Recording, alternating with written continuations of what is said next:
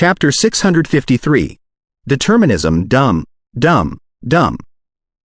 In his library, Fernando heard the slow door knocks. "You've come so early?" Fernando gazed at Lucian with his slightly dirty, red eyes, with subconscious vigilance about his abnormality. Lucian lowered his head and smiled. "When I finished the paper, it happened to be sunrise, so I went here straight away." "What paper?" Fernando had an even stronger sense of danger, which did not come from his host star of destiny but from the multiple lessons in the past. "Is it disruptive?" Lucian thought for a moment and nodded his head. "Yes. However, it is only based on the observation of tremendous experiment results and not strictly proved. The possibility can't be ruled out that it will be disapproved or included by other theories that include those phenomena in the future." "Bring it here." Fernando was relieved. In such a case, until decisive proofs appeared, even the most revolutionary theory could not blow up his head. Lucian presented his paper, and Fernando looked awful after merely reading the title.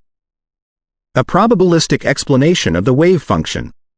He read the title of the paper aloud one word after another and vaguely guessed what it was about. He somehow understood what the electron diffusion and diffraction experiments he worked on recently indicated, and why Oliver's explanation of the wave function did not match certain experiment results. Opening the paper, Fernando read on without a word. The atmosphere around was more and more depressing, as if a real storm was about to arrive. Suddenly, he raised his head when he hadn't finished the paper yet. With electricity flashing in his red eyes, he said dangerously, "Are you suggesting that the wave function is not a wave in the regular sense, but a wave of probabilities, probability wave?" Lucian looked back at his teacher's dangerous eyes fearlessly. "Yes. By observing tremendous experiment results and introducing Chloe statistics in molecular movement, we can describe the wave function in such a way. It is an indication of the probability that the electron appears in a certain location." Fernando seemed to be holding his fury back. "But its location is fixed on the receiving screen. The probability is 100%. That was without a doubt. Every arcanist had seen the fluorescent points on the screen that were stimulated by the electrons. The undeniable experiment phenomenon suggested that the location of the electrons was absolutely certain. Understanding his teacher's mood very well, Lucian said solemnly, "It's like when we toss a coin without knowing any external circumstances. During the whole process, we can say that the result may be heads and tails. However, by the time it hit the ground, the result will be determined, never to change anymore. Naturally, the probability is 100%. What we are discussing is the electron before observation, not the electron whose result has been determined after observation." Fernando found it easier to understand now. More or less eased, he grasped the key point. Before observation? After observation? Then, according to your explanation, until we observe them, the electrons may appear in any location in space, except that the probability that it appears in some locations is higher than in others. He couldn't imagine the electron's form of existence at all now. Fernando could accept the coin without any resistance, because it rolled in midair all the time, which entailed the different results when it hit the ground, but what about the electron? If the wave function described probabilities of location, the electron might appear anywhere. Did it mean that the electron might be in two places, or even all the places, at the same time? That was more preposterous and unbelievable than any magic. Up until so far, except for the demigods that he was unaware of, nobody could create such magic and let themselves exist in a similar form. Lucian made an analogy. Until we observe it, the electron is like an illusionary cloud that does not have any entity. It spreads throughout space and exists everywhere as a superposition of all possibilities. The thicker part of the cloud is the location where it is more likely to appear, but it doesn't mean that the electron will surely appear there after observation. Until we observe it, the electron is something we cannot imagine. It is a self-contradictory but unified monster with the wave-particle duality. Therefore, we cannot imagine its status with our original concepts, which is utterly meaningless. We can only describe it with the experiments that can be strictly verified. Fernando kept his mouth shut, as if he wouldn't stop himself from roaring if he were to open it. Lucian went further. As a matter of fact, Master, you must have observed that, after we modified the magic circles and reduced the number of electrons launched at one time, the first thing we would see was not the image of diffraction, but an assortment of messy fluorescent points. The image of diffraction only came into being when the number of electrons grew. Why was that? It was because the destination of a single electron after it was diffracted was absolutely undeterminable. It was only a probability. Therefore, when electrons were too few, they would be disordered, but when there were enough of them, they would show the probabilistic distribution in general. There would be more electrons in some places and fewer in others. That's how the image of diffraction was formed. It's like when we toss coins 10 times, it's impossible for us to predict how many times they are going to show heads, but if we toss coins hundreds and thousands of times, the times that they show heads should be half of the whole. If one day we can modify the magic circle to the point that it can shoot only one electron at a time, the result will be even clearer. Probability, probability. Fernando's face was so twisted as if he were going to eat probability. He did not need Lucian to lecture him on the common sense of probability, which was one of the fields he was best at as an authority of thermodynamics. He remembered the electron diffraction experiments he did recently. It was true that the spots of light were messy until there were enough electrons. Such a clear picture shivered his hands. A wind blew around him, turning the pages in the library with multiple loud noises. Until they are observed, electrons are a cloud of probabilities spreading throughout space? After they are observed, they are matter with a fixed location? What happened during the observation? Lucian ignored the wind and spoke as calmly as if he were giving a death sentence. The wave function collapsed. The overwhelming cloud of probabilities collapsed into a tiny spot with a fixed location. Observation caused the collapse of the wave function. As to what form the electron existed before the observation, it has nothing to do with us and is pointless. Observation caused the collapse of the wave function? Crack. A lightning struck the library and destroyed a statue. Fernando rose abruptly and glared at Lucian. Our observation made the electrons change their form? Lucian nodded his head. Master, what is our observation based on? We see things because of the reflected light, and we hear things because of the vibrations in the air. In the microscopic realm, even the slightest means of observation, like photons, will interfere with the electrons. That is to say, our observations on the microscopic particles will inevitably cause them to change. The interaction of microscopic particles? Fernando looked better and basically understood why observation caused the collapse of the wave function. As for the incomprehensible and unimaginable cloud of probabilities, he decided to leave it alone and focused on the key of Lucian's explanation. When we toss coins, we can predict the result correctly after learning all the external conditions, so it is not the real probability but a false probability. When there's a cause, there's a consequence. All the initial statues strictly and solely determine the final outcome. This is the foundation of the school of astrology and the foundation of magic. Is the probability of the electrons also a false probability, because they are under the influence of the external conditions that we haven't discovered yet? His voice was somewhat trembly, and more signs of a storm appeared in the library. Lucian shook his head firmly.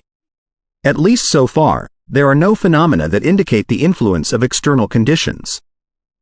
We can only say that probability wave is an intrinsic nature and quality of electrons. Say again. Fernando finally roared with a thunderstorm that created what appeared to be doomsday in the library. Arcana and magic were so fascinating, and so many generations of sorcerers and arcanists devoted their talents and life to the exploration of the truth of the world, because they believed in the fundamental law of this world, under which everything operated strictly, like how the sun rose and set, how the celestial bodies moved, how it rained, and how elements reacted with each other. As long as they figured out the fundamental law, they would be able to grasp all the phenomena. However, Lucian's probabilistic explanation seemed to be laughing at their exploration, because the nature of the law of the world was probabilities. No matter how many rules and patterns they found, they could only predict that the odds that electrons appeared in this place were greatest but could not accurately describe where they would appear.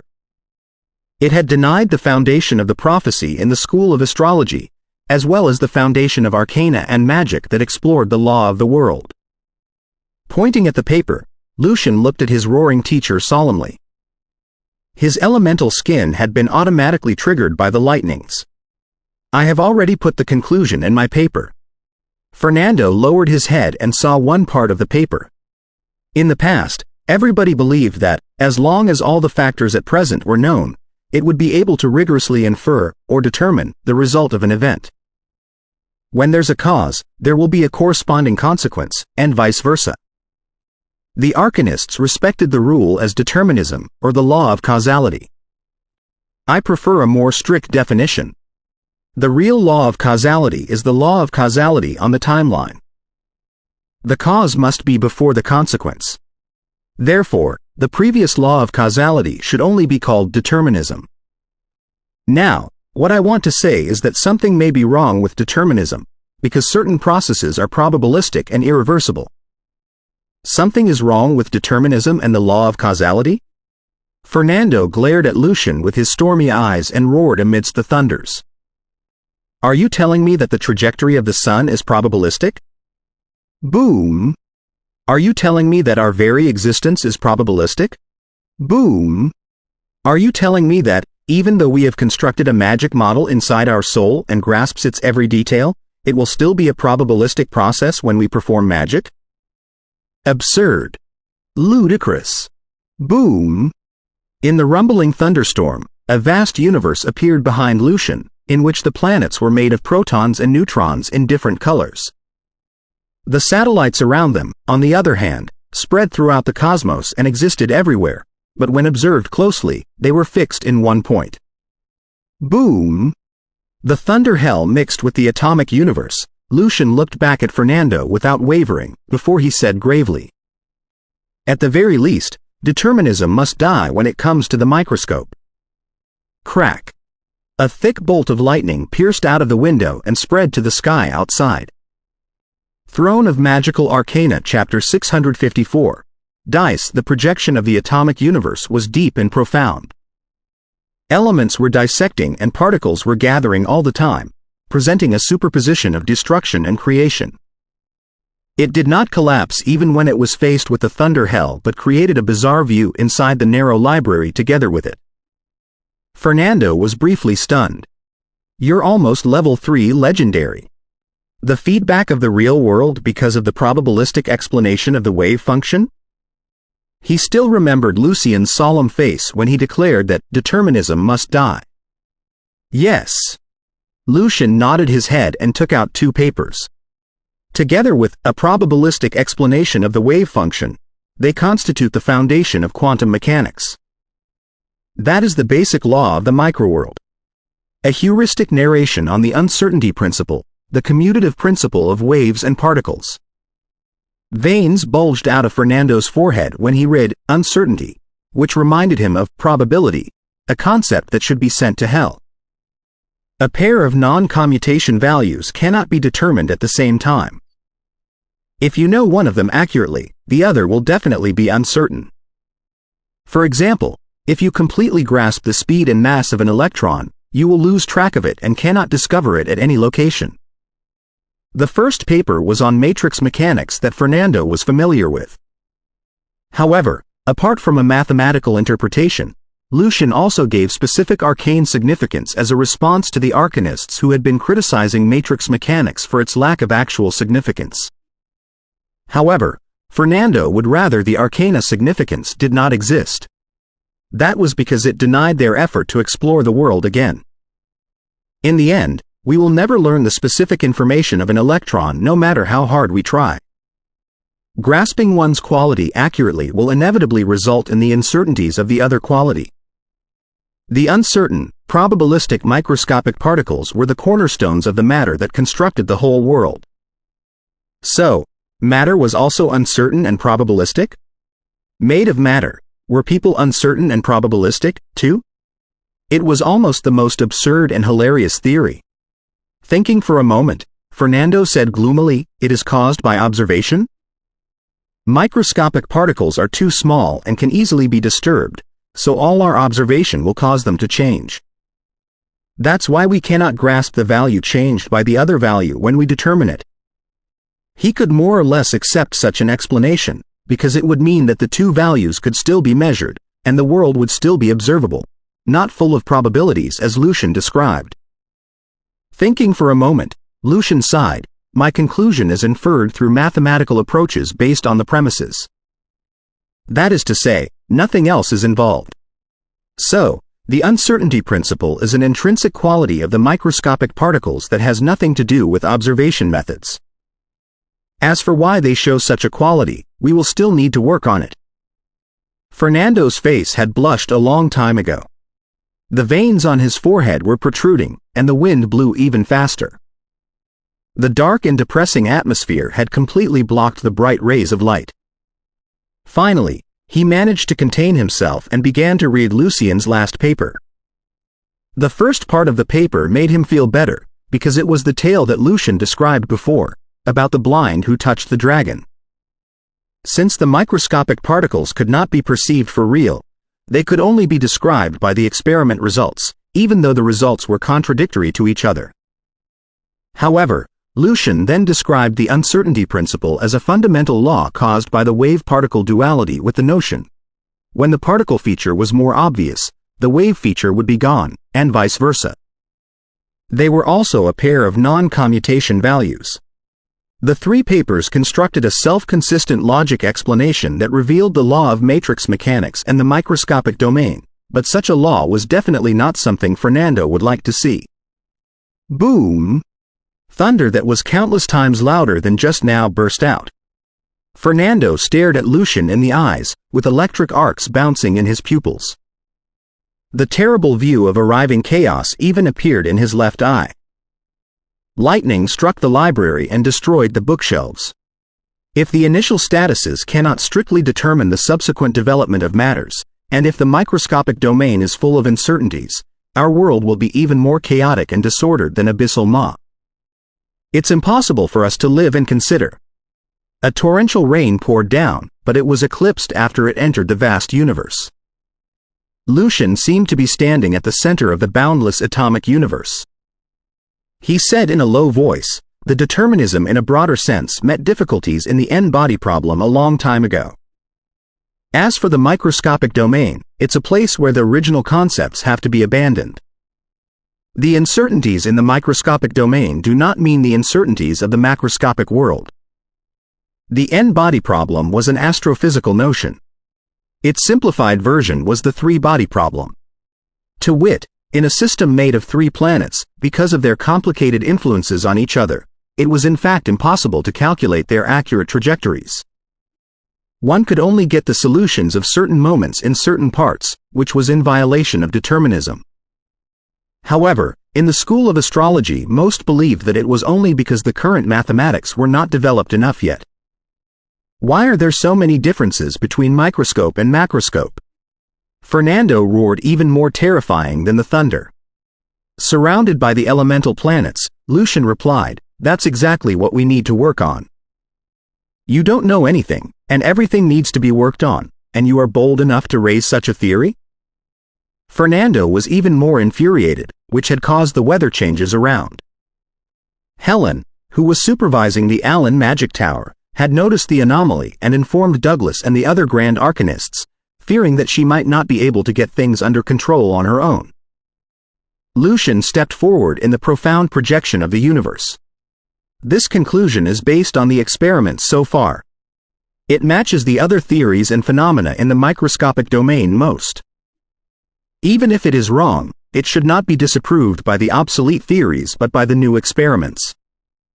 As he spoke, Lucian pushed his monocle. "Master, calm down first. Devise an experiment to falsify it." Fernando understood that it was only Lucian's explanation, in which only the uncertainty principle was inferred rigorously.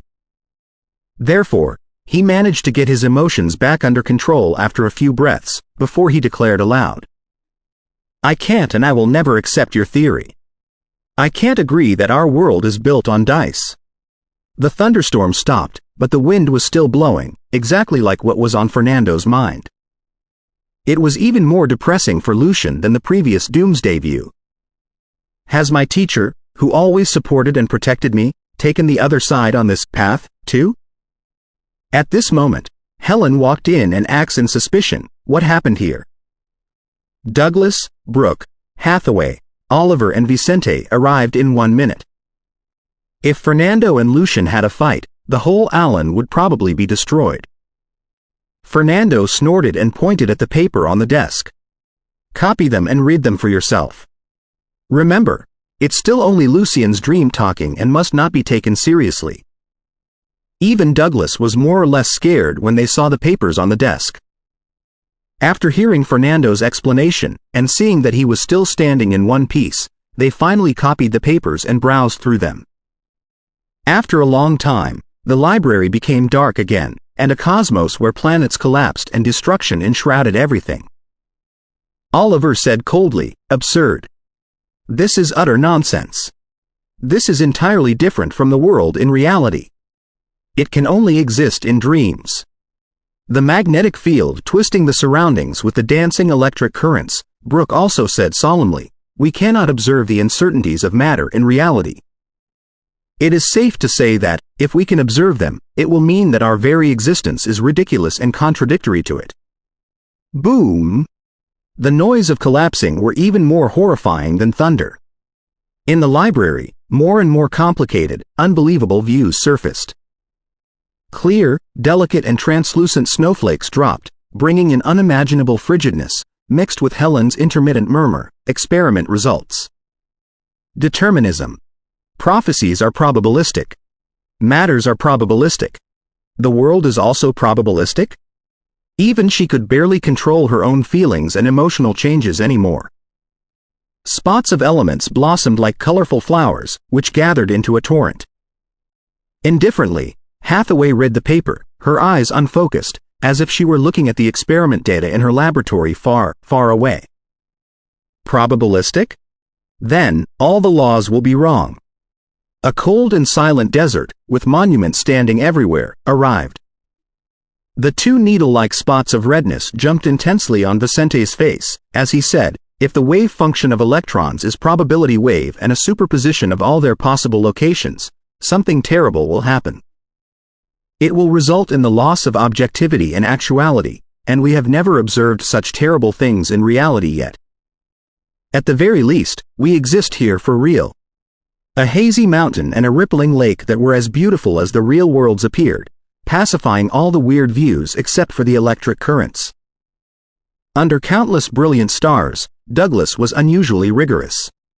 "We believe in arcana instead of gods because it encourages us to observe and consider things with the law of causality. We believe that a unified law is behind all the natural phenomena, which influences different things with its variations. The foundation of everything I said is the reasonableness and comprehensibility of the world. Even though all the observations so far are probabilistic, I still maintain that a definite cause, not an intrinsic quality, leads to such probabilities. Lucian, the truth of the world is no dice." As the starlight dangled down, the dark shadow of gravity caused heavy depression, resulting in the reduction of space. "That's right. The truth of the world is no dice," Oliver shouted, almost losing his cool and turning into roaring Fernando. Brooke also nodded in approval. "The truth of the world is not dice. Do you hear that? The truth of the world is not dice." Fernando roared again. Together with their declaration, the destructive storm, the collapsing planets, the twisted magnetic field, the lightning bolts and the curved space burst out again. Boom! The truth of the world is not dice. In the roars, the sentence came at him like light of judgment. The atomic universe appeared again. An eternal blaze generated by fusions in the infinite space drove away the depression and darkness. Standing at the center of the illusionary universe, Lucian shook his head. "Mr. President, Master, Mr. Brooke, Oliver." After a brief pause, he fought back with an even firmer voice. Don't stipulate what the truth of the world is and what it is not. Don't stipulate what the truth of the world is and what it is not. Hearing Lucien's firm declaration, Douglas, Fernando and Brooke fell into brief silence. It was true that just because they believed the truth of the world was not dice did not mean that it was certainly not. Their thoughts were only their own ideas. They were not the spokespeople of nature after all.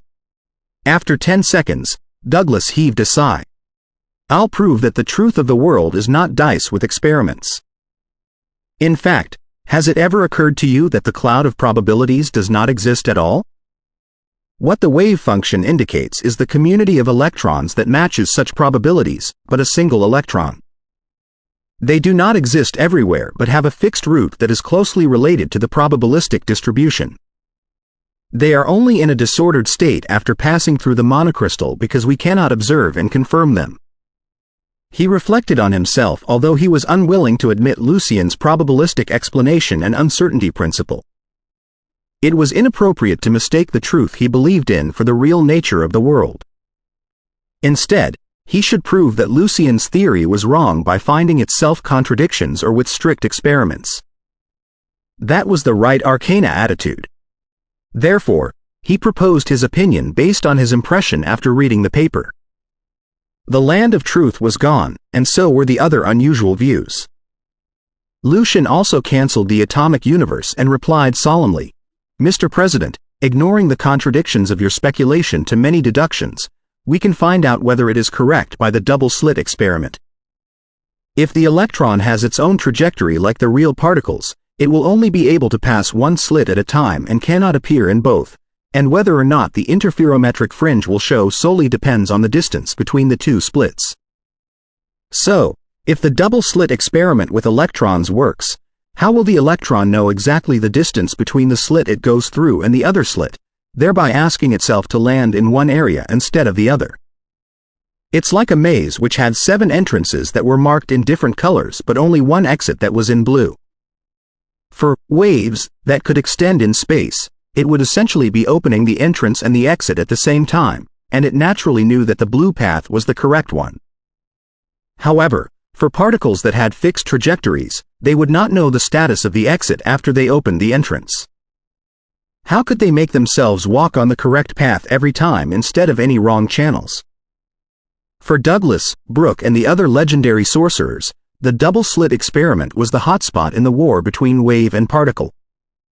Easily understanding what Lucien tried to say, they nodded and agreed that the experiment could confirm whether or not electrons were ubiquitous like ghosts before they were observed. Lucien went on. In fact, the experiment can confirm many other things. If the interferometric fringe does appear, what will happen if we shut the other slit when the electron passes through one of the slits?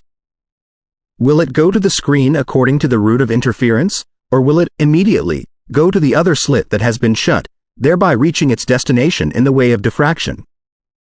For Douglas, Fernando and Hathaway, who favored the particle theory, such an experiment made electrons even more astonishing and weird.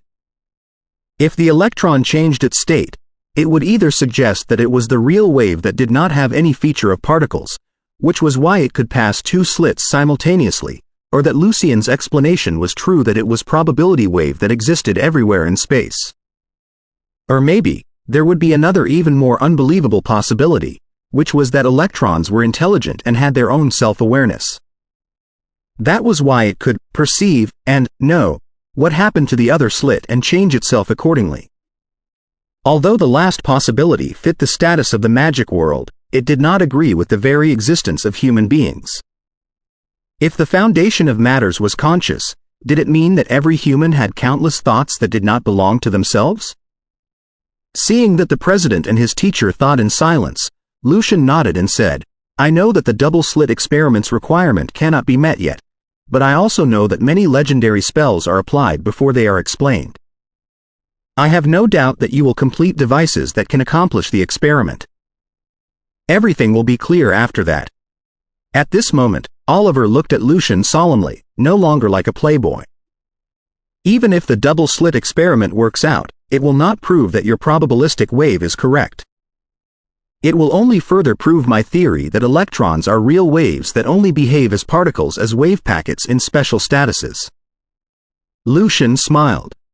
Oliver, your idea contradicts many experiments, as can be seen by the messy spots of light. Also, your explanation has certain problems even in your own paper that deals with the atomic structure. I believe somebody must have pointed it out for you. The particle nature of electrons is undeniable, as proved by the experiments with mass, electric charge and momentum.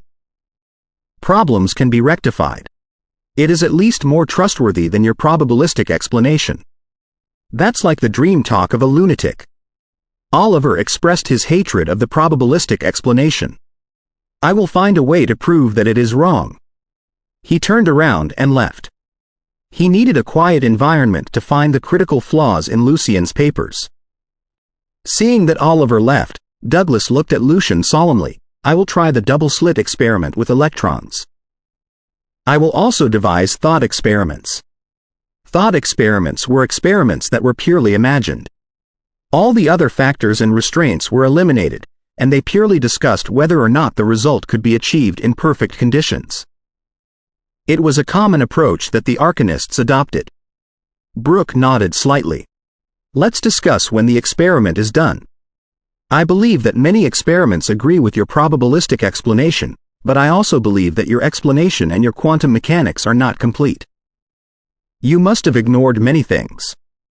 Douglas said gently but firmly before he left with Brooke and Vicente, leaving Fernando, Hathaway and Helen stunned in the library. Fernando stared at Lucian with his red eyes, and Lucian looked back at him fearlessly. After a long time, he finally waved his arms.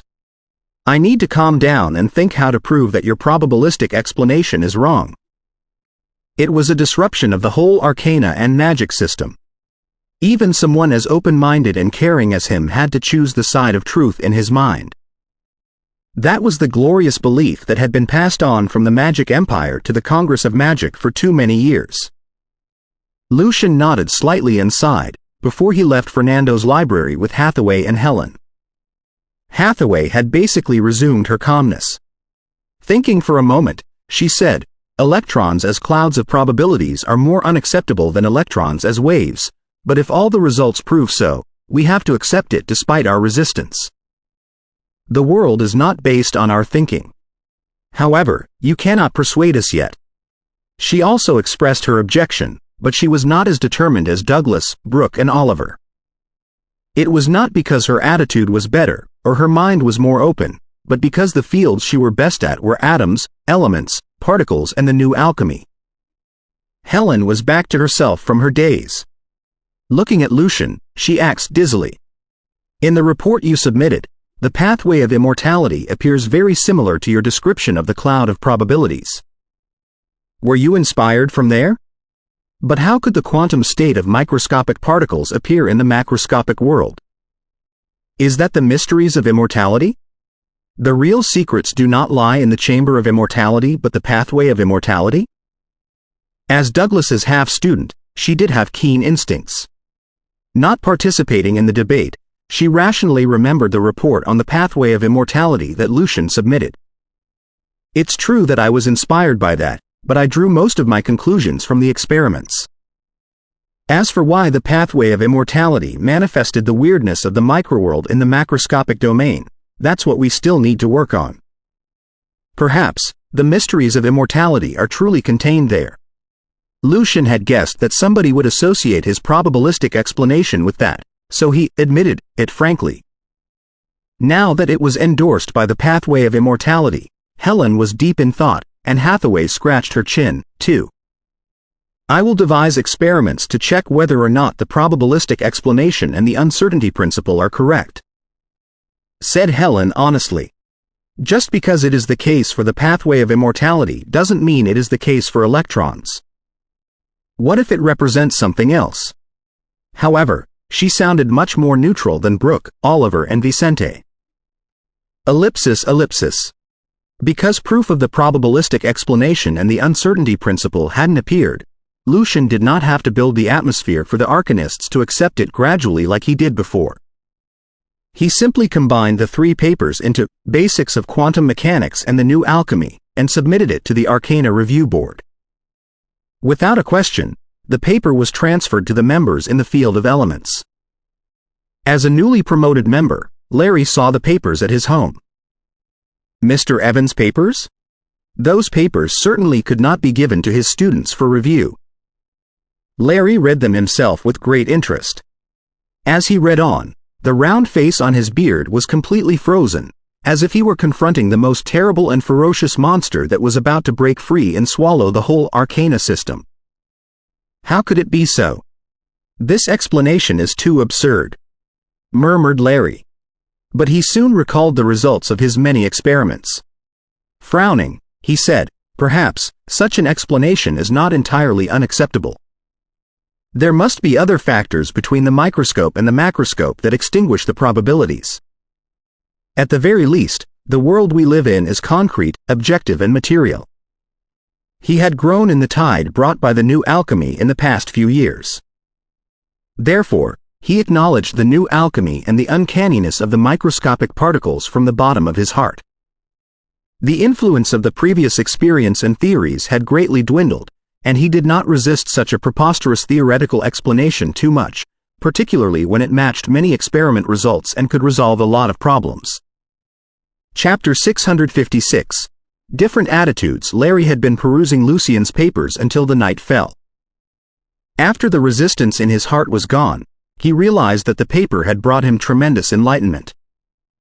Now, what I want to say is that something may be wrong with determinism, because certain processes are probabilistic and irreversible. Repeating the sentence, Larry rubbed his eyebrow and murmured, "How chaotic and disordered the world will be without strict patterns." It is actually not so. No, sometimes, certain things are in utter chaos and cannot be predicted at all. Damn it! I should leave the problem alone now. The fantasy theory in the microscopic domain should not be introduced into the macroscopic world. Even though it works in the microscopic domain, I believe that some other factors will collapse the wave function and determine the result during the extrapolation. Larry cursed in a low voice and decided to comment on the paper only from the microscopic perspective in case his head explodes. That was because the theory seemed to contradict the reality. It couldn't be probabilistic waves that existed everywhere, right? Could they appear in his laboratory, the headquarters of the Will of Elements, and the Allen Magic Tower at the same time? After a long time, Larry brought out all his experiment records and research papers in the microscopic domain, analyzing them from the perspective of probabilities, the uncertainty principle and the commutative principle. The result was within his expectation, but he found it more or less unacceptable. It was the most self-consistent theoretical explanation so far that could resolve certain problems that hadn't been resolved yet. Without him knowing it, it was already dawn. Larry picked up his quill and wrote after pondering for a moment, "At least in the microscopic domain, no experiment so far can prove that Mr. Evans' probabilistic explanation is wrong. Also, it resolves the problems that occurred in Mr. Oliver's explanation of the wave function. The commutative principle has also unified the particle feature and the wave feature of electrons from the philosophical perspective, allowing us to see the wonders in the microscopic domain more clearly. As to whether the uncertainty principle is an intrinsic quality of particles or a phenomenon caused by observation, it will require our investigation with magic experiments. He hasn't quite figured out why the probabilities and the uncertainties of the microworld could not affect the macroscopic domain. It probably involved the conditions that were never considered or discovered before. Perhaps, those factors or conditions are the nature of the soul and magic, and the reason why magic patterns can achieve magic effects. After finishing the review, Larry began to think unrestrainedly. Without anybody realizing it, the new generation arcanists who grew in the tide of the new alchemy had stood on the opposite side of the earlier sorcerers, including the many grand arcanists. The torrent of changes forced them to move forward with their arcana instincts. In the meantime, Dieppe, who had been admitted by the Arcana Review Board by the Evans Prize in Arcana, had similar reactions when he read Basics of Quantum Mechanics and the New Alchemy. He thought that, having come up with the wave-particle duality of the microscopic particles, He was an open-minded arcanist with wondrous thoughts. However, he found that his imagination was not enough when he read the paper. The probabilistic explanation of the wave function, the unacceptable, ubiquitous cloud of probabilities, and the two arcane values that could not be determined simultaneously. Everything was beyond his imagination and recognition. This is a disruptive challenge against determinism, at least in the microscopic domain. In his shock and subconscious resistance, Dieppe was more or less exalted, feeling like he was a warrior who was charging at the obsolete order, like one of the epic heroes who buried the magic empire. The roars of charge resonated with the poignant collapse of an old age and the sound of hope in the rise of a new one. Such a vision made his blood boil. He was both scared and captivated, like when he proposed the wave-particle duality. Will it result in the reconstruction of the whole arcana system? Will it turn the Congress on a new page? He mumbled and read somewhat zealously, hoping to understand Lucien's papers from every perspective. Having lost his resistance, he found that Mr. Evans' paper explained the many experiment phenomena perfectly and set up the theoretical foundation for matrix mechanics and wave mechanics, even though it appeared so absurd and self-contradictory on the macroscopic scale. If we don't consider the transition from the microscope to the macroscope, Mr. Evans' paper that contains the three theories is the relative truth that is best and most apt for the microscopic domain so far. However absurd it may appear, I have to admit that it correlates with many experiment data. I suggest that all the arcanists study the new alchemy according to the explanation until it is falsified. However, don't rush to construct your cognitive world with it. I believe that the falsification of the three fundamental theories will lead to exuberant developments in the microscopic domain.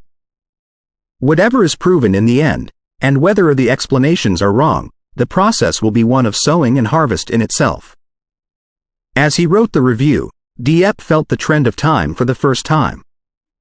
He almost couldn't wait to jump into it and leave a mark of his own on the age to deserve the path of arcana that he had chosen.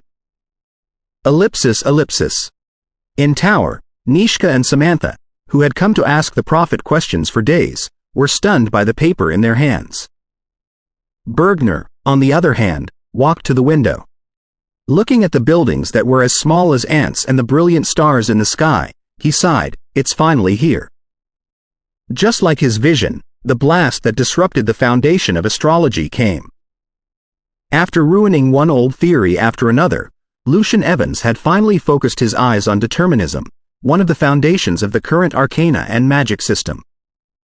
Also, he in a way denied the value and significance of exploration, because it was impossible to determine the location and the momentum of an electron simultaneously however hard they tried. Woken up by the prophet's sigh, Nishka said solemnly, "This is ridiculous and hilarious. It's just an explanation without any theoretical reference and utterly in violation of the macroscopic world. I believe in the fundamental law of the world that strictly dominates everything. It's the goal and the momentum for us to press our arcana studies. I have my own persistence about determinism, too. However, we cannot reflect such persistences to our arcana attitude. Perhaps, Lucien will prove his explanation with experiments at some point. Therefore, what we should do is to falsify it with experiments. Until then, blind belief and obstinateness won't be helpful." The prophet corrected Nishka's attitude.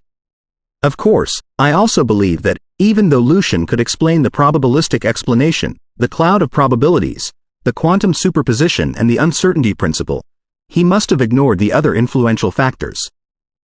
Otherwise, our world wouldn't be what it looks like right now. Samantha nodded, her eyes losing focus. I cannot imagine a world of probabilities where the very existence of myself is uncertain.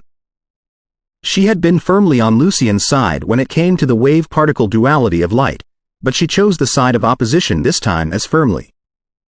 It was nothing personal but solely about her own worldview and her belief in arcana and magic. After Nishka and Samantha left, Bergner looked at the vast starry sky again. He seemed to have an illusion, where the brilliant, splendid old age collapsed unstoppably, and from its ashes arose a new epoch that was even more magnificent. Uncertainties? He asked himself in a low voice. Ellipsis ellipsis. Inside the mind garden. When he saw Lucian's paper for the first time, Atlant, the Eye of Curse, found it unacceptable just like others did. In his eyes, the world was obviously reasonable, understandable and predictable with the law of causality. However, during his resistance, his face gradually changed, because Lucian's detailed description of the cloud of probabilities and the superposition state were somewhat familiar to him. Suddenly, the way to become a demigod offered by Benedict III stuck in his head. Isn't this the form of existence after the transformation? Was Lucian inspired by the pathway of immortality? Lights were flickering inside his eyes as he was more shocked than ever. Is this what Lucian Evans got after studying the way to become demigod and the mysteries of immortality? He is laying the theoretical foundation for his path to become a demigod. The more he thought, the more shocked he became. Atlant began to read it in a different attitude, his resistance gone. He discovered that the theory could not only resolve the problems in the microscopic domain right now but also shed light on the path for him to become a demigod. That was the status of the real beings. Ellipsis ellipsis. Inside the Pope's library in the Holy City. Basics of Quantum Mechanics and the New Alchemy was already placed on Benedict III's desk. Denying determinism and Thanos' demon? He snorted first, but he fell into utter silence as he read on, as if he were completely fascinated by the paper. Ripples suddenly spread out inside the library. They seemed to be everywhere all of a sudden. Suddenly, the feeling was gone, and everything was back to normal. Shocked, Benedict III said, "Quantum superposition?" He fetched a file from the void. The handwriting on the book was still fresh. The title of the book was About the Nature of the Power of Faith and How to Control and Absorb It Effectively.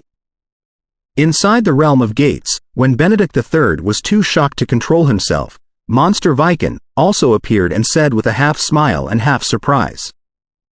Quantum superposition? Throne of Magical Arcana Chapter 657. Incompleteness inside the royal palace of the Holy Hyles Empire. Rudolph II also saw Basics of Quantum Mechanics and the New Alchemy that the Congress of Magic did not keep confidential through his intelligence channels. Ever since the incident in the underground palace of the Sun King, he had been paying attention to the studies of the Congress of Magic and benefited a lot from it. Naturally, he wouldn't let go of the paper which described the most fundamental law of the microscopic domain, even though it was merely an explanation so far. After all, as a night caster, he did not have a cognitive world and was not scared of its collapse and destruction, but of course, the side effect was that the research products of the Congress of Magic could not improve him directly. He could only seek inspiration from them to figure out his own path. Absurd. Is the nature of the world a die? Determinism does not work, and all the initial statues cannot lead to a unique result? Many processes are irreversible? However incomplete his memories were, Rudolph II believed in determinism from the bottom of his heart. That was the essence of his experience and wisdom in the past. He couldn't help but criticize it angrily. However, as he read on, his face became rather interesting. Suddenly, his body was twisted and spread out, as if he existed everywhere. The spreading cloud collapsed, and Rudolph II became normal. He talked to himself half in delight and half in confusion. Quantum superposition? Although he had found a way to transform into such a state by studying the mysteries of the primeval devils and gods when he was still Thanos, he knew only the application but never knew what the state was and on which theory it was based. Therefore, his path entailed a lot of dangers, and one needed a bit of luck in order to succeed. Lucian Evans was inspired by the pathway of immortality, which allowed him to associate the mysteries of demigods with the mysteries of the microworld. Rudolph II thought to himself. The paper was exactly what he was most desperate to know, but he was more or less anxious since it did not have any convincing proof or subsequent developments. Is Lucian Evans keeping more information about the quantum superposition to himself, considering that it is about the demigods after all? At this moment, the determinism in his head was already very dim, because his own status had suggested a lot of things. It seems that determinism is a nature of the macroscopic world. By transforming oneself into the state of quantum superposition, one would be entering the microscopic domain and getting rid of determinism, thereby turning into a demigod who could return from the river of fate. He tried to understand Lucien's paper according to his experience. In the end, he sighed and said, "I need more experiments and phenomena to prove it instead of believing it blindly, or it will be very troublesome if it is proven wrong later." Ellipsis. Inside the atomic universe, Lucien was gazing at the vast starry sky out of the window. A thick pile of papers were placed on his desk, with words and symbols such as power of mind, power of faith, and congregation of special electromagnetic waves. They were the vague thoughts that he came up with after studying the fake gods. Pinocchio's voice suddenly echoed. "Master, Mr. Douglas and Mr. Fernando have come." Lucien was suddenly back to himself. Hiding the papers on his desk, he went out to greet the guests. Fernando was still wearing his bright red magic robe. He asked loudly the moment they met, "The quantum superposition you described was inspired by the pathway of immortality and the status inside?" They had obviously found the connection after they calmed down. In Lucien's papers, not only was the cloud of probabilities described, but he had also proposed the notion of quantum superposition and even explained certain experiments with it. "It's true that I was partly inspired by that," Lucien admitted, frankly. While walking to the drawing room under Lucien's lead, Douglas said, "But it's a status close to the demigods. How can a microscopic particle like the electron boast that? Simple analogies and comparisons are inappropriate." He sounded as firm and determined as before. The mysteries of demigods and immortality made him more considerate, but his beliefs could not be changed so easily. That was his understanding about the world throughout his life. When I processed the experiment data and considered the explanation of the wave function, I discovered that it would be easier to solve the problems after introducing the status, so I did it. It was merely a bold hypothesis, and what we should do next is to verify it with rigorous experiments," said Lucien gently. Fernando nodded. "I checked my experiment record. Perhaps, the probabilistic explanation is one way to go, but probabilities and uncertainties shouldn't be an intrinsic nature of the electron but are caused by external reasons. There must be a certain situation that leads to the electron's uncertainties and probabilities. As a result, the quantum state is gone when the microscope transitions to the macroscope. As long as we find the reasons, we will be able to transform and become demigods with fewer flaws and insidious problems than Thanos and Viken did." The probabilistic explanation was obviously the best theory so far from the perspective of experimentalism. However, Fernando had reached a conclusion from the classic law of causality. Now that the result of probabilities and uncertainties had appeared, there must have been a reason that caused it. Up until now, no signs have indicated that. They can only be described as the intrinsic nature of the electron. Lucien said gently but persistently, or rather, in our current studies, there are still experiments that support external reasons. Do not multiply entities without necessity. Fernando glared at him, unable to understand his doggedness. We can boldly assume a theory that includes a broader range, before we verify it carefully. Have you even forgotten that? How are you going to explain the differences between the microscope and the macroscope? How can you describe the transition? How can you explain the collapse of the wave function? Also, I have my own ideas about uncertainties, and I've devised a thought experiment to falsify it. Douglas suddenly interjected when he listened to their debate. Then, he took out paper and a pen, drawing a picture to illustrate his experiment where an indirect approach was adopted to calculate an electron's momentum while determining its location. Fernando had obviously seen the experiment before. He looked at Lucien attentively and intimidatingly, waiting for his answer. Lucien picked up the paper and considered. It was slightly different from the classic examples in his spirit library, but the mechanism was more or less the same. After reading carefully for a while, he said, "Mr. President, the change of mass will result in other changes in the gravitational field." You didn't take that factor into consideration. Douglas and Fernando had been looking at Lucian. After hearing that, they focused their eyes on the paper. After a long time, Douglas finally said, somewhat bitterly, I've forgotten the general theory of relativity that I've been studying recently. After that, his bitterness was gone, and he said as firmly as before, I still believe that your quantum mechanics is incomplete. At the very least, you haven't considered how the microworld can be transitioned to the macroscopic scale. Perhaps, that's the mysteries of demigods and immortality. The conclusion was obvious. There must be an internal reason why the bizarre phenomena of the microworld were not reflected to the macroscopic domain. Holding back his temper, Fernando spoke in a low voice, I'll propose a hypothesis to explain the collapse of the wave function. The experiment result and the pathway of immortality reduced their resistance against the probabilistic explanation and the wave-particle duality. Instead, they began to look for the incompleteness in Lucian's theory and hoped to explain everything from a higher level. After their conversation, Douglas and Fernando both left. One of them was tall and at ease, and the other was short and hasty, but they seemed equally relentless. Natasha walked into the drawing room and sighed. Mr. President and Mr. Fernando are truly persistent, or even obstinate, one might say. Not exactly obstinate. Perhaps, they are persisting in the truth, remarked Lucian with mixed feelings, which confused Natasha. Because of the report on the pathway of immortality, Brooke, Hathaway and Oliver changed their attitude and were less rejective about the quantum superposition and the cloud of probabilities.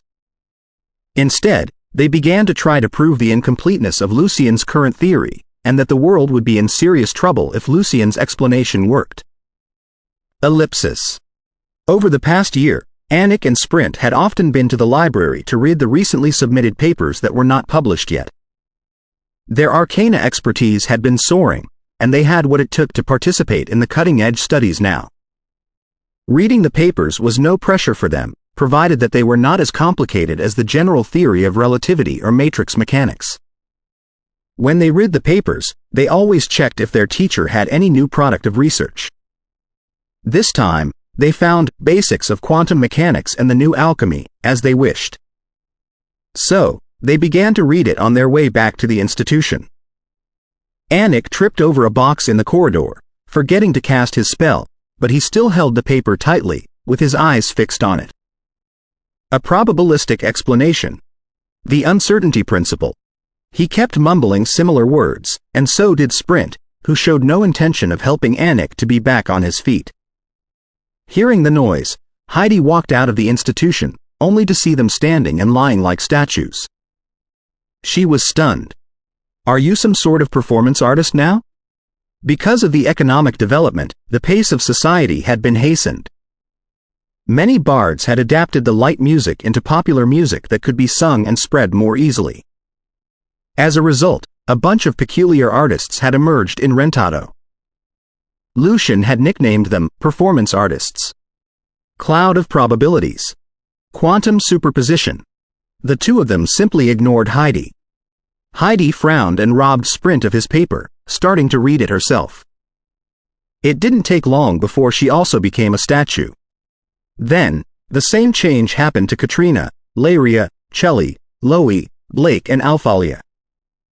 It was not until a long time later that Heidi finally took a long breath and said, according to our teacher, the microworld is more weird than magic and more unbelievable than imagination.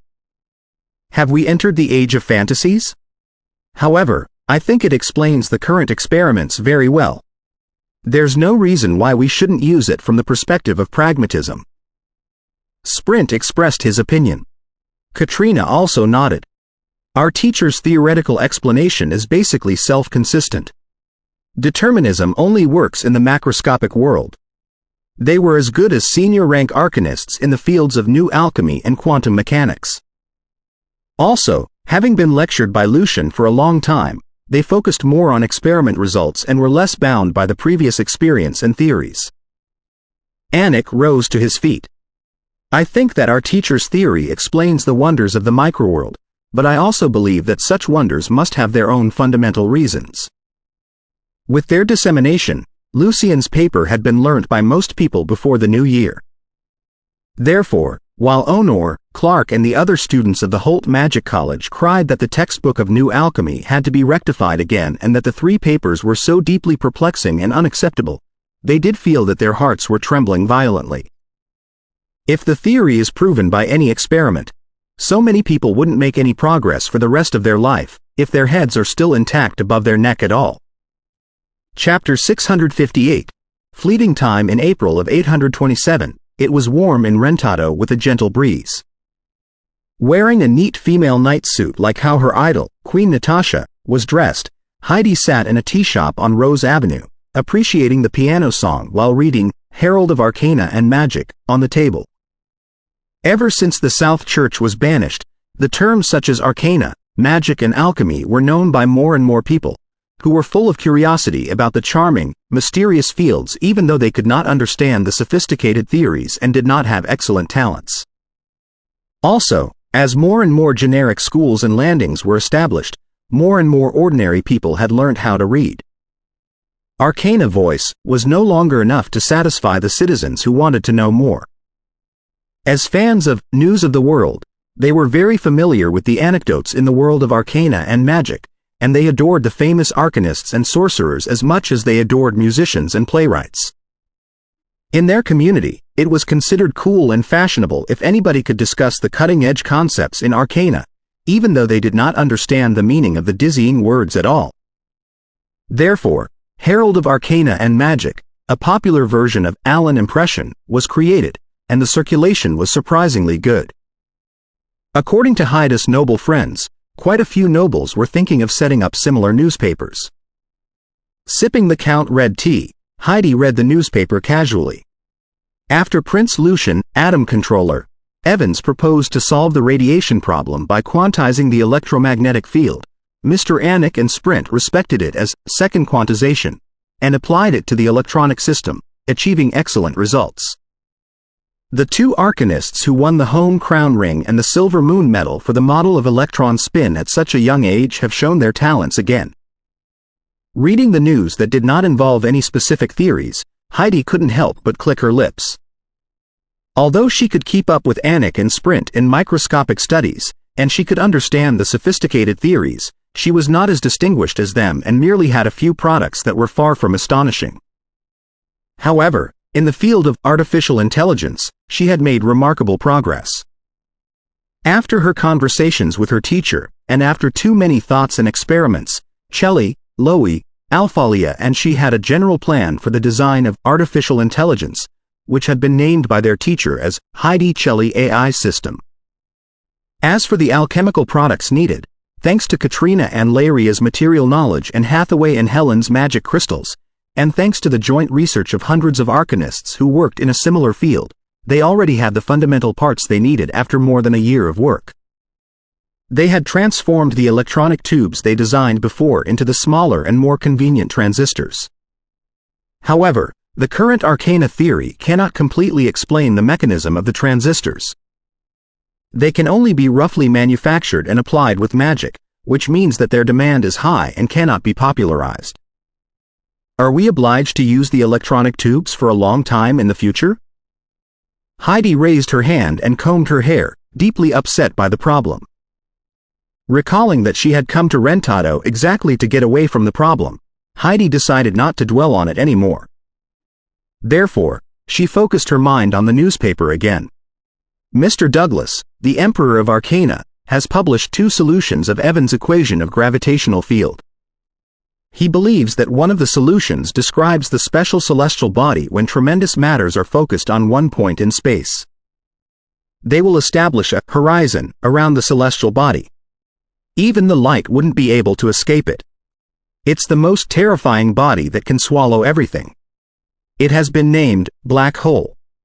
The other solution is a complement to the first solution. It describes the electric black hole formed by charged matter, whereas the first black hole neither carries electricity nor spins. A black hole, Heidi thought to herself. As a sorcerer close to the senior rank, and as a student of a grand arcanist, she knew more than what was reported. Mr. President also believes that the host star of destiny that the black hole corresponds to is the reason why the people whose fate does not have a track appear. It's not true to say that their face doesn't have a track, but the track can only be observed and determined by intermittent phenomena. My teacher's conditions seem to be similar. Does he have a dual body system made of a general host star of destiny and a black hole? Shaking her head, Heidi thought to herself. After Mr. President observes the black hole in space and confirms the arcana significance of the two solutions, his gravity magic will be even more terrifying. Well, so will my teachers. Although it was impossible to create a real black hole, Douglas could certainly simulate one in his cognitive world and project it out. The effect would be extraordinary. As the constructor of the field equation, Lucian would certainly earn similar benefits. At this moment, a few young men, who appeared to be from the number 5 generic school nearby, read the newspaper in a low voice. Mr. Fernando, the Lord of Storm, has published his discoveries. The rays of electric curse in element decay show a sign of energy non-conservation. Also, the spectrum is continuous and non-quantized. Based on that, he speculates that a tiny particle that does not carry electricity is released together with the rays of electric curse. It's a new particle that is different from the other fundamental particles. He has named it neutrino. He has also proposed the possible situation when the atomic nucleus decays and pointed out that the undiscovered force of water in the 4 fundamental forces may be contained in the process. How awesome! They can boldly predict a new matter just based on certain experiment phenomena. Arcanists are so cool. The students discussed it in a low voice. Arcanists in their eyes seemed to be gods that mastered the law of the world and predicted everything according to it. Heidi smiled at them as if she were looking at herself when she was still a teenager. At that time, she also felt that sorcerers were mysterious and powerful. That's why she was fascinated and dedicated to the infinite ocean of arcana studies. Turning her head around, she checked her watch and realized that there was still time, so she kept reading, Herald of Arcana and Magic. Ms. Hathaway, the Lord of Elements, and Mr. Fernando, have published their preliminary theories on element decay based on reverse engineering and the current studies in the microscope. Of course, the theory is still rough and does not contain detailed magic structures. They have shared the 3rd Evans Prize in Arcana and the Home Crown Prize for the remarkable contribution. It has offered us a new source of energy and a glimpse at the mysteries of things. Ms. Helen, the Witch of Iceland, and Ms. Hathaway, the Lord of Elements, have published their research on crystals again. They have established a superb system after 2 years of in-depth studies in the field. Hopefully, they will win the 4th Evans Prize in Arcana. Mr. Reventi, Mr. Morris, and Mr. Gaston have made both theoretical and practical breakthroughs in the synthesis of life matter. Mr. Dieppe, Mr. Larry, and Mr. Jeresian have independently processed the Oliver Brooke wave equation with the theory of relativity, but they also admit that their attempts have failed. They do not agree with certain experiments and will lead to strange results where the energy is negative. Mr. Felipe has submitted a standard textbook on anatomy, which lays a solid foundation on the emerging hospital system. Almost all the introductions on Herald of Arcana and Magic were about the research in the cutting edge, but even so, they had taken up quite a few columns dazzlingly. It suggested that the golden age of Arcana had come after years of development. The products were surging out so crazily that even the sorcerers found it hard to catch their breath. 20 legendary sorcerers. Finally, more than before. Heidi somehow thought of that after reading the paper. The grand development in the microscopic domain and the research on the general theory of relativity have yielded results. Morris, the silver miser, and Anonis, the astrologer, had both advanced. Heidi folded the newspaper and put it before her. She shook her head. Only good news? In the past year, many arcanists halted because of the probabilistic explanation and the uncertainty principle, just like Mr. Donald. Just like how they did not consider the meaning behind quantum before, most arcanists treated Lucian's Basics of Quantum Mechanics and the New Alchemy with a pragmatic attitude, but the result was surprisingly good. because it explained most of the experiments in the past and bolstered the development in the microworld by accurately predicting many things. Therefore, a lot of arcanists had changed their attitude. The debate about the three principles remained unabated in all journals and symposiums. Douglas, Brooke, Fernando and Oliver proposed many thought experiments to falsify it, only to be corrected by Lucian, who pointed out their mistakes and inconsiderations. Later, the arcanists who supported Lucian's principles joined the debate, too. The debate did not gradually die down until Lucian submitted another paper.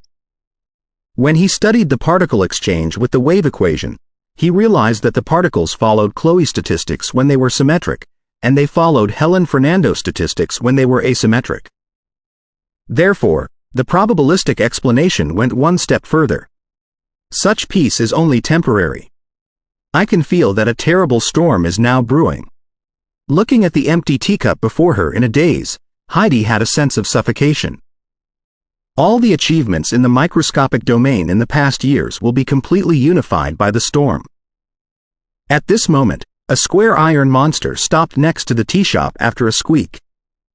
Then, a middle-aged man in black suit got off and approached Heidi.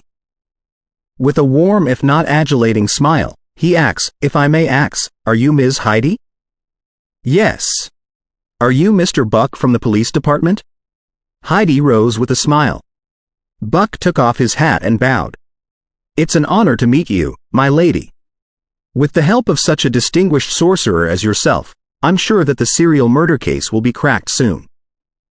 Because sorcerers were capable of many weird spells, the police department also requested the Congress of Magic's help when they had problems in their investigation by issuing tasks. However, Buck did not expect that Ms. Heidi of the Atom Institution would come this time.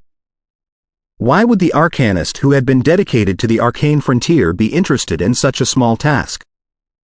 After they sat down, Buck took out photos of the crime scene and gave them to Heidi. After the magic cameras were simplified, they were at least affordable for the police department now. Heidi took them over and checked. She immediately frowned. Although she had done many autopsies herself, she still subconsciously found the brutal and bloody pictures repulsive. In the first photo, the abdomen of an ordinary person was cut, and all the viscera were taken. Around the dead body was the dirty, filthy slum of the city. The pile of photos were taken from 5 victims. Some had rotted. Buck explained to Heidi. 3 days ago, some workers took off earlier in the evening because some magic circles in Clare broke. On their way back to Sardny through Egret, they heard a bitter scream from the victim in the first picture. They checked on it. One of them was a magic apprentice. The murderer had left. They only found the body, not even any footprints. Later, we found 4 more bodies hidden around in the sewers. All the organs were gone, and no clues were left. Heidi nodded. The body was badly rotten. The case might have happened even earlier than we think, and I'm sure there are more bodies to be found. But I wonder why the murderer did not simply destroy the bodies. It's not easy to destroy the bodies. There are no piranhas in the rivers in Rentado. The bodies had to be moved to the Black Forest," said Buck. He had been assuming that the murderer was not a powerful sorcerer or knight, but maybe just an ordinary man. He saw no point in a sorcerer or a knight attacking those poor people. Heidi shuffled the photos and asked, "Any missing people reports from the recent months?" Buck looked a bit embarrassed. Egret is a poor district, and is full of people who come to Rentado seeking opportunities. The population is constantly changing, so even the gang leaders can't figure out who have gone missing. Heidi put down the photos. "I'll take a look at the bodies and the scenes where the bodies were found." It's hard to tell from the black and white pictures. She had a bad feeling about these cases. All the victims' organs had gone missing. There was definitely something going on. Heidi's words were exactly what Buck had been expecting. He hurriedly stood up and said, "Please come this way." He walked to his police car and opened the door for Heidi. After Heidi got in, Buck walked around the car and got in the driver's seat. Turning on the engine, the steel machine monster started roaring. The size of a car has been greatly reduced. Heidi made this heartfelt comment when she saw the comfortable interior of the vehicle. Buck grinned. That's true. In the past, a car was too big to run on the streets. Those sorcerers simplified the magic circles for producing cars and also lowered the requirement for materials. Part of the magic steam engine has also been replaced by the new energy resource. An older version vehicle would take up all the space of a street in Rentado. After the improvements, however, now at least 2 cars could run through the streets in opposite directions and the sidewalks could still be retained. But still, cars were very expensive and only the nobles and national departments could afford them. Although Buck was one of the leaders in the police department, if he had not been picking up Heidi, he would not have access to this car. Heidi gave the metal door of the car a gentle stroke and felt the texture. She knew that it was because of Laria and Katrina's contribution to materials science that the requirements of alchemical circles could finally be lowered to such a degree. She knew how difficult the simplification was. Thanks to the guidance and development of new alchemy and element research, material synthesis had also made good progress. Apart from Laria and Katrina, those sorcerers from Atom Institution like Lazar and Rock, as well as Larry, Ulysses, Timothy and Kay. Thousands of sorcerers were doing their best. Material science required countless experiments to gather experience. Even prophecy could only do a little to help. There was no luck in this field. Those ideas that the dwarves brought from their own steam culture also had inspired the sorcerers who tried to simplify the production of cars. They had thus extracted the energy-intensive resource, coal-burning element. Also, they had started looking for new alternative energies such as solar power, which was once only used in magic towers. The sorcerers' knowledge was profound. Their old ally, the elves, were also a great help. Thinking of the great changes that had been taking place in the Congress and in the 4 countries along the strait, Heidi felt very encouraged. She was proud living in such an era. Heidi thought to herself that although she was not as talented as Anik and Sprint in the microscopic realm, and not as patient and sensitive to the properties of materials, she believed that she would make her own achievement in artificial intelligence, and one day she would win the home crown prize. Her fists clenching, Heidi encouraged herself. She was rather thrilled thinking of the future that, once soul pieces were added in, those cold machines could also think and deal with most problems like human beings and even faster than many arcanists. Among the 6 students of Lucian Evans, only Heidi and Chelly had not yet won a top prize. Very attentively Buck drove the car. He said to Heidi, "Lady, we're first heading for the mortuary in Violet Hospital." "No problem," said Heidi. She would like to take the chance to visit the hospital, which had made many followers of the church realize that the Saint Truth was not the only power that could cure diseases. The Congress of Magic could also do the job. Although Buck was feeling a bit nervous driving, he still did not want to leave his important guest alone, so he tried to start a conversation. Cars are not yet fast enough. In the future, the speed should be further improved by advancing power magic circles and finding new resources.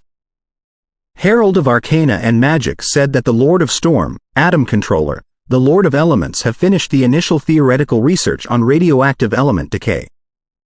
Does that mean that the decay energy can be used to power cars in the future? Nuclear, you mean? Heidi was a bit amused. Obviously, Buck was piling up the terms that he saw in the newspaper. Nuclear power was a major focus in Atom Institution, and the research was led by Mr. Lucian Evans in person, with his closest friends and students as supporters. This most cutting-edge energy was even too powerful and precious for most senior ranks, not to mention using it in powering cars. Heidi joked, "When we finish the study on the miniaturization and popularization of controllable nuclear fusion using magnetic confinement, we should be able to increase the speed to the next level." She shot out the long sentence within only a couple of seconds. Controllable nuclear fusion was the ultimate goal of the project, which would provide the most powerful energy ever to Alan, the city floating in the sky. However, they were still far away from it. In fact, they were still looking for ways to control the process of nuclear decay. Controllable nuclear fusion using magnetic confinement. Buck chewed the mysterious words well, trying to remember them. When he got back, he could use the words to show off. This was the most cutting-edge arcana study, not the outdated information from the newspapers. Ms. Heidi said it. At this time, a beautiful white building appeared at the end of the road. Buck gently put on the brake and stopped in front of the hospital. Then he hurriedly got off and pulled open the door for Heidi. "Here we are." Heidi got out and looked at the hospital building from outside. She slightly nodded as the building looked in fact quite clean and even sacred. She never expected that those necromancers would run a place like this. Pushing open the glass door, Buck led Heidi to the mortuary. On their way, they ran into many doctors and nurses wearing white gowns. They were apprentices, low and middle-rank sorcerers selected who studied necromancy. This place was not only a place for treating patients, but also a place for their experiments. Therefore, many of them were volunteers here. Of course, all the experiments had to be permitted by the Congress of Magic. Any illegal experiments would lead to severe punishments. So far, Violet Hospital had been running for a year. Because of the free magic potions and alchemical facilities provided by the sorcerers and the Congress of Magic, the treatments here were relatively cheap. People had good words about this place. Therefore, the doctors and nurses were given a strange title, Magic Angel. On their way, they saw an excited crowd in front of them. Some nurses and doctors were surrounding a tall and thin man in black coat, all trying to ask questions. Heidi recognized the man who always looked sick. It seems that Mr. Felipe is quite popular here. Mr. Felipe is here today to have a lecture on human anatomy and cell memory for the doctors and nurses. Buck explained. The way he looked at Mr. Felipe was full of reverence. He was told that he could turn a pile of flesh into a human. Heidi and Buck kept walking to the mortuary. After they turned around, they could still hear the conversation. Mr. Felipe, so in anatomy. Professor Felipe, in terms of cell memory. At this time, Felipe said gloomily, "Don't call me professor." The nurses were all very surprised. Why? Professor was a title to show great respect in Holt Magic College.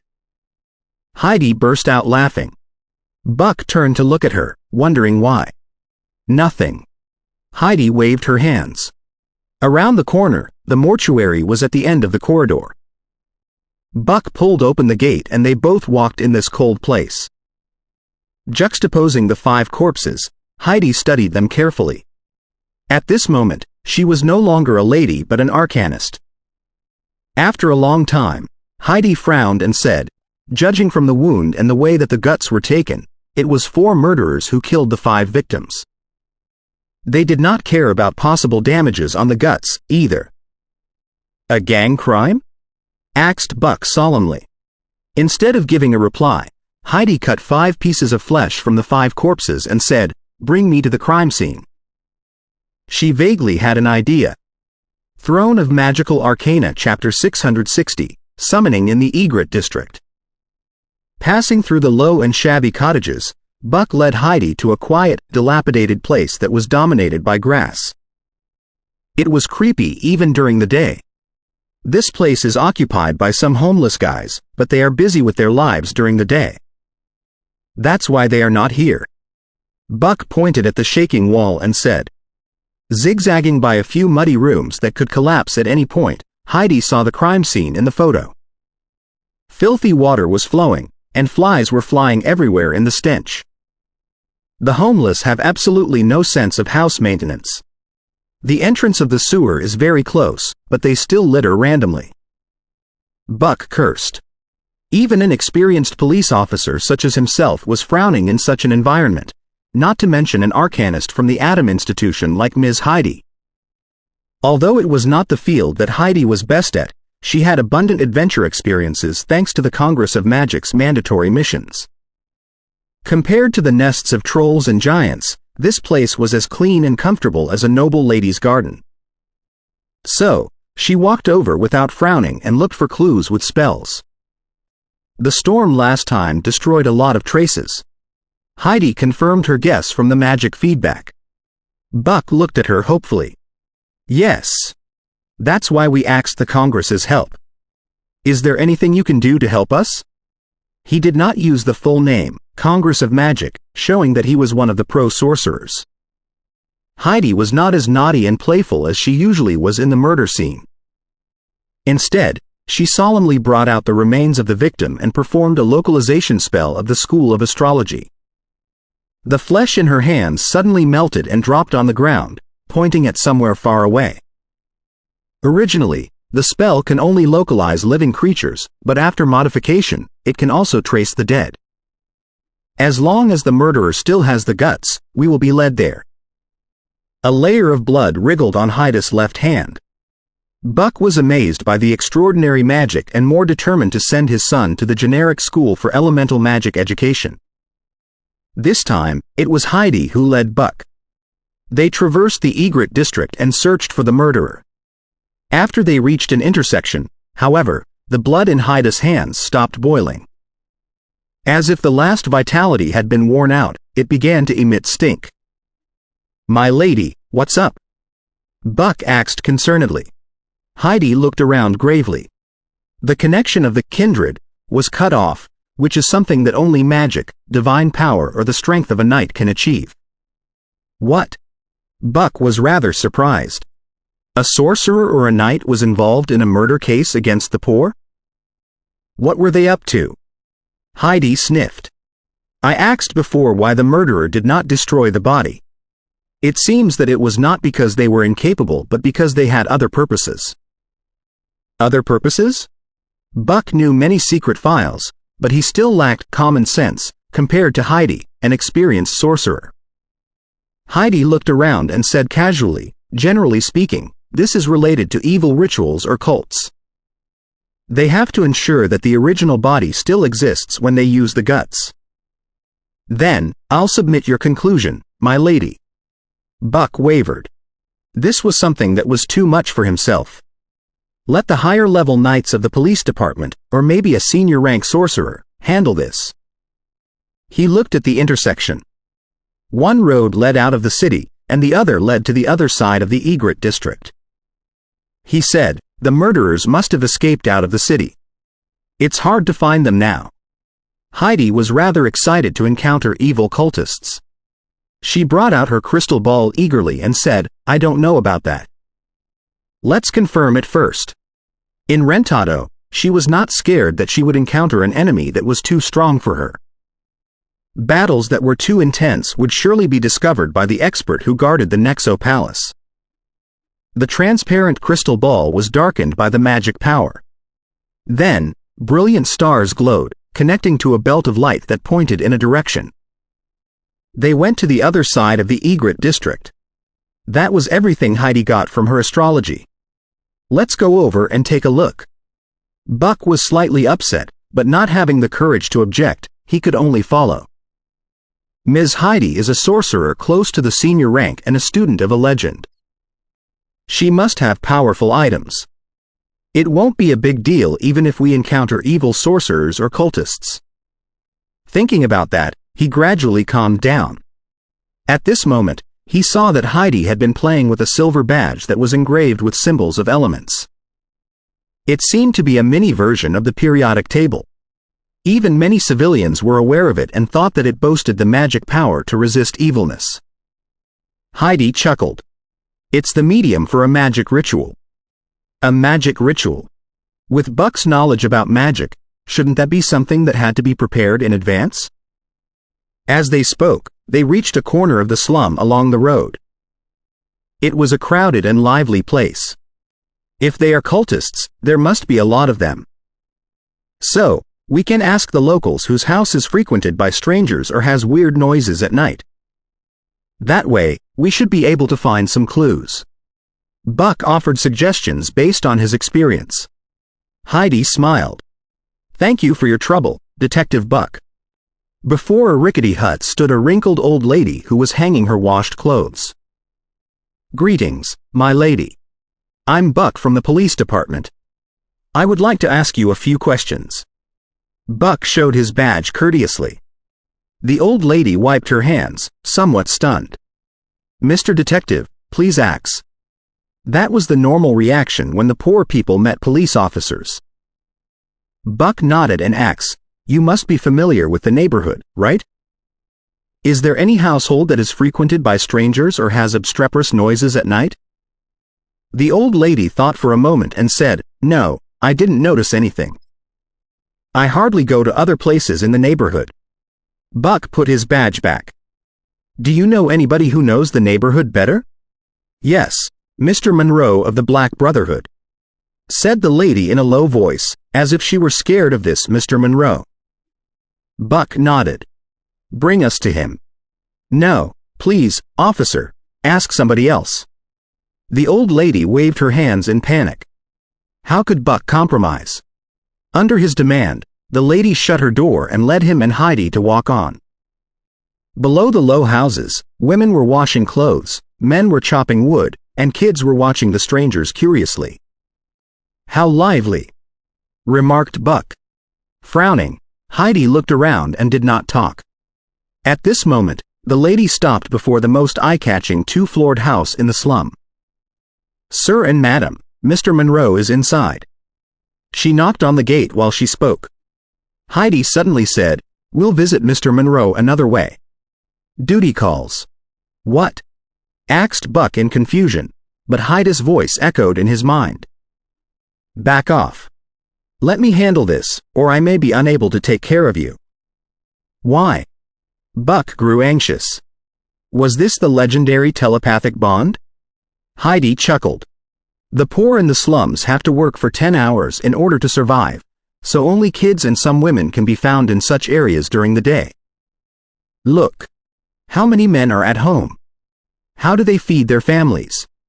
Buck was saturated with cold sweat. He did not have much down-to-earth experience. If it were the common police officers under his lead, they might have noticed something wrong a long time ago. He simply said, "Right, we have to return to the police department. We'll visit Mr. Monroe tomorrow." He. "You want to leave when you have already noticed things?" A cold and hoarse voice resonated with the intense stink of blood. Inside the spacious hall, hearts, intestines, livers and other organs were placed in a weird pattern. Not only were they as red as if alive, but they were even fluctuating in rhythm. All the men, women, and children stood up, their mouths splitting apart and revealing their thorny teeth. Their eyes became crimson and cold, with the air of evilness and paralysis. The old woman next to them was suddenly dried, like a broken balloon, but then she suddenly expanded and spoke with a male voice. "Are you leaving?" She raised her finger. Buck immediately felt that he was unable to move anymore. Finger of death? Buck heard Heidi's voice in the telepathic bond. When the black air pierced at him like a needle, Buck thought numbly, "Am I going to die?" At this moment, he felt that his body became illusionary, before it became steady again and appeared on the other side of the street.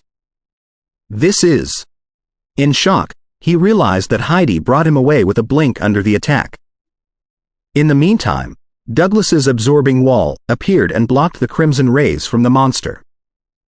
"You're not in the senior rank. How can you perform spell trigger?" The male voice blurted in surprise, his old lady body collapsing all of a sudden. At this moment, the man organs inside the hall began to wriggle and gather into the weird shape of a human. Heidi chuckled. "I am not in the senior rank, but who says that spell trigger is limited to the senior rank? The magic where spells are stored in advance and triggered by different conditions happen to my specialty. It's a comprehensive application of storage, control, computation, input and output. I cannot simplify all of them, but I can simplify some of the modules. Maybe, the 5th circle will be the threshold for the senior rank sorcerers later." She did not seem in a hurry at all, but her left hand pressed the silver badge non-stop, as if she were casting a complicated spell. The monster jumbled by organs roared furiously, "I don't understand, but you are not going to survive. Are you capable of any other senior rank spells?" He was about to complete his body. Those mouth-split monsters, on the other hand, blocked the street and disrupted flight. Watching the red eyes, Buck felt that his legs were shaking. He could only place his hope on Heidi. After her left hand was done, Heidi suddenly tossed out the silver badge, before she made a weird chant. The roars from space summons the atomic universe. The monster lunged out the moment he heard the spell. His body was stretched into a long curtain of blood, corrupting everything around. He knew very well that the legends were almost as powerful as gods. So, a lot of magic rituals had to be performed by summoning and communicating with different legendary demiplanes. For example, many rituals of the Hand of Paleness required the enhancement of Silent Hell, Skeleton Land, and Resting Place. Generally speaking, one would be able to borrow the strength of the legends as long as their rules were met, unless they intentionally blocked their demiplanes. What he found hard to believe, however, was how short the magic ritual was. It was also stored in advance? The chant stopped, and it became extremely quiet. A black sky descended with many illusionary planets of elements. Arcana light illuminated in Heidi's hands, and the projection inside the atomic universe expanded abruptly. The fusing planets showed up like suns. Under their assistance, the overwhelming and scorching light swept across the whole slum, melting those red-eyed monsters whose mouth was split. No! The monster of guts cried miserably. In such pure light, Buck couldn't help but close his eyes, but the dark red eyes of the monster of guts, which contained infinite hatred and desperation, still lingered in his head. His back was also soaked with cold sweat. Then, he felt that an overwhelming, terrifying will brush his body, paralyzing both his mind and his body. He wasn't back to himself until a long time later, but the will was already long gone. The brilliance before him that looked like an arriving sun had also disappeared, and so did the monster of guts and his many child monsters. Looking at the street around that had been basically ruined, Buck trembled. If he had investigated the area with a common officer, they would have certainly been among the people who went missing. "My lady, has the monster been destroyed by you?" asked Buck carefully, not just because he was worried about the monster making a comeback, but also because he was deeply awed by the lady before him who smiled all the time. Looking at the pieces of the silver badge on the ground regretfully, Heidi replied, "Theoretically speaking, it is impossible for the monster to come back to life. Nor was it impossible to restore the silver badge. Summoning the power of a legendary demiplane required complicated and expensive magic rituals.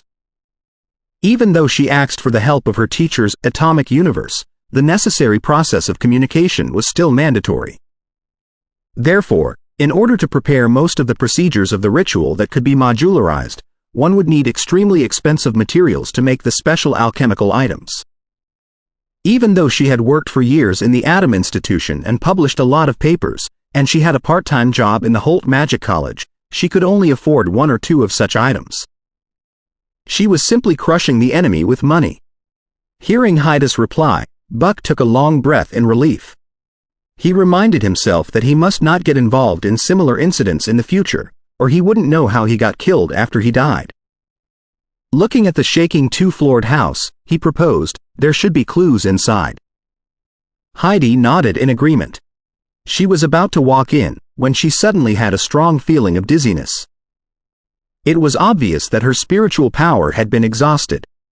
She evaluated his status and thought to himself, even if spell trigger can be simplified into a fifth circle spell later, I'm afraid that the standard for the senior rank sorcerers will still be the sixth circle. The people whose cognitive world is not substantiated cannot be called senior rank, because they can only afford one quasi-advanced spell under the help of external devices. Seeing that Heidi was pale and breathing fast, Buck asked concernedly, "My lady, are you all right?" "I'll be fine after a rest." Heidi took out a dosage of water song and drank it. She immediately felt coolness in her stomach. Heidi needed to rest. Not having the courage to enter the shabby building on his own, Buck thought of random topics. "My lady, was the spell you used just now a simplified version of Eternal Blaze?" The battle in the sky of Rentado between the Congress of Magic and the South Church were witnessed by most of the ordinary people because of Paradise on Earth. As a result, Eternal Blaze became a synonym of the most powerful magic for people like Buck. Heidi smiled. Not exactly. I simply borrowed the power of fusion simulated in my teacher's atomic universe, in order to build up my arcana light. It sort of contains the qualities of eternal blaze. If it were really a simplified and minimized version of eternal blaze, it would have been impossible for them to resist the explosion which took place not far away. They would have been burnt up by the storm energy and the high temperature.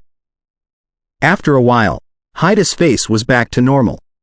She enhanced herself and Buck with plenty of magic effects before the two of them entered the second floor prudently. The scorched interior of the hall was the last evidence that proved the existence of the monster of guts. At the center of the hall was a weird, illogical magic circle. Even though it had been destroyed, Heidi felt obvious dizziness when she saw it, like the recoil of a failed hypnotization. Buck, on the other hand, was so enthralled that he almost failed to come back to himself. Don't stare at it. Something is wrong with this magic circle. Heidi patted Buck's shoulder. Buck trembled hard and moved his eyes away. He thought in fear, magic is really terrifying. He was even more determined to let his son study magic, because those who did not know magic would certainly suffer setbacks in a magic society. The two of them searched every room in the building carefully and found a middle-aged man in a black robe inside a secret chamber. His body was intact, but his bulging eyes were utterly lifeless, as if even his soul had been completely annihilated by Heidi's magic attack just now. Heidi examined the body with magic. She suddenly exclaimed in astonishment and opened the black robe of the leader of murderers before she cut the abdomen of the body. Inside the abdomen was utterly empty. There were no entrails at all. This is... Buck stepped back in shock. The man was alive without guts and could even perform magic? Was he one of the liches in the tales? Or maybe, was he a victim himself? Heidi frowned and searched for all experiment records. However, the black-robed, middle-aged man was very prudent. Few clues were left behind. It seems that he was a fifth circle sorcerer who couldn't keep up with the development of arcana. Due to the fear of being abandoned by the age and the hate for being surpassed by his peers, he embarked on the path of improving his strength through foul magic rituals under the enchantment of a mysterious person named Bird of Death. The beginning of the ritual seems to be transforming himself into a living corpse that does not have guts, after which he will be able to extend his life by depriving others of their internal organs. Since then, his magic strength had advanced into the senior rank, and he was capable of the talented quasi-spell abilities such as devils and other magic creatures, like Finger of Death. Examining the clues she had found comprehensively, Heidi restored the black-robed, middle-aged man's experience. Buck's forehead was soaked with cold sweat as he listened on. When Heidi looked at him and asked for his opinion, he blurted out, "The Bird of Death must be a night watcher. They corrupt the few undetermined sorcerers in order to undermine the Congress's image among the people. We have to strike their crime and clarify the misunderstanding. If such a case of evil magic rituals spread out, the ordinary people would inevitably associate sorcerers with gore and ferocity. Although it was only a bias, nobody would be able to consider carefully now that such a terrible thing had happened. Therefore, they had to find a scapegoat to shoulder the criticism. It is possible." Heidi did not say anything, because that was indeed a possible answer. Then, she comforted Buck, trying to relieve his concerns. "Don't be scared. Those sorcerers are the minority. Most of the sorcerers are normal. It's like there are murderers and thieves among the citizens of Rentado, but you cannot consider the citizens of Rentado to be murderers and thieves. It is not mathematically correct." Buck nodded his head quickly, not having any objection at all. "I'm going to bring the files and items in this place back to the Congress and ask the senior rank astrologers to deal with them. I'll try to find more clues and find out who the Bird of Death is." Heidi pointed at the crime spot and said, "Thank you for your trouble, my lady. Even if you hadn't mentioned it, we would still send the files and items to the Congress. Nobody is better than dealing with such problems than the sorcerers of the School of Astrology are." Buck rubbed his hands and said eagerly. After collecting the files and items, Heidi and Buck left the two-floored building. When they passed the hall, she looked back at the second floor and frowned, before she said in a low voice, "Is it the church?" Chapter 662. Preparations. After she returned to Allen, Heidi did not go to the task zone to report the case, or to the Sorcerer Administrative Department to ask the senior rank astrologers to deal with the files and items involved in the case of evil magic rituals, but to the external part of Babel, and enter the atomic universe, under the lead of the servant. She felt that there were many weird things in the matter, and that she had to report it to her teacher. Inside the atomic universe, the real Babel Tower rose into space from the planet of Iron, releasing a fantastic sense of beauty. "Good afternoon, Your Majesty." Heidi saw Natasha the moment she entered and hurried to greet her, somewhat in a panic. She admired Natasha's character and lifestyle, so she was rather nervous when she was faced with her. Amused by Heidi's awkwardness, Natasha scratched her chin and asked, "I'm not a monster who feeds on human flesh." "Why are you scared of me?" "No, I'm just..." Heidi hurried to explain. Natasha waved her hands and interrupted her. "Your teacher is waiting for you." "How did my teacher know that I was coming?" Heidi's anxiety was relieved now that they were talking about business. Before Natasha replied, she talked to herself, deep in thought. "I summoned the power of Master's demiplane. Perhaps Master paid attention to what happened around me at that time."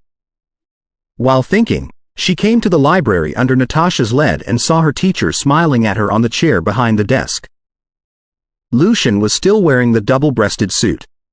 His hair was slightly longer, and his monocle was glimmering under the illumination of the sunlight from the window. "I basically know what happened before. Give me the files and items." "Master, I don't think that it's as simple as that. There seems to be something deeper and weirder to this magic ritual." Heidi handed the files and items over to Lucian. "I know. I will discuss with Mr. President, my teacher, and Granny Hathaway." "You were very keen. It's true that the appearance of such evil magic rituals can be misleading." Lucian browsed through the files. "You will submit your mission later. The rest of this incident will be too much for you to participate in." Heidi nodded solemnly. "All right, Master." As the Queen of Home, Natasha naturally paid enough attention to the matter, too. It was not until Heidi left that she looked at Lucian gravely and said, "I feel that it's related to the 7 primeval devils." Cutting the guts was only a superficial procedure, and what they really wanted was the feeling of pain. Viken knew that you discovered his identity and therefore exposed the way of transformation through primeval devils without bothering anything, so that internal conflicts would burst out in the kingdom and the Congress first? Greed, the source of all troubles. Lucian sighed. It's impossible to investigate whether Viken asked the Night Watchers to disseminate it or somebody else was behind it.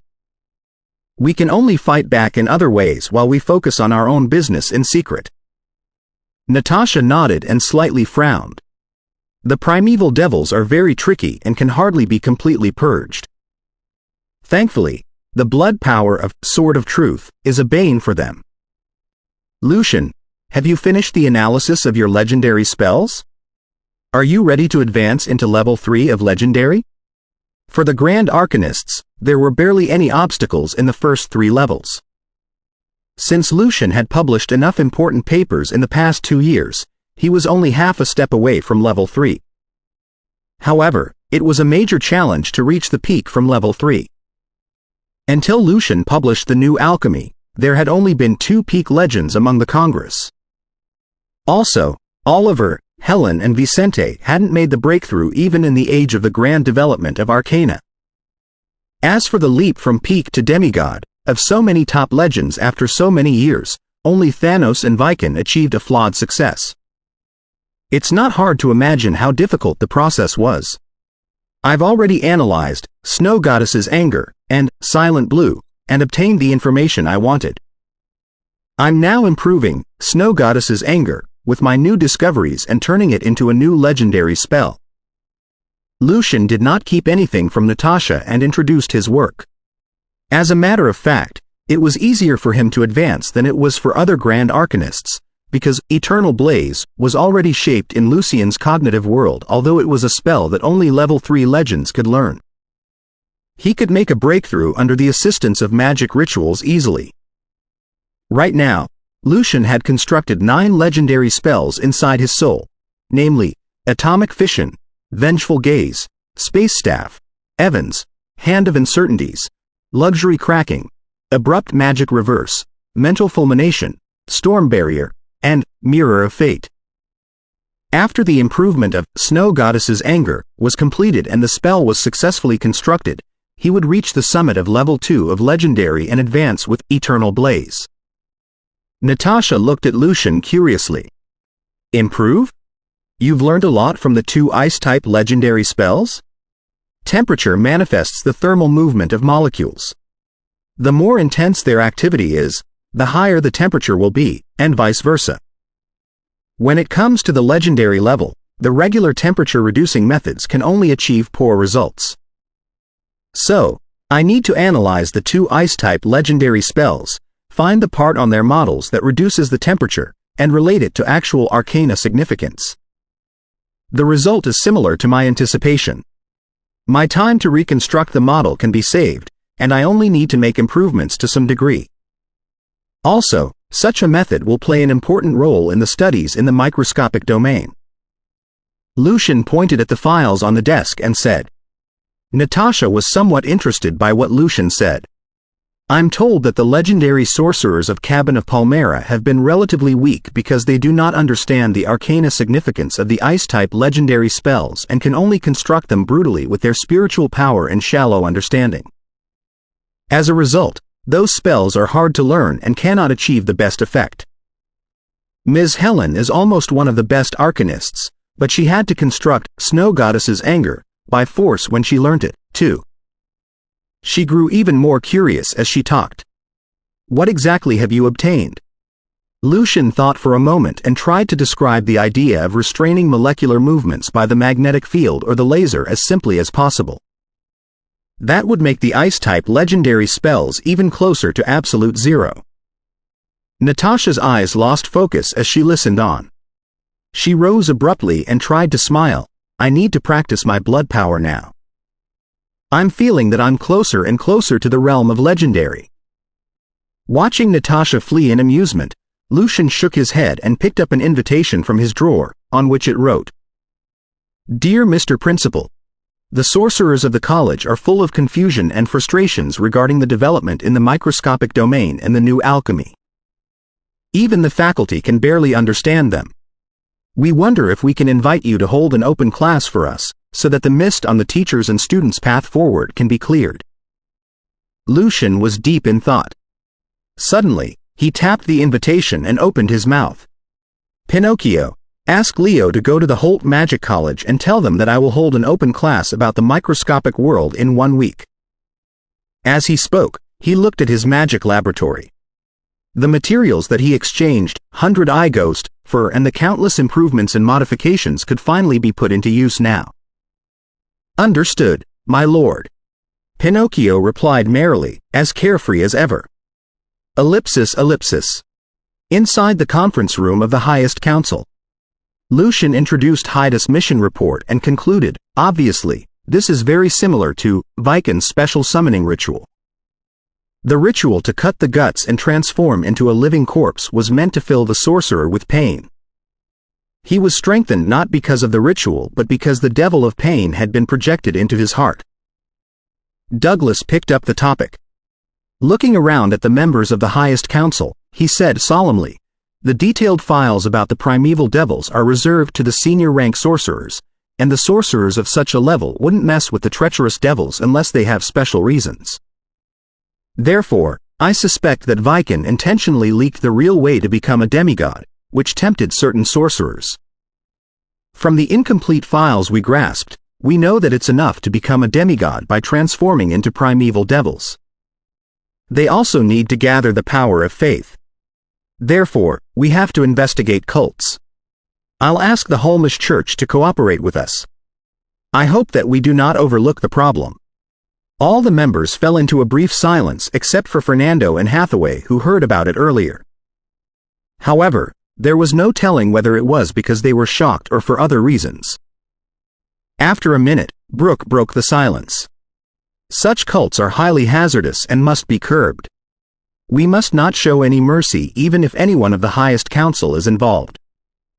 He seemed suspicious that some legendary sorcerers or archmages were behind it and therefore warned them in advance.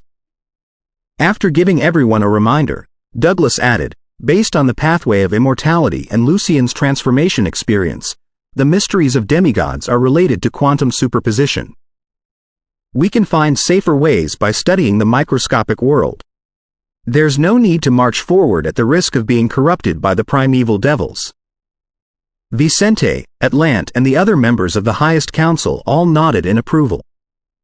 After more than a year, they respected the experiment results and acknowledged the probabilistic explanation, but just like Douglas and Fernando, they believed that probabilities and uncertainties were not the nature of microscopic particles but because of other hidden factors.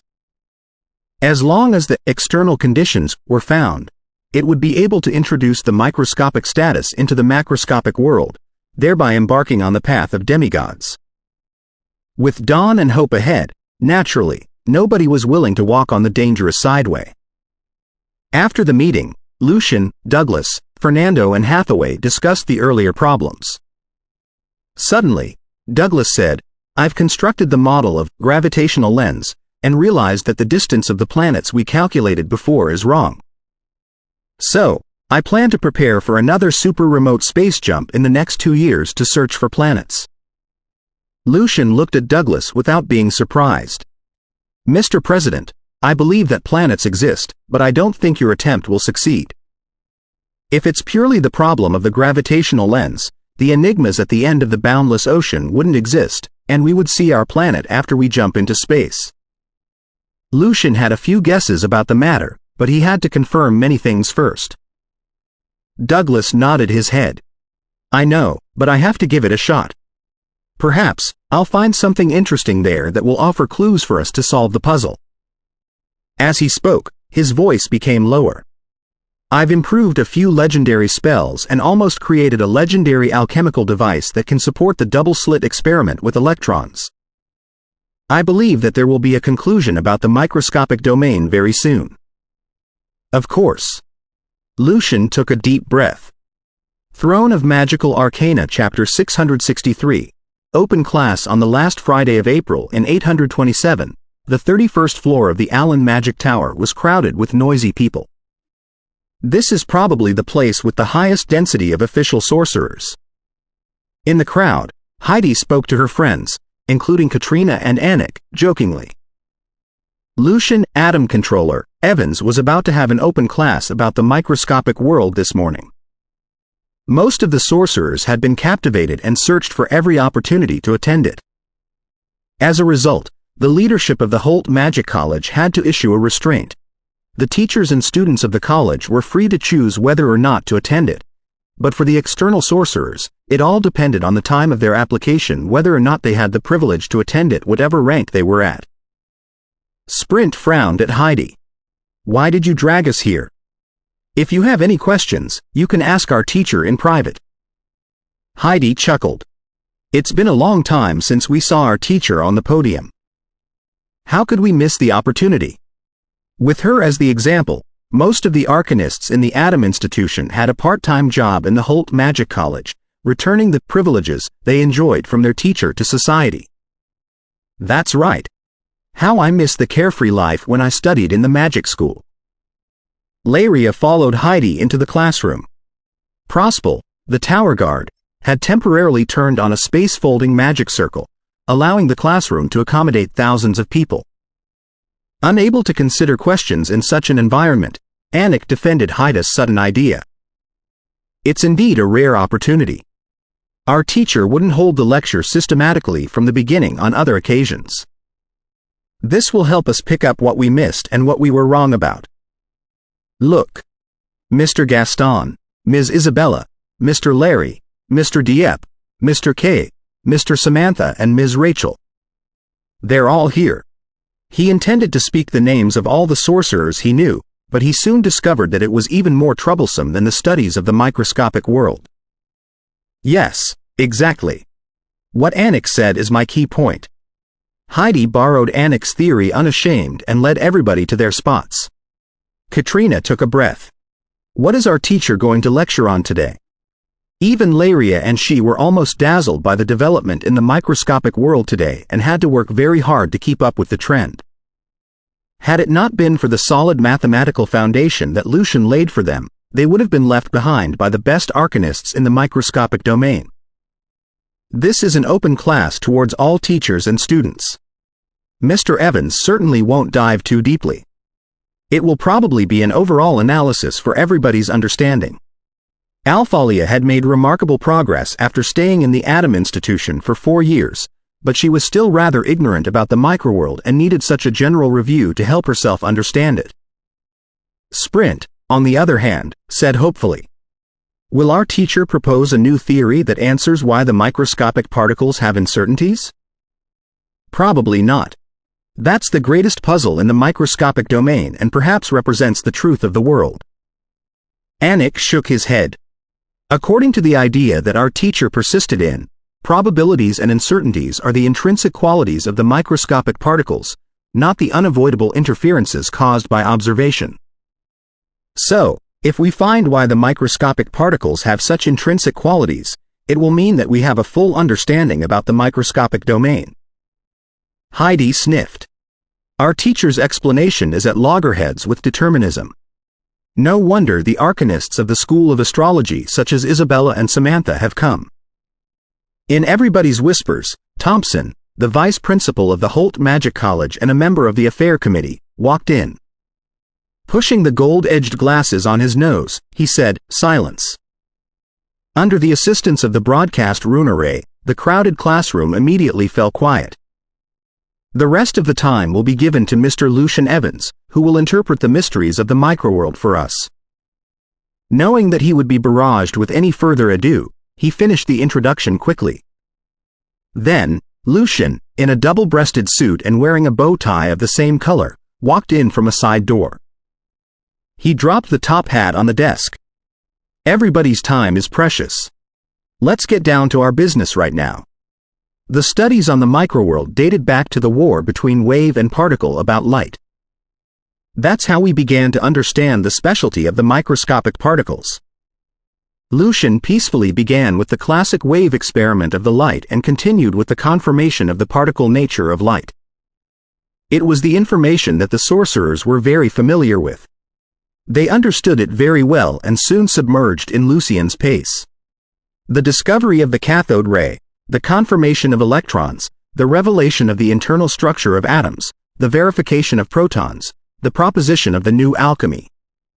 The wave-particle duality that was extrapolated from light to all the microscopic particles, the disagreement between many experiments in the microscopic domain with reality, the design of matrix mechanics, the explanation of the wave function, and the debate caused by the explanation and the wave-particle duality, as well as the opinions that different grand arcanists and senior rank arcanists held. All the information was introduced to the attendees clearly by Lucian. There wasn't any difficult calculation or knowledge. Having a general understanding about the microscopic domain, they were fascinated and forgot the passage of time. Mr. Evans has introduced all the explanations unbiasedly. He even analyzes why there is disagreement. He never says that his theory is absolutely correct and the other theories are worthless. Dieppe nodded in admiration. Mr. Evans' arcana attitude was absolutely healthy, considering that he had accomplished so many achievements at such a young age. Very soon, Lucian finished the general introduction. He smiled at everyone. This concludes the first part of my lecture. Here, I would like to remind you that, although I tried to avoid the intricate mathematics in my previous narration, what we can and only can depend on is mathematics and experiments in the microscopic domain. Heidi and her friends of the Atom Institution were not surprised at Lucian's speech, because it was what their teacher had repetitively told them. As for the arcanists who were not taught by Lucian, they understood the importance of mathematics, but they did not understand why it was so important. Looking around, Lucian said solemnly, "The microscopic domain is a world that we cannot directly observe with the naked eye. All methods of observation we have so far will inevitably influence it and result in the most peculiar phenomena, which will be answered by different explanations and theoretical models. At first look, all of them seem to make sense. However, I'd like to point out that, in the microscopic domain, where our experience in the past is no longer applicable and where the methodology we are used to errs, all the explanations and theoretical models must be strictly built on mathematics. Otherwise, there will be no explanations or hypotheses, but illusions and fantasies. Math doesn't lie, Nishka said in a low voice. Lucian's confidence and his words at that time left him an unforgettable impression. Lucian's solemn attitude woke up most of the arcanists, who gained a deeper understanding about the importance of mathematics in the microscopic domain. I believe that you are all somewhat suspicious about the wave-particle duality of the electron, about the cloud of probabilities that is ubiquitous in space, and about whether or not the electron can pass two slits simultaneously. Lucian suddenly brought up the question. Most of the arcanists nodded their heads quickly. It was the most difficult and controversial problem so far. Anik and Lucian's other students, however, all widened their eyes. They knew their teacher too well. Things were certainly not as simple as that. Has our teacher finished the preparation of the double-slit experiment with electrons? After a brief silence, Heidi quickly recalled the project that their teacher had been busy with. It would be an important confirmation of the electron's wave-particle duality. Anik and Sprint had lost interest in talking with her. They focused their eyes on the podium, waiting for their teacher's next sentence with pounding hearts. After a long pause, Lucian said, "We will have a 5-minute break. Then, I will present to you the double-slit experiment with electrons." What? Exclamations of shock echoed in the classroom. Such an important experiment was to be presented on such an occasion? After the initial shock, they soon grew excited. Would they be witnesses of history and miracles? Lucian did not talk to them anymore. He simply brought out a common metal plate which did not seem to have any slit. Or rather, the slits were too small to be observed. Such tiny slits need months of engraving even with legendary magic. The arcanists whispered to each other. Some of them hurried to inform their teachers to join the gala. They believed that archmages wouldn't be stopped. Alchemical devices were brought out by Lucian one after another. Very soon, a platform to confirm the double-slit interference of electrons was established. In the meantime, Lucian extracted the image of the sensor screen with other magic circles and projected it to a wall after magnification. At this moment, Brooke and Oliver, two grand arcanists, arrived. They were not surprised that Lucian had completed the metal plate that the double-slit experiment needed earlier than they did. After all, he was an expert close to level 3 of legendary himself and the unquestionable #1 authority in the microscopic domain. They could have waited for the final result of the experiment, but the pursuit for arcana and truth had prompted them to stand in the classroom to witness it in person without bothering about their own identity. After a minute, Douglas was there, Fernando was there, Helen was there, Hathaway was there, and so were the other legendary sorcerers and archmages. Lowering his head and hiding his eyes, Lucian let out an inaudible bitter chuckle. Then, he opened his eyes and walked to the experiment device. In the next, we are going to have the double-slit experiment with electrons. In the big classroom, it was so quiet that even a single breath would be heard. Once Lucian turned on the device, within the projection on the wall, many light spots appeared. They followed no order. No one could predict where the next light spot would show up. There were more and more light spots. Heidi's mouth opened big out of surprise. In her eyes, there was this classic and beautiful interference image. The arcanists took a deep breath from their surprise. There was no more doubt about an electron's wave properties. No pure particle theory could explain this. Double-slit interference of electrons, said Douglas in a low voice at the back of the classroom. The experiment result was still bearable to him. In the past year, the secret of pathway of immortality, the rapid development of microscopic domain, and the results of many experiments had made Douglas, Fernando, and the rest of the leading arcanists mentally prepared for the idea of electronic cloud, and they had also gained a deeper understanding of wave-particle duality. However, what they disagreed with Lucian was that they believed in a further explanation behind the properties, and thus Lucian's quantum mechanics was not perfect yet. Even though, when seeing this interference image, the Grand Arcanists were still deeply thrilled, they had never expected it that an electron could perform such pure wave properties. Using the dreamlike image of bright and dark streaks, Lucian slightly turned aside and pointed at it. Many of you might be doubting your own eyes, or my alchemical device. If it's the latter, you can feel free to check it later, but if it's the former, I will tell you that you're seeing exactly what you're supposed to see. If an electron only has wave properties, it would only go through one slit at a time, and thus we'll see the two diffraction images simply overlapping. But the experiment has proved that it isn't true. This is a standard, typical diffraction image, which means that an electron was either influenced by another of its peers from behind, or the electron itself went through two slits at the same time, and thus self-interference was achieved. Therefore, as a result, the image on the screen was produced. No matter which one is the correct explanation, both of the possibilities have proved pure wave properties. Lucian's voice was serious and solemn, and the pace of his talking was well controlled. Those arcanists who were listening were going through veils of mysteries, but they knew that they were approaching the sacred truth, despite its ambiguity. In fact, I have done further experiments. After reducing the power of the emitter, only one electron could be produced at a time, and the next electron would only be emitted after the one before it has gone through the two slits to rule out the possibility that there was interference between electrons. As I expected, after a while, the interferometric fringes were the same. To be more precise, electrons are probability waves. They are everywhere in space and can interfere with themselves and go through two slits at the same time. Lucian announced. Isabella and Samantha were totally shocked, as well as the many arcanists present. They did not know how to take it. Electrons had mass, electric charge and trace, but they could also be everywhere in space. How was that possible? Did electrons still belong to matter? If electrons were still matter and they carried such properties, then what about human beings? Human beings consist of microscopic particles, then can human beings be everywhere in space? If that was the case, then they should be able to get to Lance and Alto at the same time in one step. Microscopic domain was part of this world. Arcanists were for sure connecting the microscopic domain to the macro. Helen stared at the image attentively, her fingers pressing against her cheek. She had fallen into deep thoughts.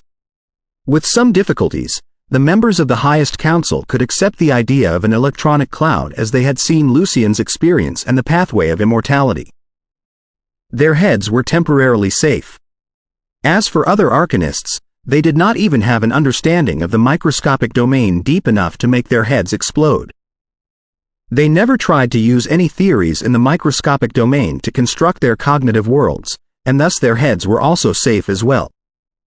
However, when the description of the electronic cloud came out, more than 100 arcanists suffered. They could not imagine how electrons should exist in their cognitive worlds. Their cognitive worlds had reached the limit. They could take no more. Electronic clouds do exist, but probability isn't necessarily the most essential property. Samantha murmured in a low voice in pain. If they were going to admit that probability was the intrinsic nature of an electron, they were to accept that probability was the intrinsic nature of the world. Then determinism would become largely problematic. She had to stick to a reason to secure the baseline. However, she was also well aware of the fact that this kind of insistence would never help her reach legendary level, not even the archmage level. Those arcanists from the school of astrology were also suffering. Fortunately, Lucian did not bring the experiment he just mentioned here today. Lucian dropped his hand and looked around in the big classroom. He said calmly, "Since the experiment that electrons are emitted one by one takes a long time, I am not going to show it to you. You may apply to the Atom Institution for the permit of using the devices and conduct the experiment on your own. If you want to skip the waiting line, you may also use the experiment on light inference as an analogy." The device requirement is much lower, and you all are able to do the experiment in your own lab. Lucian then repeated the experiment in detail. Then he concluded, after a long period of time, you should be able to see the fringes. That means a single photon also has the property of interfering with itself. Some arcanists remained completely silent as they were afraid, while some were slightly trembling because of the great excitement. At this time, Oliver asks, Lucian, so far all of your theories are built on wave-particle duality. If it is only pure waves, then its particle properties are no more than wave packets, then neither double-slit experiment nor the self-interference feature is worth our surprise, as they both conform to wave properties. Also, I've got a question here. Under what circumstance can a quantum superposition state exist? Why doesn't it apply to the macro world? Then why would your probability waves suddenly collapse into a certain spot when reaching the screen and lose its probability? Oliver added. His explanation made sense to those arcanists who followed wave theory. From this perspective, this experiment seemed to be less shocking and incredible. Fernando responded before Lucian, Oliver, if electrons and other microscopic particles are pure waves, why don't they show wave properties?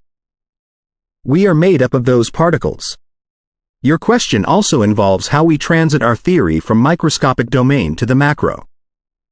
You don't need me to remind you that waves do die without the support of particle properties. Although Fernando did not totally agree with Lucian, he respected the power of mathematics and results of solid experiments. Fernando's response made many arcanists frown tight. When it came to the connection to the macro world, the real trouble came.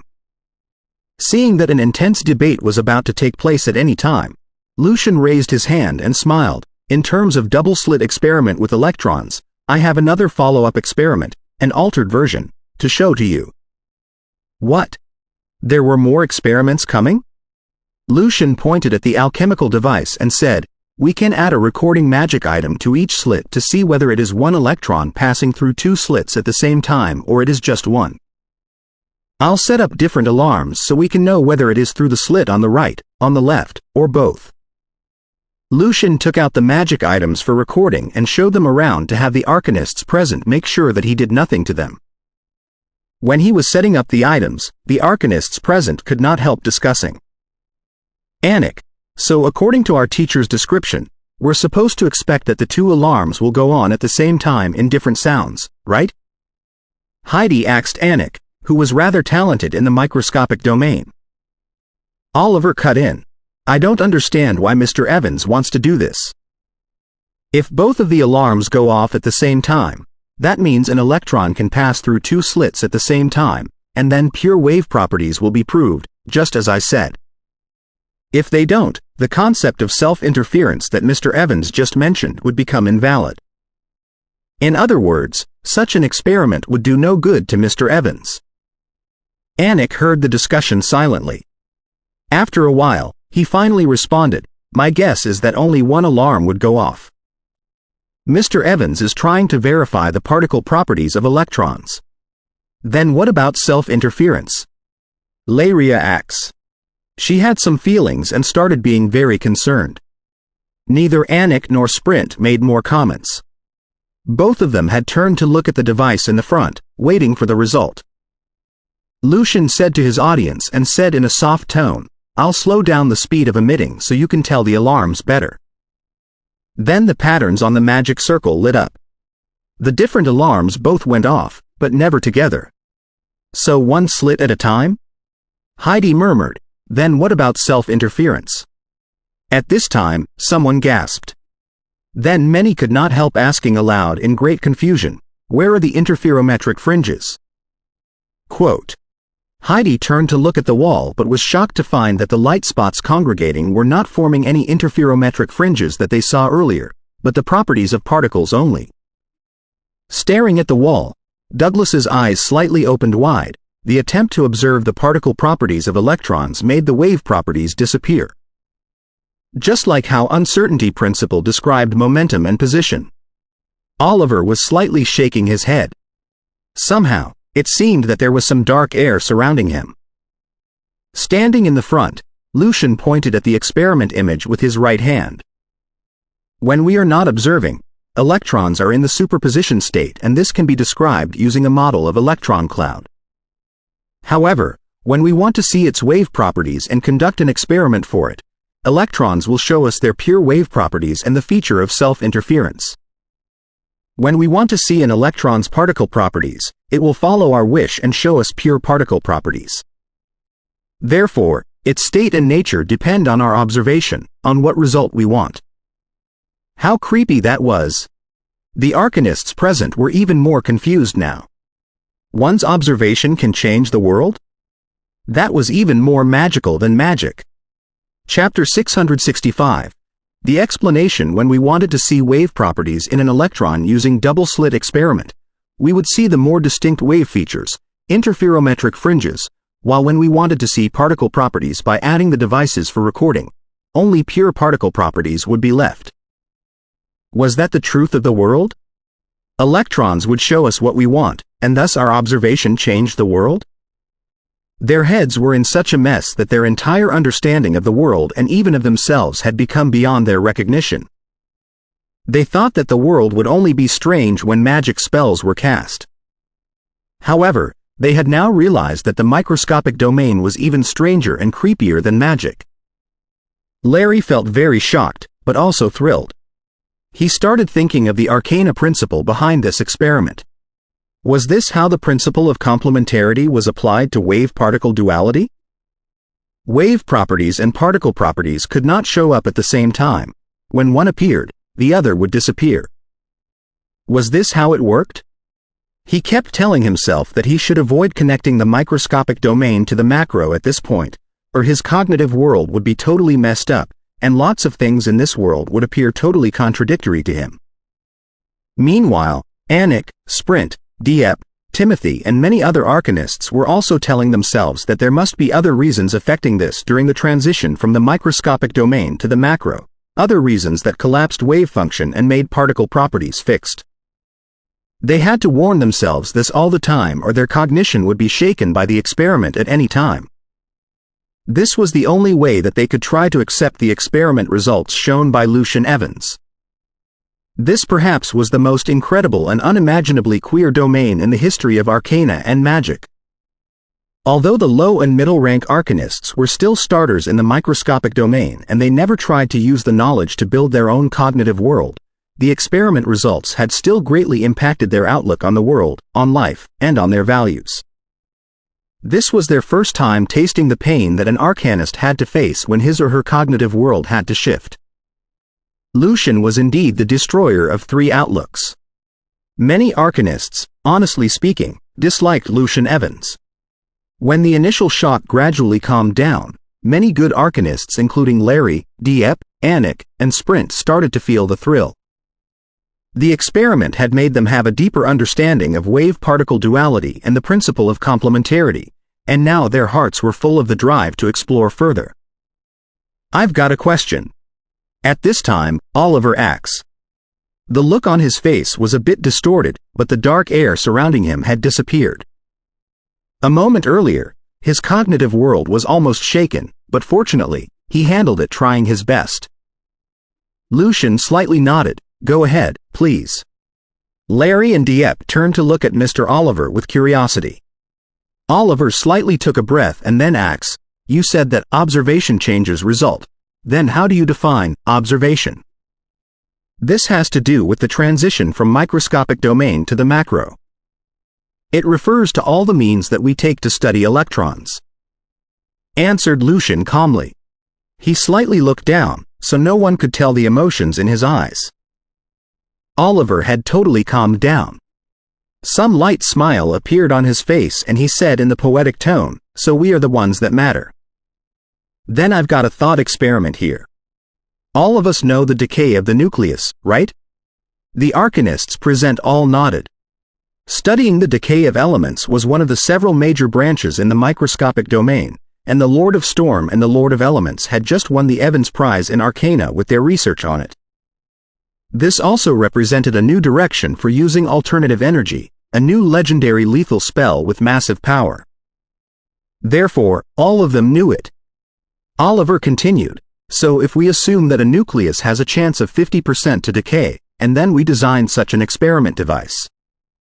Oliver then described a fine and exquisite device. In this device, when a nucleus decayed and emitted neutrons, a series reactions would be activated and finally break a glass bottle containing a fatal curse.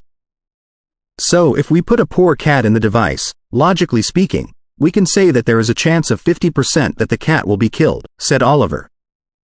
When Oliver was describing the device, Sprint's and Anik's face turned pale. They had a feeling of what was coming. Dieppe, Larry, Geresian and other arcanists good at the microscopic domain also looked very apprehensive. They knew what Oliver was trying to do. He was using this device to connect the microscopic world and the macro. This was the part of the problem that they had been running away from all the time. Under the gaze of the many arcanists present, Oliver's volume slightly increased. If we close the device and do not observe it, according to Lucian's theory, the atomic nucleus would be in the quantum superposition state and thus in the quantum superposition of both decaying and not decaying, and this amazing state would only collapse to settle when we peek at it. But my question is, said Oliver, what about that poor cat? If the nucleus decays, it will be killed. If it doesn't, it will stay alive. Then during the superposition state, can we say that the cat will be both alive and dead in the enclosed device? Is that possible? Or are you saying that our observation of the cat will also lead to the collapse of wave function and thus settle down the result? Oliver acts aloud. Many arcanists' hearts missed a beat. Their faces had turned completely pale. Both alive and not alive? Both dead and not dead? There was no such magic spell that could lead to this state. The fine experiment design had sent the creepy strangeness of the microscopic domain to the macro world. They could ignore this problem no more. They had to face such a huge conflict and give thoughts to this transition. Sprint wished that he could just take the cat by the throat. They felt that they just got a good slap in the face for agreeing with Lucian. Oliver acts again, and his target was Lucian Evans, who remained silent in the front. What state is this cat in? Oliver wasn't averse to the idea of quantum superposition state, since he had seen what happened in Pathway of Immortality and what happened to Lucian Evans. However, what was the premise of this state? What was the boundary? Was it only for microscopic particles? Or could this extend all the way to molecules, cells, and even creatures and intelligent lives? Only by figuring out this boundary could they find the reason behind the disappearance of quantum superposition state, and thus a solid theoretical foundation could be set up for ascending to the demigod level. Therefore, he was not very happy with Lucian's general conclusion. If a human being's observation can cause the collapse, then what about observing other intelligent creatures? What about a cat? A molecule? Everyone was waiting for Lucian's answer. Lucian still looked down, but he answered, yes, the cat is in the quantum superposition state, between life and death. What? Some arcanists burst out. Then what about human beings? What if a human was in that device? The rest of the Grand Arcanists remained silent, listening to their conversation. Oliver acts in a low voice. Then what if a human being was in there? Is that the same? No. At this time, the wave function would collapse, and the result would have settled, said Lucian fast, either alive or dead, there's no overlapping. Oliver took a step forward. Then what is the difference between a human being and a cat? Why can the former make the function collapse, but the latter can't? Lucian slightly twitched the corner of his mouth but still answered, because of the involvement of consciousness. Only a conscious observer with intelligence can collapse the wave function. All of the arcanists were deeply shocked. They had never expected such a response. Following Lucian's theory, many terrible and unimaginable facts might be emerging. Fernando had been remaining silent for a long time, but he had reached his limit. He yelled in the classroom, so you are saying that before a conscious observer showed up, the entire world, universe was in the state of wave function, in the substance-less state of electron cloud? After a very long time, the first observer was born, and at that moment, the universe and world collapsed and became what we see right now. The billions of years of chaos and uncertainty of the universe was all waiting for a loving glimpse? That was beyond ridiculous. That was a joke from a lunatic. Why not? We don't know what the world was like before the first observer was born. Lucian avoided looking into Fernando's eyes. Douglas also said seriously, "So you're saying that the first observer was the first supreme observer? Is that what you mean?" Not only Brooke and Oliver, even Helen and Hathaway, who were more open-minded to Lucian's explanation, were shaking their heads in disapproval. Lucian suddenly looked up at all the arcanists. "Have you ever thought of why there is supreme power? Why is there magic? If we start from the existence of consciousness, from the effect of the observer, we might be able to find the explanation," said Lucian. Lucian's voice lingered in the big classroom, and his question hit all the arcanists' minds. Yes, what was the nature of magic? That was the question that the Congress of Magic had been pursuing since its establishment. That was the problem for sure to be axed after human beings seeing all kinds of extraordinary phenomena. The problem would only be ignored if human beings stopped thinking and decided to waste their lives like animals. The arcanists were getting more and more confused on their way approaching the truth of the world. The relationship between the world and magic was just like the uncertainty principle put forward by Lucian, which was so hard to capture. It seemed that the truth of the world never left a space for magic. Was consciousness the explanation? Was it the effect of the observer? Anik stared at his teacher in the front. His heart was struggling. His teacher was always so elegant and well-mannered, authoritative and determined that people could not help following him. He was the master in the microscopic domain and the macro star sky. In Anik's heart, Mr. Lucian Evans was as magnificent as a mountain peak that he had to look upon for his entire life. But why would his teacher make such an explanation for such a transition? Why would he say that the collapse of the wave function decided the world today? Was he wrong? Was the past experience and his imagination wrong? Was Mr. Lucian Evans wrong? Anik turned around and saw that his friends were all looking very confused. Sprint looked a bit pissed, as his teeth were slightly grinding against each other. In the weird silence, Lucian said in his low voice again, "The first observer was not necessarily an extraordinary existence. Maybe it's just like us. We don't have to care about the supreme observer, the god which tossed the dice. We don't have to. Let's recall the experiment. My observation led to the change in nature of the electrons, and yours also can. There's this so-called God which tossed the dice, but it is not existing somewhere outside. Instead, it is in our mind. We are all our own supreme gods." The Grand Arcanists looked at Lucian in astonishment, just like the other Arcanists. No one said anything. After a while, suddenly, someone directly stood up from his seat. "Anik?" Lucian looked at his student. "Sir." Anik's throat was a bit dry, but in the end he still said in great determination, "I don't think your explanation is correct." This time, he did not shy away. His eyes were looking into Lucian's eyes. "Sir, I agree with Anik." At this time, Sprint also stood up and said aloud to Lucian, which surprised many arcanists present, including his friends, Heidi, Katrina, and Laria. His fists clenched tight. Throne of Magical Arcana Chapter 666.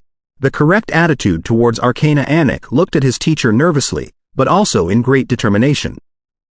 Shy as he was, opposing his teacher was basically like jumping down to the ground from the edge of Allen without any magic protection.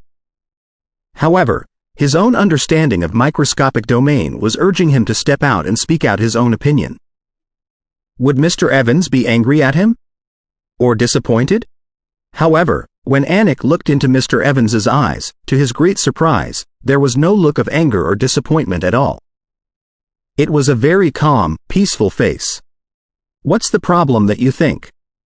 Under the Arcanist's gaze, Lucian asked in a calm tone. Anik took a deep breath and said, "Observation indeed can change results, but we can't say that it's conscious. Observation should be objective, and any life forms or even lifeless things could do. It still requires further exploration and research for us to know when a quantum superposition state is formed. He only had some rough thoughts. He could not make it any clearer. I think so as well, Sprint said aloud, who was a bit surprised that Anik had successfully expressed himself under such huge pressure. Douglas agreed, although there is no mathematical model to support it yet, this sounds more objective. Lucian, your theory is too subjective. Fernando did not say anything, but the look on his face showed that he was on Anik's side. Although it did not mean that he believed Anik was right, it still appeared that Lucian's theory was too ridiculous. The rest of the Grand Arcanists also showed the same attitude. I see. But in this case, how can we explain magic? How can we explain divine power and the power of faith? Anik, your words did not leave a space for supernatural power. Lucian's tone remained gentle. Anik's mouth slightly opened as he tried to explain, but he did not know how. Lucian, don't connect two irrelevant things to each other. The fact that there is no space for magic in the microscopic domain doesn't mean that there is also no space in other domains. Fernando cut in. Lucian smiled. My theory is still a guess that can contain the rationality of all the supernatural powers. Neither of us have a solid argument so far, so let's take our time to explore further and do more experiments. I hope that we can find the truth of the world. The Arcanists were a bit surprised. For the first time, Mr. Evans did not throw out a series of rigorous experiment designs and theories to claim his victory as he always did. However, they also felt relieved. After all, this should be the result that one would expect. At this time, Lucian smiled and looked at the Grand Arcanists and his students. He switched the topic. So far I have some ideas on the 3 experiments which I haven't been able to carry out. I hope that with our joint effort, we can achieve them, which will provide great support to our explanation of the microscopic domain. We all know that different temperatures come from the thermal motion of molecules to different extents. Therefore, in the first experiment, if we can restrain microscopic particles from moving around, we will be able to be even one step closer to the absolute zero. Under this circumstance, also, microscopic particles might be in the same quantum state, so we can test many of our thoughts. He roughly described how to make traps to catch microscopic particles using strong magnetic fields or laser, and he speculated how to observe the quantum superposition state using appropriate research steps within an extremely short moment, although they were all theoretical guesses like fantasies. Every arcanist present was familiar with the idea of strong magnetic fields, and Lucian had put forward the explanation of lasers after learning Vengeful Gaze. Rubies and many magic crystals and gems could amplify a sorcerer's ray spells and produce very high temperature. But of course, there was a limit on distance. Therefore, it wasn't difficult for the audience to understand the concept that the first experiment was based on. Helen was listening with special attention, as this idea seemed to be reasonable for explaining many of the questions that she had when studying her legendary ice and snow spells. However, as for how the traps should be set up, even if Lucian had had some ideas, he was not going to share them with his audience, as he would save it for himself. But still, for Grand Arcanists, direction was always more important than any specific steps. Oliver did not look too happy, but there was also excitement on his face. If they could see the real superposition state, they would become certain that the secret of the demigods indeed existed in the microscopic domain. However, there were so many great obstacles that had to be overcome first for setting up the experiment, which could not be done within a short period of time. But this is not going to explain how this state transits from microscopic domain to the macro, as this experiment only proves that the superposition does exist, said Anik. Both Anik and Sprint believed that the experiment mentioned by their teacher was of great significance, but they also believed that there was more coming. Lucian nodded and continued, in this experiment, we can make another 2 changes. The first change is that after an electron passes the double slits and self-interference happens, we make our decision whether we want to see wave properties or particle properties. Then before it hits the screen, we make the corresponding changes to the screen. In this case, what experiment image will it show? Of course we'll see wave properties. At that time the electron will have passed the slits and interference has happened. An arcanist spoke out the thought shared by many. However, he quickly stopped himself. They had learned their lesson in the microscopic domain, which was a domain that was totally unpredictable. No one knew for sure whether our observation would change a fact that already happened. In that case, the law of cause and effect in chronological order would no longer exist all the time. Lucian purposefully twisted the experiment design a little bit in case that the answer would be found too early and the person who found it would definitely explode his or her head. Then he continued, the second change is that we observe which slit an electron passes using a method that interferes with the motion even less, but after the record, our alarm will not make any noise or signals to let us know. Instead, the device would delete the record immediately. Then will we see wave properties or particle properties? Anik's face turned pale again. The purpose of the change was to tell whether it was the observation of the device that played the role, or their observation. That was the 3 experiments that Lucian wanted to share. After that, he released a sigh and asked, "That's all for today's sharing." Any questions and ideas? For a while, no one answered, as they were still reflecting the 3 experiments that Lucian shared. Douglas thought for a while and then said in his calm but also determined tone, "I've also got a thought experiment. According to your explanation, before observation happens, a microscopic particle is in the form of an electron cloud where many possible states overlap. And you assume that some changes will happen to the particle and make it divide into 2 even smaller particles heading for different directions. During this process, without the involvement of an observer, the 2 smaller particles will still be in the state of superposition and stick to its conservativeness. When there is enough distance, an observer's investigation into one particle leads to the particle's state settling down, and thus the other particle follows and collapses immediately. Is that right? Does this action at a distance go against the special theory of relativity? Douglas's words made most arcanists' heads dizzy. They had gone through a lot today, from Oliver's cat to Lucian's experiments to Douglas's entangled particles. Those were all thought experiments complicated and shocking enough to explode their heads. They did not quite understand, and thus they were afraid of them. I think that will happen, but this does not go against special relativity. Before observation, microscopic particles spread out everywhere in the space following wave function. The 2 particles are still one unit that cannot be further divided. Lucian said roughly, as he dared not to be too accurate and specific. Douglas nodded. I'll try to carry the experiment out to see if it's true. Finally, the lecture bound to be remembered by the history of magic had come to an end. Walking out of the classroom, Lucian felt tired. He rubbed his brows and then walked back to his study. Soon his students came to visit him, using the excuse of asking him questions. After asking the several obviously not carefully prepared questions, Heidi took courage and asked, "Aren't you angry at us, sir?" "For what?" asked Lucian. Heidi pointed at the door of the study and said, "Anik and Sprint dared not to come and see you, sir. They are worried that you are angry at them for challenging you, for not being on your side." Lucian smiled and shook his head. "No, not at all. Instead, I was happy to see that." "What?" The students were confused.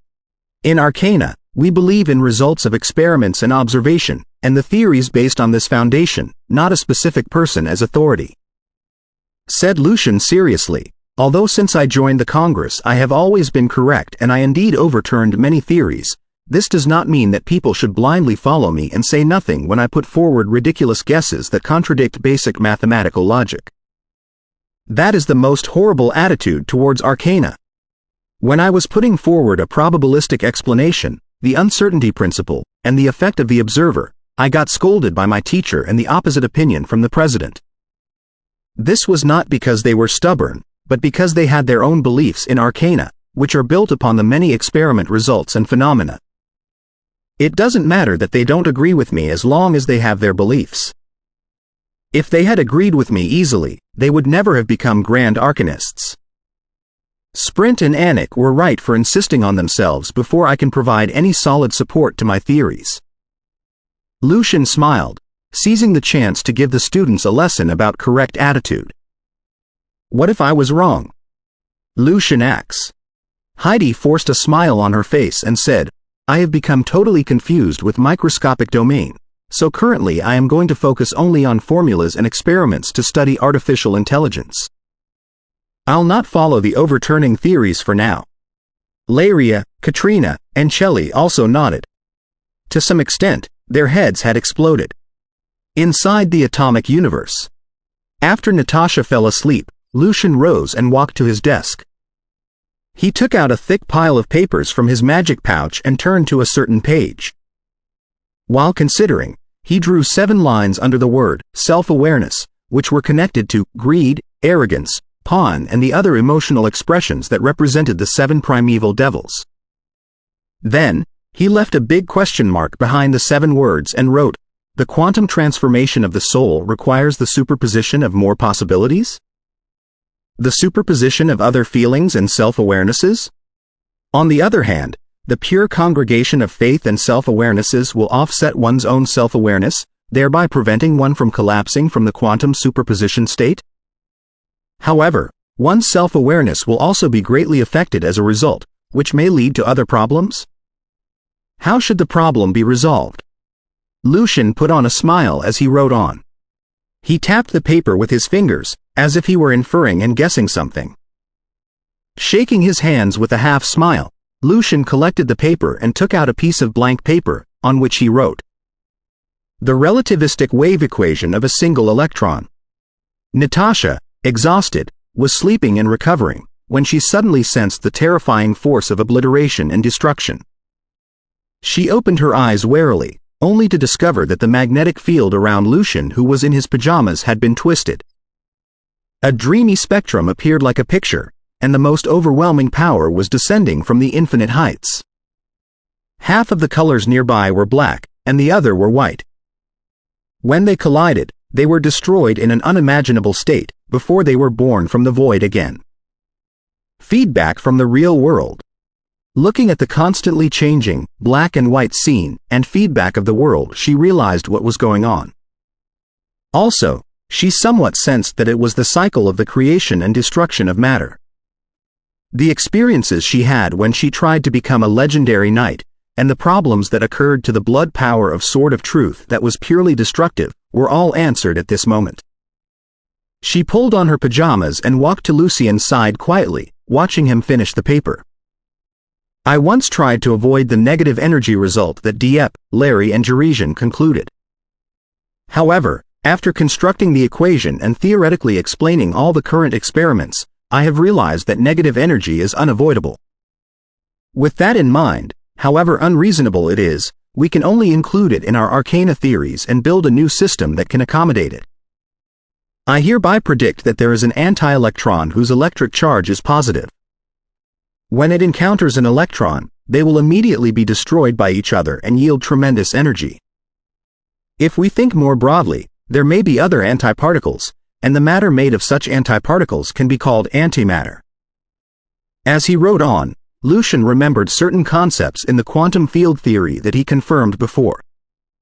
Therefore, the vacuum surged, from which the positive and negative electrons were born, before they obliterated each other and released energy. Inside his cognitive world, the universe background became hazy, as if matter was being generated and destroyed all the time. The infinite starry sky arrived from far away again, bringing in tremendous feedback from the real world. The objects inside the cognitive environment were changed as a result, and an incomplete new legendary spell was constructed. Also, Eternal Blaze in Lucian's cognitive world was naturally engraved into his soul, allowing him to step into level 3 of legendary directly, even though he had only 10 legendary spells. Positron Cannon. Lucian wrote a full stop for his paper and closed his eyes, feeling the incomplete, new legendary spell. He knew that he had to find anti-electrons in reality in order to complete it. It's really hard to make advancements simply by practicing and perceiving the blood power without understanding the mysteries of the world. Natasha sighed with mixed feelings. That was the reason why legendary knights of higher levels were fewer than sorcerers of the same level. However, as an optimistic girl, she soon cheered herself up and declared, full of ambition, "It's still not too bad. Although I don't understand the specific arcana theories, I think I will be able to become a legendary knight with your interpretation and illustration." Lucian smiled at her. All the classes will reach the same direction when they arrive at the top level. It's about understanding the mysteries of the world. However, the arcanists have the best and most effective approach to explore the world's mysteries. All the different roads led to the same destination. Ellipsis, ellipsis. After Lucian's open class, the Congress of Magic was caught in a weird state of silence, in general. Everybody discussed the double-slit experiment with electrons, Oliver's cat, Douglas's entangling particles, Lucian's experiment of deferred choice, etc. But nobody discussed the influence of a conscious, considerate and intelligent observer on the microworld. They subconsciously evaded the most horrifying explanation. However, just because they avoided it did not mean that the distinguished arcanists and the grand arcanists would.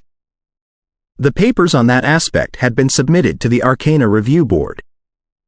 Larry sat inside the dark library like a statue, as if he hadn't moved at all for hundreds of years. Oliver's cat panicked him, and Lucian's observer theory terrified him, making it impossible for him to calm down for his own research and adventure. His head was swarmed by questions in that regard. Suddenly, he sighed and picked up the pile of papers before him that needed reviewing. What exactly is consciousness? By Mr. Vicente. The boundary between spirit and flesh, by Mr. President. Differences between soul and self-awareness, a problem of the observer effect, by Mr. Fernando. What is observation? By Ms. Hathaway. Reading those papers, Larry felt that his head was unusually swollen and chaotic. After Mr. Evans introduced consciousness into the microworld, the objective, concrete domain of elements were suddenly filled with colorful fantasies. The incredible speculations were about to destroy his worldview. He pressed his temples and put those papers on self-awareness, soul and observation aside, deciding to leave them alone for now. Suddenly, he saw a paper that was rather thick. The Relativistic Wave Equation of Single Electron, by Lucian Evans. He wrote similar papers about that before, so he was refreshed and devoted himself to it. As he read on, he became so excited that he kept pulling his bow tie with his left hand, as if he were trying to spread out the heat in his heart. He has come up with an equation by speculation and then explained it. Also, this equation is full of mathematical and arcane beauty. It is short, beautiful and seems to contain the deepest and most fundamental laws and mysteries. Then, his eyes were suddenly widened, because all the problems that occurred to the microscopic domain in the past years had been explained by Lucian with the equation rigorously and self-consistently. Brooks' scattering experiment, the unusual splitting of magnetic fields, the accurate structure of the spectrum. Everything was perfectly unified by the equation. Even the hypothesis of electron spin that Anik and Sprint proposed had been inferred by Lucian with the equation, showing that it was the relativistic effect when the electrons abide by the law of conservation. When he read such a paper, Larry felt that one achievement after another was flying at his face. Dazzling, Larry thought to himself, this is a perfect summary of the grand development in the microscopic domain for a long time in the past. The brilliant and dazzling golden age has been compressed into one paper. When we studied the microscopic domain before, it's like ordinary people picking apples. They must spend a lot of time before they can get one of the apples from a tree. However, Mr. Evans' equation and paper show that the apples are all ripe, and they are falling like rain. After the remark and shock, he noticed what was in the latter half of the paper. He was more or less upset after he saw Lucian's speculation on antiparticles and antimatter. Why did I never have the courage to make such bold predictions? Of course, he also knew that his previous equation had many other problems. It was not just about negative energy. Are there really positive electrons? Larry murmured to himself and began to write the review. This is without a doubt the most deep, shocking and classic equation of the microscopic domain that surpasses everything else. To distinguish it from the Evans field equation, I call it the Lucian equation. With this equation, all the problems that have taken place recently are answered. This is a sublimation of the age of the great arcana development. Of course, I don't think that it is the end of the golden era of the microscopic domain. It is only the conclusion of the overture, and the first movement is about to begin for real. Ellipsis. Nobody anticipated that. Lucian did not dedicate himself to the problems concerning self-awareness and the observer effect after he proposed them. Instead, he announced the integration of the special theory of relativity and quantum mechanics with an astounding equation that drove away the mist in the microscopic domain. It was like lightning piercing the sky and illuminating the darkness. Nobody ever doubted the promising future of quantum mechanics and the new alchemy again. If we don't consider why the probabilistic explanation and the uncertainty principle exist, and why the wave function would collapse, this is absolutely a golden age in the history of arcana. Almost all the arcanists sighed as such, but they too knew that they would have to face the uncanny phenomenon if arcana and magic were to be developed any further. They had to figure out the arcana significance behind them and settle the problems about soul, magic and quantum state. When that day came, they would have to make a choice for arcana and magic. To live, or to die. Or maybe, to live and to die? End of Volume 7. Chapter 668. A letter from the forest inside the magic hall on the top floor of Babel. The deep black, heavy bricks, reflecting the light of the elemental planets outside, presented a layer of weird, flowing colors. The silver lines made of unknown materials, the center gave off a cubic feeling, as if quite a few planes were changing non-stop there, disrupting the normal flow of time and space. Standing at the center of the magic circle, Lucian took out his delicate, complicated pocket watch and checked the time, before he turned around and looked at the flashing sword in the atomic universe outside of the window. It had been a month since he submitted Lucian equation that integrated the special theory of relativity and quantum mechanics. He had stabilized himself on level 3 of legendary. Thanks to him, Natasha was able to see the mysteries of the generation and destruction of matters, and she was now closer and closer to the legendary domain. She was making her final preparations for her breakthrough. Therefore, Lucian did not tell Natasha when he set up the magic circle for space jump in case she got distracted. He simply prepared it himself in silence. Thankfully, I only went to the space nearby, instead of searching for planets through super remote space jumps or reaching the fixed orbits. Otherwise, it would have taken much longer for me to finish the preparation. Lucian put the pocket watch inside the pocket of his waistcoat behind his double-breasted suit, while he remarked with mixed feelings. It was the first time he had prepared for a space jump aiming for outer space instead of somewhere within this world. He had met a lot of difficulties, but thankfully, his purpose was different from that of regular space jumps. He did not have a high demand on precision, and the distance was within 1 year. He merely intended to complete a certain experiment in space. That was why he had finished the preparations so quickly. It must be noted that Douglas and Oliver often had to spend 2 to 3 times that on the preparation for a super remote space jump when they searched for planets. As for an orbit jump that demanded a high precision, it was not a big deal for Douglas, but he would have to spend months practicing it. However, after the experience this time, I have a deeper understanding about time and space. It will be much easier for me to establish similar space jump circles in the future. Lucian cleaned his bow tie. The silver lines around him were enshrouded by the dazzling brilliance, and the whole magic tower began to absorb the power of the demiplane. Light was gathered into a clear, vast shield, before it collapsed abruptly with Lucian as the center. Lucian felt sometimes heavy and sometimes light. Curves of space were changing all the time. The defense he cast on himself with Space Staff was barraged and destroyed again and again. After a long time, Lucian suddenly felt that he completely lost his weight. Floating in the dark void, he found countless rays with fatal curses surging at himself. Elemental protection. As Lucian's strange and abstruse voice vibrated and influenced the space around him, colorful spots of light immediately surfaced. They were gathered into a translucent layer of defense in mysterious trajectories, blocking the dangerous rays in time. Taking a breath in relief, Lucian knew that he had successfully reached space.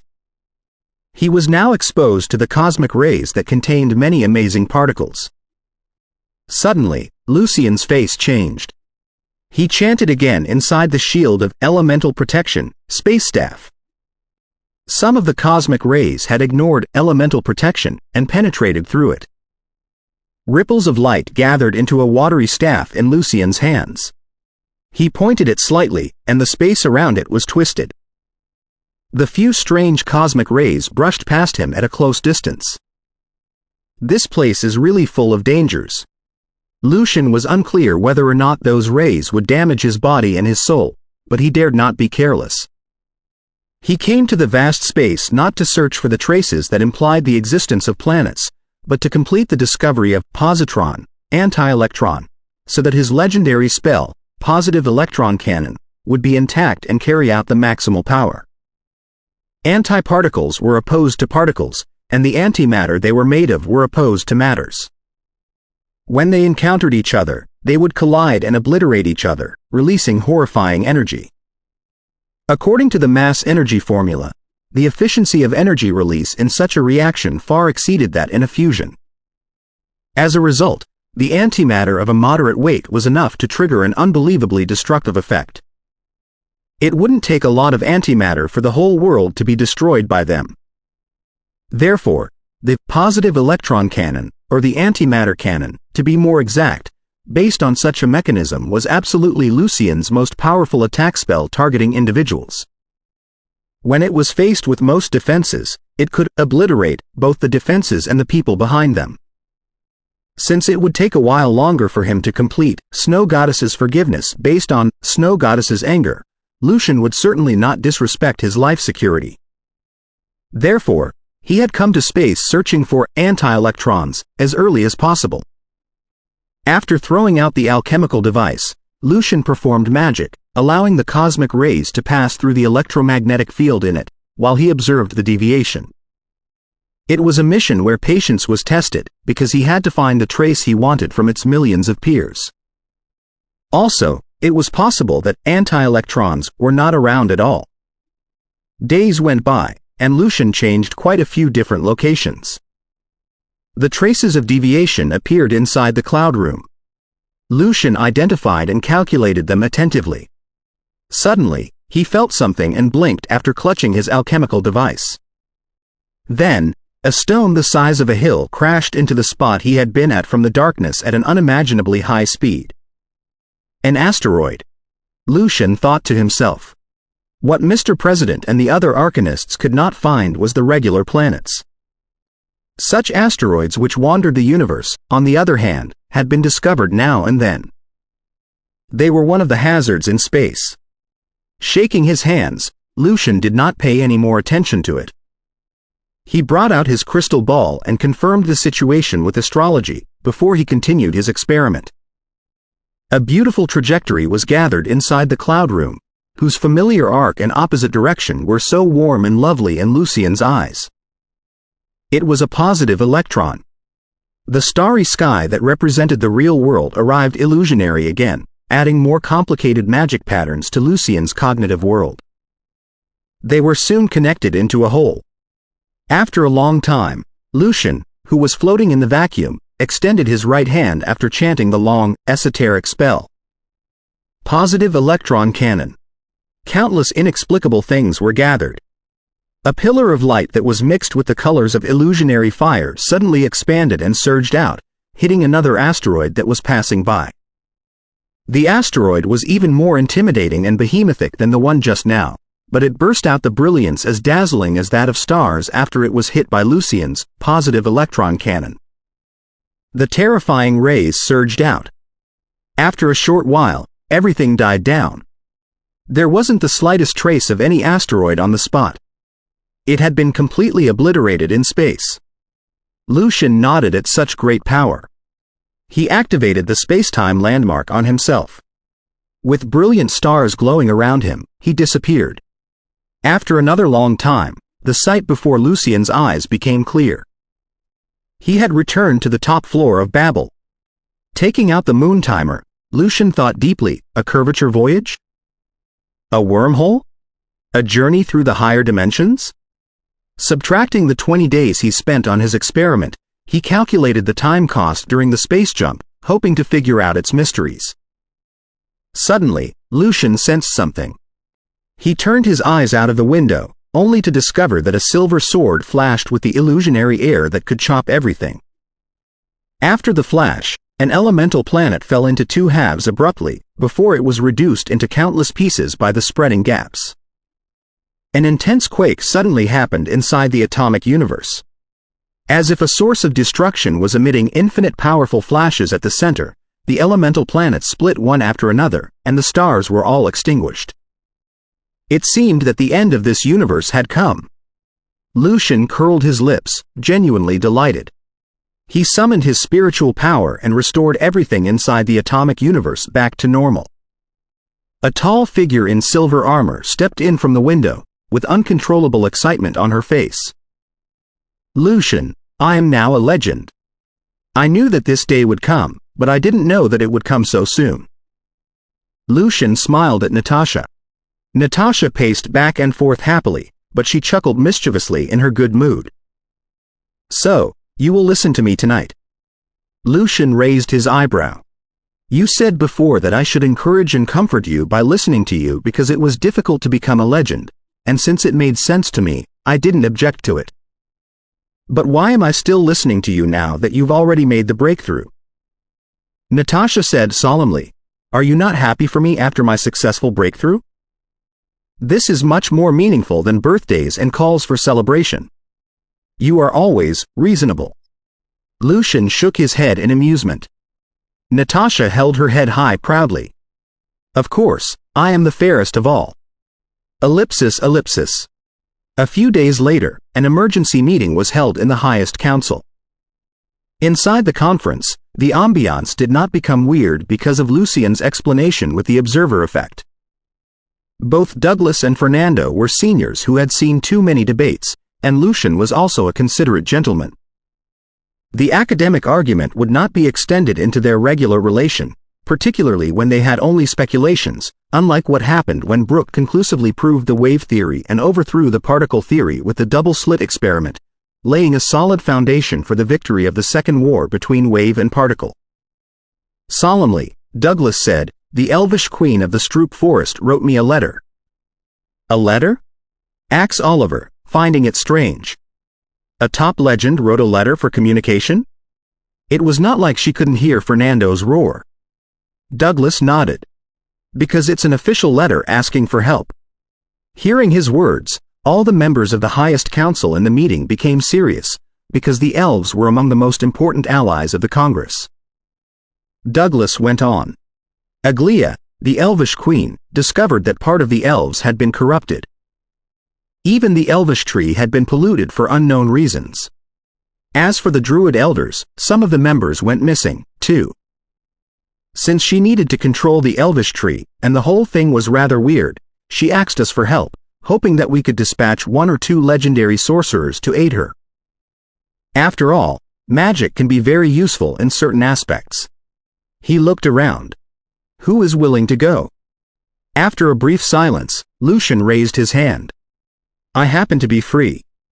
He had already advanced into level 3 of legendary, but the moon timer, his unique legendary item, required more materials to catch up with his current level. The space-time legendary materials were so rare that one could hardly meet them. Therefore, he might as well try his luck among the elves who had a history of hundreds of thousands of years. Throne of Magical Arcana Chapter 669, Delegation. The elves had a proud and glorious history. They once ruled the whole continent and many alternate dimensions. However, when a few apertures appeared and connected Abyssal Maw to the main material world, and the demon lords arrived with their subordinates in a scourge, bringing forth slaughter and destruction, everything became their memories. In the war, the elvish court finally crushed the demonic army and sealed the channels, but the elves suffered brutal casualties, too. Their population plummeted. Because of their low birth rate, they never recovered from the disaster, and they were gradually replaced by other races. They had retreated to the nature's inhabitants' S's where the few elvish trees were located. One of their habitants was the Stroop forest that was 1/3 the size of home. During the long time, the other forests that had elvish trees were destroyed, occupied and melted into human society one after another, but the Stroop forest, where the court was located, was still dominated by elves thanks to their experts and the elvish royal tree. It was the sanctuary for the sun elves, the moon elves, the wood elves, the sea elves and all the other types of elves. According to the file of the Congress of Magic, more than 100,000 elves lived in the Stroop forest. Also, their territory extended all the way into the boundless ocean, where they reigned a fairly large area together with the tribe of the sea elves. It was hard for them to expand, but they could easily protect themselves. The elvish court has 6 legends. The strongest of them is Queen Aglia, who has half melted with the elvish royal tree. She is at the peak of legendary and good at natural spells. Now that Lucian had volunteered to go, Douglas introduced the situation of the elvish court for him. Of the other 5 legends, 3 are druids. Grand Druid Malfurion, who came to the Congress before, is one of them. Together with another 2 non-elvish legendary druids, they established Elder Council of the Druids to coordinate the relationship between the non-elvish druids and elves. That is to say, there are only 8 legends in the Stroop forest? Lucian did not know much about elves and druids. Holding his chin, Brooke added for Douglas, yes, the remaining 2 elves are legends similar to legendary knights.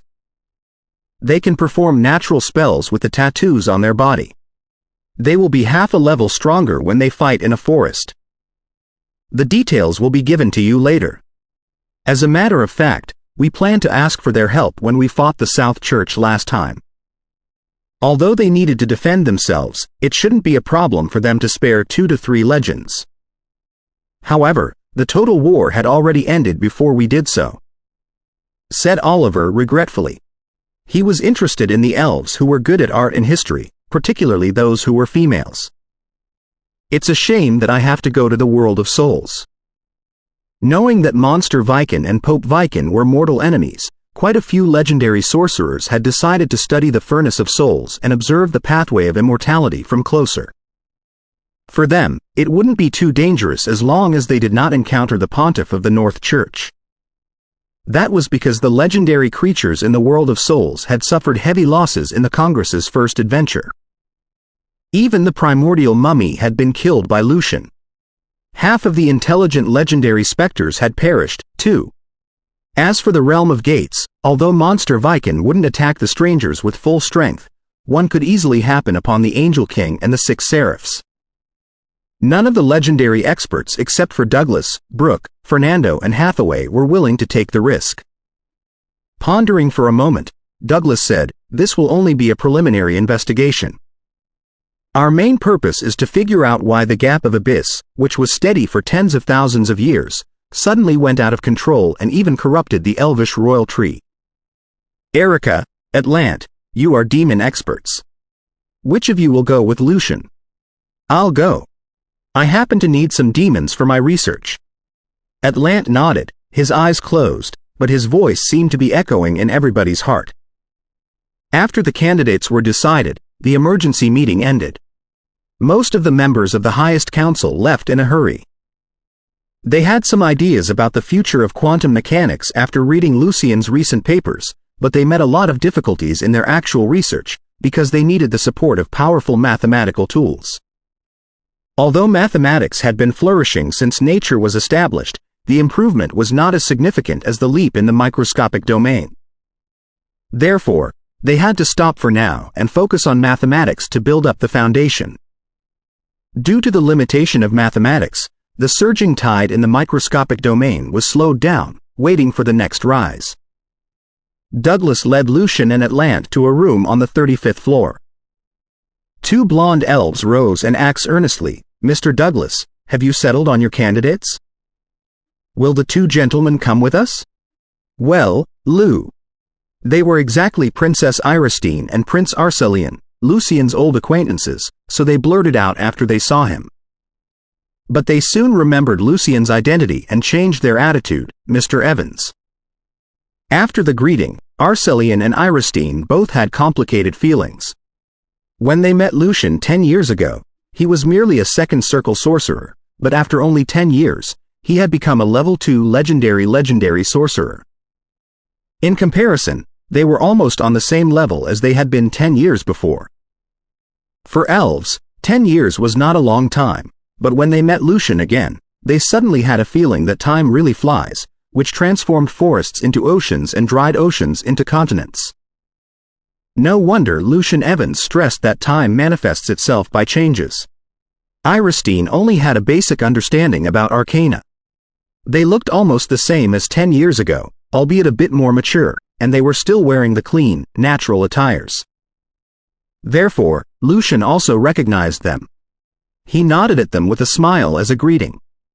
Lucian, Atom Controller, Evans and Atlant, Eye of Curse, Foreman will lead part of the senior rank and middle rank sorcerers to the forest and provide help for you. Douglas introduced them officially.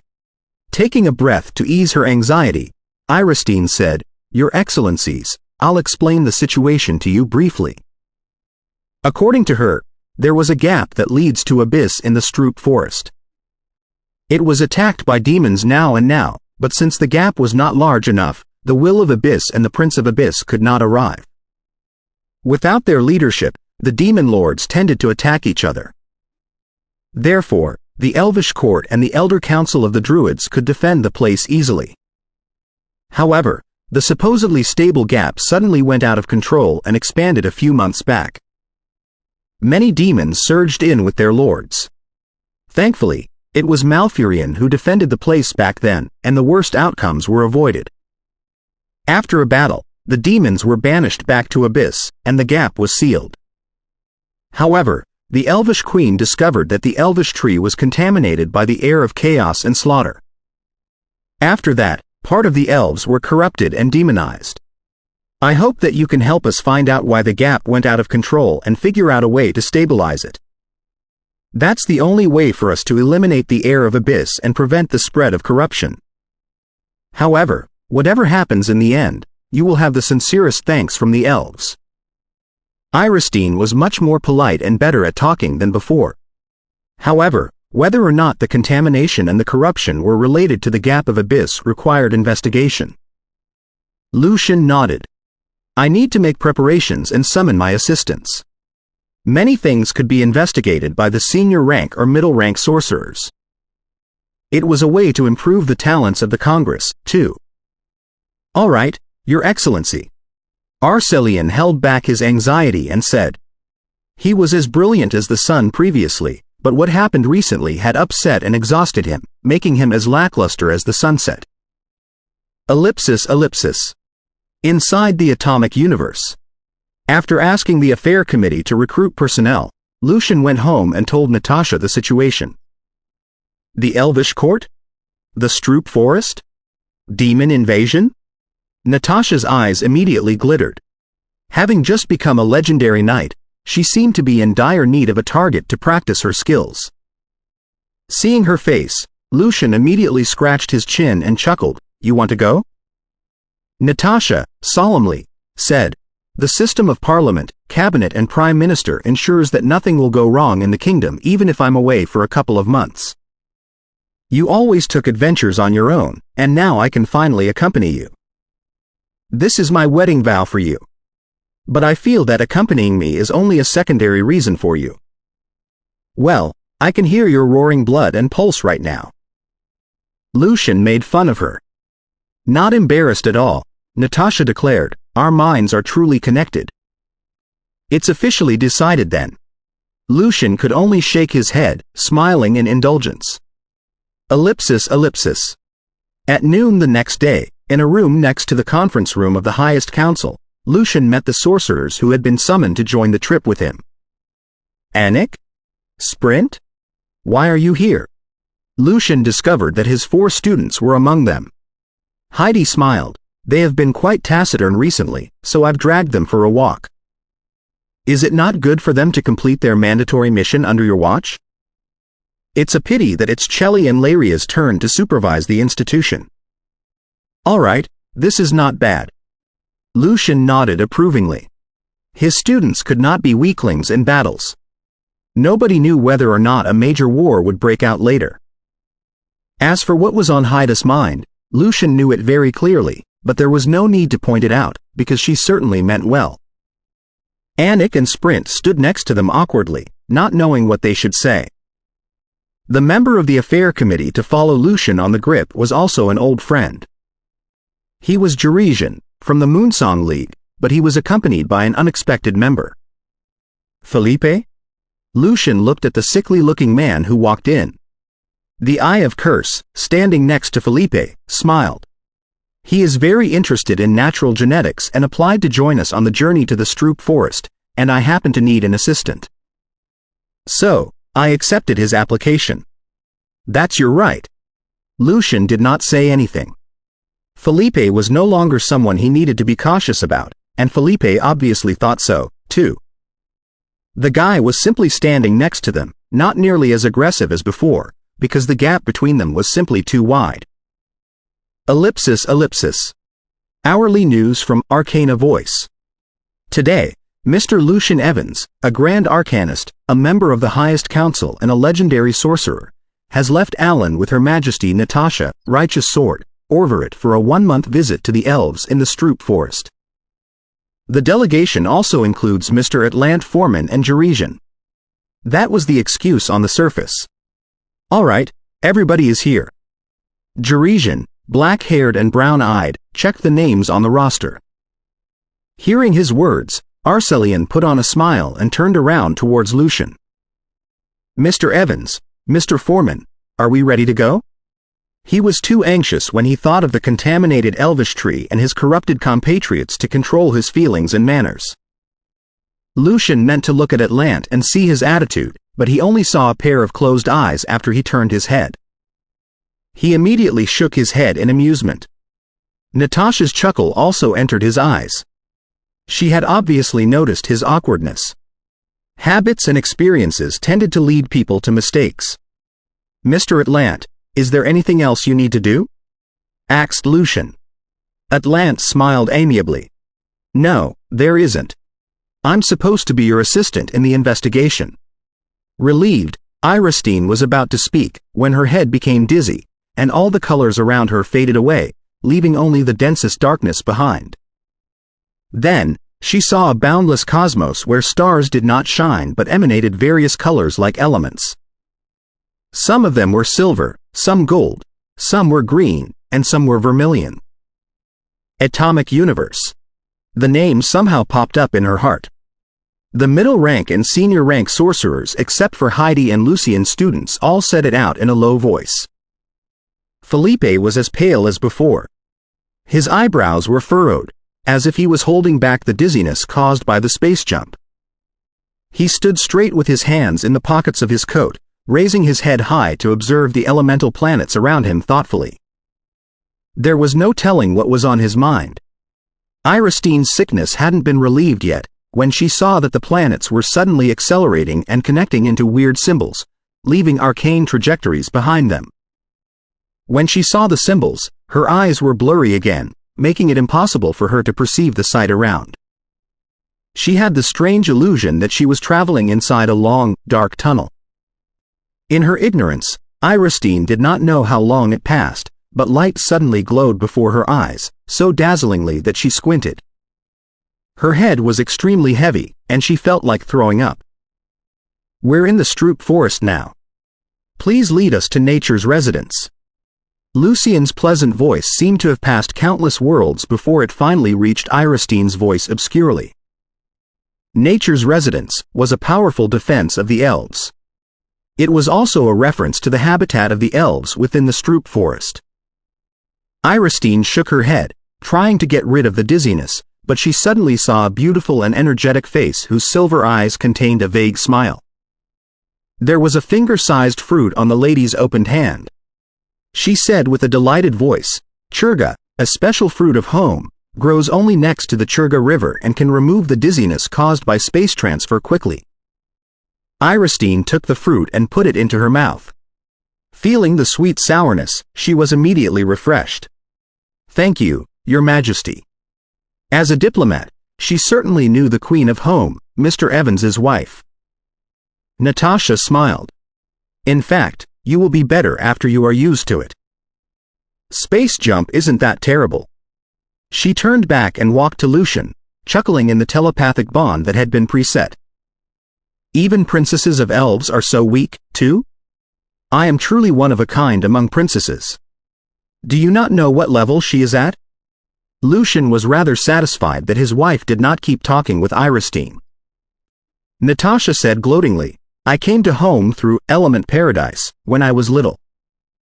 I didn't find it as unbearable as she did. Of course, you are unique. Lucian sensibly ended the conversation with a compliment. Taking a few deep breaths, Iristine was completely recovered and found that the sorcerers of the Congress of Magic had all been woken up one way or another. Therefore, she said with a graceful and polite smile, Everybody, please follow me to Nature's residence. They left the place earlier through Malfurion's natural power, and the dizziness was less severe. Not all legends had a demiplane. The Saint Cardinals did not, most legendary knights did not, and nor did the druids. Only the legendary sorcerers and the experts who occupied a certain demiplane or alternate dimension of special qualities had such a thing, like Apsis with his skeleton land, and Tiffotides with his silent hell. Of course, it was generally accepted that their demiplanes were granted by the Lord of Hell or the Will of Abyss. Their strength would be improved by half a level if they fought in those areas. Is this a space jump based on demiplanes? Arcelian was behind his sister. He felt that he had only been giddy for a while before the familiar Stroop forest appeared again before his eyes. The heat of June couldn't be felt at all inside the Stroop forest. The breeze passed the leaves with the unique fragrance of coolness of the woods, bringing the pleasant bird songs to them. Alferis, whose body size had been reduced, walked at the front of the team like a dog. He observed the environment so attentively that even Juresian, a battle sorcerer, felt ashamed of himself. The dragon was simply too meticulous. Alferis, what are you looking for? Heidi was particularly close to the lovely pet. Alferis coveted the forest like a detective, terrifying all the creatures within thousands of meters with his dragon air, but he said childishly and carefully, I remember that a sorcerer found a gem mine in this forest. But it's obviously not here. Katrina couldn't help but remind him of the natural geography. Alferis was not frustrated at all. There are many gifts of nature in places where elves live. That was the biggest reason why he begged Lucian to go with him. Considering that elves did not hate dragons, although some of them might be biased against humans, he accepted the dragon's plea in the end. Iristine looked at the little guy with translucent crystal scales on his body, not surprised at his dragon nature, but she couldn't help but shake her head at the dragon's tycoon garments. The foreclaws of the dragon were adorned with glittering rings, and quite a few medals, including the silver moon medal that represented the highest honor, were hanging on his chest. There were also the items that he borrowed from Lucian. Since he had to return them to somebody, he wore them all the time and seized every second to bond with them, acting as if they could not be separated. Naturally, the gesture was all for Lucian to watch. Lucian's destination in the space jump was not far away from Nature's residence. Led by the two elves, the delegation of the Congress of Magic and the Kingdom of Home soon saw a place that was enshrouded in a mist. In a haze, all the trees rose high exuberantly. Under the direction of the magic power, their branches constituted cottages in midair. The lake at the center was as smooth as a gem. The flowers and fruits around were peculiar and colorful. It was both a residence and nature. How beautiful! Heidi, Katrina and the other girls complimented the beautiful environment. Even the gloomy sorcerers such as Felipe felt that their mind had been pacified and cleansed after witnessing nature's residence that seemed to be in a fairy tale. At this moment, Malfurion, an old elf with dark green skin, walked out from the mist with an undecorated wood staff in his hands, followed by many elves whose skin and hair colors varied. Welcome, honorable guests. Malfurion spoke on behalf of the elvish court. Forgive me for my lack of manners, but all the elves are in pain because of the damage that the elvish tree suffered. Evans, Foreman and Natasha, please come to the center of the lake with me. That's our purpose. Lucian appreciated the importance of the elvish tree for elves, and he was thinking whether or not he could take a valuable fruit back with him. That way, he would be able to hold the best life-extending legendary ritual for himself and Natasha together with the Fountain of Youth. In the meantime, Lucian asked Jarijan, Sprint, Heidi and the other sorcerers. Walk around and talk to the elves. Figure out the details of the incident, particularly the signs of the dozens of corrupted elves before their corruption. As your wish, Your Excellency. Jarijan had always been serious on missions. His usual humor was nowhere to be found.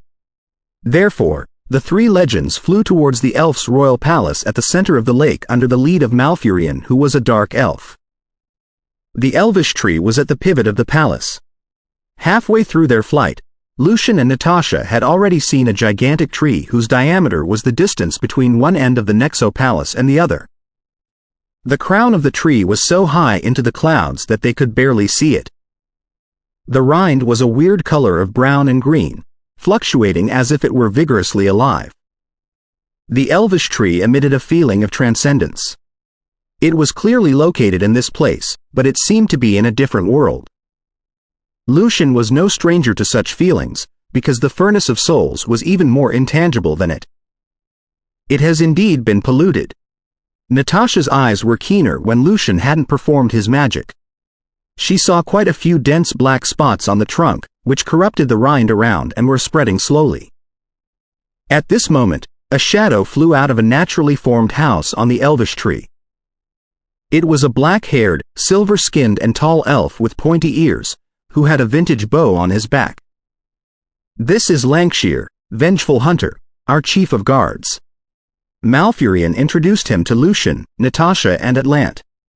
The other level 3 elf. Lucian nodded. The male elf who had a lot of mysterious tattoos on his neck was a legend who grew with his own elvish talents, not a druid. This is Lucian, Atom Controller, Evans. This is his wife, Natasha, Sword of Adjudication, Orvaret, and this is Atlant, Eye of Curse, Foreman. I believe you are familiar with him. Malfurion talked to Lancashire. Then he frowned. Where is Farragon? Lancashire easily struck everybody as a melee warrior, but his body figure was smooth and there were barely any bulging muscles. He snorted. Farragon does not want to welcome guests. You know that he is the leader of nature's abhorrence. He did not seem to be Farragon's best friend, and he intentionally pointed it out. Chapter 671. Nature's Heart. Malfurion looked at Lancashire and did not say anything. He turned around and said to Lucian, Natasha and Atlant. I'm very sorry about that. Farragon has placed his personal attitude above the life and death of all elves. Also, I do not agree with his opinion. Human beings are undoubtedly part of nature. He did not criticize nature's abhorrence, nor did he ignore the matter. Instead, he subtly expressed his opinion and his apology, letting them know that Farragon could not represent all elves. On the contrary, he was among the minority. Otherwise, they wouldn't have asked for the Congress of Magic's help at all. I believe our investigation will be easier if there isn't anyone stirring things up next to us. Lucian accepted Malfurion's apology and smiled back. Lancashire, the Vengeful Hunter, had a pair of silver, deep eyes. He said, Thank you for forgiving Farragon's lack of manners. I'll bring you to Her Majesty the Queen. He did not say anything about the conflict between nature's abhorrence and nature's balance, which was represented by Malfurion. Led by him, Lucian and his partners passed the lake that looked like a blue gem and flew towards the elvish tree whose one branch was enough to form a forest. In midair, the dense twigs were shaped into houses that were as delicate as artwork. Yellow and white flowers blossomed on the houses, emitting refreshing fragrance. I do feel that my mind is cleansed here. My inspirations are surging. Natasha complimented the natural view sincerely. When the night comes, the silver moon will raise ripples of light when it shines above the lake. That will be the most vivid representation of your moonlight. Lucian nodded with a smile. My whole heart is calmed down in such an environment. If you like it here, we can live here in the future. Natasha chuckled dryly.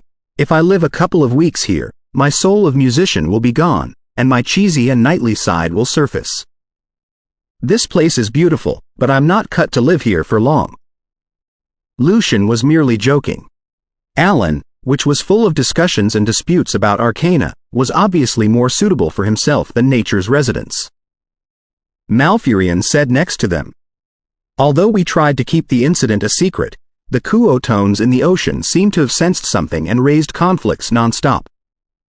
Therefore, Yantis has gone to the boundless ocean to help with the defense with Jarde, and Celinda and Lodell are defending the abyssal gap on the other side of the forest. Therefore, only the Queen and the three of us are left here. Jarde was a legendary druid of the Sea Elves. Thanks to his longevity, he had reached level 2 of legendary. Yantis, on the other hand, was Wind of Moonfall, a legend among the Moon Elves. She had advanced with her talents like Lankshire did. She was still in level 1 right now. Celinda and Lodell were the other 2 members of the Elder Council of the Druids. The former was a nymph and in level 2 of legendary, and the latter was a human being, known as Hand of Balance. He was in level 1 of legendary. Elder, it's all right. After examining the Elvish Tree and the corrupted elves, we will go to the Abyssal Gap and ask Celinda and Lodell for updates as soon as possible. Lucian said as he stepped into the treehouse. Natasha moved her right foot, sensing the status of the Elvish Tree carefully. Atlant also opened his eyes, observing the surroundings deep in thought. Led by the vengeful hunter, Lucian, Natasha and Atlant went through the treehouses and entered the Elvish Tree through a natural gap. The colors turned from brown-green to dark green, and when the color became mostly dark, ivory and hallowed brilliance appeared. The purest power of life seemed to be contained inside. Those spots of light surrounded a green object that looked like heart, bringing vigor and exuberance. The heart was vague and fickle. Green tubes that looked like veins extended from it and connected the trunk around. Translucent liquids and light flowed in and out, but they were now mixed with blackness. Nature's heart. Lucian and Natasha observed in the telepathic bond at the same time. It was the most fundamental thing for the elves. As long as nature's heart existed, they would be able to regrow the Elvish Tree after they were relocated. There were 5 nature's hearts at the beginning, but as the time went by, 4 of them had been wasted. Only the one in the Stroop Forest still retained the glory of the elves. Also, it was the most powerful, nature's heart. After melting into it, Aglia, the Elvish Queen, broke the limits and became a top legend. That was the reason why the elves always had a top legend.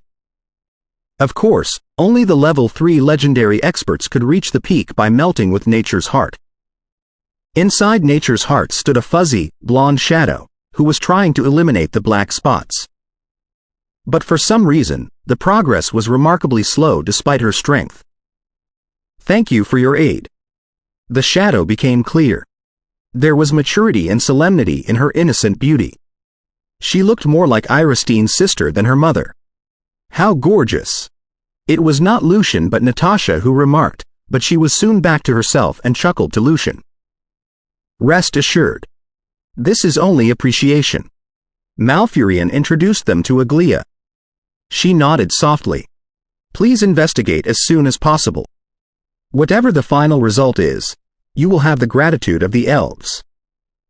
She did not specify what the gratitude would be. Lucian had come mainly to maintain the alliance. Trade was only his personal purpose, and he certainly wouldn't take the elves' items without giving anything in return.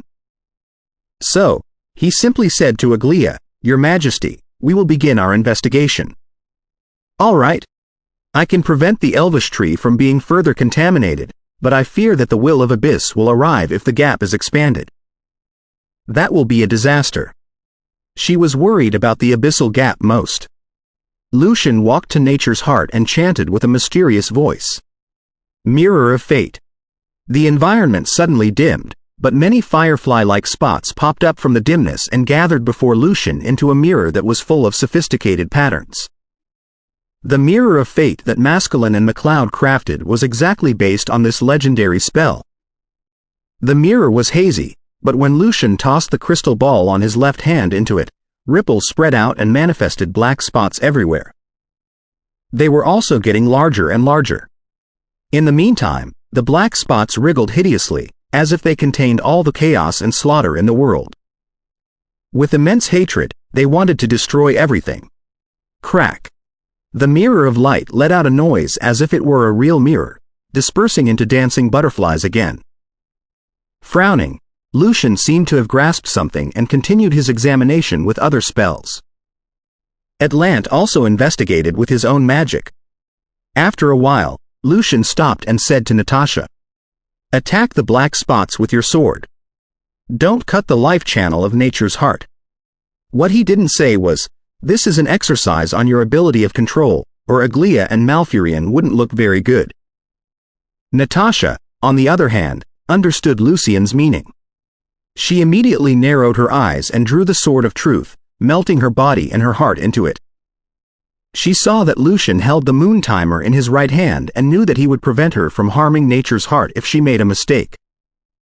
After a blink, Natasha reappeared, and a black spot on the green tube was suddenly chopped into half.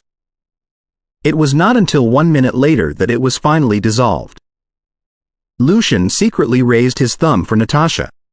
Then he said seriously, "The nature of the power is close to the level of a demigod. Therefore, spells such as Mirror of Fate can only offer ambiguous hints. I suspect that it is the heir of the will of Abyss, but I'm not certain, because other ways can also achieve the result, an example of which is to use the power of nature's heart itself. Yes, there are other possibilities." Before Atlant, Aglia, Malfurion and Lancashire talked, an angry voice echoed from their back. His spiritual power spreading out, Lucian saw a green-haired male elf walking into the room. He looked young, but he had a myriad of beautiful stripes on his neck and his hand. He glared at Lucian and the other strangers. "This is nature's punishment." He shouted, "You human beings have set up alchemical workshops one after another, polluting the sky and the water and hurting nature. Your greed cannot be curbed, either. You destroyed forests and murdered animals. So, I sensed that nature became full of hate, and the hate was reflected in nature's heart, hence the corruption and contamination. This is all your fault." "Farragon, shut up." Malfurion spoke in a low voice. This elf was exactly Farragon, a grand druid and a wood elf, known as Nature's Avenger. Lucian believed that most of the alchemical workshops did not have terrible pollution. Although it was their instinct to make profits, none of the workshop owners wanted to pay an environmental tax for that. After he became a Grand Arcanist, the Affair Committee had paid special attention to that. The sorcerers also knew his tough attitude and were unwilling to piss off a Grand Arcanist on such trivia, or they would be dead for sure when the mandatory missions were issued to them. They were perhaps unwilling to follow the regulations, but since most of the fees collected were given back to them through tax returns, few of the workshop owners had asked for trouble. Faced with such a situation, Lucian could only say that power worked better than reasoning. The only problem was the minor workshops that the nobles built themselves. Those in Home were better thanks to Natasha's pressure on the cabinet, but the workshops in the other 3 kingdoms had more pollution. However, it was not the time to debate with Farragon on the problem yet. Lucian turned around and looked at Aglia. "Your Majesty, does this mean that we are not welcomed here?" After a brief silence, Aglia demanded, "Farragon, get out." "Your Majesty." Farragon still wanted to say something, but he sensed the pressure of the top legend as nature's heart beat faster. Therefore, he simply sniffed and left. In the telepathic bond, Natasha acts in confusion. I don't think he can't control his hate. Was he trying to piss off us and get us to leave? Or was he trying to sabotage the relationship between the Congress and the elves? They had come a long way to aid the elves, only to be accused of the cause of the problem. Normal people would have stormed off in fury. Lucian said calmly, "I know. That's why I didn't argue with him and simply kicked the question to the Queen to see their attitude."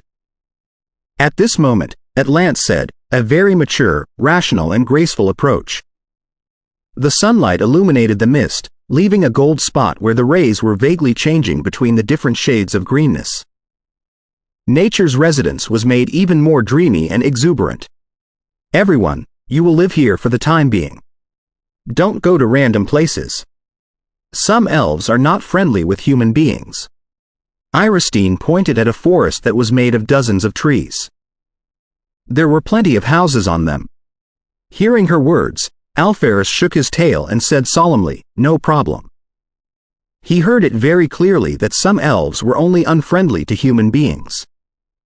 It seemed that he could wander around and collect souvenirs for himself. Jurisian smiled at Iristine. "Your Highness, please give me the list of the corrupted elves. They are caged in a prison near the Elvish Tree. Are you going to investigate them now?" Arcelian acknowledged the sorcerer's activeness. Jurisian shook his head. "In that case, I'm sure that Mr. Evans will check them later. We'll simply walk around in the forest and ask the friends of those corrupted elves for more details, so." Smiling, he left his intention unfinished. Iristine nodded. "I'll give the files of the corrupted elves and their friends to you. You'd better mark those who were close to them before their corruption." Felipe added. Although it did seem to be the corruption caused by the abyssal air, no possibilities should be ruled out until things were investigated, or they might be misled. Arcelian's face slightly changed before he nodded in acknowledgement. It was not because he had any secret but a normal reaction that every leader of the elves should have when they heard Philippe's words, which obviously stated that something went wrong within the elves. Under the sunlight, Felipe looked no different from vampires who hadn't been out for years. However, he did not explain that it was a regular procedure of investigation but simply let Arcelian and Iristine guess. What if some of them jumped out under the pressure? After 10 minutes, Anik and Sprint walked to the southeast of the forest with the list and the marked location. Ulmer, the best friend of the corrupt elf Kalet, Anik read the list. Watched by the elves who were beautiful regardless of their gender, his face flushed beyond his control. He hurried to cast Mechanized Mind onto himself. Sprint looked at him. "What's to be shy about? We're investigators, and we take the natural initiative. It should be them who are nervous. I'm always anxious and unable to control my feelings when I'm faced with strangers." The redness on Anik's face was gone, and he became as cold as an iron golem. Sprint sniffed. "Anxious? You are too unconfident. It's perfectly normal to say or do wrong things. Are you afraid that you will leave them with a bad impression?"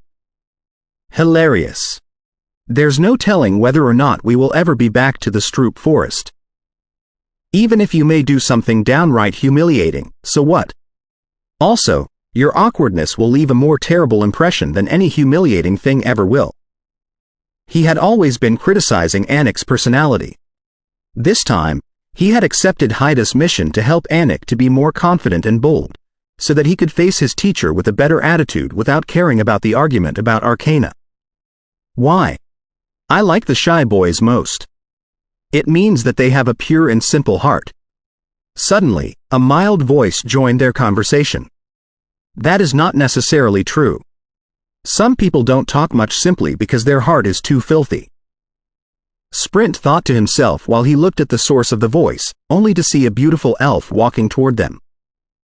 She had black hair, silver skin, and was wearing simple clothes made of tree leaves, with a harp in her hands. Eyeing the stranger up and down, Sprint secretly said to Anik, "This elf is interested in you. Don't let go of this opportunity, or you will live the rest of your life alone." Clearing his throat, he asked on behalf of his best friend, "My lady, may we know your name?" "I'm a male." The pointy and soft ears of the beautiful elf waved. He did not seem surprised at the situation. Despite the mechanized mind, Anik's face couldn't have looked more awful. Sprint asks, his facial muscles cramping, "You are a male? And you said you like boys most?" The beautiful elf shook his harp and spoke like a poet. Love is genderless. Pulling Sprint, Anik held back his discomfort and turned around. No wonder the files in the library said that elves have all kinds of quirks because of their long and casual life. Sprint regretfully thought to himself. He had almost pushed his friend into an abyss. Before Anik was able to reply, the beautiful elf behind them already spoke with a smile. Right, I haven't introduced myself yet. I am Ulmer. I heard you mentioning my name just now. As a moon elf, he had exceptional hearing abilities, particularly when the wind was in his favor. Ulmer? Sprint and Anik stopped. They turned around, neither of them looking too good. Mr. Ulmer, there's something that we'd like to ask you. Eventually, Anik, with mechanized mind, summoned his courage and axe. Ulmer replied with a smile. What's your opinion on the heptachord? Has the human being's modification on the harp lost its essence? Anik and Sprint were immediately rendered speechless. While their teacher was a great musician, they had been learning arcana and magic after him, not music. They did not even know what the professional music question was about at all. Ulmer sighed. We can't be friends if you don't know art, and we can't have a pleasant conversation if we are not friends. Do you have any opinion on wax figures? I bought one of them recently and I feel that they are very interesting. Do you like them? Sprint and Anik were lost for words again, suddenly feeling that their life lacked a profile. You don't know wax figures, either? Well, what about the lost civilizations? I'm told that the Congress of Magic found a relic of a steam civilization? Said Ulmer in disappointment. Who? Anik and Sprint both heaved a sigh of relief. History and lost civilizations were the specialties of every arcanist, or they wouldn't be able to explore and identify things. Also, their teacher was the discoverer of the relic. After a pleasant exchange of opinions, Ulmer finally changed his attitude. You have come to ask about Kallet? Yes, we would like to know if he showed any anomalies before his corruption. Said Anik, greatly relieved. Ulmer moved his long and beautiful hand on the strings, producing cheerful music, but he said sadly, everything was good. Kallet even mentioned that he learned a special dance and was going to perform it for you.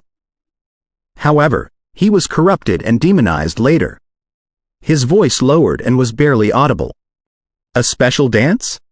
Despite his shyness, Anik had always been scrupulous and wouldn't let go of any clue. It's our deal.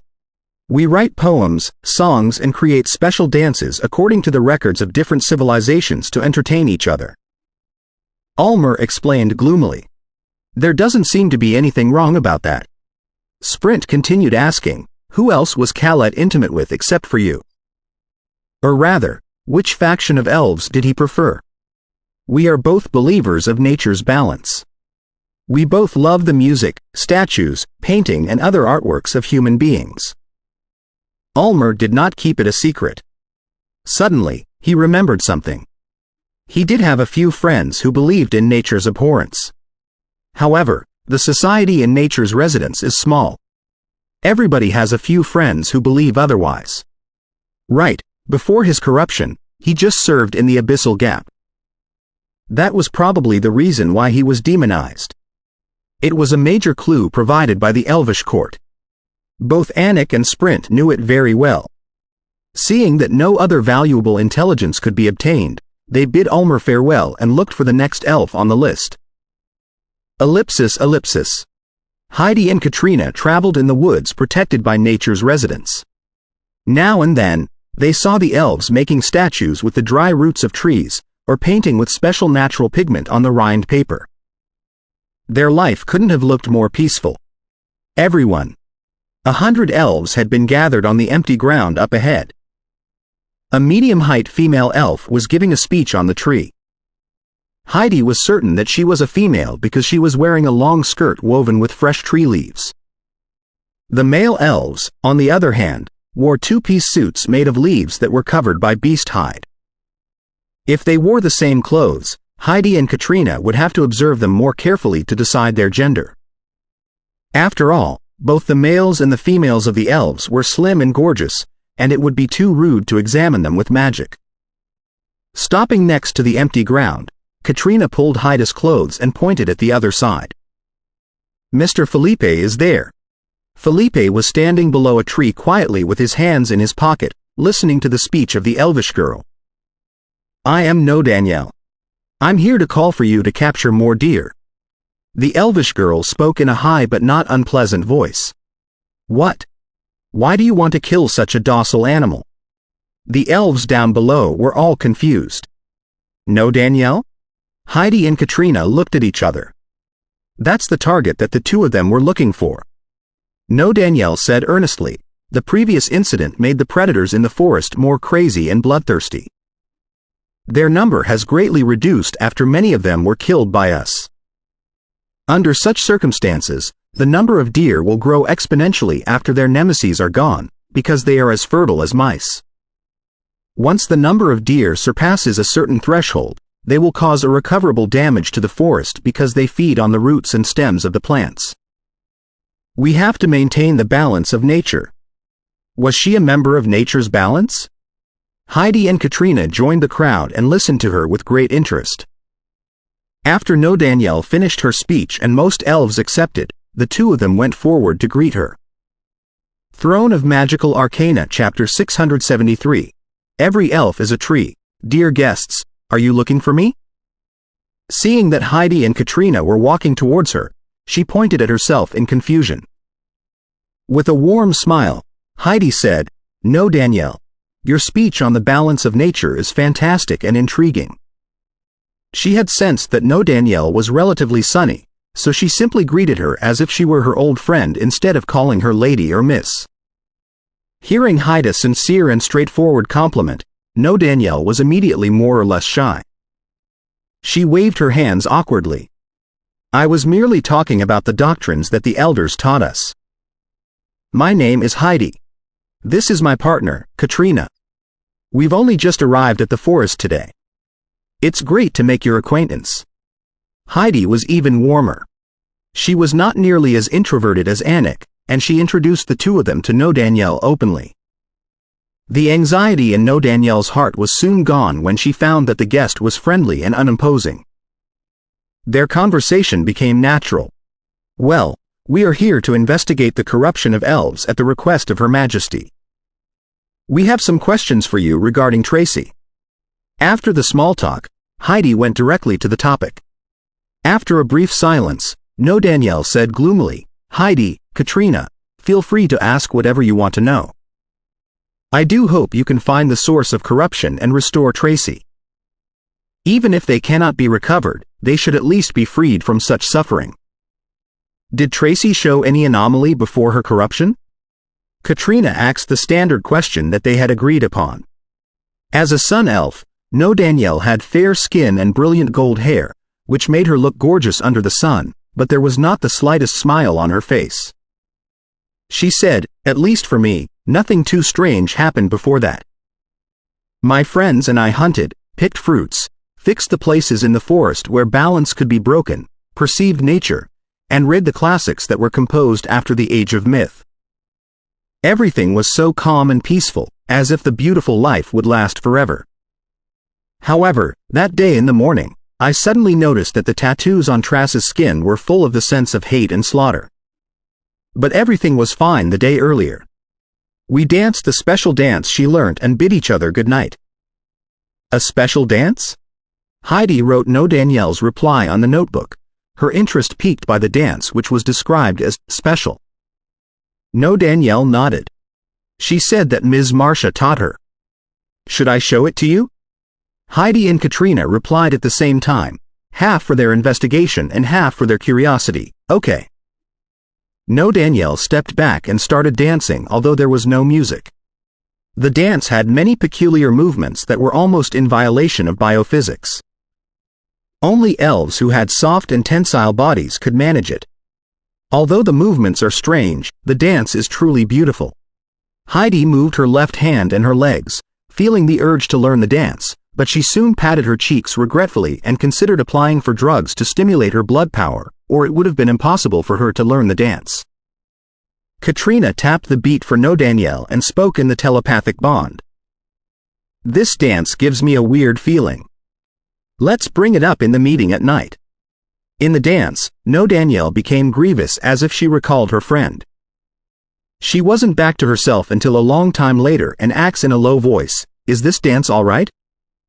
There are no magic waves, no scent of divine power, and no peeping from weird existences, but it doesn't mean that the dance is all right. You'd better not dance it until the investigation is done. Heidi reminded her new elf friend whom she liked. After No Danielle nodded, Katrina continued asking, "Did Tracy have any emotional fluctuations or opinion changes before the corruption?" Recalling her memories, No Danielle said, she was a bit down because she hadn't made any significant breakthroughs for a long time. So, she told me that she wanted to become a druid to better maintain the balance of nature. To better maintain the balance of nature. Frowning, Heidi wrote down No Danielle's narration and asks, "Are you a druid?" "Yes, I just became a nature's protector, or a middle-rank druid in your words." No Danielle was obviously very proud of her identity as the nature's protector. Elves did not classify their levels by middle, low, high, and level 1, level 2 and level 3 like humans did, but the categories were similar.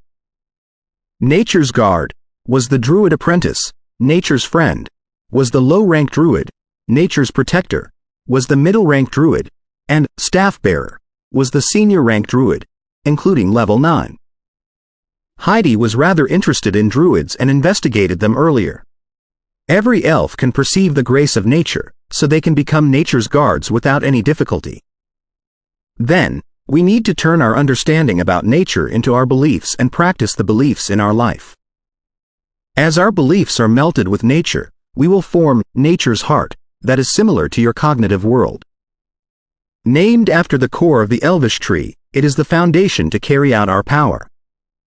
No Danielle did not keep it a secret. They were separated after chit-chatting for a while longer. In the evening, Heidi and Katrina returned with their notebook full and met with Jerizian, Felipe, Anik and Sprint. Special dance. Ms. Martha, Jerizian recited. More than 70% of the corruptions are related to the special dance. 30% of them learnt it from Ms. Martha, and the others picked it up in places we do not know. Felipe said in a low voice, "It may be a custom of elves. They are all avid dancers. In any case, we will meet this Ms. Martha tomorrow," said Jerizian. At this moment, Anik said shyly and solemnly, "Is it possible that the dance is like Viken's special summoning ritual, which has nothing strange on the surface but inculcates ideas into the learners when they learn it?" Having just cracked such a case, Heidi was very sensitive about it. She nodded carefully. "It's possible. Nature's abhorrence. I remember that one of the primeval devils is named Abhorrence. The problem is that 80% of the corrupted elves followed nature's balance, and the other 20% wavered between the two factions.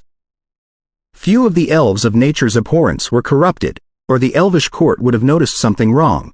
Jerizian looked at the data and rubbed his temples. Ellipsis.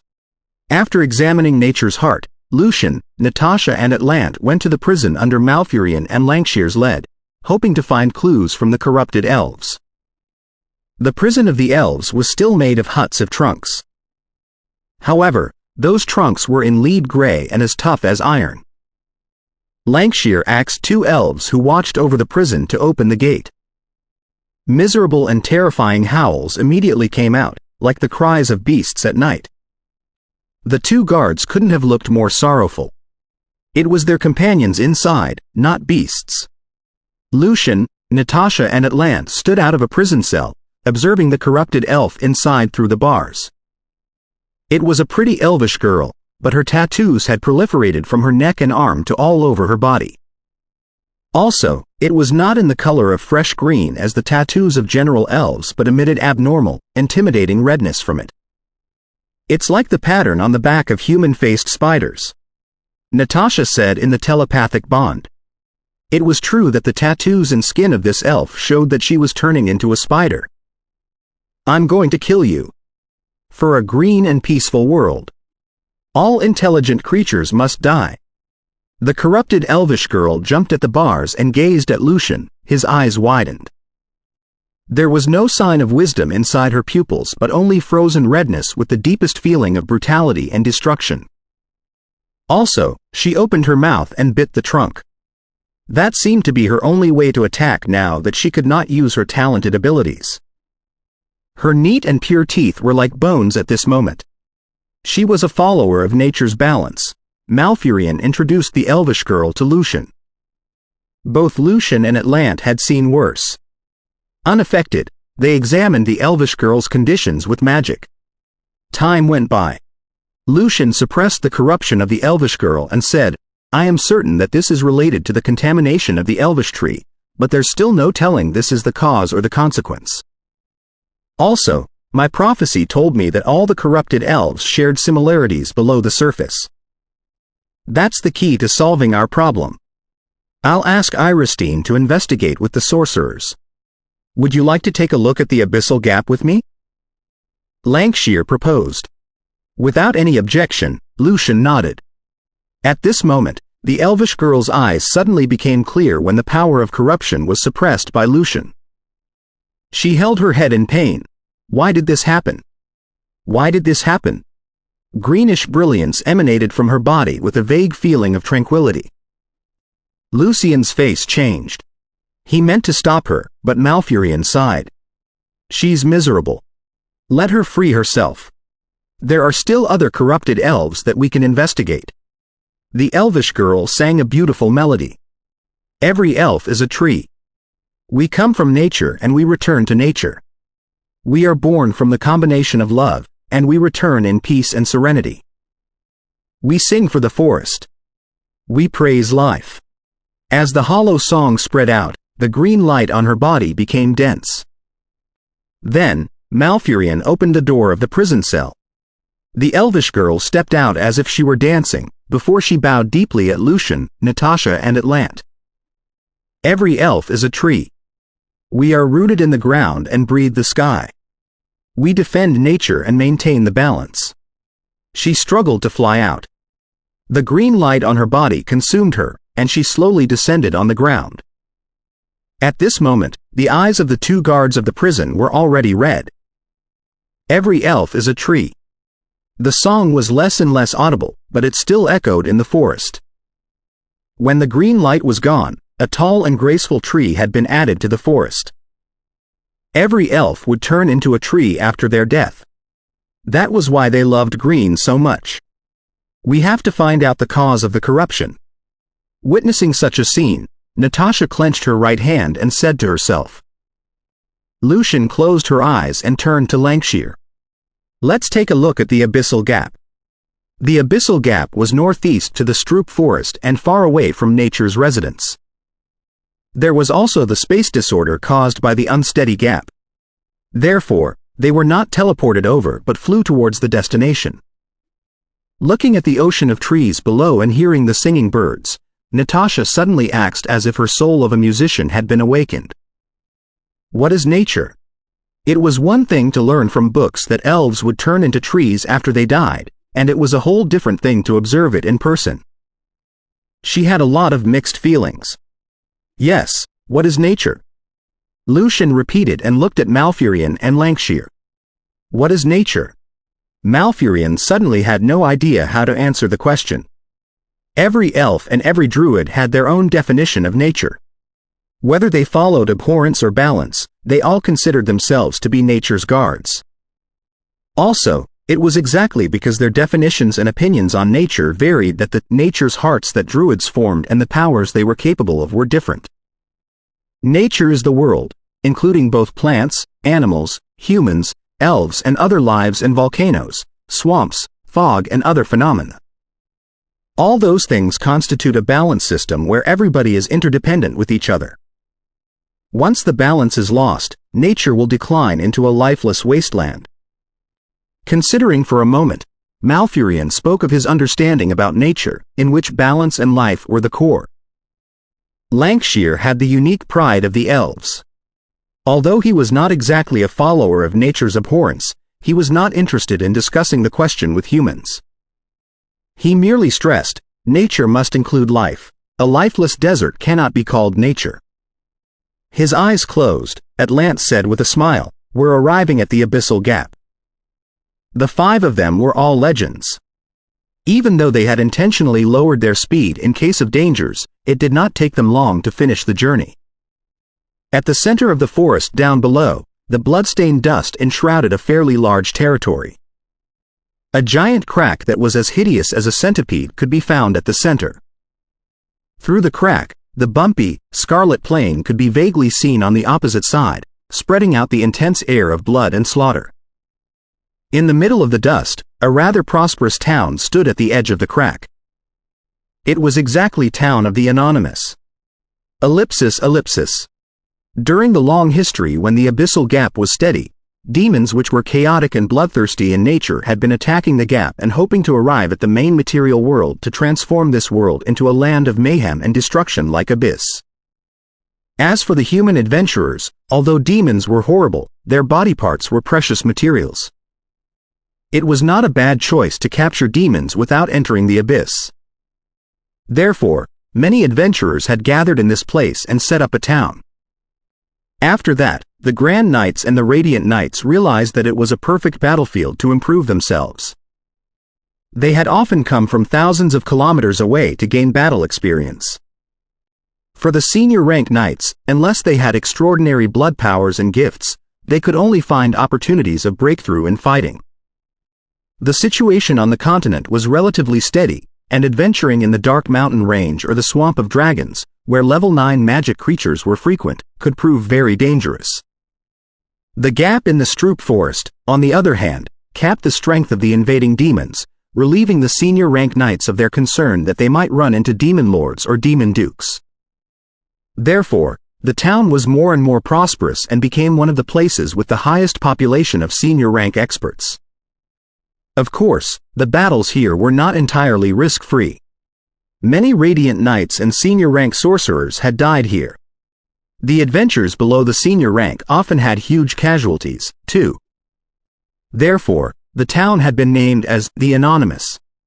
You will leave with glory, or die without a name. Mason, the Azure Dragon, looked at the wood plate that had stood in town of the Anonymous for hundreds of years. He sighed yet again and said anxiously, "When can we leave?"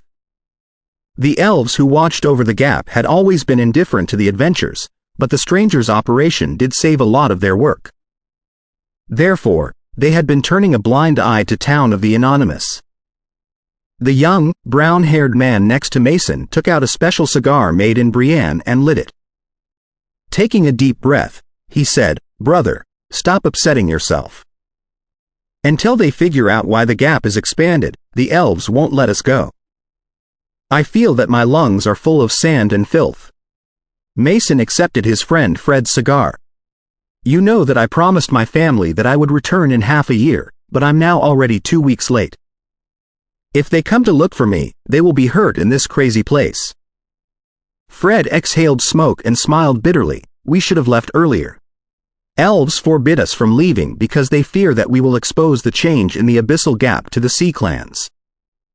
Until they figure out a way to resolve the problem, or the sea clans obtain intelligence through other channels, we will have to stay here. If the abyssal gap loses control again." As a level 6 Radiant Knight, Mason couldn't help but feel scared when he remembered the swarming army of demons and the frightening demon lords and dukes. They were the nightmare that he would never forget. If it were not Malfurion, Mentor of Night, who guarded the place at that time, many Radiant Knights including himself would have died. Hearing his words, Fred couldn't help but tremble, too. He remembered the Sovereign of Blood, who had 2 heads, crimson scales, and gold and cold eyes. "I hope that elves ask for reinforcements as soon as possible. Elves are a proud people. They will never ask for help unless they really can't handle it on their own." Mason often praised elves' pride, but he couldn't have hated it more at this moment. Then, he moved his eyes back and looked at the half-burnt cigar in his hand. "Something is wrong in the town." Fred squinted. "Yes, something is indeed wrong." Ellipsis. Lucian, Natasha and Malfurion descended and approached the abyssal gap. At this moment, 2 figures, one green and the other brown, flew over from down below and stopped before them. Honorable guests, thank you for coming to help us. The brown figure was a tall, middle-aged human male, who was holding a wood staff with a symbol of balance in his hands. It was exactly Lodell, hand of balance. On their altitude, the view of the abyss behind the crack was very obvious. It was a bloodstained plateau, with weird white rocks standing everywhere. On the plain, there was nothing but red mud and sand except for a few plants that were full of scales. A sandstorm was raging whenever there was a wind. In the sky, Lucian saw a pale sun that was half blocked by the dust. It was enshrouded in a weird red halo because of the bloodiness. Everything was so dim and depressing. It was the best announcement of slaughter and destruction. Elder. The green person was a mini lady who was only the size of a head. She had deep green hair and a beautiful face. She was slim, with a pair of transparent wings on her back. She was surrounded by the dense air of the forest. She was exactly Celinda, a nymph known as the Green Guardian. After greeting Malfurion, Celinda did not say anything. For nymphs, human beings, who destroyed forests, were unpardonable villains. Celinda, what is nature? Lancashire suddenly asks. Celinda looked at Lancashire angrily, not too friendly with the elf. Nature is the greenness that represents life and allows all creatures to flourish. It is vulnerable and calls for our protection. Anyone who sabotages nature is our enemy. Lancashire smiled. Evans, what is nature? Do you have an answer to the question you ask us? Lucian looked at him. Although he did not know what was on the elf's mind, the elf obviously had his own purpose. Perhaps, he was trying to reach a certain purpose by instigating conflicts at this moment? Malfurion seemed too absent-minded to stop Lancashire from asking. Perhaps, he was interested in Lucian's and Atlant's answers, too. Lodell opened his mouth and tried to say something, but he eventually fell silent. Lucian smiled and pointed at the Scarlet Plain.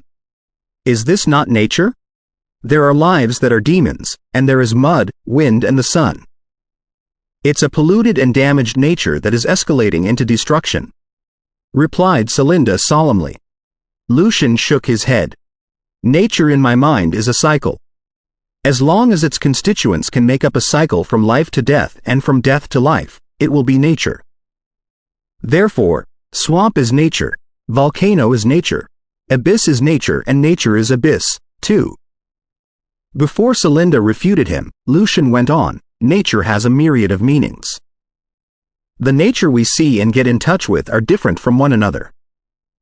Therefore, the nature in our mind is a unique nature that is based on our own experience and knowledge. It's nature from our own perspective. Just like the microscopic particles, we will see different results when we choose different methods of observation. As to exactly what they originally look like, that is a meaningless question. Therefore, my nature is nature from the perspective of human beings. The nature that is suitable for us and facilitates our development is good nature. The purpose of our environmental protection is also simple, which is to build a better nature where we can live more comfortably. In that regard, we recognize nature with ourselves as the center, and I think that elves are the same. Malfurion and Celinda were about to speak, when roars of slaughter and destruction suddenly burst out from down below. An army of demons surged out of the gap again. Those demons were in an assortment of appearances. The one thing that they had in common was their aggressiveness. The Sovereign of Blood has driven his army of demons to attack again. Lodell was greatly relieved and hurried to change the topic. Looking at what was inside the gap and calculating the distance, Lucian suddenly extended his right hand and chanted a long spell. Eternal blaze. Boom! A scorching sun suddenly rose from the center of the Scarlet Plain. The terrifyingly high temperature could be felt clearly even though it was in a different world. An unimaginable energy storm swept out, drowning everything with the glow. Watching the rolling mushroom cloud and the shaking abyssal gap, and sensing the world destroying power, Lancashire and Celinda fell silent. Whatever you are trying to manipulate us to do, you'd better consider if you are strong enough first. Lucian moved his right hand back into the pockets of his double-breasted suit. Chapter 675. Integration. Even though the translucent spatial gap reduced the light, the brilliance that felt like a rising sun still made Malfurion, Lancashire and the other unprepared elves, nymphs and humans close their eyes to resist the glare. Even so, they still felt that they were faced with an overwhelming, dazzling ocean of light. When the light was gradually gone, Lancashire and Celinda opened their eyes and looked at the scarlet plain, only to discover that a weird mushroom cloud was rising from the center. The demon experts at the core had already been obliterated. The edge of the giant pit looked like melted and reconsolidated glass, which reflected the bloody sunlight and presented a spectrum of colors. As for the demon army further away, no intact body could be found at all. Broken limbs, heads and wings were everywhere, irrigating the earth with their red and green blood and spreading out a weird, bloody sense of beauty, as if a gigantic crimson flower was blooming. The demons further away were already dispersed. Some had turned into dead bodies, and some were writhing on the ground with their eyes covered. The scales on their bodies had been destroyed. No naturally endowed defense could be found anymore, either. Because it was a plain where many frail rocks were standing, the tide-like army of demons were dried like a torrent whose source was cut off under the attack of eternal blaze. As for the demons at the edge that were not harmed at all, because Lucian's attack had been aimed at the experts who led the army, they were frightened and fled in a flurry now that their commanders were gone. After only 1 minute, nothing could be heard from the Scarlet Plain except moans, and not a single demon was standing. What was even more weird was that the air that was full of curses seemed to have been purged after the explosion of eternal blaze. It became very pure and not corrosive at all. At this moment, the Scarlet Plain had been temporarily upgraded from a chaotic, bloody, stinky abyss into a clean and tidy paradise on earth, that is, not counting the blood and bodies all over the ground. The Sovereign of Blood, master of this layer of abyss, showed no reaction to that, nor did he stop the fleeing demons. In his silence, the overwhelming attack stopped. The translucent space gap quaked under the terrifying energy storm, significantly weakening the seal. It was a shame that no demons dared to seize the opportunity before Malfurion and the other druids enhanced it again. Inside town of the Anonymous. Mason was discussing things with Fred worriedly when he heard the cries of demons. He frowned. Demons are attacking again. They are truly slaves to the desire of slaughter. It's said that there are 666 floors in the abyss, but nobody has ever confirmed it. Infinite demons live inside. The losses in the daily attack are not a big deal for the demon lords. Fred had a deeper understanding about the population of demons recently. Demons were creatures that were chaotic in nature and could not control their bloodthirst, but they also preferred living to death. If they were not coerced by the senior rank demons, they certainly wouldn't have attacked every day, particularly when their invasions suffered heavy losses each time. Mason was about to complain about such a life, when an unimaginable explosion broke out and deafened the two radiant knights briefly. They looked at the abyssal gap subconsciously, only to be dazzled by the brightest brilliance as if the sun in the sky had burst out right before them. The two of them shut their eyes abruptly, their tears dropping non-stop. They could barely keep their feet steady. What extraordinary ability is this? Mason blurted out after he stabilized himself, but his exclamation of shock was drowned in the explosion. In the meantime, he found that his skin was vaguely burnt and got even more shocked. The explosion took place on the Scarlet Plain, but the temperature had been spread to this place from so far away with an abyssal gap in between? How powerful would it be on the site? After a moment, thanks to the Radiant Knight's exceptional recovery abilities, Mason's eyes were back to normal, and the feeling of earthquake was also gone.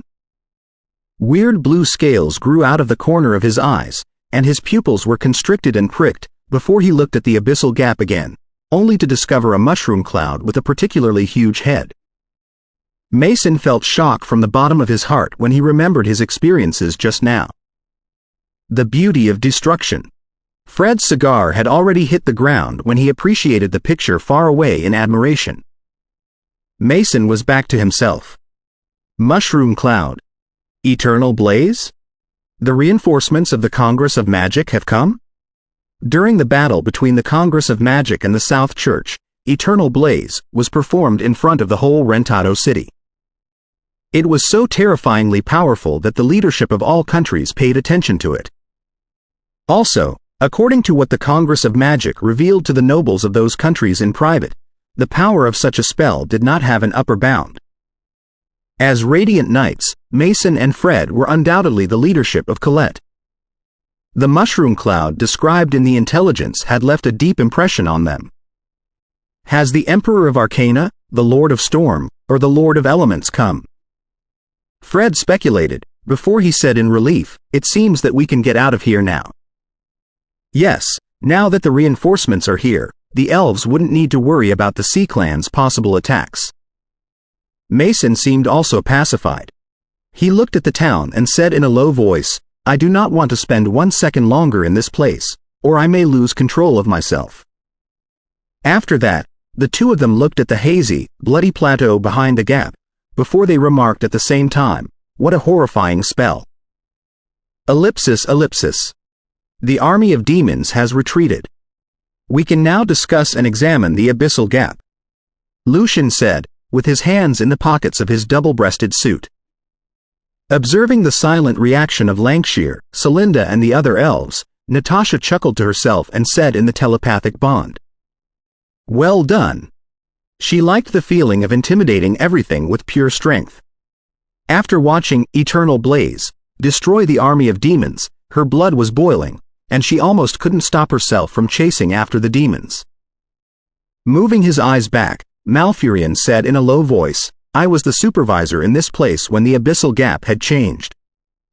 Everything was normal until dawn, when I suddenly sensed the arrival of chaos and slaughter from the abyss as well as a space-time change.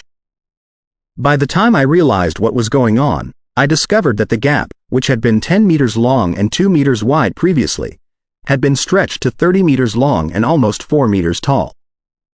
It was almost a natural portal." He introduced what happened at that time with the actual situation of the gap, trying to inform Lucian and Atlant of every detail so that they could ascertain the cause with their special knowledge. After hearing him out, Lucian and Atlant did not offer any comment but began to examine the gap with spells. It was not until a long time later that they finally asked, "Elder Malfurion, did the arrival of Abyss and the space-time change happen simultaneously, or did they happen one after the other?" Recalling it carefully, Malfurion replied, "I think they happened simultaneously, but after 2 seconds, the space-time change overpowered the air of Abyss. By the time I was back to myself, the air of Abyss intensified and covered all the other changes." Lucian and Atlant asked a few critical questions, and Malfurion, Lodell and Celinda answered them dutifully. Their description was the same. None of them seemed to be lying. "Evans, do you have any conclusion?" asked Malfurion concernedly. Lucian nodded. "It looks like integration of space. Near a space gap, when the environmental parameters of the space on two sides become similar, the space will gradually melt, resulting in the expansion of the gap. If we don't stop it, the assimilation of the abyss will result in shocks in this world. The volcano eruptions, tsunamis and earthquakes will destroy most lives and most places." Lucian and Atlant reached the conclusion based on a similar case in the Magic Empire, but nobody knew whether or not the space could be truly melted. Lucian could not offer any detailed arcana theories until he knew more about the truth of the world. "Similar environmental parameters?" asked Malfurion in confusion. "But I didn't feel that the territory around town of the Anonymous changed towards the abyss at all." Lancashire squinted. Perhaps it was a scheme. Why did it happen on this side instead of on the Scarlet Plain? Natasha reminded them. Malfurion frowned. Were the demons patient enough to establish a gargantuan magic circle or resort to other complicated approaches? It was well acknowledged that demons were as intelligent as human beings. They had tried to conspire like devils, but they were chaotic in nature and would often forget the very plan they came up with last second. So, they tended to take random actions. It's not entirely impossible. Two of the demon lords are less chaotic. One of them is Apsis, the Lord of Spectres on Skeleton Land, and the other is Gonheim in Frozen Fortress. They are both more like devils than demons. Atlant corrected Malfurion. Both of them were level 3 demon lords, who were equal to top legends in their domain. Do we have to investigate inside the abyss? Asked Lodell worriedly. Also, the problem may be on our side. Atlant looked at the town below and discovered that the elves had already blocked it.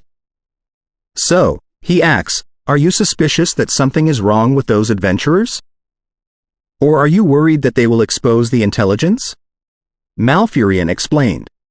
It was Farragon who proposed it at the beginning to prevent the Sea Clans from learning the news and keep the possible schemers here. We will continue the blockage and identify them one after another. I can help you with that, said Atlant with a smile. Lancashire and Celinda did not suspect that. The Eye of Curse was definitely the authority in that. Hearing their conversation, Lucian nodded. We do need a legend to stay here. Natasha and I will pay a visit to the abyss. Naturally, not all the legends should enter the abyss. It would be troublesome if the sorcerers in nature's residence were left alone and the believers of nature's abhorrence went mad. You're going into the abyss? Malfurion was concerned. Lucian smiled. The will of Abyss is still recovering from the heavy wounds caused by God's arrival. It's hardly likely that he will attack directly. Even if he is insane enough to do so, now that he is not as strong as before, we can always flee if we cannot defeat him, can't we? The other demon lords are the same. I won't be silly enough to be surrounded by them. That was the confidence of a grand arcanist, like how Fernando believed that he could escape from the Pope as long as he could not perform God's arrival. Malfurion was still worried. I'll go with you.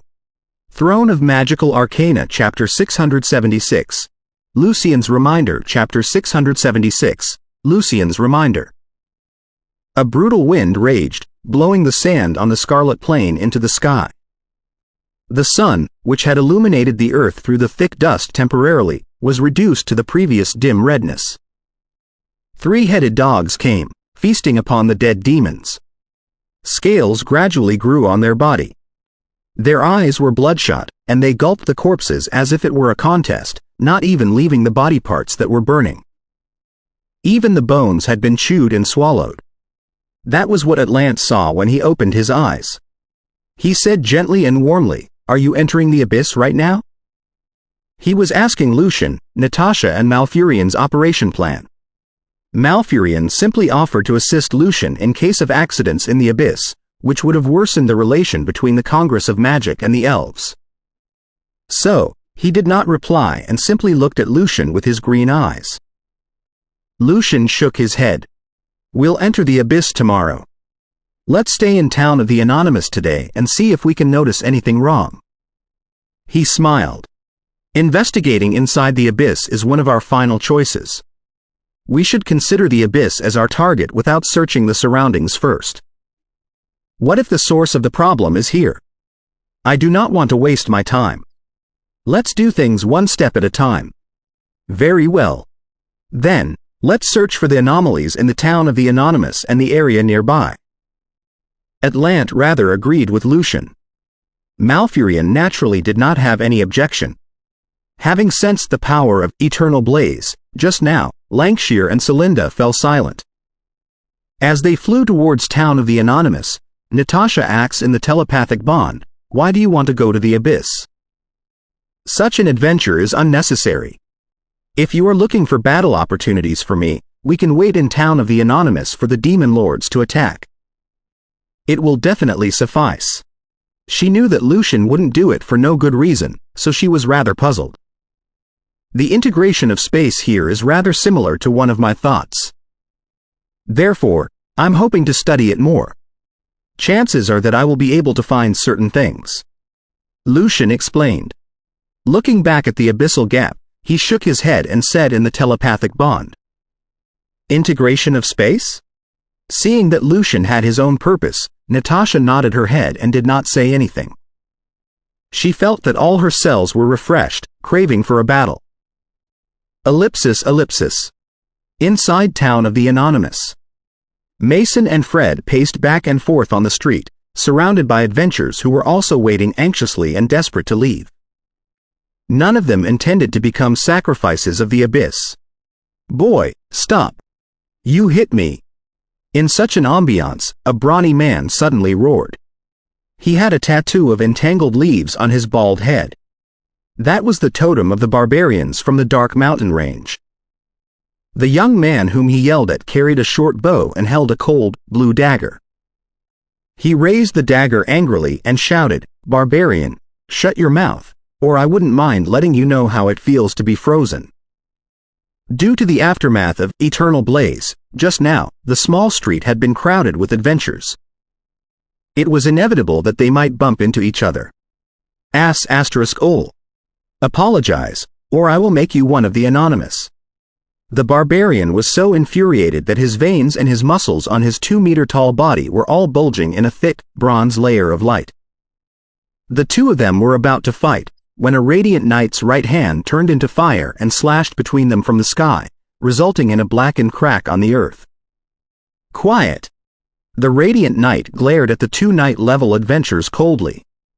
Looking at the trace on the ground, the barbarian and the young man both stepped back and looked at each other angrily, before they turned around and left. Mason, observing everything from nearby, observed with mixed feelings, having been blocked for such a long time, and due to the tide of demons and the death of so many adventurers, it seems that everybody is getting agitated. Even the most unimportant thing may lead to a bloody fight.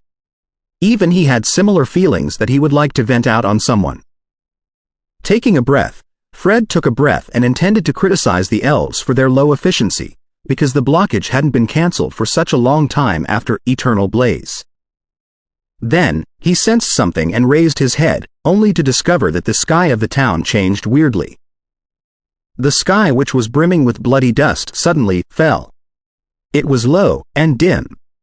Then, half of the sky became bright, in which erratic light changed all the time and was now and then replaced by obscure darkness, and the other half became dimmer and darker, until all the bloodiness faded away, leaving the deepest, heaviest and most boundless darkness behind. Inside the darkness, however, stars were shining brilliantly, showing weird colors. Looking at the sight that was as profound as the cosmos and the luminescence fluctuations, Fred was immediately lost. His soul floated away, and he couldn't sense anything for a long time. After a long time, when a breeze with the air of blood brushed him, Fred suddenly shivered, only to discover that the sky was back to normal, and the overwhelming dust still blocked the sunlight. No, it was not sunlight but the silver moonlight. Was it my illusion? Fred turned around, only to discover that Mason and the rest of them all stood like statues. The whole town of the Anonymous was unusually quiet. Even the ferocious dog at the bar did not bark at all. No, it's the projection of a demiplane of a legendary sorcerer. Mason was also back to himself. Some rituals that helped knights practice their blood power required communicating with and summoning the power of the demiplanes of legends, like how the Lord had to be summoned for the promotion of the clerics in the Saint Truth. Fred said in a self-mocking smile, "This is the first time that I have seen a legendary demiplane, not counting the Scarlet Plane." Sovereign of Blood, the Lord of the Scarlet Plane, was a level 2 legendary demon. If sorcerers, cultists and knights with special blood powers wanted to hold rituals in terms of blood and slaughter, it was possible that they would summon the power of the Scarlet Plane. Therefore, it was also a legendary demiplane. The two excellencies of the Congress are finally done with their examination. Mason felt exhausted from the bottom of his head. It was already late at night at this point. Ellipsis. In the polluted forest outside of town of the Anonymous, irregular trees were growing. They were twisted to such a point as if certain kids had made mischief to them. On the rind grew tremendous lumps from which bloody fluids were flowing out hideously and disgustingly. This is a forest that was polluted because it was too close to the abyssal gap, but the influence diminished 100 meters away, and it's almost normal 200 meters from here. The requirement that integration of space is required can barely be satisfied. Lodell, Hand of Balance, introduced the only place that possibly matched the parameters of the abyss nearby. Lucian observed carefully and examined the trees with magic. He then nodded his head. It can be confirmed that this place has nothing to do with the expansion of the abyssal gap. Atlant gave a similar conclusion. It seems that we do need to pay a visit to the abyss. Malfurion was not super interested in the trip. The Will of Abyss was an out-and-out lunatic. Nobody knew what he would do next, not even himself. What if he suddenly decided to blow himself up in front of them? What could they do? The brainless Will of Abyss scared him more than the Lord of Hell did, although the latter was full of schemes. The integration of space only just begun. It's only between the Scarlet Plain and the Stroop Forest. Therefore, while this place is affected by the abyss will be influenced by the main material world. Having been wounded, it's impossible for the Will of Abyss to arrive at the Scarlet Plain, no more than he could directly arrive at the main material world. Lucian explained it to Malfurion based on the ancient sorcerer's experience. As he spoke, Lucian turned to Lancashire, Lodell and Celinda and said solemnly, "Some progress has been made regarding the investigation on the corrupted elves. Therefore, I'm obliged to remind you of something. The investigation report of Day 1, written by Jerizian, Felipe and Heidi, had been delivered to Lucian through electromagnetism messaging. So, he was aware of their suspicion. What is it?" Lancashire became solemn, not as egoistic as before. Lucian briefly introduced it. There are 7 uncanny primeval devils, named after abhorrence, pain and other feelings, in the deepest relic in hell. As long as the corresponding feelings are stifled to a certain point, and a seemingly harmless ritual stimulates them, making them believe in the primeval devil from the bottom of their heart, the seed of devil in everyone's heart will be awakened and germinate, navigating the said primeval devil to project. The sorcerers that came with us suspect that the elves were corrupted by the primeval devils. The primeval devils? The elves had a perfect collection of ancient classics. Therefore, Malfurion soon remembered the tale that was told by different bards after Lucian's reminder. He was very grave. If such a monster did exist, it would be much more tricky to deal with than all the devil dukes and devil counts were. Lodell, Celinda and Lancashire all repeated the names of the primeval devils. They had never thought that such monsters existed before. Lucian went on. When I examined the town of the Anonymous earlier, I realized that the adventurers in the town were rather anxious, pained and uneasy after being stranded here for a long time under the threat of demons. They are already on the tipping point. If this is truly associated with the primeval devils, such an atmosphere can be easily taken advantage of. You must pay attention to it and set them free as soon as possible. Leave this complicated issue to me, said Atlant. Ellipsis. The next day, Lucian, Natasha and Malfurion entered the Scarlet Plain through the abyssal gap. In town of the Anonymous, Mason and Fred just got up when they heard the scream down below. A Grand Knight had been heavily wounded by a Radiant Knight who lost control of himself. Blood spilled on the ground. Looking at the dazzlingly red fluids, Mason felt that his eyes had been occupied by them. The veins on his forehead bouncing, he found it impossible to endure the weird and depressing environment anymore. No, we can't stay here any longer. He rose abruptly and charged at the Elvish guards with Fred. Back in Nature's residence, Jerizian, Felipe and the rest of the investigators looked for Martha under the direction of Iristine. Throne of Magical Arcana Chapter 677. Dance of Revenge. Enshrouded in the azure light, Mason and Fred flew out of the hotel and rushed at the edge of the town where the Elvish guards were stationed. Sudden, dark red fire erupted from the ground into the sky, as ferociously as if from a volcano, and blocked Mason and Fred. Matway, what are you doing? Mason stopped his flight in time and did not run into the fire and smoke. He glared at the tall, slender man who stopped them. It was Matway, Anger of Earth, a level 7 Radiant Knight. Matway's hair was short and the color of seaweed. He raised his head and looked at Mason and Fred, before he said unhurriedly, "Have you forgotten that flight is prohibited in the town?" The ban was not realized by magic circles but ensured by a few townkeepers, who were strong radiant knights. After the initial disorder and blood when Town of the Anonymous was established, a few radiant knights who often came to the place forged an alliance and set up an order for the town to restrain each other and maintain the peace of the town. Matway, on the other hand, was one of the townkeepers. What's the point of forbidding flying under such circumstances? As radiant knights themselves, Fred and Mason were not scared of Matway, but they were worried that they might raise the elves' attack. We are only hoping to receive the investigation of the elves. Are you going to stop us? Mason and Fred were vaguely wary of Matway, because the weirdness they sensed was exactly from him and his partners.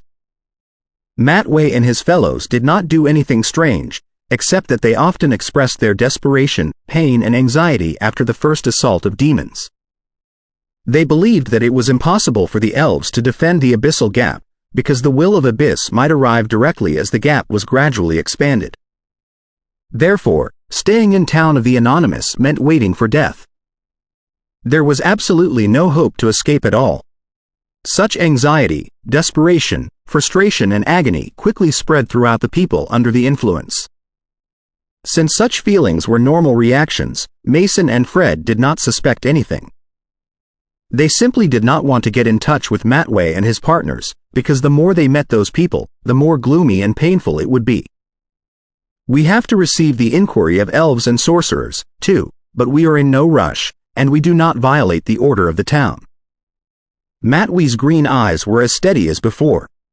Mason, Fred, you should be very clear that times of anxiety and impatience like right now call for order.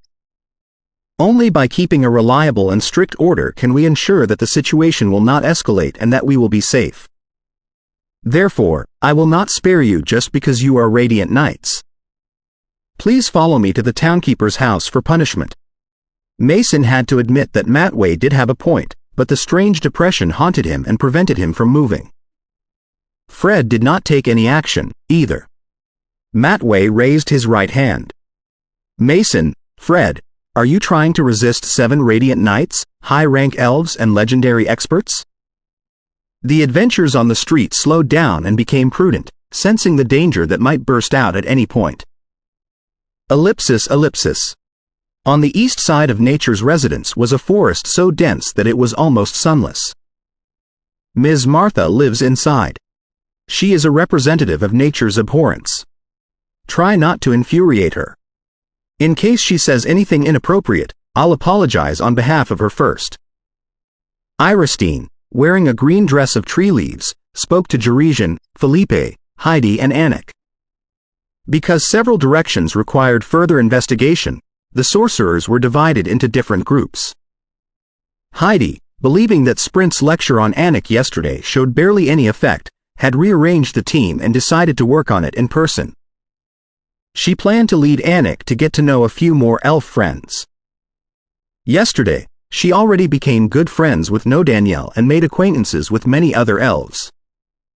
Since Martha was the strongest of all the elves to be investigated, Jerizian and Felipe, who hadn't really seen eye to eye with each other, had to act together.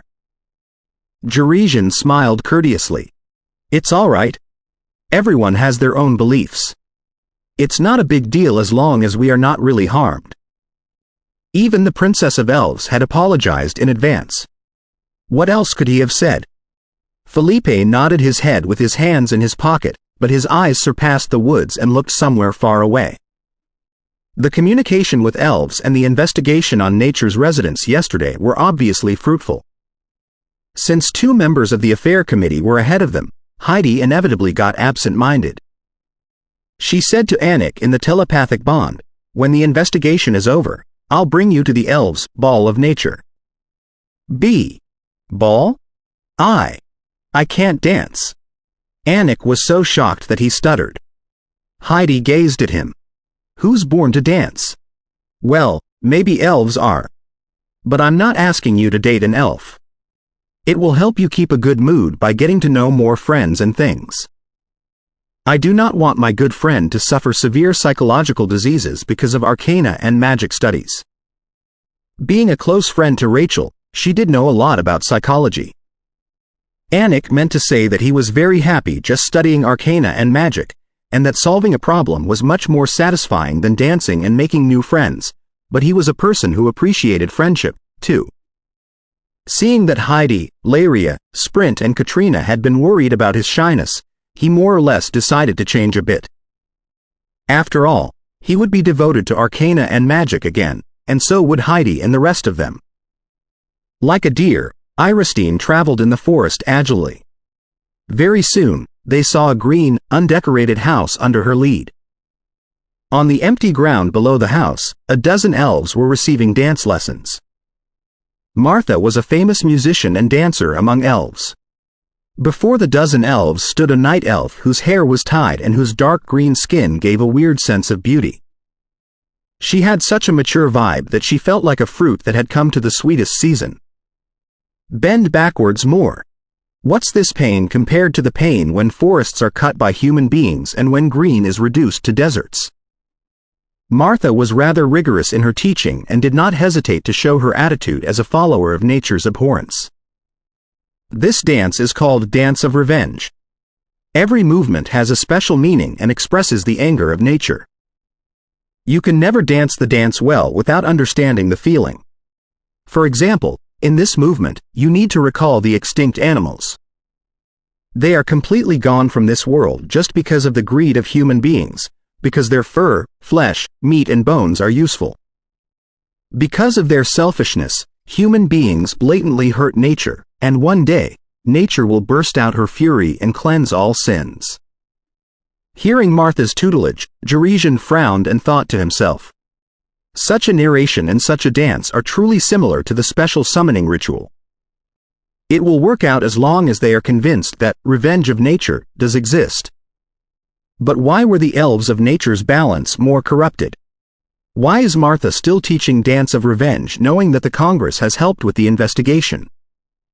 Does she think that we can never find that it's her, or was it not done by her at all?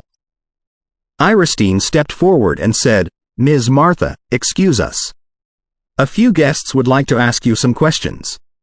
Martha had long noticed the approaching strangers but turned a blind eye to them. It was not until Iristine opened her mouth that she finally bowed with an awful face. Your Highness, I do not want human beings whose minds are filthy to trespass on my place, and I don't know what questions I can possibly answer. Madam, we only wish to know where you learnt Dance of Revenge. Not infuriated at all, Jarijan asked calmly. Martha scorned. I was inspired by human beings' damage on nature and reorganized the Fet movements that I found in the ancient classics. It's my own creation. Are you satisfied with my answer? What ancient classics? Felipe asked the core of the question. Martha sneered. Are sorcerers supposed to be knowledgeable? You can't tell? It's from Moon Rite of Werewolves, Book of Rituals. She said a series of titles. Obviously, her previous statement was not a lie. Answering another few questions, Martha asked them to leave. My patience has run out. I do not want to answer any other questions. If you want to blame the accident on me, be my guest. After that, she went back to the treehouse and continued her lesson on Dance of Revenge. Returning in silence, Iristine said again, I apologize to you on behalf of Ms. Martha. Wait a moment. Felipe interrupted her. I would like to search Martha's treehouse and the area nearby. Why? Asked Iristine in surprise. Felipe said coldly, Are we supposed to believe whatever she says? Jarijan nodded with a smile. With such a guy in the team, he was saved from the trouble of saying things he would rather not say. Iristine struggled hesitatingly. It was an important issue to search the house of a staff bearer. Ellipsis. The bloody dust pervaded the air, blocking the sunlight from the sky. The environment that had been cleansed by eternal blaze previously was full of curses and poisons again. Lucian's spiritual powers spread out. Seizing the power of the projection of his demiplane, he blurred the environment around, making it impossible for the curses and poisons to leak in. Wearing her silver armor, Natasha looked no different from before, but the curses and poisons somehow collapsed and disintegrated when they approached her without any exception. "Have you found anything?"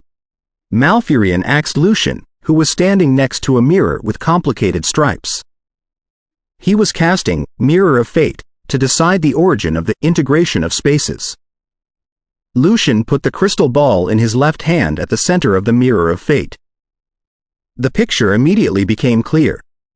The crystal ball also glowed, and the stars in it were connected into a straight line. "It's in that direction," Lucian said to Natasha and Malfurion. "Did the accident really originate from here?" Chapter 678, Clues. The sun that was shining through the bloody dust seemed dim and cold, but it was in fact even more scorching than the sun in the main material world. The river of lava that flowed at the bottom of the plain added to the heat of the area, making the temperature above 60 degrees all year around. Normal human beings could not survive in such an environment at all, even without the many curses and toxins. A silver light flashed and slashed out in the shape of a crescent moon, before it vanished into thin air, leaving the illusionary and terrifying gap that seemed to be piercing through the abyss on this level. The hundreds of demons, led by a six-armed snake-like monster, came to an abrupt halt, as if somebody had cast time stop upon them. 1 second later, their bodies suddenly exploded into a spring of blood. The pieces of their bodies hit the ground like raindrops, tiny and neat. Your control over the power of the legendary Sword of Truth is better and better. Witnessing the scene, Lucian did not hesitate to compliment. Natasha was not holding the legendary longsword, Sword of Truth, but Pale Justice. She was practicing the delicate control over her blood power by executing demons. Natasha was in a high mood. "I am not a knight with only brawn. I have always been a great controller of my strength. During the 3 years I spent in the Abbey after I became a Radiant Knight, I was able to really grasp my will and my body." She accepted Lucian's praise without any embarrassment. Then she said regretfully, "It's a pity that we've met nothing more than senior rank demons on our way. We didn't even see demon dukes, not to mention demon lords. I cannot carry out my full strength and look for places where I can make improvement. Each level of the abyss can support only one demon lord at most. That is to say, if a demon duke cannot control most of the territory in his plane, he cannot receive the feedback of the abyss and be promoted into a legendary lord at all." Lucian explained it to Natasha with a smile. Although she had picked up a lot of knowledge about abyss before the mission, it was still far from Lucian's expertise. The studies on demons were a basic subject for every sorcerer. Therefore, unless there is any joint operation, we can see nothing but the Sovereign of Blood at most on the Scarlet Plane. In the abyss, except for the Lord of Spectres, the Demogorgon of Darkness and few other special demons, most of the demon monarchs did not have names but only the titles that the experts of the main material world made up for them. A lot of monarchs of the abyss had been known. There were 18 of them, 3 times more than the 9-floored hell. However, just like nobody knew how many floors the abyss had, nobody could tell how many legendary demons there were exactly. Even Rhine, as a vampire prince who had lived tens of thousands of years, wasn't sure about the answer. It certainly deserved to be called Abyssal Maw.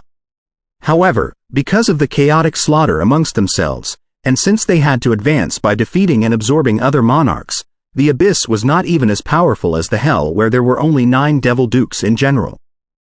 After Tifotidis, the Ice Duke and the Master of Argent, completely perished, a new legendary devil had grown up in the Silent Hell in recent years and was appointed by the Lord of Hell as the new Ice Duke. Having been approved by the Lord of Hell, he had received the feedback and enhancement of the Demiplane, thereby improving from level 1 of legendary to level 2 quickly. It was said that the new Ice Duke was particularly cunning and deceptive. He was known as Lord of Mysteries. It will be good enough if we can encounter the Sovereign of Blood. Although she craved battle, Natasha did not want herself and her husband to be caught in the danger of a joint operation of the demon monarchs.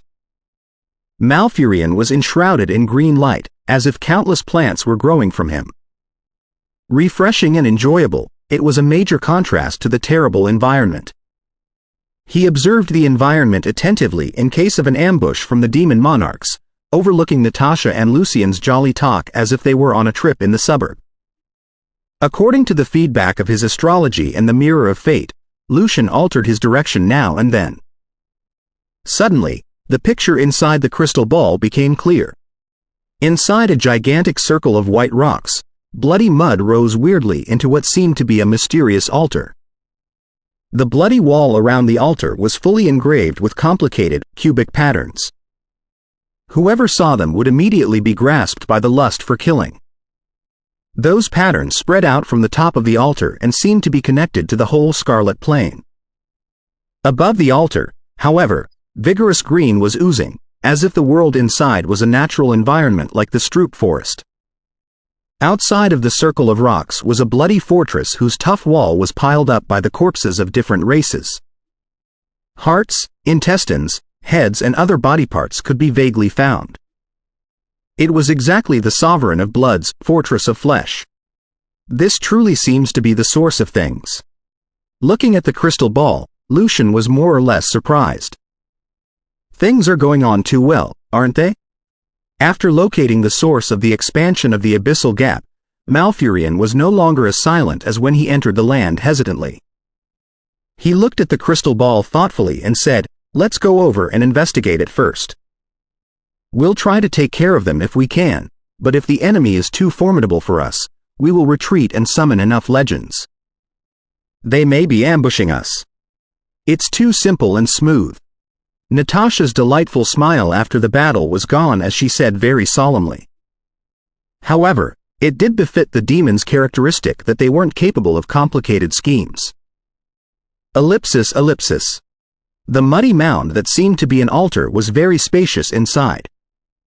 The dense, flourishing forest was letting out fresh air.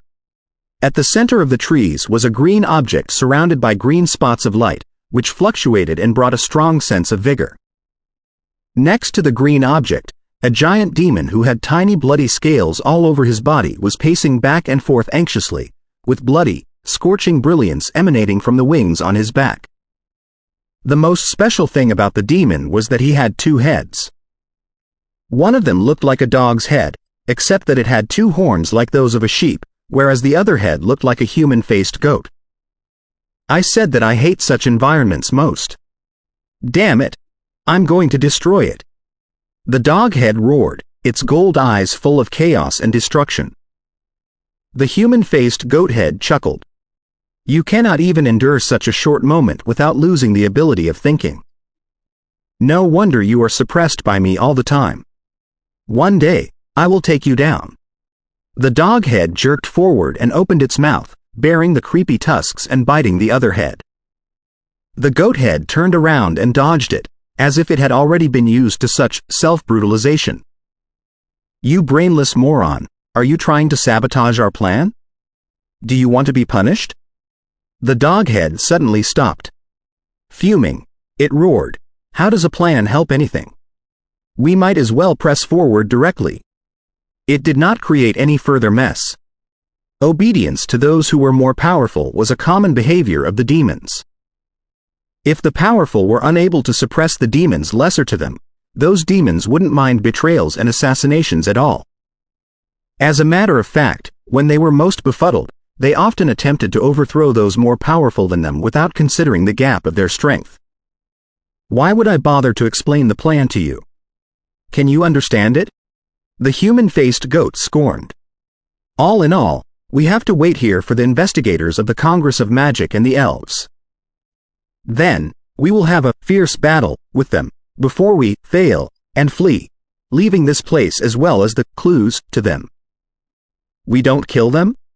The doghead found it impossible to understand. What's the point? On the Scarlet Plain, it felt that it was capable of dealing with Malfurion. As to exactly whom the Congress of Magic had sent, it simply did not care.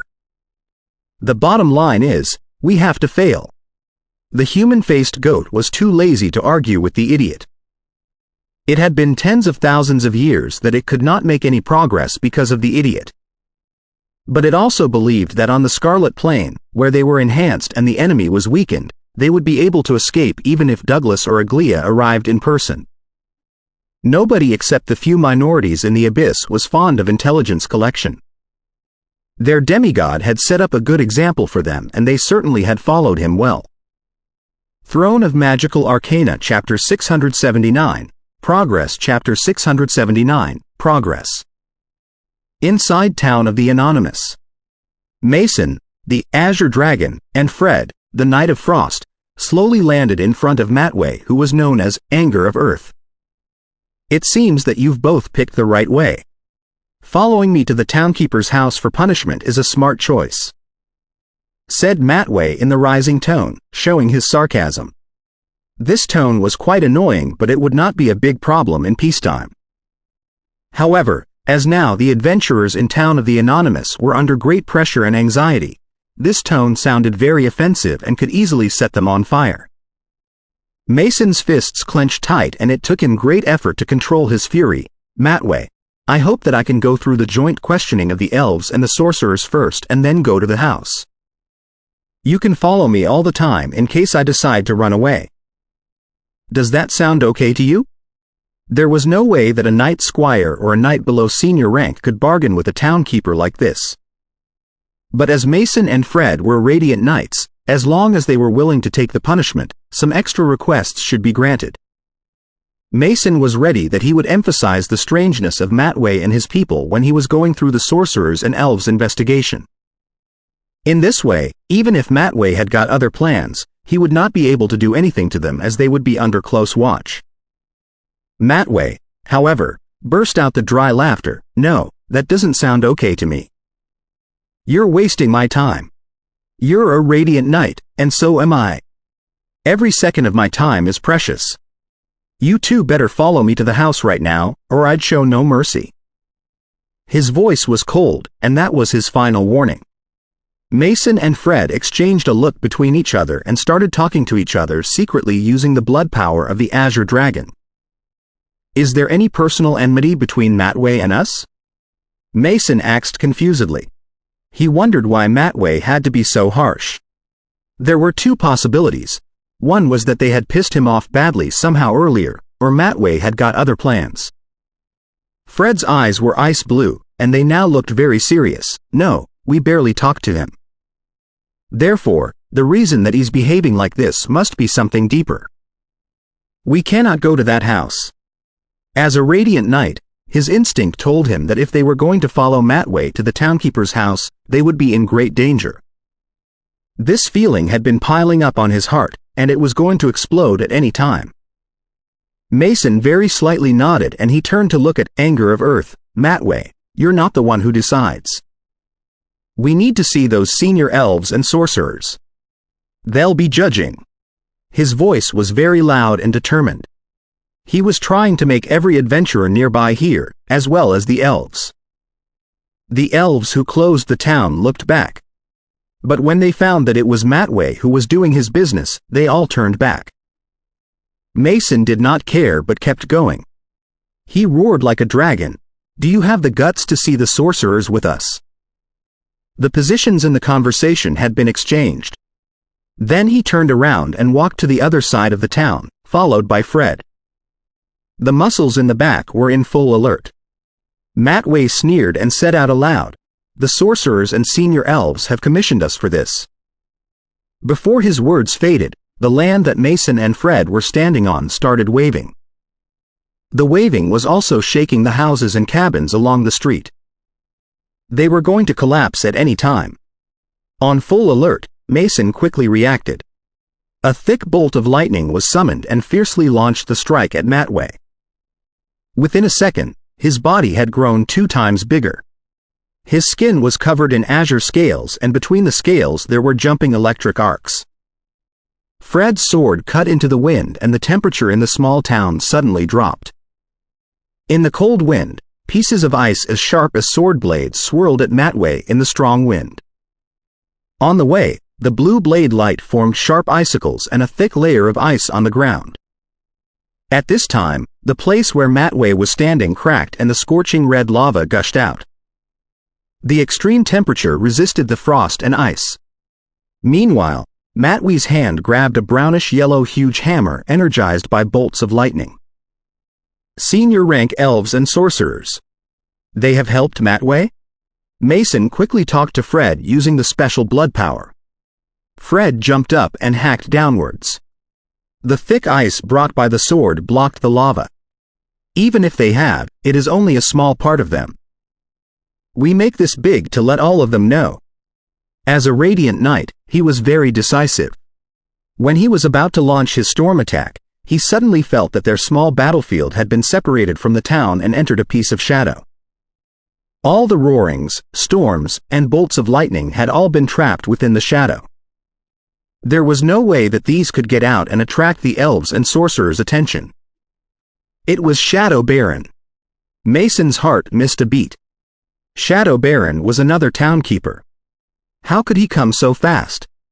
There must be something wrong. In the shadow, there was a figure jumping around.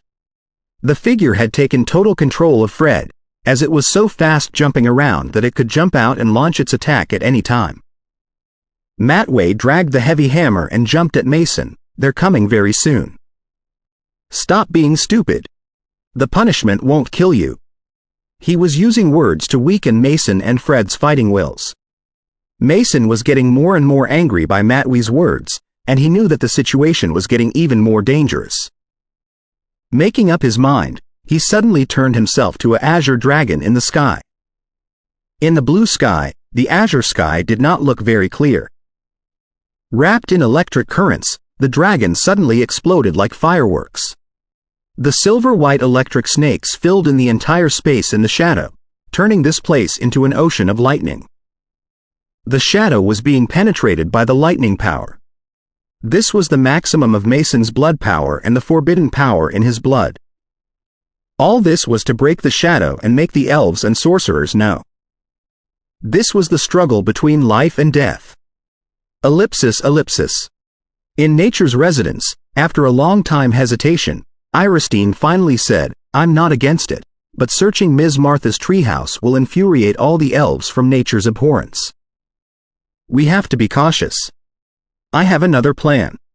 We can sneak in and see if we can find any strong evidence, and then the thorough investigation can be carried out without any problems.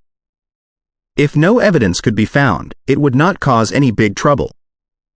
His hands in pockets, Felipe said in the cold tone, so we're going to sneak in like thieves? What if Martha finds out? Who's to take the risk?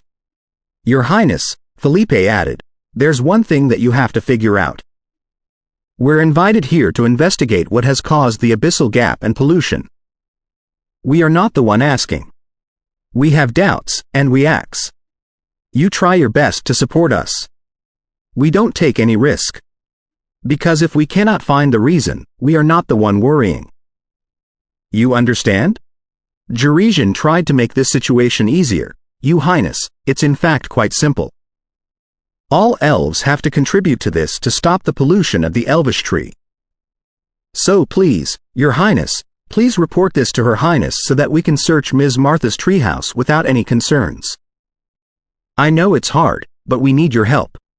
One playing the good person, the other bad, Felipe and Jurisian made the princess have nothing else to say. Heidi said to Anik through the telepathic bond, Her Highness is still too inexperienced, but we do have good reasons. When Heidi was talking, she turned to look at Iristine. Suddenly, she saw a dog-sized dragon behind Iristine. The little dragon had half-transparent scales, and it was busy enjoying the many colorful berries held in its paws. Alferus, why are you here? Heidi was surprised. No one could predict where and when the little crystal wanted to show up. Alferus said seriously, I was playing with my elf friends in the nearby forest, but I heard that you need someone to sneak into Martha's treehouse, so I am here. I'm good at illusion spells. I am in the 7th circle.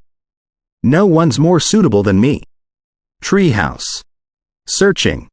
Staff bearer. Alferus could see that piles of treasure were waving hands at it. The corner of Heidi's mouth twitched a bit. How sharp Alferus's instinct was. All right. I'll talk to my mom. Iristine finally agreed. Alpharis, however, was a bit disappointed. So there's no need to sneak in? Ellipsis. On Scarlet Plain, Lucian, Natasha, and Malfurion had approached the Fortress of Flesh. However, the demons in it were totally quiet. No one came out of the castle, from a little demon minion to a senior rank demon. That was because all the three of them had totally released the stressful air from their legendary power. The sky was bloody red. The red was dark, like the universe was close enough to touch. The light of different elements was dazzling. From the soil soaked in blood, strange green plants grew out, stopping and extinguishing the sand and curses in the air. However, the fine electric arcs in space contained horrible power strong enough to destroy everything. To those demons which were used to bullying the weak and fearing the strong, facing these three people, they would never take the initiative to step out of the fortress. Sovereign of Blood isn't in. Lucian had expected this. We restrain the air and approach the altar in the array of rocks. At this time, a horrible roaring burst from the array of rocks and made the entire plain shake. The angry voice arrived and filled in the space. The smell of human beings. I'm going to kill you all. Chapter 680, The Suspect Inside Nature's Residence.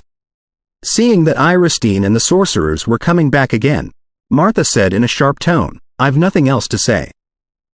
If you don't believe it, go to report to Her Royal Highness and the Elder. They will decide.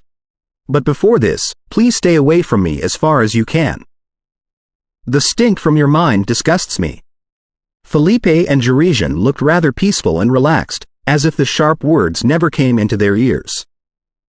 Instead, they turned to look at Iristine. Iristine took a deep breath and got up the courage. She said to her, feeling displeased, Ms. Martha, the sorcerers believe that you're still a suspect, so they need to search the treehouse and the tree bags. What? They think I'm a suspect? Martha cut Iristine off and questioned in the sharp tone. Her fury was brewing.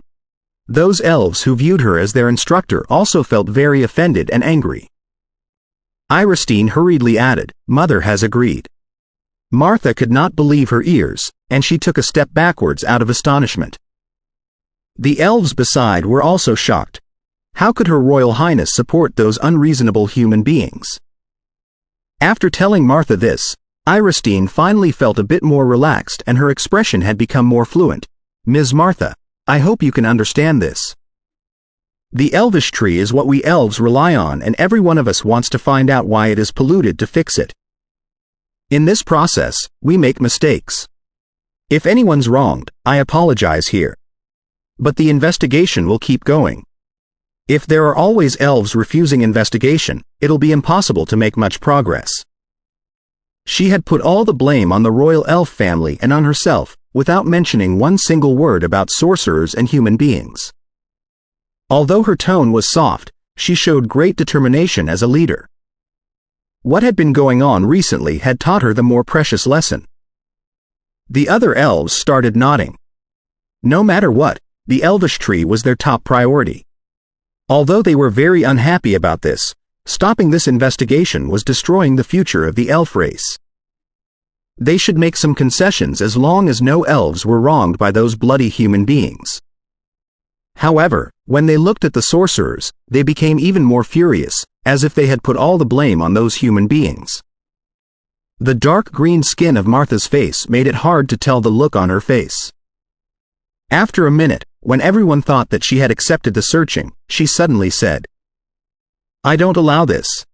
Her Royal Highness must have been fooled by those filthy human sorcerers. This is an attack against my dignity and mind. I will resist it with my life. Her attitude was to the elves' great surprise, which also made them feel suspicious. If she was indeed innocent, after the searching was done and nothing was found, a protest in front of Her Royal Highness, the Elder, and the Princess would be totally reasonable. But now it was not at all a good chance to show her temper, unless... Ms. Martha, if you're concerned that the sorcerers might make fake proof against you, we can be there all the time. Our power gifted by nature is of no inferior to magic. said a female elf, trying to persuade Martha. Another male elf nodded. Even if they somehow have some fake proof, showing your innocence and righteousness is not difficult at all. This is about the pollution of the elvish tree, so we can see if the black spots on the elvish tree will disappear or not. Heidi took a glance at Anik and then nodded to Jerizian. They had made sure that Martha was hiding something, and it was just too obvious. Facing the persuasion, Martha's attitude softened a bit. She said coldly to them, "Go ahead. If you find nothing, remember that I won't accept your apology. I just hope that you can leave the forest in shame on your own." Felipe walked in the treehouse at a leisure pace with his hands in pockets. Step by step, he stepped onto the transparent stairs made of air and walked directly onto the tree. The elves hurriedly followed in fear that he would make any fake proof against Martha. Jerizian, Heidi, and Anik followed Iristine and Martha. They behaved themselves as they did not want to further piss off the elves. The treehouse wasn't big, but it was very organized and clean, and the house was filled with the pleasant scent of trees and flowers.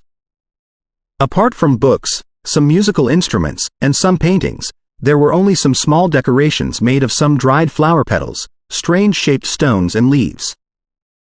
Under the instruction of Jerizian, Anik and the rest of the sorcerers started searching every corner of the two tree houses. Among them, Alferis was the most motivated one, which kept running back and forth among the elves. Its eyes were shining like gems as it was remembering everything shining in this place. From time to time, its little paws from time to time picked up some shining items and were reluctant to put them down. At this time, Felipe picked up a notebook and started leafing through it. "These are notes on music and dance. Can you read it?" said Martha sarcastically. Hearing the word, music, in elf language, Philippe's right hand slightly twitched a bit and then he talked back at her coldly, "Take it easy. My art talent isn't as bad as you think." "Oh, is that right? Are you good at using a dead body's femur as your clarinet or its ribs as heptacord?" said Martha bitterly, knowing that Felipe was a necromancer. Felipe went on reading the notes, completely ignoring the words. After a while, the sorcerers had all done with their searching, but nothing was found. Felipe looked up, and his sick-looking face was totally expressionless. "Ms. Martha, I'd like to ask one question. Why did you put these comments beside each of the pictures recording Dance of Revenge? All of the comments are about nature's abhorrence and human sins. They look like some special rites or ritual language to me." The rest of the sorcerers' eyes lit up. But soon they started slightly frowning. It seemed that the finding was too easy. Martha explained gloomily, to explain the essentials of each movement. What do they have to do with rites? If they're only about some essentials, as a dancer like you, there's no need to write down so much. You're turning them into lectures and vows, said Felipe coldly. When the elf standing beside Martha was about to explain, Felipe took out a book. "This is the special rite for summoning demons. You all can take a look at it to see if they are the same." Iristine took a glance at the book and saw the book name, Viken's Special Summoning Ritual. "I knew it. You're all prepared." Martha looked away and sneered. The other elves took over the book in confusion and started reading. Soon after they just started, Martha suddenly took a step backward and came to the edge of the treehouse. Then she threw her wood staff into the air and the staff quickly grew into a dark green monster about 2 meters tall. At this time, black waves of insects were summoned by her and they were now surging toward the sorcerers.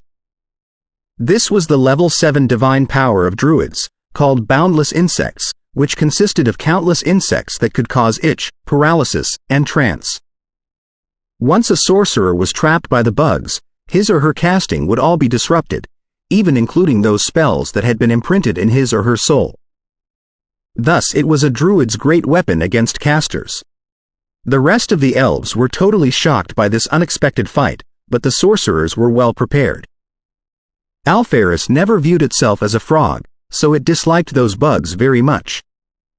It looked up and released its angry roaring, and the power in the roaring made the insects in the air flinched a little. Then, A strong magnetic field covered the treehouse and distorted everything in it. Under the power of the strong magnetic field, the magic bugs were pulled away as they were still forms of matter. Martha jumped backward into the air and the trees around her had all come to life. Those tree ants were a few meters tall and they had encircled the treehouse from all directions. "You filthy sorcerers are framing me. I'll go to see Mr. Farragon," Martha said aloud purposefully. Philippe's hands were still in his pockets, but black miasma was aggregating around him like waves. As soon as the dark green monster formed by Martha's staff touched the miasma waves, it instantly lost the gloss on its skin. And the tree ants had all become very weak as if all their strength had been taken away. Dying Waves, the 7th Circle Necromancy Range spell. The black miasma did not affect the sorcerers at all as if it had its own intelligence, which showed Philippe's great control of this 7th Circle spell. For most senior rank sorcerers who cast the spell, they could not make the miasma tell the difference between allies and enemies. Heidi said to Anik through the telepathic bond, "Use the right. We can't let her go." Heidi could not afford a right like that a second time. But Anik was quite affluent, so she made him one. Ellipsis. Inside town of the Anonymous. In the show there was a very powerful source of electricity, and the electric arcs visible to naked eyes emitted by it were formidably dangerous, which were also making this terrifying buzzing noise. Mason started losing his vision, and he realized that he had reached his limit. All he was left was his willpower. At this time, warm and soft sunlight cast on him which relaxed him immediately. And within a second, the electric arcs had all gone. "Who is it?" asked Mason in a hoarse voice. The soft and friendly voice came, "I'm Atlant from the Congress of Magic. I am here. No one can hurt you." Mason finally fully relaxed and turned back to his human look in sheer feebleness. After an hour, in the air above town of the Anonymous, Atlant said to Lankshire, Celinda, and Lodell, "It has been confirmed that Matway and the several senior rank elves were all involved in this. They were trying to use the town and a great number of senior ranks to summon the real devil of abhorrence. But the projection of the devil exploded them all. We don't know who's behind it. It was Farragon's proposal to block the town," said Lankshire gloomily. Celinda nodded. Those elves were from nature's abhorrence. They knew Matway well. Lodell was still in shock. So was it Farragon? But he did this for what? He's the leader of nature's abhorrence. Maybe that's the reason. Anyways, I have to go back to nature's residence right now, no matter if he's suspicious or not. Please take care of this place, said Lankshire anxiously. Atlant had closed his eyes. I'm also heading back. We can't leave Jeresian and the rest of them in danger. The Elf Queen was trying her best to stop the Elvish tree from being further polluted. Although she would be okay fighting against common elves, when facing Farragon, nature's avenger, her power would be badly restrained. We'll stay here and safeguard the gap until the Elder and Mr. Evans come back, nodded Lodell. Neither he nor Celinda were elves, so they would like to stay away from the internal conflict among the elves. Ellipsis. Felipe lifted his right hand. Then suddenly a specter appeared behind Martha's back. The specter was transparent but covered in a black robe. It kept going back and forth between the main material world and the world of souls and was using all kinds of necromancy spells to prevent Martha from running away. This was a new summoning spell put forward by the Hand of Paleness after many years of study on the world of souls. The caster could summon a specter like a voidwalker which was able to go back and forth between the two spaces. Such a specter was thus very hard to kill and very powerful. Martha was unprepared for this and was trapped by this senior rank specter. Meanwhile, there was now a ruby in Jeresian's hand which made Alpharis's eyes light up. The ruby shot out a bright ray at Martha so fast before anyone could do anything. The ray directly hit Martha and removed her defense shield. Anik quickly used the gestures to prepare the rite for summoning the demiplane, while Heidi was patiently waiting for the chance to join the fight. She saw that Felipe lifted his right hand again. But this time, Felipe's right wrist suddenly snapped. The broken hand rocketed into the air and grabbed Martha's face. Then the creepy veins grew out of the broken hand and trapped Martha inside. When Martha was about to launch her desperate strike, the furious voice arrived, "You damned human beings! How dare you start a fight in nature's residence? Your Excellency, Mr. Farragon, I am framed by them. They said I summoned a devil." Throne of Magical Arcana Chapter 681. A plan that worked above the green trees, a cluster of dark green clouds arrived. Within it there were flashing electric arcs, showing the fury of nature. Then the cloud shrank into a young wood elf. His neck and hands were covered with mysterious patterns, just like those shamans who were in charge of the sacrifice rites. "Martha, repeat your words. You said you were framed by them? They said you had summoned the devil?"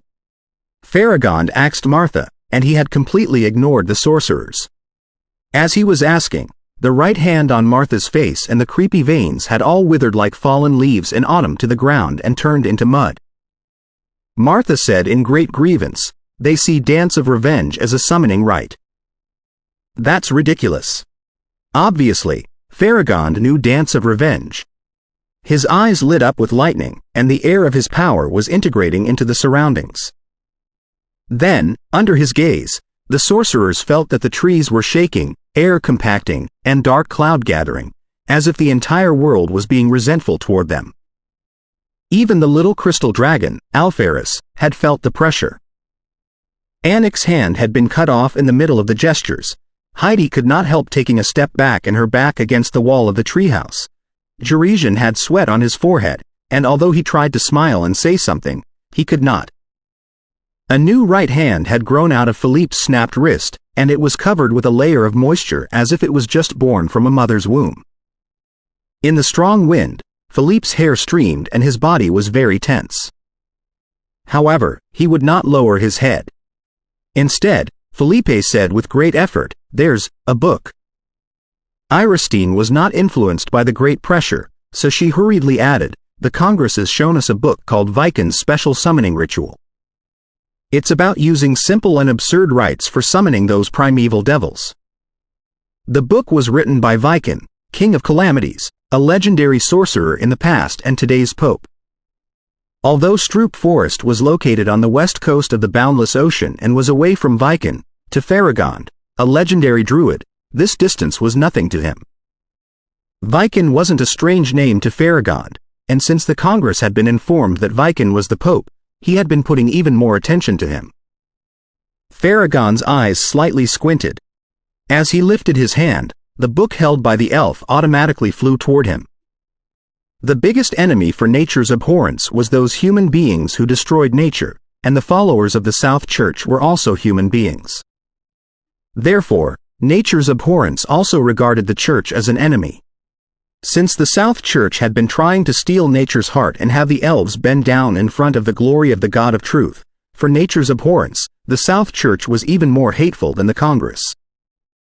Martha said at the top of her lungs, "Your Excellency, don't listen to them.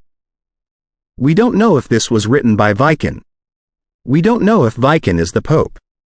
Farragon leafed through it and his brows frowned. It indeed looks ridiculous, but it's ridiculous in the way that appears creepy and mysterious. I've read Pain Fable. In the fables, all the stories aim at twisting the good emotions and feelings to make one's heart full of pain and hatred. Elves could live very long, and therefore, many of them had read lots of books.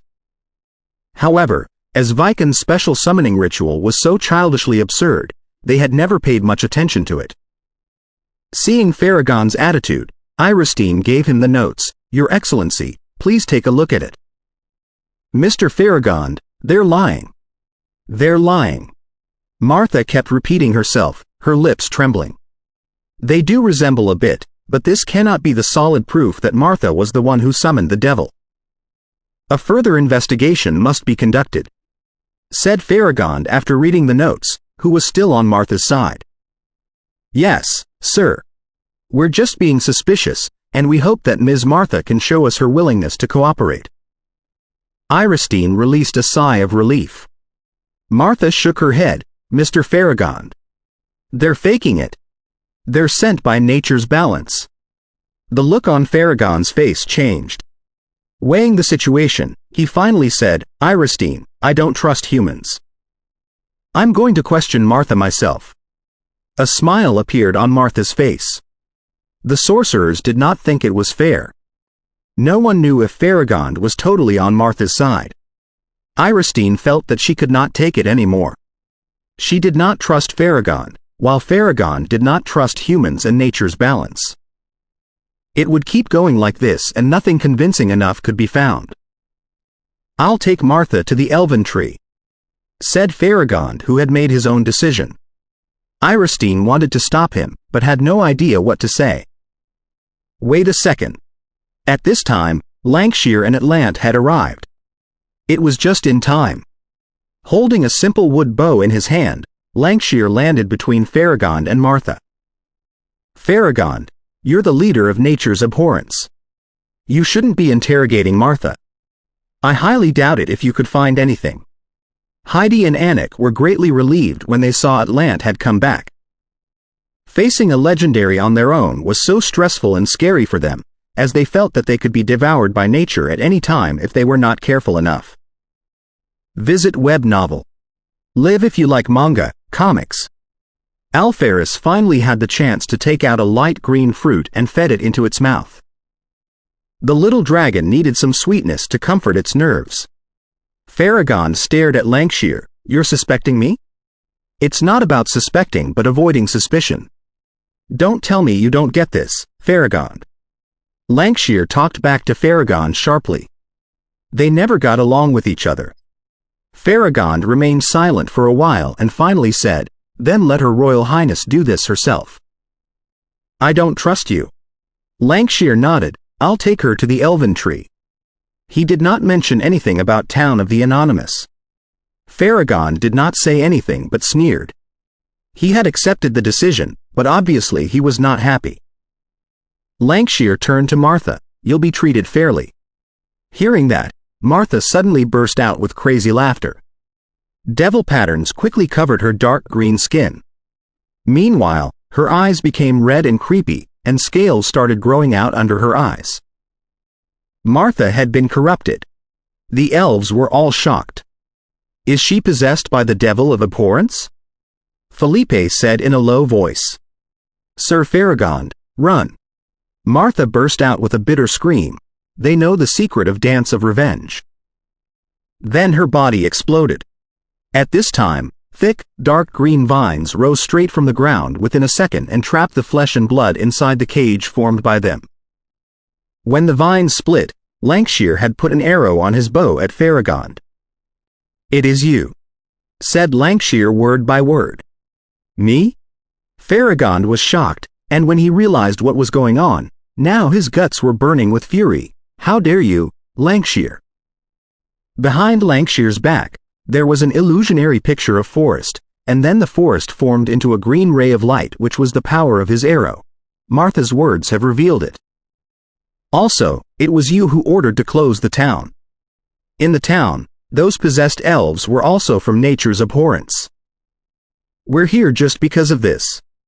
Those human sorcerers have given us enough proof. What else can you say, Farragon?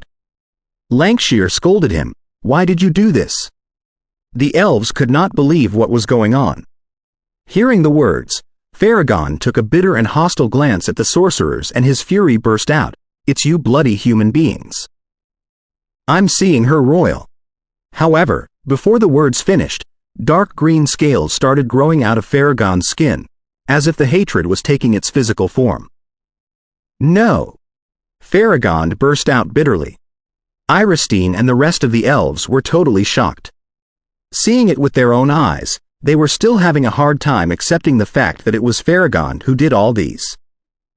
Lancashire said coldly, Farragon, be ready for the sentence. And then the green light shot out.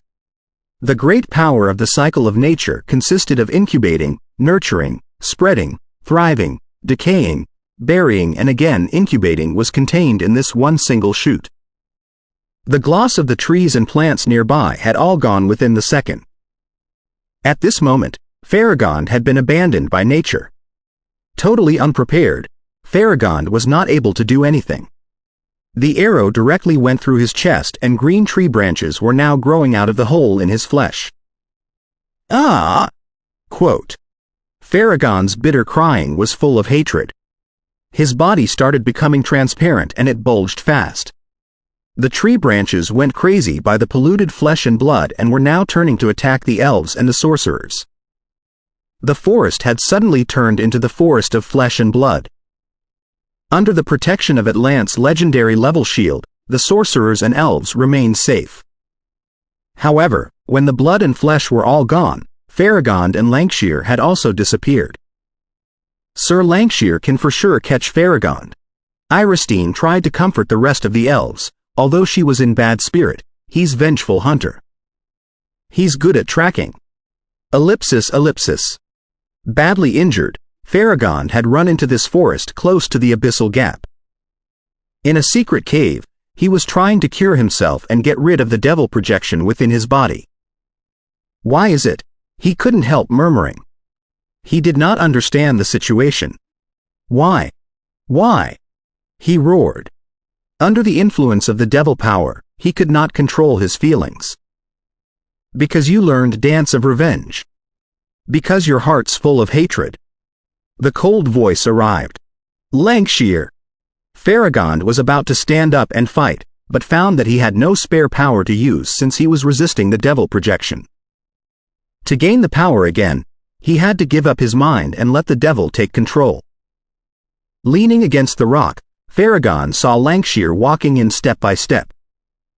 Lancashire's long, golden hair shone in the sunlight. Why? Farragon kept asking in great frustration. Lancashire smiled and checked the position of the sun in the sky. It still needs a bit longer. When that plan works, it'll be a success. That? Farragon was confused. Meanwhile, he kept working on getting rid of the projection. For a legendary, a devil projection could not make him or her yield immediately until they decided to give up their mind. Ellipsis. When the plan works, everything will be going perfectly. Grinned the human-faced goat. At this time, he saw Malfurion and another two legendaries coming. The doghead roared in low volume, I wish I could eat them up.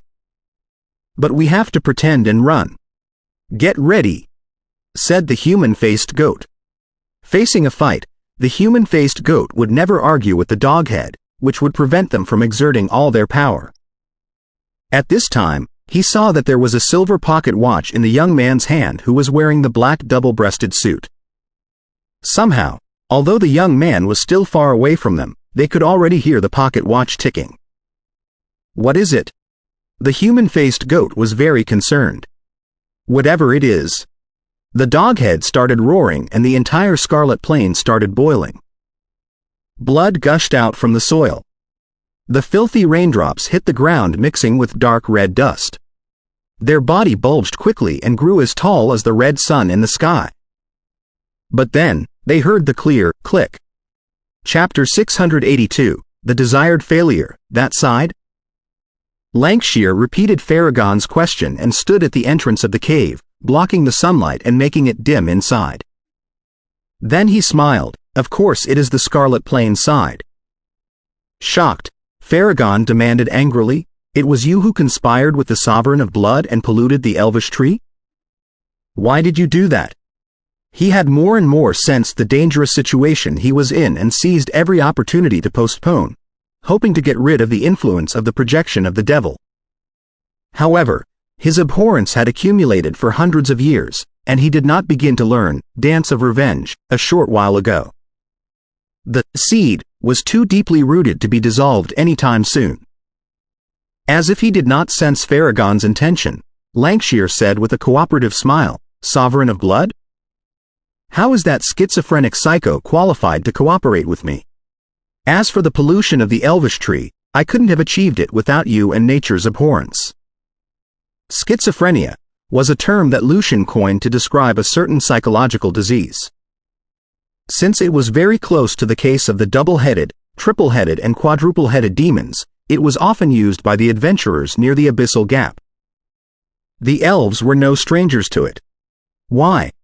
Asked Farragon cooperatively.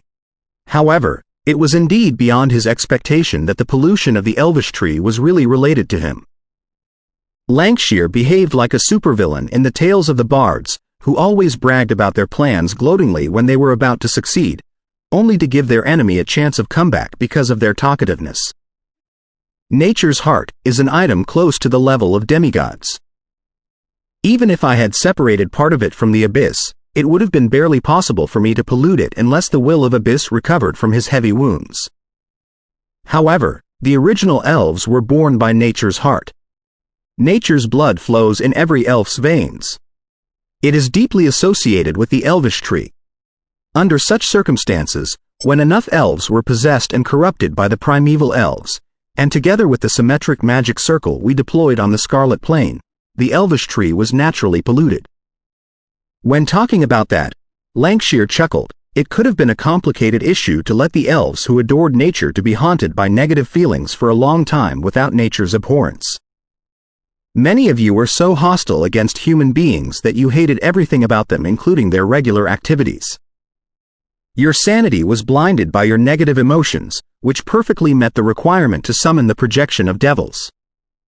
Therefore, I must thank you, Farragon. Inside the illusionary, nature's heart of Farragon appeared a face that was 80% like him, but the face was full of hatred, dissatisfaction and anger, which made the face twisted and hideous. Is this me?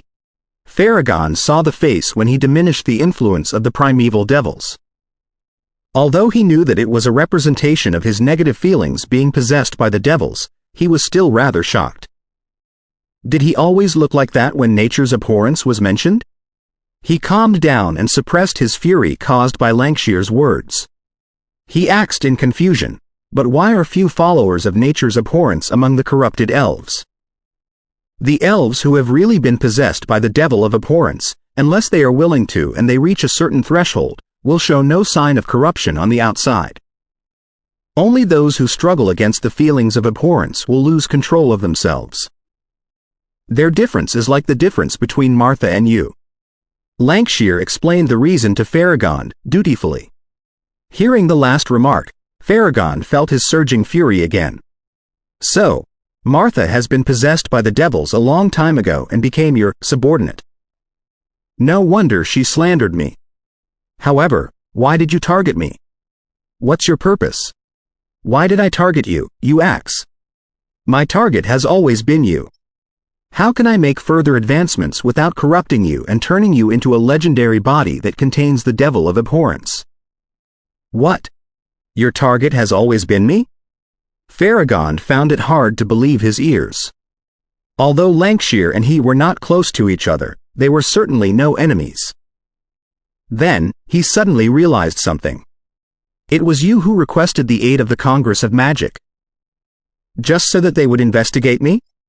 Then, taking advantage of my hatred against human beings and my anger after being vilified, you ignited my negative feelings. Together with the long-term influence of Dance of Revenge, the devil was successfully projected into my heart. You understood it too late. Also, it's not caused by the projection of devils, but by the transformed negative feelings that have been gathered in you. Lancashire explained with a smile. Turning oneself into something similar to the primeval devils is highly risky and may result in loss of control. Therefore, I chose you. You are the perfect container, with your hundreds of years of hate. You. Hearing that, Farragon was so overwhelmed by fury that he almost launched an attack without caring about anything. Did you not fear that the sorcerers would find out the mastermind behind everything? He. Setting up magic circles on the Scarlet Plain could not only take advantage of the conflicts between the Abyss and the main material world but also lure Lucian Evans and his team to investigate. When they visit the Abyss, Malfurion will certainly be following them, or the Congress of Magic wouldn't be pleased. As a result, I can do whatever I want without concerns. By the time they return from the Scarlet Plain with evidence, the eyewitnesses and the masterminds will have died or fled. He can predict nothing however powerful his astrology is, said Lancashire, raising his head. Were you not worried that Lucian Evans wouldn't go to the abyss? There was still Atlant. Farragon was refreshed after the projection of devils was slightly driven away. Lancashire raised his bow and aimed the arrow at Farragon, smiling. He definitely would, because he is Lucian Evans, who studied quantum superposition and proposed the observer effect. In fact, due to his lack of strength, Lucian always made plans according to the enemy's personality and style, but now, he had been analyzed. As for Atlant, he was happy to see my plan. He dared not try it and was waiting for a safer path, but it doesn't mean that he didn't want to collect files through this incident. For a certain reason, I learned of his stance and therefore dropped him a secret message asking him to join the team. Lancashire mocked Farragon. How could a sorcerer who studied the mind like him have found no anomalies? Farragon shouted angrily, "What is it that you want? We the elves have been sinking for so long that we have forgotten the glories in our past. I do not want to be trapped in this tiny forest forever. I want to conquer the continent, the ocean and the whole world like our ancestors did." Lancashire's graceful face was now more or less zealous. That can't be achieved without experts in the level of demigods. Now that I have a chance of advancement, I have to seize it. Farragon, I will always remember your contributions to elves. Farragon glared at Lancashire. You. It was simply too shameless and disgusting. Lancashire looked at the sun outside and laughed aloud. Farragon, don't be mad. Do you know why I said so many things to you? Instead of waiting for Farragon to reply, he stepped forward and said jokingly, to maintain your hatred, fury and pain until the right moment. Lucian Evans and his team should have arrived at the altar now. That is the source of nature's heart's pollution. However, the Sovereign of Blood would intentionally trigger the magic circle when he flees in failure, forcing Malfurion to repair it with his natural power. It's a pity that he doesn't know that the harder he works, the more I would benefit from him. Nature in the abyss and negative feelings, and the fallen legend in nature in the forest. The two factors will be connected into an enormous ceremony that helps me to transform my status perfectly. The risks about the negative feelings would only go to Farragon, the container. Besides, the Sovereign of Blood left some clues so that Malfurion and Lucian Evans would figure out that you are the mastermind. Seeing that the time had come, Lancashire said in delight and solemnity. Farragon, don't resist. You have no chance. Read comics on our web novel. Live. Farragon bit his teeth so hard that his lips were broken and blood flowed out.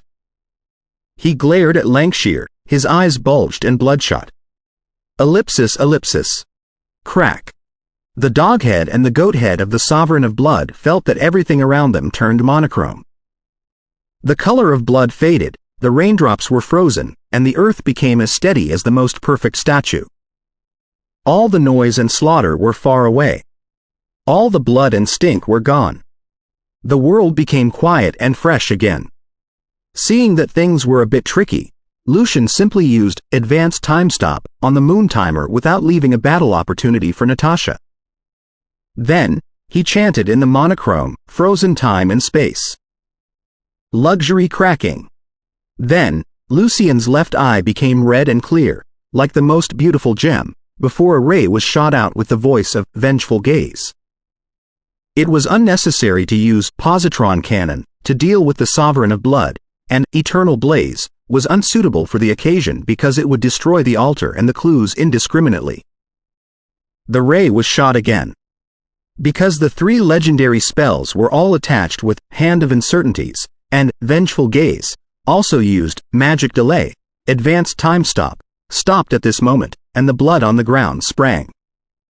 At this moment, a silver sword flashed, breaking the raindrops, the blood and everything that couldn't have been broken. Color splashed out on the Sovereign of Blood as the layers of defense on his body were opened. Obvious cracks could be found on the bloody scales, too. Luxury cracking was something that only the legendary sorcerers who were particularly good at elements and force fields could have picked up. In the Congress, none other than Hathaway was able to cast it before Lucian. Even Douglas had to use prolonged spells and complicated gestures in order to cast it. Crack, crack, rack. The items on the surface of the Sovereign of Blood exploded. After only a while, he had been reduced to nudity by Lucian, turning defenseless. Then, two bloody rays shot his body, one from the front and the other from behind. Being only a level 2 legend, the Sovereign of Blood immediately sensed the charm of probabilities. His chest was pierced through, and he was paralyzed on the spot. Malfurion certainly wouldn't let go of such an opportunity. He threw out his staff. Nature Cage. The human-faced goat and the dog-head watched the green plants to spread and grow in their paralysis, while they thought sluggishly. We have failed? How were we caught? Ellipsis, ellipsis. Farragon, rage and loathe. That will be more perfect. Laughing aloud, Lancashire approached Farragon, who was glaring at him. Suddenly, he saw a layer of shallow light glimmering on Farragon's body. The illusionary hideous face was now vaporized, and there was no sign that the ritual he had in mind was activated. This is... His smile was suddenly frozen. Throne of Magical Arcana Chapter 683, Entrance on the Scarlet Plain. The double-headed, whose body was as long and narrow as a lizard, stood inside the array of rocks, absolutely still. Its dark red scales reflected eccentric brilliance under the sunlight. From the gaps of the scales, sprouts were growing as if seeds had been planted into its flesh, donning the demon with a green uniform. The gloating and cunning smile, mixed with some shock, was frozen on the goat head of the Sovereign of Blood, whereas the dog head was simply overwhelmed. They could not understand why they were caught so easily when they equaled to level 3 legends in their legendary demiplane. Even if they could not defeat the enemy, why couldn't they run away? This was their own home field. Advanced Time Stop was the most powerful spell in space-time magic. Nobody except for the magic creatures such as the God of Silver Moon could even understand it without a deep understanding about time and space. They couldn't perform it even though they had the spell and the gesture needed. However, Lucian was able to perform it. His unique legendary item could release Advanced Time Stop. Wasn't his class Atom Controller? Did it have anything to do with time and space? The inert brains of the Sovereign of Blood felt that they forgot something, but it was too chaotic to have any understanding about arcana, much less the details of the general theory of relativity. As a matter of fact, the human-faced goathead, who pursued progress, intended to learn the basic concepts of arcana, but the doghead got agitated whenever it picked up a book to read. Then, the two heads would carry out their long tradition of mutual biting again. As for luxury cracking, neither the demon nor Malfurion was too surprised. If Lucian Evans wasn't capable of that, he wouldn't have deserved to be called an authority in the field of elements and force field. It was only natural that he became the second legend in the Congress who grasped the spell after Hathaway. About the penetrative attack of Vengeful Gaze, which ignored the defense of Scales, Malfurion didn't quite catch it and thought that luxury cracking had deprived the demon of its defense. However, the two heads of the Sovereign of Blood were confused. That was their natural defense. Luxury cracking could have only sabotaged part of it but couldn't have nullified it, but why did they feel that they were standing there nakedly? It was beyond their understanding with their knowledge of arcana. We have truly failed. How can he possess so many powerful spells? Not only have we failed, but we have also been caught. Should we consider the plan accomplished in excess? Different ideas occurred to the two demon heads. Flesh wriggled crazily on their chest where Vengeful Gaze pierced through, but it could not be recovered. The dark red blood dripped on the ground, corroding the stone plate and the mud. Are there more items on the Sovereign of Blood? Malfurion approached the Sovereign of Blood, only to discover that its waist was enshrouded in a black mist. Did any item survive luxury cracking? A legendary item? He believed that a schizophrenia patient like the Sovereign of Blood was incapable of crafting a legendary item on its own. The best it could have done was to transform its body parts into weapons, like how it broke the bloody tail and turned it into two red blades. So, was it a trophy after the demon killed adventurers or other enemies? Be careful. Lucian reminded him. I sense that it is evil and negative. Natasha stood on alert with the sword of truth in her hands. She did not question Lucian for launching a full-strength attack, albeit more or less regretful that the Sovereign of Blood did not put up any resistance or give her a chance to fight. Malfurion raised his head, and a twig grew out of the flesh of the Sovereign of Blood, lifting the item. This is... Malfurion couldn't have looked more awful. The item was a lifelike dark figurine. There was no telling what it was made of, but it was radiating blackness. The face of the figurine was very clear. It was exactly Farragon, nature's avenger. The figurine of Farragon had a twisted and hideous face that was full of hate, rejection, and fury. From the void around it, vague black air was popping up and melting into its body.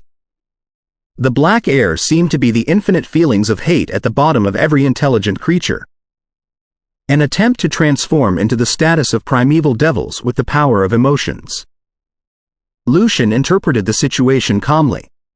Malfurion said in disappointment and fury. It was Farragon. Nature's abhorrence is too outrageous. Not necessarily so. Why is the Sovereign of Blood holding the special item with which Farragon gathers the power of feelings? Lucian looked at the stunned Sovereign of Blood. Perhaps it is a term of their cooperation. Perhaps the special item has to be placed near the altar. Malfurion speculated. Lucian smiled. I don't think any legend who is not deranged would cooperate with this double-headed demon which may burst into conflict with itself any moment. Since we have caught it, we can invade its brain and check later. Lucian paused after that.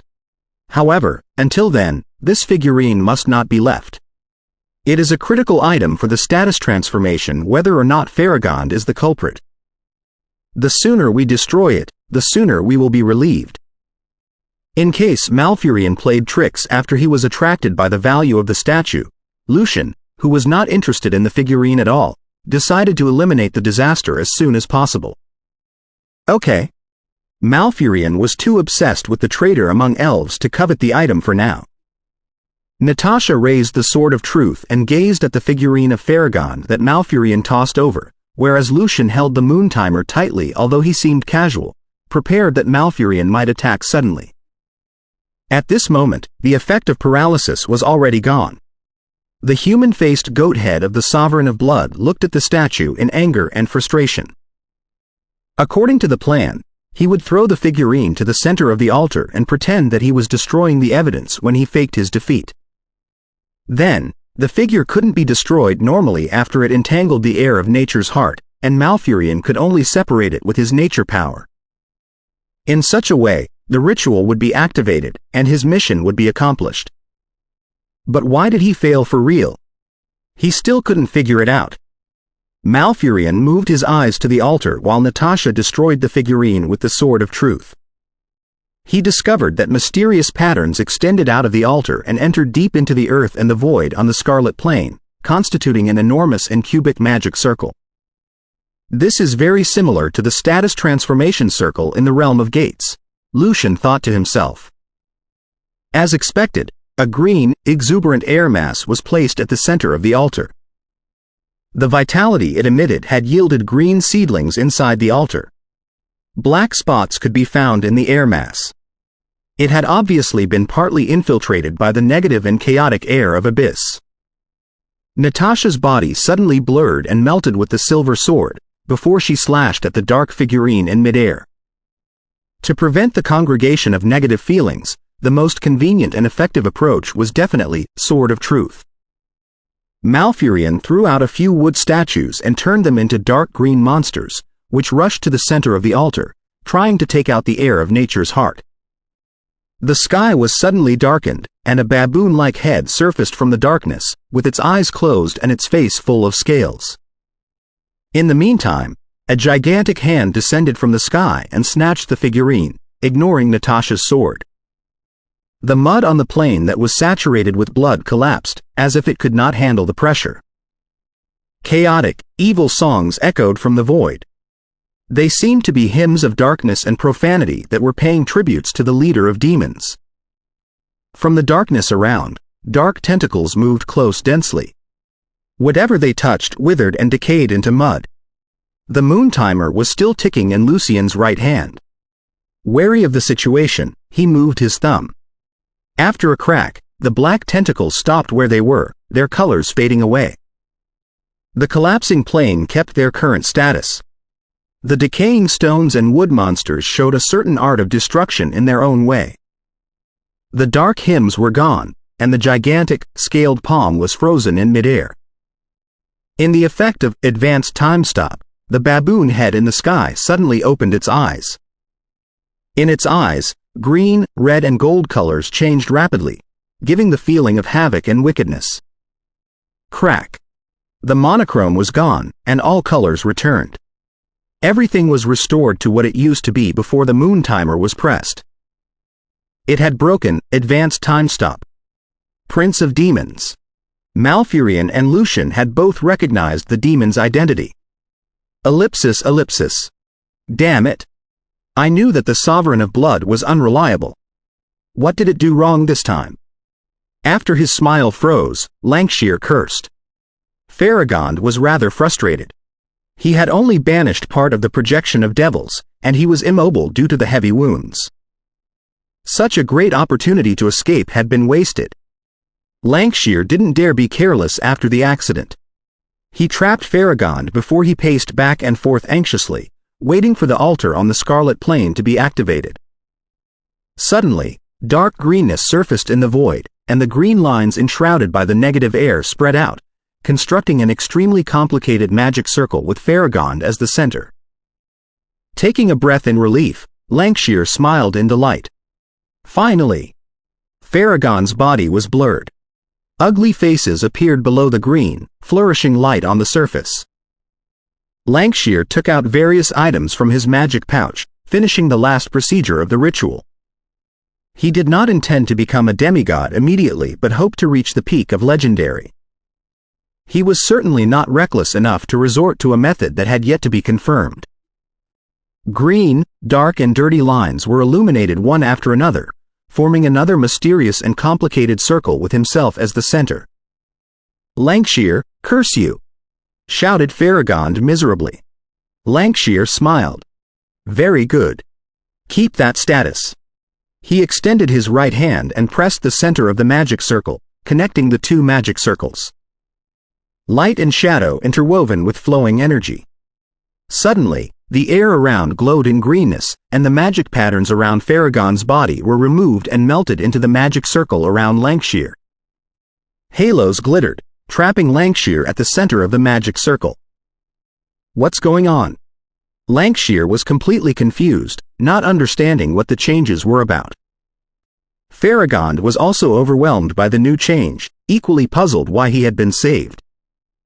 The magic circle suddenly radiated, and the energy seemed to be spreading far away. The green colors soon became transparent, displaying the situation on the other heart. That was a green, beating heart, in which a gorgeous lady in a dress of leaves was standing. Her blonde hair was shining, and her skin was also covered in shallow greenness. She had profound, deep eyes and a hallowed face. Your Majesty! Your Majesty! Lancashire and Farragon shouted in astonishment. Throne of Magical Arcana Chapter 684, A World of Competitions Inside Nature's Residence. Anik, Heidi, Jeresian and the rest of the team had returned to the treehouses, and Katrina, Sprint and the other sorcerers had also come back in a hurry, because it would be easy for Atlant to protect them when they were gathered. The corruption and demonization of a legendary druid was the most severe matter for elves in the past hundreds of years. It was even more astounding than the partial pollution of the elvish tree. Therefore, they had to be braced for all kinds of scenarios. I didn't know that Mr. Farragon, a level 2 legendary druid, could be possessed by the devils, too. Didn't our teacher say that the 7 primeval devils couldn't have been stronger than top legendary? Pacing back and forth in her treehouse, Heidi said in shock and excitement. Anik analyzed calmly. Our teacher drew the conclusion from files and the incidents of devil projections. He never met any of the 7 primeval devils in person. Also, It remains to be seen whether or not the primeval devils exist. Perhaps, they are only the representations of the negative feelings in everyone's heart, and they differ among people. It may be an abstract reference that does not indicate any real existence. Legendary druids are also intelligent creatures. They have their own joy, sorrow, hate and pain. It's perfectly normal that the devils projected into him. Also, as the leader of nature's abhorrence, Farragon has gathered hate for hundreds of years. It's not strange that such a thing happened to him. Sprint did not witness what happened and therefore didn't feel anything wrong. Katrina and the other sorcerers also thought so. They nodded in agreement. The problem is that the investigation went too well and the result came too easily. It's really not like the planning of a legend. Heidi spoke with her hands in her back, as if she were a senior officer in the police department of home. Alferus examined the sparkling stones that he borrowed from Martha's treehouse and said casually, even if she had been possessed by the devil of abhorrence, Martha's performance could hardly be called qualified. Unless her intellect was congenitally deficient, she must have had other purposes. He was the senior-rank sorcerer in the Congress that dealt with the primeval devils earliest, and he had a deep understanding about their cunningness. Alferus, are you suggesting that Martha slandered Farragon on the purpose? Then who's the real mastermind? His eyes glittering, Anik looked at Farragon. The little crystal dragon counted the sparkling gems in his paws and replied unconcernedly. How can I know who the mastermind is now that Martha has died in self-detonation? However, it is possibly true that Farragon was corrupted in public. After the pollution of the elvish tree is cured and Lancashire kills him, our mission will be accomplished successfully. My journey will also come to a perfect, fruitful end. As for what the truth is, that is only the concern of Lucian and the other sorcerers. At this moment, Iristine, who didn't look too well, flew in and said in a low voice, "Thank you for figuring out who the mastermind is. If the escalation weren't stopped, all the elves would have been at risk. I have reported the issue to my mother. She asked me to forward her gratitude to you." "You're welcome, Your Highness. There's no need to worry. Farragon was heavily wounded and certainly cannot escape from Mr. Lancashire.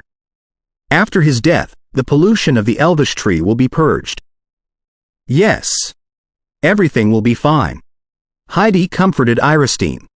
Hardly had she concluded her sentence when green light emitted from the wood wall of the tree houses.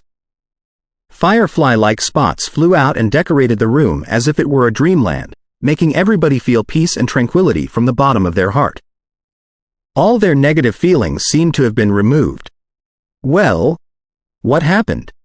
Exclamations of surprise echoed.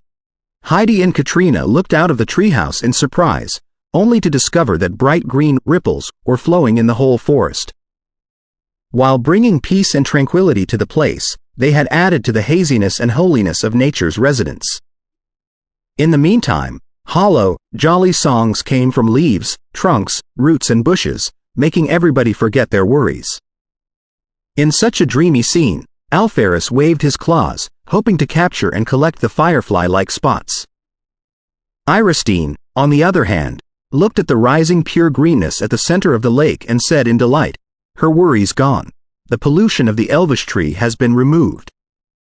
Inside nature's residence, the elves forgot their worries and danced amidst the light spots and greenness. Among them, the followers of nature's residence seemed to be struggling, and dark hair emerged from their soul and moved far away into the void. After the air was completely eliminated, they all put on a smile of relief and easiness, as if a rock that burdened their heart for a long time had finally been moved away. Inside the prison, the elves who had been screaming hatefully and miserably gradually calmed down. Black air surged, and scales dropped. Their tattoos also constricted, not as devastating as before. They felt the inner peace that they hadn't felt for a long time.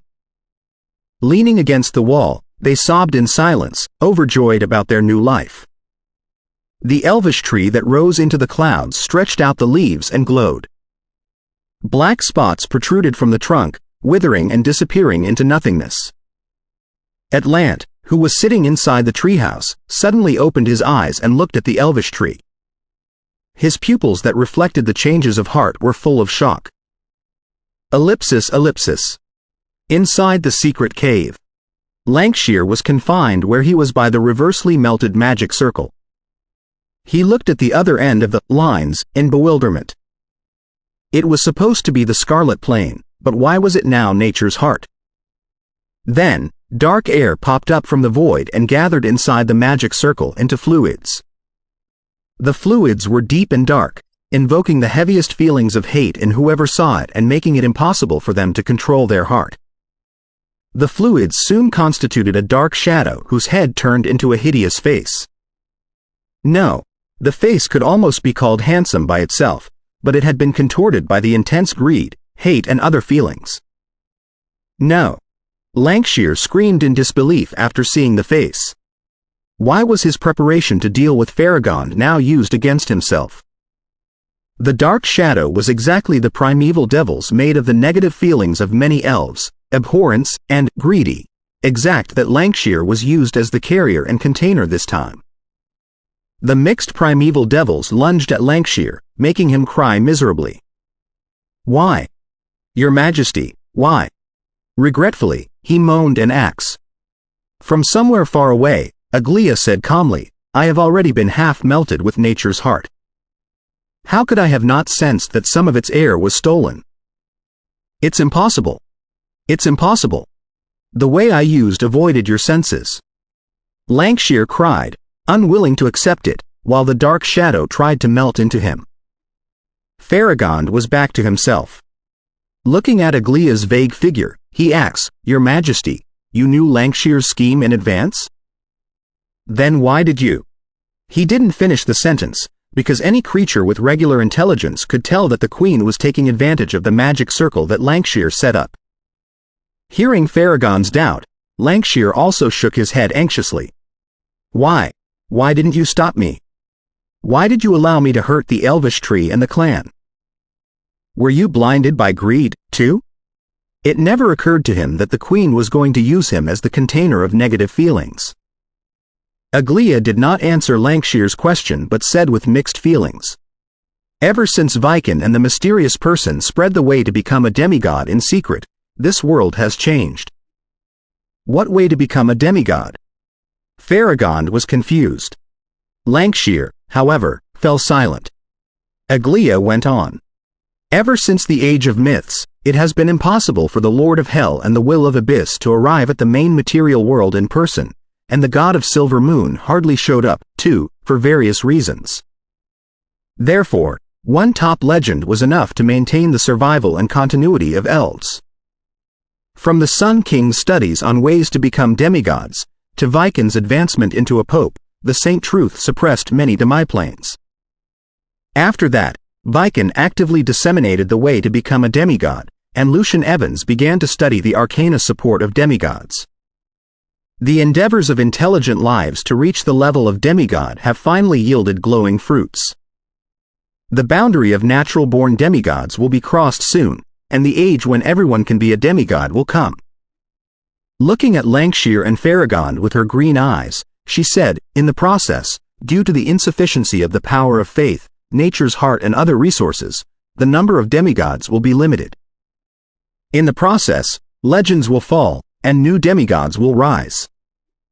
In the process, certain races will decline, and certain races will flourish. This is exactly the tide of time that nobody can avoid. Farragon exclaimed in shock. Your Majesty. Thoughtfully, Aglia stared at Lancashire.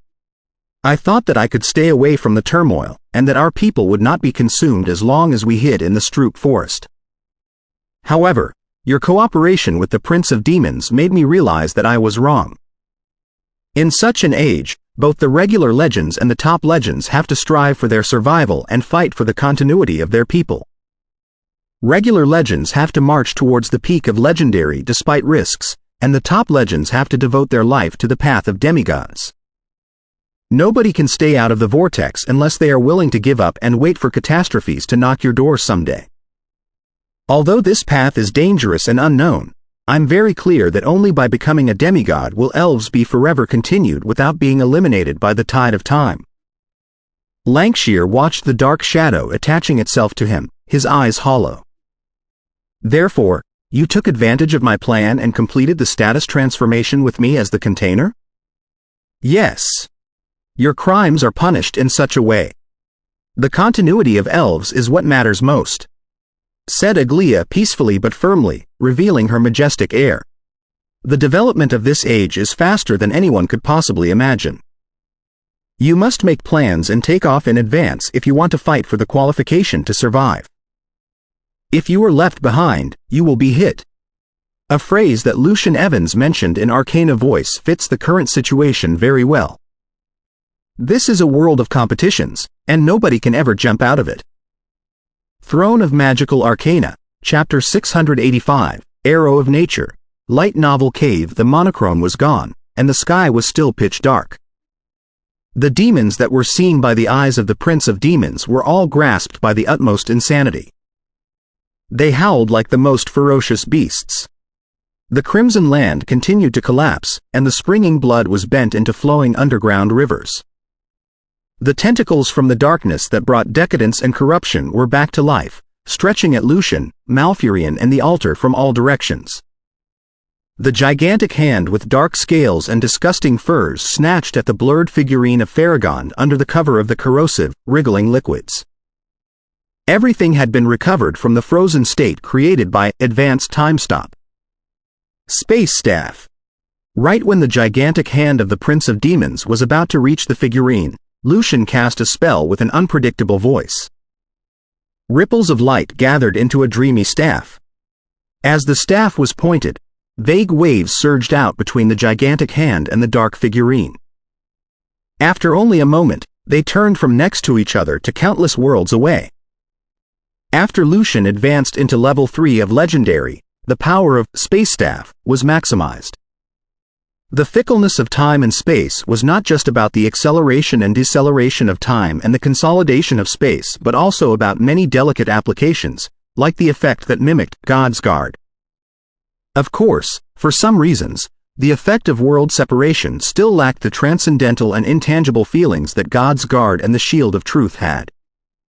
The gigantic hand of the Prince of Demons was only 1 meter away from the dark statue, but it could not press forward anymore. The illusionary waves created many overlapping spaces, making it impossible for the hand to reach the destination without passing the different worlds in between. Seeing the new situation, Natasha kept slashing at the dark figurine as determinedly as before. The terrifying illusionary gaps seemed to be already cutting everything, shattering and extinguishing the black air that was popping up from the void non-stop. The baboon head in the sky opened its mouth in exasperation, in which 4 fangs glimmered. Howl! The Prince of Demons suddenly cried like a beast. The word that he cried out seemed to be meaningless, but the most wicked and chaotic air in it boiled the darkness around and manifested different views in the void. The seething ocean, the skeleton land, the castle of hypocrisies, the swamp of souls, the abyssal stomach, the dark forest and all the other evil demiplanes showed up. A dark dialect? Lucian had barely any time to think when his head hummed as if somebody had hit his soul and his skull with a huge hammer brutally. His negative feelings and his bloodthirst surged out. The magic effects that he cast on himself like mental barrier were broken one after another. The wall of space produced by the space staff was contaminated by the darkness, too. Abrupt magic reverse.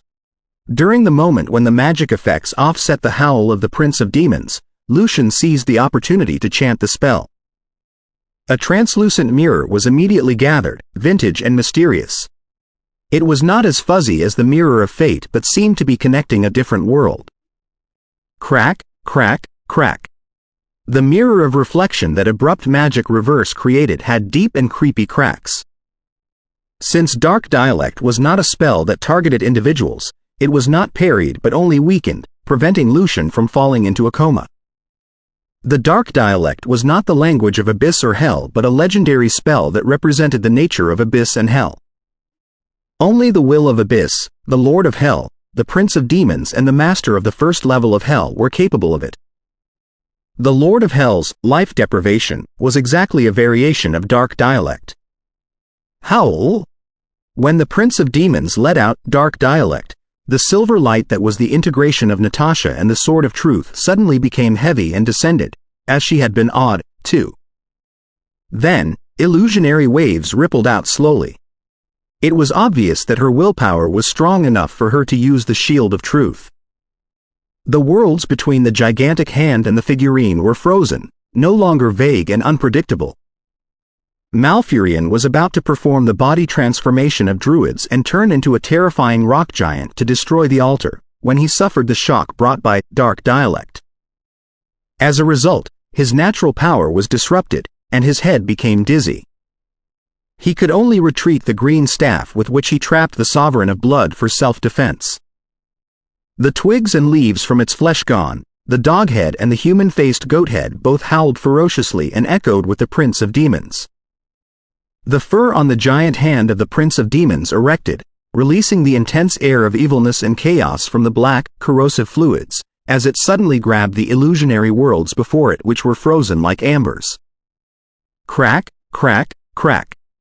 Cracks appeared on those illusionary worlds, spreading out and falling apart. The giant hand pierced through them and approached Farragon's figurine. Inside the abyss, the Prince of Demons would have extraordinary strength. If it were in its own demi-plane, it would be as strong as a demigod, like the pontiff of the North Church after performing God's grace. However, Lucian was not nervous or terrified, because the Prince of Demons seemed only interested in taking the figurine away and activating the altar. It did not block the space or focus all of its attention on him, Natasha and Malfurion. If they intended to leave, they could leave immediately. Also, even if the Prince of Demons were to attack them with full strength, he was still confident enough to escape when he was on the Scarlet Plain.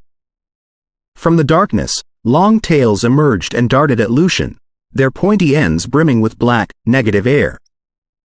It seemed that they could significantly weaken the enemy like the deteriorating rays or the Sword of Darkness. It was the main way of attack for the Prince of Demons. Crack. After a crisp sound, a tail that was enshrouded in black scales pierced at the mirror of abrupt reverse before Lucian. The mirror was completely broken, but the tail was also blown backwards at the baboon head in the sky. Nature's wrath.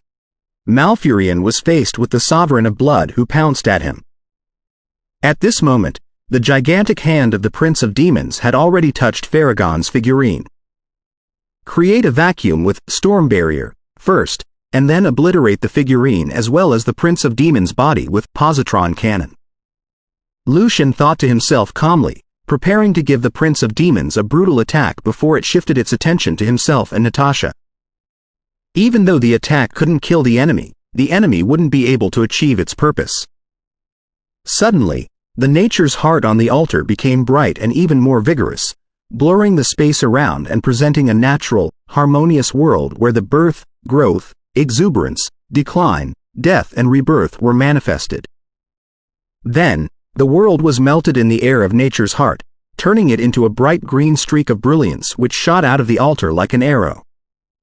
The altar withered and collapsed, as if all its vitality had been gone. The arrow of light made by Nature's heart took off late but arrived early. It hit the dark figurine and the gigantic hand of the Prince of Demons after only one moment. The dark figurine fell apart, and the illusionary faces of elves, mixed with intense negative emotions, were melted into the bright green light and pierced into the gigantic hand with it. Ah! The Prince of Demons cried miserably, and a torrential rain poured down, corrupting and destroying everything. Green and vigorous branches grew from its palm, and sprouts were also extending from its arm, its baboon head, and its eyes where all kinds of colors were changing.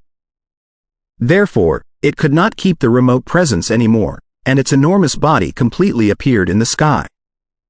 It was a body that was narrow, long like a snake but as hideous as a mixture of a baboon and a gorilla.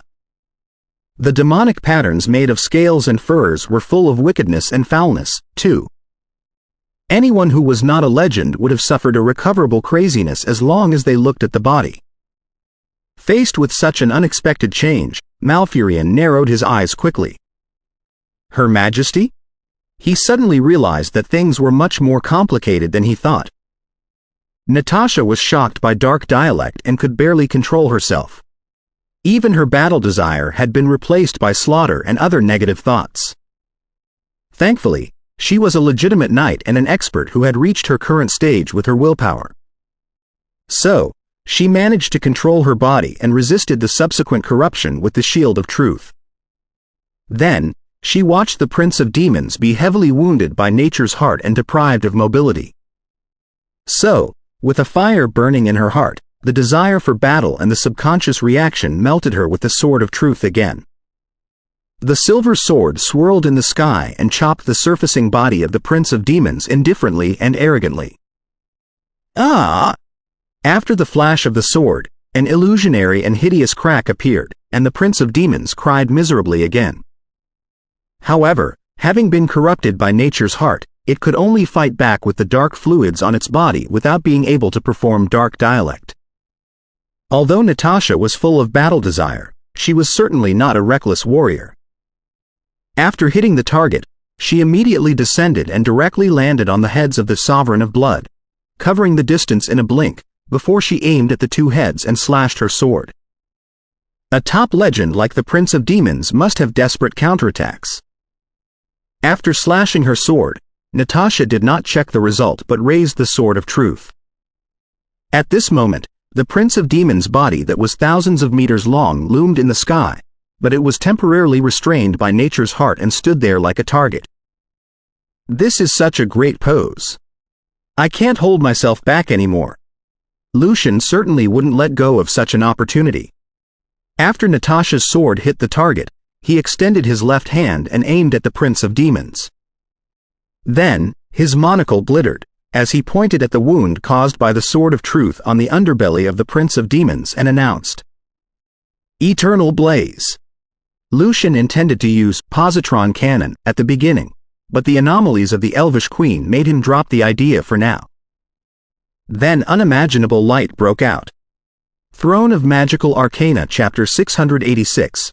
Prince of Demons. An illusionary but deep wound lay on the abdomen of the Prince of Demons, tearing and cutting its scales, muscles, and bones, resulting in a huge loss of black, corrosive blood.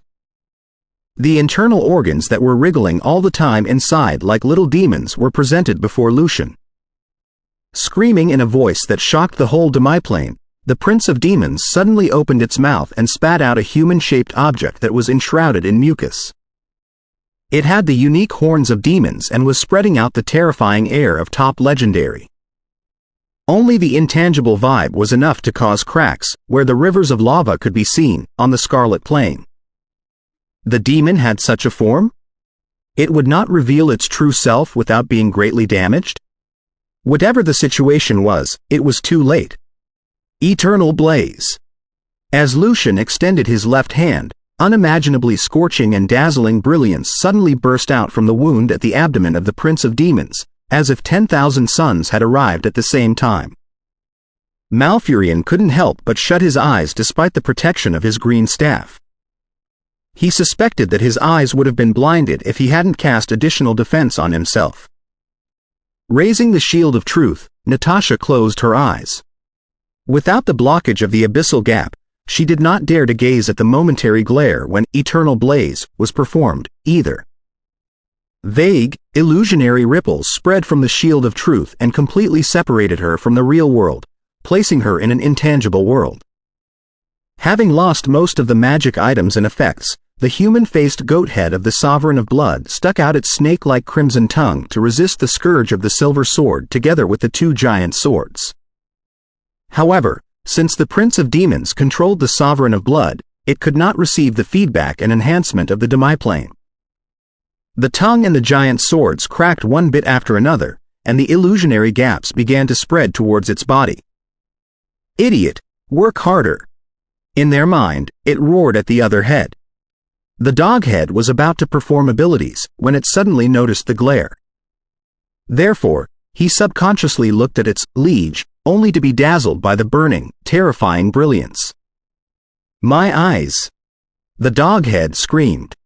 Then, it felt infinite, pure light surging over with an extremely horrifying temperature, drowning everything. No! The abdomen of the Prince of Demons was entirely vaporized. The bursting light and the super high temperature that could melt everything swallowed the mucus-covered person, as well as its tail and its head. A brilliant sun rose in the sky, driving away the darkness and overshadowing the original darkness. Then, the energy storm that equaled the outburst of too many volcanoes erupting swept out, destroying everything on the way. The forest was destroyed, the altar was destroyed, the array of rocks were destroyed, and the fortress of flesh far away began to break and collapse as if it had been through a horrifying earthquake. The scorching energy storm destroyed everything and ignited anything inflammable on the plain. Demons were torn to pieces. Flames of various colors were raised on their bodies. Boom! After the light, the deafening explosion finally broke out like thunder. The whole demiplane of Scarlet Plain shook violently, as if it were the end of the world.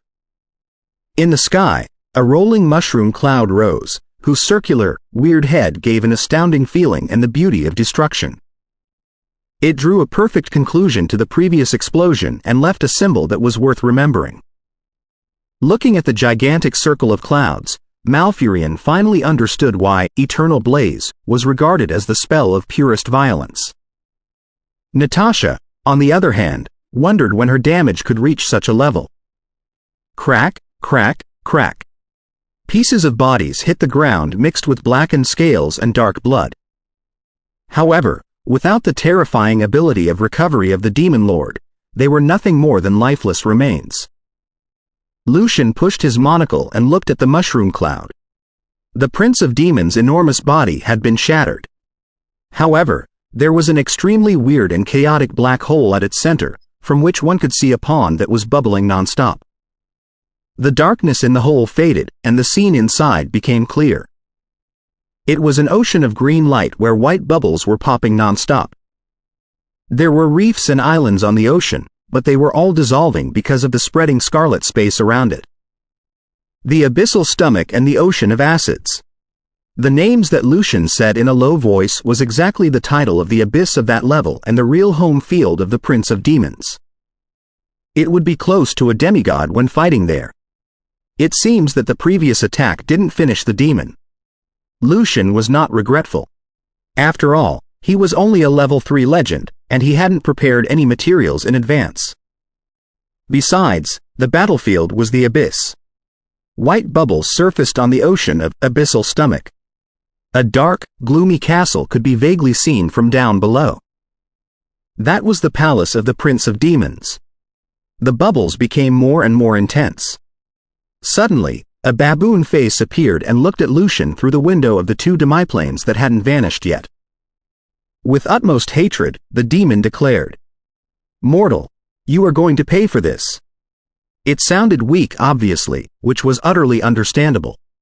Having been ambushed by Arrow of Nature, and since Eternal Blaze broke out inside its body, the demon had almost completely perished. However, even though it did manage to escape in the end, it had to abandon its body to be reborn with the demon core that it deployed in the palace earlier. When the Prince of Demons just finished its sentence, Lucian suddenly bulged his eyes, because he saw a shadow emerging from the underwater castle and enshrouding it quickly. The dark shadow, like a carnivorous flower that was digesting food, wriggled, expanded and fluctuated. "Who is it? Gonheim, what are you doing? Leave me alone. I'm going to kill you."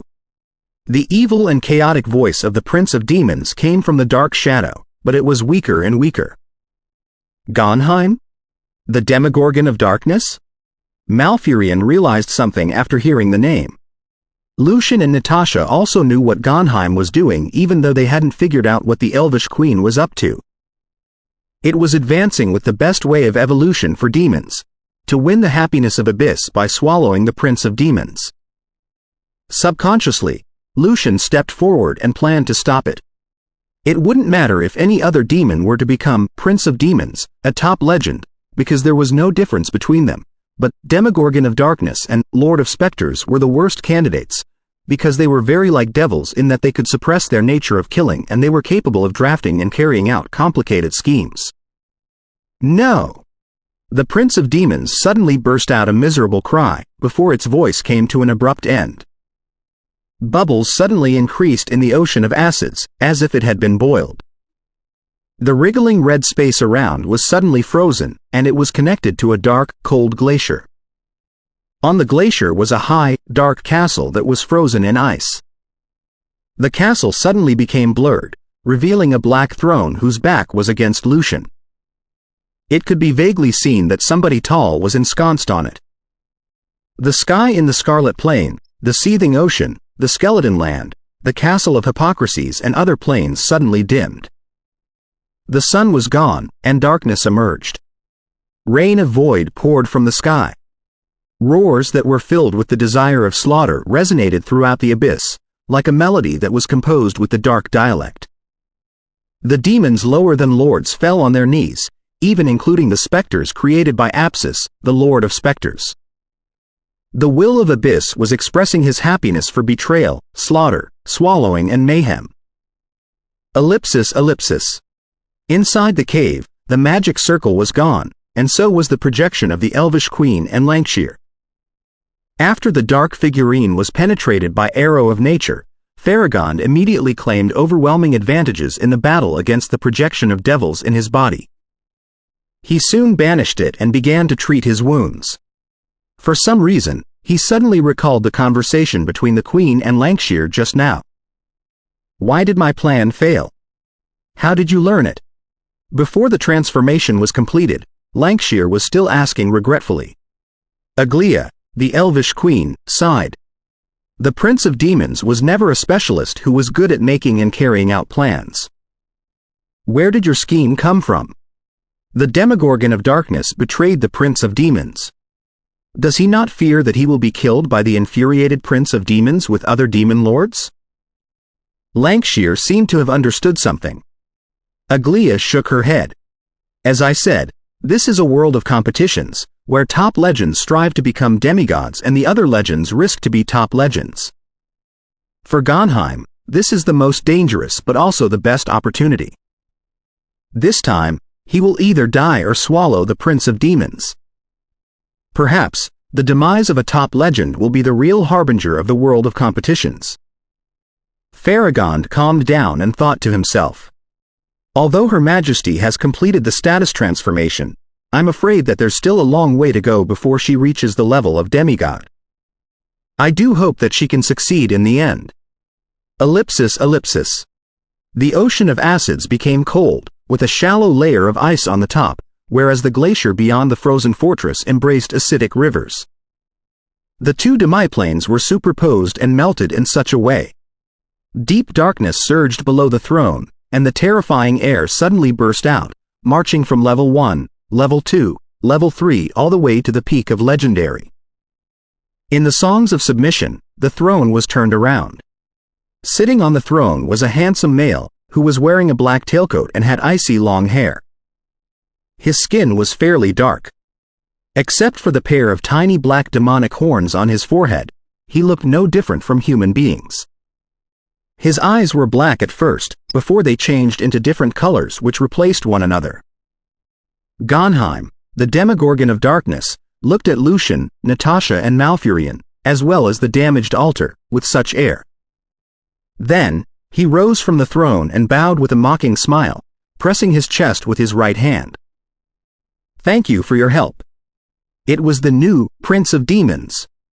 The densest darkness fell upon the frozen fortress and the ocean of acids, serving as the curtain of a stage for the new Prince of Demons. Roars of pain, wrath, hate and bloodthirst were still echoing in the void. They sounded like a melody of chaos and slaughter that was written in the dark dialect to pay tributes to Gonheim for ascending the throne. On another level of abyss, at the certain of the desert where countless strange specters had died, stood an enormous palace that was made of many gigantic bones. On the top of the palace, an illusionary monster in black cloak was floating and looking in the direction of the ocean of acids. Its face was so dry and withered that there was only the skin left, but flames were vaguely burning inside the pale, hollow eyes. The interaction between the Scarlet Plain and the abyssal stomach was over, and Gonheim did not do anything else. For him, Fighting Lucian, Natasha and Malfurion at this moment was meaningless. Having just swallowed the core of the former Prince of Demons, he had received the grace and feedback of the Abyss and successfully reached the peak of Legendary. Now was the time for him to stabilize himself. Starting a reckless battle would only give an opportunity to the other demon lords who were covetous. Seeing that he had already advanced, Lucian did not intend to break into the frozen fortress, either, partly because the Demogorgon of Darkness was close to demigod, and partly because what was behind the scheme forced him to be prudent. Also, the change of Prince of Demons was not a threat to the Congress for now, unless the Elvish Queen had been completely inclined to the Abyss, which was absolutely impossible. It wasn't a problem to work with and take advantage of those people, but nobody would ever forge a long-term alliance with the murderous and treacherous demons. The cold, dark ocean and the iced fortress disappeared in the sky, and the Scarlet Plain was back to normal, except for the broken and burning corpses of demons on the ground. Looking at what was left of the Sovereign of Blood, who failed to carry out effective defense due to the affection of the Sword of Truth, Malfurion was lost for words for a long time. The arrow of nature that suddenly shot out of the altar made him understand a lot of things. He felt very complicated. So, the Demogorgon of Darkness was behind everything. I wonder how he won the trust of the Prince of Demons. Putting back the shield of truth which had cracks on the surface, Natasha looked at the sky which had turned blue after the dust was cleared by eternal blaze. The pure sunlight was particularly comfortable. Lucian shook his head in amusement. There's no way I can tell what's on the chaotic demon's mind. Perhaps, Gonheim found the weakness in the heart of the Prince of Demons. However, what we should be wary of is the clue behind this incident. It seems that Viken had really secretly spread the way to become a demigod to the legends that he carefully selected. As a result, it's not hard to imagine that the situation will be extremely complicated due to the intense competitions. Countless schemes and slaughter must be brewing at this moment. Perhaps, some legendary sorcerers within the Congress had received it. Their conversation was not conducted through telepathic bond but openly, informing Malfurion of the information. Yes. The arrangement of the altar, the pollution of the elvish tree, and the corruption of elves are similar to the transformation circles inside the realm of gates. However, what if it wasn't done by Pope Viken but by Monster Viken? Said Natasha with a smile. She had learned everything about the realm of gates from Lucian. After a long silence, Malfurion suddenly opened his mouth. Are you suggesting that the Queen cooperated with the Demogorgon of Darkness, conspired against the Prince of Demons, and transformed her status with his scheme? That should be the case. Lucian nodded without offering any comment. He looked around, only to discover that most of the remains of the Sovereign of Blood and the Prince of Demons had lost activity under eternal blaze. He could only pick a few pieces that could be used as experiment materials. On their way back to the Abyssal Gap, Natasha said in the telepathic bond, the Elvish Queen must be planning to become a demigod.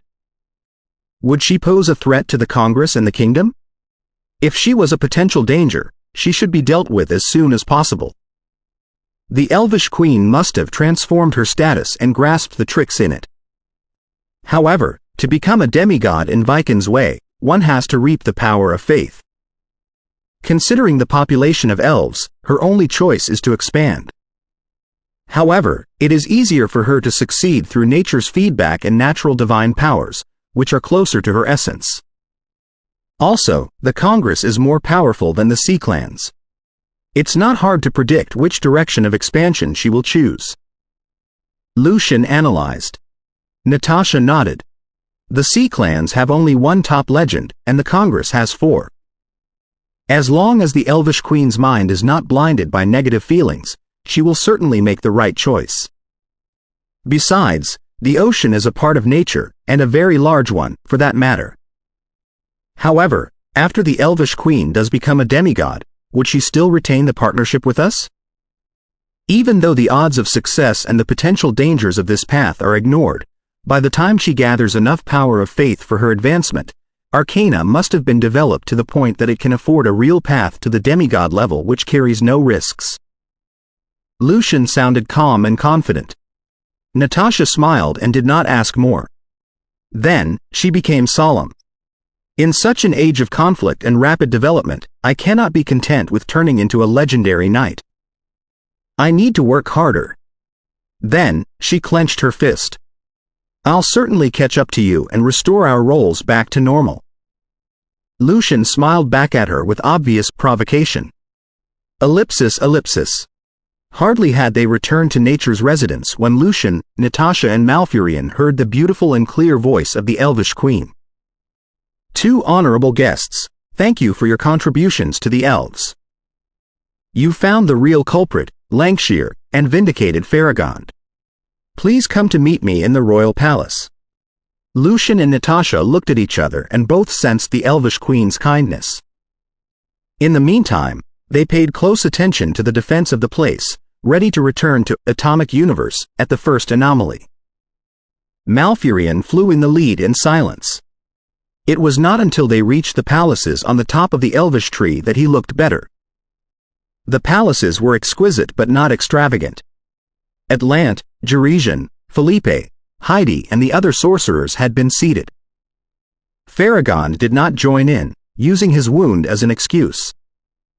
However, after his feelings of hate were unveiled and eliminated, his hostility against humans had been weakened. Nature's abhorrence would probably turn into nature's protection. Aglia, the Elvish Queen, was still wearing the dress made of green leaves.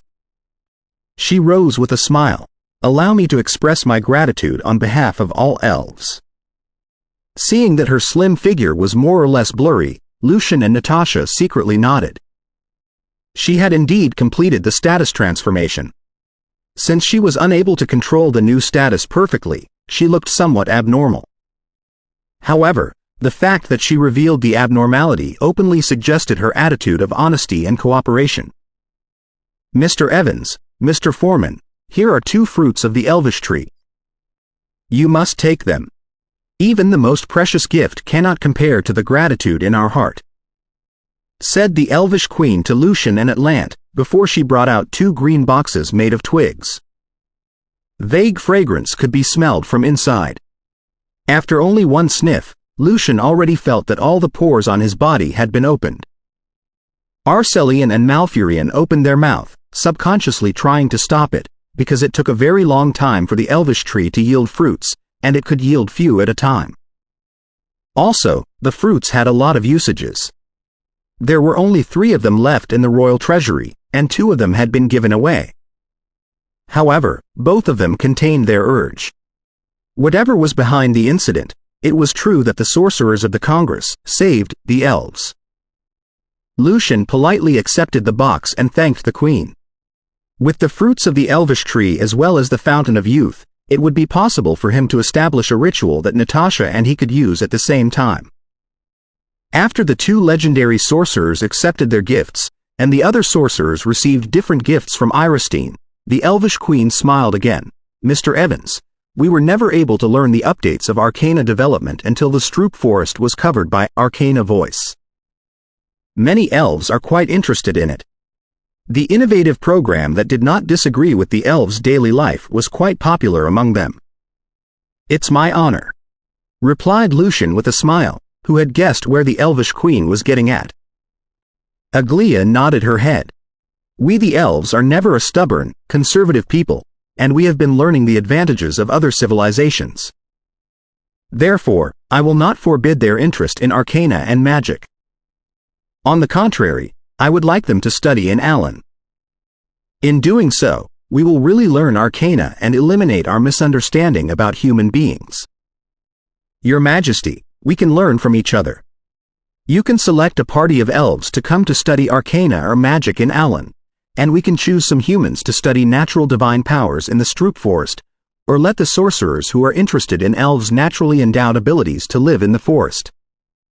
Lucian thought for a moment and proposed in amusement. Was it some sort of exchange of international students? Thinking for a moment, Aglia said with a delightful smile. What an excellent suggestion. Iristine, you will go to study in Alan on behalf of the Elvish court. Me? Iristine was more or less stunned. Aglia's smile was gone. She said solemnly, although you are a druid, it's not a bad thing for you to learn arcana. It will help you better understand the secrets of nature. In the telepathic bond, Natasha smiled. It seems that the Elvish Queen intends to deepen the cooperation with the Congress. A hostage to us. Lucian was quite satisfied with that. He rose and asked, Your Majesty, the elves boast a long history and much knowledge. So, I would like to ask you if you know any place where I can obtain legendary space-time materials? It was the second purpose of his trip. Chapter 688. 4 choices. Hearing Lucian's question, Aglia thought for a moment and replied, Legendary space-time materials are very rare. It's true that our people collected some in the past, but they were all dedicated to the craft of legendary items and the defense of our territory. There's nothing left. If you want similar materials, as far as I know, they can be found in 4 places. Firstly, the Blue Key, owned by the Emperor of the Kuo Tones. The Emperor of the Kuo Tones was the Lord of the Boundless Ocean and a top legend. All water was his domain. Therefore, Lucian merely nodded after hearing that without giving any comment. Aglia went on. Other than that, Denisos, the primordial time dragon of the Dark Congress, is the best space-time material by himself. Other remains of the primordial time dragons in the tomb in the Swamp of Dragons, if there are any, should probably be usable, too. However, the population of dragons has always been small, and time dragons are the rarest of all. Since the elves began to record, there have been no more than 5 primordial time dragons. So, it will also be very difficult. Lucian frowned at the Elvish Queen's introduction. It was not exactly what he had in mind. Aglia changed the topic. The remaining 2 choices are easier than the first 2. There's a hidden level in the abyss that our ancestors named Chaotic Cosmos. At the center of the Chaotic Cosmos, time plate will be naturally condensed. Once it is taken away, the whole plane will constrict, nowhere to be found again. It will not reappear until a long time later when the core is formed again. The elves once obtained a time plate and built an important part of our defense with it. If the demons in the Chaotic Cosmos haven't become lords, the time plate will certainly be there. The advancement of demons was different from sorcerers, knights, druids and other professions. On the surface, they made advancements by swallowing opponents of the same level, but in fact, they were simply trying to earn the feedback and reward of the abyss. Therefore, after uniting a certain level in the abyss, the demon would be given the power of the core of the level, which would improve its strength and turn it into a demon lord. For the Chaotic Cosmos, if a demon had become a demon lord, it would mean that time plate would have definitely been melted with it. Chaotic Cosmos? Lucian chewed on the name. The Congress of Magic had never recorded this level before, and nor did the Magic Empire. Atlant was also a bit confused. It was obvious that he had never heard about Chaotic Cosmos before. The Elvish Queen smiled. That's because the Chaotic Cosmos can constrict and hide itself. Nobody knows about it except for our ancestors who discovered it by accident. If you are interested in it, Evans, I'll tell you the way to locate it. You have my gratitude. Lucian immediately said. After giving the intelligence to Lucian through secret messaging, Aglia said, the 4th place is the Silent Hell. Before the former Ice Duke went missing, he found a very unique stellar core from the star's grave. It is doubtless that this stellar core is still hidden somewhere in the Silent Hell. Perhaps, Tifotidis hopes that he can be resurrected with it. The incumbent Ice Duke is still trying to find it. The Congress of Magic hadn't told the elves that Tifotidis had been killed by the joint attack of Rhine and Sard, because it was not too important a message. Resurrection. Lucian clicked his tongue. Considering the style of the Master of Argent, he might have been really prepared for that. However, he was unlucky enough to encounter Rhine, who could summon the power of the Silver Moon, and Sard, who was capable of Light of Judgment. Nobody except the demigods could have been resurrected after their dual attacks. The cunning and sophisticated devil had been haunted by bad luck ever since Masculine sealed his reflection in alto in the world of souls. At first, his many plans were sabotaged by Lucian. Then, he became a victim of somebody else's victim, and he didn't figure out what was going on even to his death. His life was truly a tragedy. Focusing his attention, Lucian rose and expressed his gratitude again, stating that he would make a wise choice. The primordial time dragons had never wronged him, and it was not his style to just kill them for their materials. The Lord of the Boundless Ocean was the same. It was obvious that the Emperor would not be happy to give him the blue key the moment they met. Therefore, he had only two choices: chaotic cosmos and silent hell. He might encounter Maltimus in the silent hell, which was the demigod's home field. Therefore, Lucian was more inclined to the chaotic cosmos. However, in any case, he had to make pertaining preparations first. A reckless adventure was not expected of sorcerers. After the dinner, Lucian, Natasha and the rest of them left the Elvish tree and flew out of the elves' territory, ready to jump back to Alan through the atomic universe. Master, I feel that the whole thing was weird. I believe that Mr. Farragon was innocent, because Martha's behavior before her self-detonation was too strange, but why was Mr. Lancashire the criminal?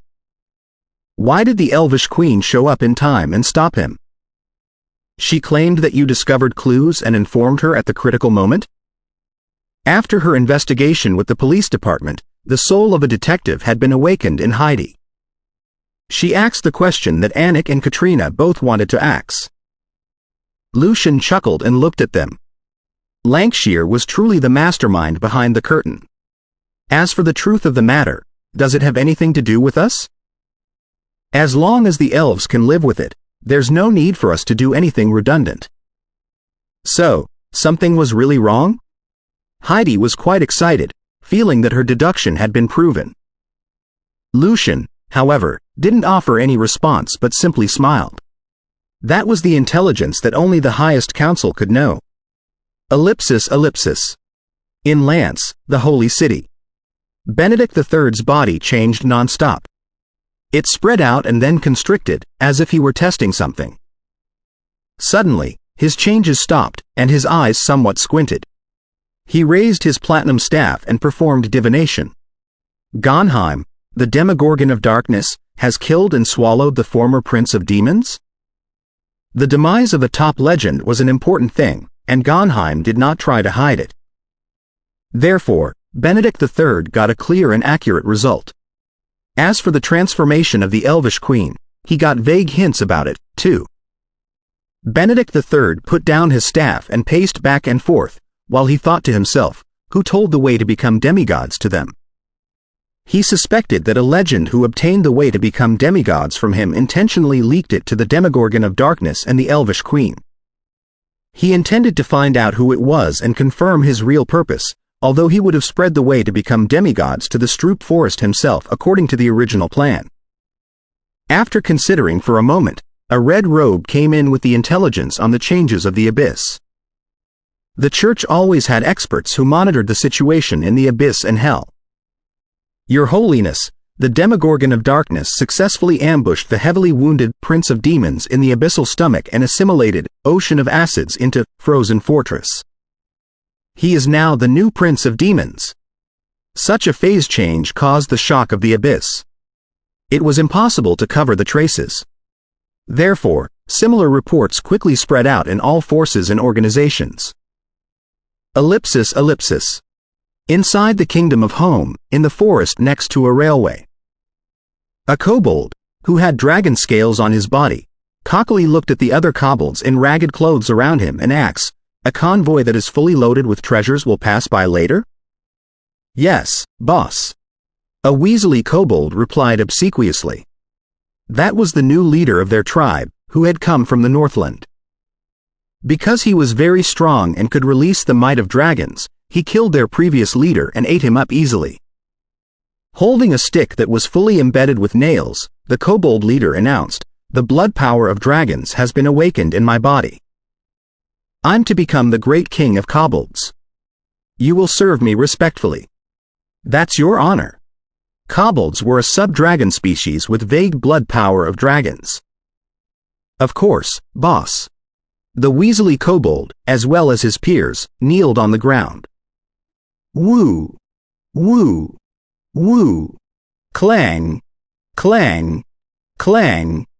The sound of sirens and the wheels crashing the railway came from far away. The kobold leader sniffed. There's no smell of any powerful sorcerers. Very good. You didn't lie to me. After we loot the treasures, we will get a lot of weapons, armor, and food. Boss, you can stand before the iron monster and intimidate it with your dragon might. Then, we will attack it together, like how we rob other business teams. The Weaselly Kobold said, his eyes rolling. The kobold leader was very confident in his dragon might. That's not a problem. Even if the iron monster is not scared, whoever controls it will be. Dragons are the greatest species and above all the other creatures. He was very confident in his agility, too. Clang, clang.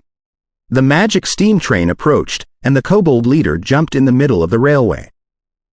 Waving his nailed stick, he roared, "Stop!" Horrifying pressure spread out, and all the little animals around were frozen in fear. The kobold leader was about to smile in satisfaction, when he discovered that the iron monster did not decelerate at all but came at him straightforwardly at such a high speed that he didn't even have a chance to jump away.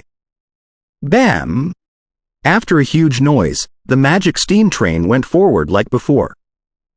After the train was away, the Weaselly Kobold who was hiding nearby finally craned his head and looked at the railway, where there was nothing but a pulp of broken meat left. You wanted to enslave us? The Weaselly Kobold spat at the remains. How hilarious! A bumpkin that didn't know anything wanted to enslave us. The other kobolds all exclaimed in joy. That was the lesson that their tribe had learnt after wasting many lives. The iron monster cannot be robbed. They packed their things and went another way. Suddenly, they found a small business team. They waved their arms and charged forward. The Weaselly Kobold was glad that they were finally earning something today, when an iron box-like monster drove from behind the business team. It rushed at the kobolds without slowing down at all. Bam! Bam! Bam! The kobolds were blown away or crushed over one after another. The Weaselly Kobold tried to look for the railway on the ground, but he didn't find anything. He shook his head in fear. Human beings are truly terrifying. Inside the magic steam train, an elvish girl looked out of the window in confusion. Your Highness, what was the noise about? Iristine smiled. That was an outdated kobold. Leave him alone. Your Highness, have you really decided to go to a generic school instead of a magic school? The elvish girl moved her eyes back and continued their topic just now. Iristine nodded her head. I'm a druid. I'm learning arcana just to expand my knowledge. It will be the same in either the magic school or the generic school. I can't follow the curriculum in the Holt Magic College at all. Also, I can observe the changes brought by arcana in generic schools. Rest assured.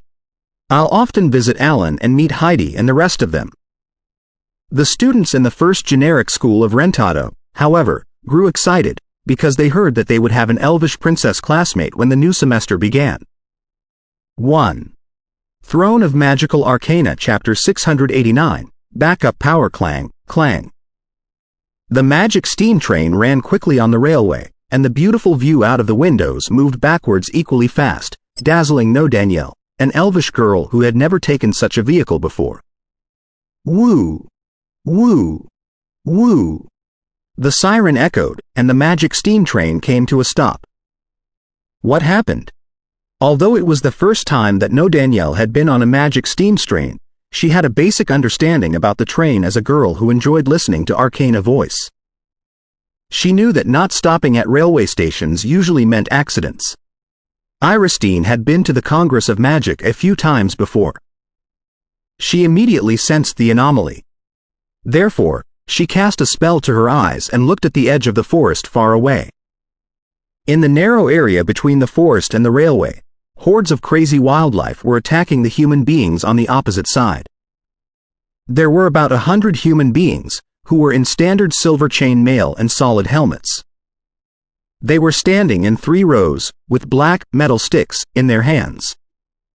The animals that were attacking them were originally normal creatures, including tigers, wolves, rabbits and goats, but right now, blood-red scales had grown out of their bodies, with yellowish mucus flowing among the scales. Their eyes were bloodshot and full of the lust for killing. Demonization? A senior-rank demon snuck out of the Stroop forest? Observed Iristine in astonishment. For her, such a scene was all too familiar. The same had happened to the animals in the Stroop forest a while before. No, Danielle said in deep thought. When the abyssal gap was suddenly expanded, the elders were busy dealing with the Sovereign of Blood and the demon dukes. The other demons were resisted by common warriors and the adventurers in town of the Anonymous. It's perfectly normal that some of them ran loose. Those demonized animals are very dangerous. How can Holmes send the soldiers only at the level of night squires to deal with them? Iristine blamed herself after seeing the situation. The accident could have been avoided if Lankshire's sanity weren't consumed by his greed. She stood up and was about to open the window of the VIP carriage, ready to assist the human soldiers to deal with the demonized animals. Bam! Bam! Bam! After a series of noises, the overwhelming bloodthirsty animals seemed to be hit by invisible hammers, collapsing and bleeding. What's that? It was not until then that Iristine really paid attention to the almost identical, black metal sticks in the human soldier's hands. No, Danielle observed carefully and suddenly remembered something. It's very similar to the high-pressure steam rifles of the dwarfs. The dwarf steam civilization was a lost civilization, but the elves had a deep understanding about it thanks to the abundant collection of classics that had been gathered since the Age of Myths. No high-pressure steam backpacks. No smoke. Both hurt the enemy by high-speed bullets. The attack is as good as regular knights. Iristine identified the difference between the weapon and the high-pressure steam riles carefully. Bam! Bam! Bam! Of the 3 rows of human soldiers, 2 squatted and 1 stood straight, shooting in turns and loading bronze bullets into their guns from their pockets now and then. Iristine discovered that those bullets were engraved with simple magic patterns. The vague air of alchemical matter could be felt. Bam! Bam! Bam! Although the demonized animals were very fast, they saw nothing but the enemies in their bloodshot eyes, and they thought nothing but to tear the enemies into pieces and ate them alive. Therefore, it was easy to lock onto them. Also, the range of shooting was very wide. They could avoid 1 bullet but not a whole sector of bullets. So, their numbers plummeted, and dead bodies dropped everywhere. The bottom level of home has been significantly fortified by such weapons. Iristine said in a low voice, they can organize more legions, and the legions that may hurt the real knights. No, Danielle shook her head. What's the point? They will be butchered irresistibly when they encounter high-level warriors, like the steam civilization in the past. They will suffer an equally heavy loss when they meet the sorcerers and knights who are capable of remote attacks. High levels advance from low levels. Watching the battle far away, Iristine said, if such weapons and armors can be manufactured, like the popularized alchemical items have been, the Kingdom of Home and the Congress of Magic will have great advantages in the battles below the senior rank. In the past, a knight legion had 500 knights at most, and a kingdom had only 3 to 4 such knight legions. The squires were basically useless, but if the weapons and armors could be popularized, it would mean that there were more knights. Knights were few, but knight squires were plenty. Still more were the ordinary people who could become squires. Iristine went on. Also, who knows whether or not the Congress of Magic has developed weapons with higher power and precision for the middle rank and low rank knights. If they have weapons with longer range and higher speeds, together with anti-prophecy arrangements, wouldn't they be able to blow up the head of a sorcerer who doesn't have a passive defense from somewhere far away? Having heard arcana voice a lot, No Danielle was particularly fascinated by head explosions. At this moment, the conductor who was responsible for them walked in, intending to explain the sudden stop to them. Hearing their conversation, the conductor smiled. By the time such a weapon is developed, the defensive magic against it will certainly have been created. Also, it's possible that spell trigger and similar spells will become middle-rank spells. His tone was full of the unique confidence of the sorcerers in the Congress in the past decades, about the highest council and the prospect of arcana. I believe in the research abilities of the Congress. Iristine expressed her friendliness. No Danielle, on the other hand, asked curiously, I'm told that the Congress's research in the microscopic domain has stagnated since Mr. Evans proposed the observer effect, right? To satisfy the curiosity of the ordinary people, Arcana Voice had added new programs that were similar to Herald of Arcana and Magic. The conductor replied with apparent embarrassment. There is indeed an argument regarding why microscopic particles show such uncanny properties, without a conclusion that convinces most people. However, it doesn't mean that the studies in the microscopic domain have stagnated. For example, the in-depth studies about fission made by the Lord of Storm and the Lord of Elements may give us a better source of power. Isn't fission very pollutive? Asks Iristine, frowning. The battle far away suddenly changed. From the few mutated animals left, a goat leapt out abruptly.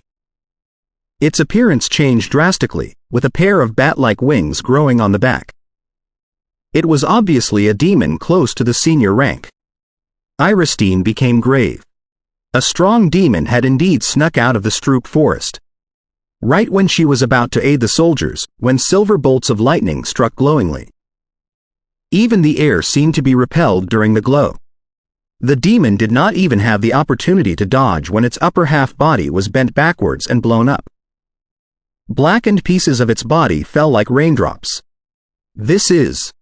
Iristine saw a knight in silver armor at the edge of the forest. He had gold hair and a handsome, determined face, with a complicated, streamlined rifle in his hands. Observing that, the conductor took a soft breath. It's the Gauss rifle that Mr. Evans developed. Only the experts close radiant knights and senior rank sorcerers are capable of using it. Since it cannot be manufactured, there are only 3 of them right now. He seems to be Grand Knight John, from the Sword of Truth's Knights. No Danielle was relieved. If such a weapon could be manufactured without any user restraint, the senior rank experts would be more or less threatened by them. Woo, woo, woo. Clang, clang, clang. After the battlefield was cleaned up, the magic steam train was reactivated. Ellipsis, ellipsis. Inside the Atom Institution in Allen. Heidi was showing her new friends, Iristine and No Danielle, around in the famous place. The elves couldn't stop complimenting the institution that was full of fantasies and mysteries, but they did feel that it did not quite agree with nature and was more like a symbol of the sorcerer's conquest over nature. A few days ago, Mr. Lazar created a new element when he bombarded the atomic nucleus with the cyclotron.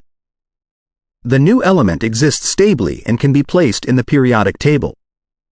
Heidi pointed at the cyclotron before her proudly. It was the first step that the sorcerers achieved in the field of creation under the guidance of the new alchemy. Nobody would ever doubt the new alchemy's correctness in that regard. It could really allow the sorcerers to transform other elements into gold that could steadily exist even after the magic effect was over. Although the ways hadn't been found out yet, it was only a matter of time now that theoretical foundation had been found. Looking at the cyclotron before her, Iristine was lost for words for a long time. Had the sorcerers started to steal the power of nature under the glow of Mr. Evans' new alchemy? Seeing that, No Danielle changed the subject. Heidi, how is your artificial intelligence going? Heidi said, not entirely satisfied. Our research team is assembling a prototype with vacuum tubes and magic circles.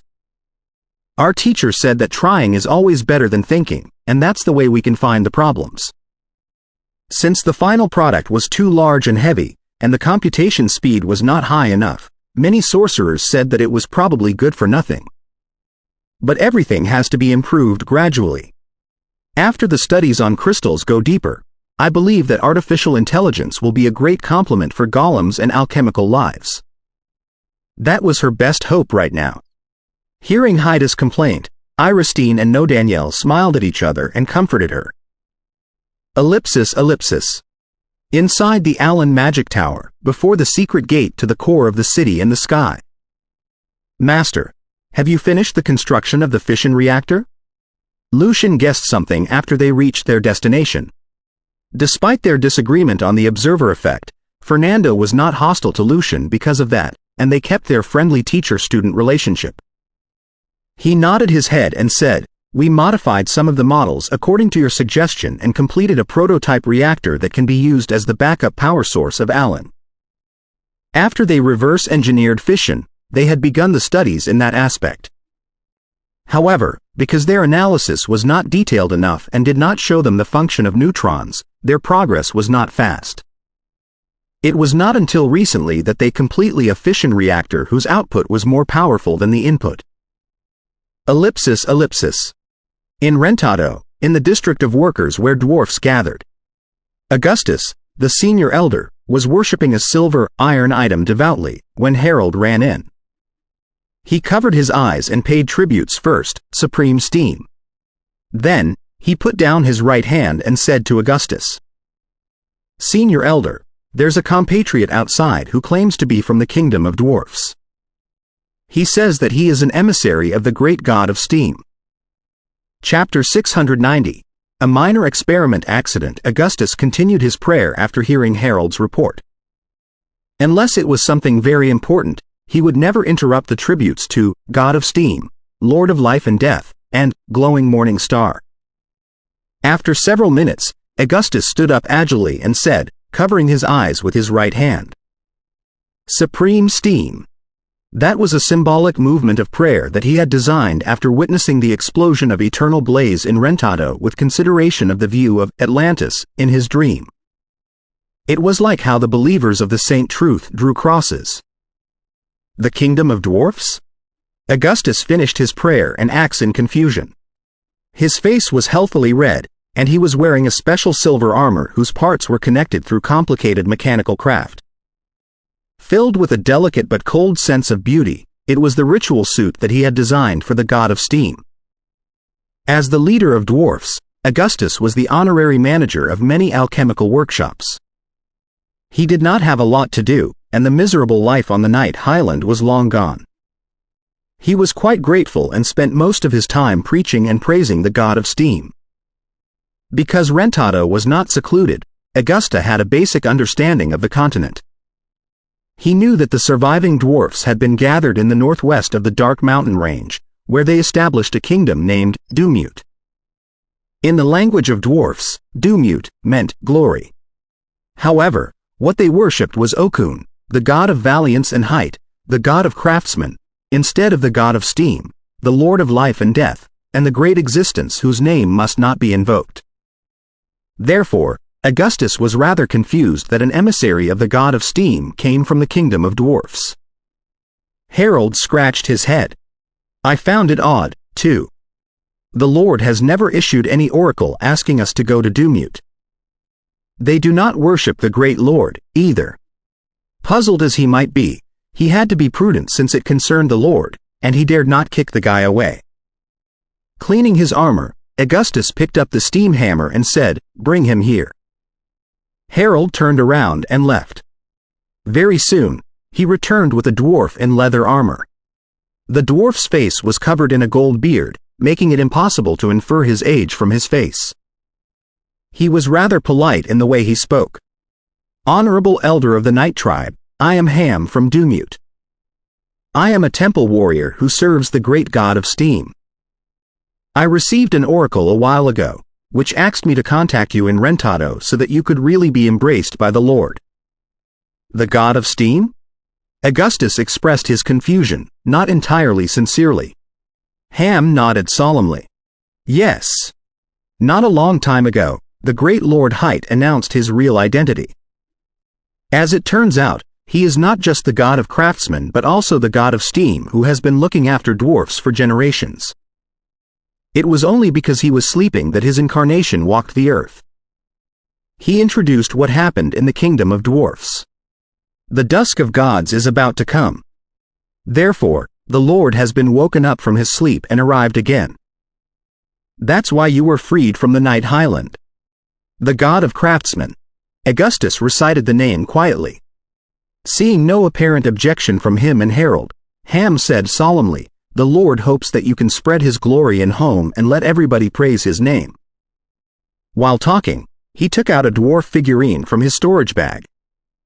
It was holding a hammer, with its beard and hair stretching out, giving the feeling of sacredness and profundity. You must feel very strange that the reverends and cardinals of the Saint Truth can perform divine powers while you can't. That's because you have never passed the test of the Lord until right now. Just place the Lord's figurine on the altar and worship it according to this ritual, and the pious will be granted divine powers very soon, just like me. Ham brought out a ritual book and announced. In the meantime, he stepped forward, his body glowing in ivory brilliant that called for reverence. He was a saint warrior, a fake reverend who was more inclined to face-to-face battles. That was why he could perform the spell of God's grant. A divine power. Harold and Augustus both beamed with interest. It had been their greatest worry that the god of steam never gave them any divine power. Ham laughed and transferred the figurine and the ritual book to Augustus. In the future, we will be fellows. After seeing Ham off, Harold came back. He looked at the stunned Augustus and asked, "Senior Elder, do you believe what he said?" "I don't." Augustus looked gloomily. "We are the dwarfs who left the Night Highland thanks to the grace of the great god of steam. We are his favored people. Even if he has any oracle, it shouldn't be forwarded by an external dwarf. The Lord would have given it to us directly." The issue made him feel that his position as the senior elder was threatened. Always considering himself as a spokesperson of the god of steam on the earth, he did not receive any oracle and had to wait for a common dwarf to inform him. Therefore, after a brief contemplation, he firmly denied the possibility that the god of craftsmen was an incarnation of the god of steam, unless the Lord said otherwise to himself directly. Until then, he would not waver at all but would continue his devotion. If words and divine power were enough to confirm that a being was the great god of steam, all the fake gods would be glowing morning stars. Harold thought the same, but he was less determined. What about divine power? If the god of steam never granted divine powers to them, part of their compatriots would definitely be attracted by this. Also, he was personally fascinated by the divine power, too. Divine power? Can the common divine powers be compared to eternal blaze and Atlantis? Can they compare to the burst guns we manufacture? Although Augusta was also tempted by divine powers, he was not intimidated at all. The oracle of the Lord asks us to construct the Atlantis on Earth. The development of Rentado fit the vision we saw perfectly. As for Dumute, you must know that everything there is underdeveloped and against what is expected of Atlantis. By the time we can create a weapon of eternal blaze, will divine power deserve any attention? Harold nodded heavily. The life in Rentado is the life that I always dreamed about. I feel that my every effort makes me closer to Atlantis. But it will be even better if there are divine powers. He thought to himself. Senior Elder, what do we do? He looked at where Ham left just now. Augustus shook his head. It's not a problem that we wait for the oracle instead of acknowledging Ham, but we cannot deal with him recklessly. What if this is a test of the Lord? We need to figure out a way to prevent him from getting in touch with other dwarfs. But is there any way we can achieve that? Asked Harold, upset. Ellipsis. In Allen. After opening the secret gate towards the core of the city in the sky, Lucian and Fernando walked in, ready to observe the operation of the reactor and locate the possible flaws. Introducing consciousness into the microscopic domain is pointless.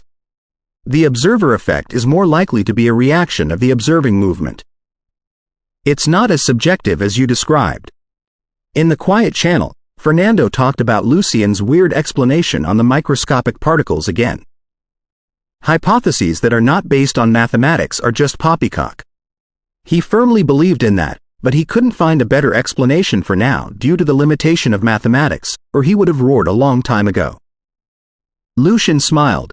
However, whatever the explanation is, we have to reserve a place for magic in it. I believe that the secrets of magic must lie in the microscopic domain.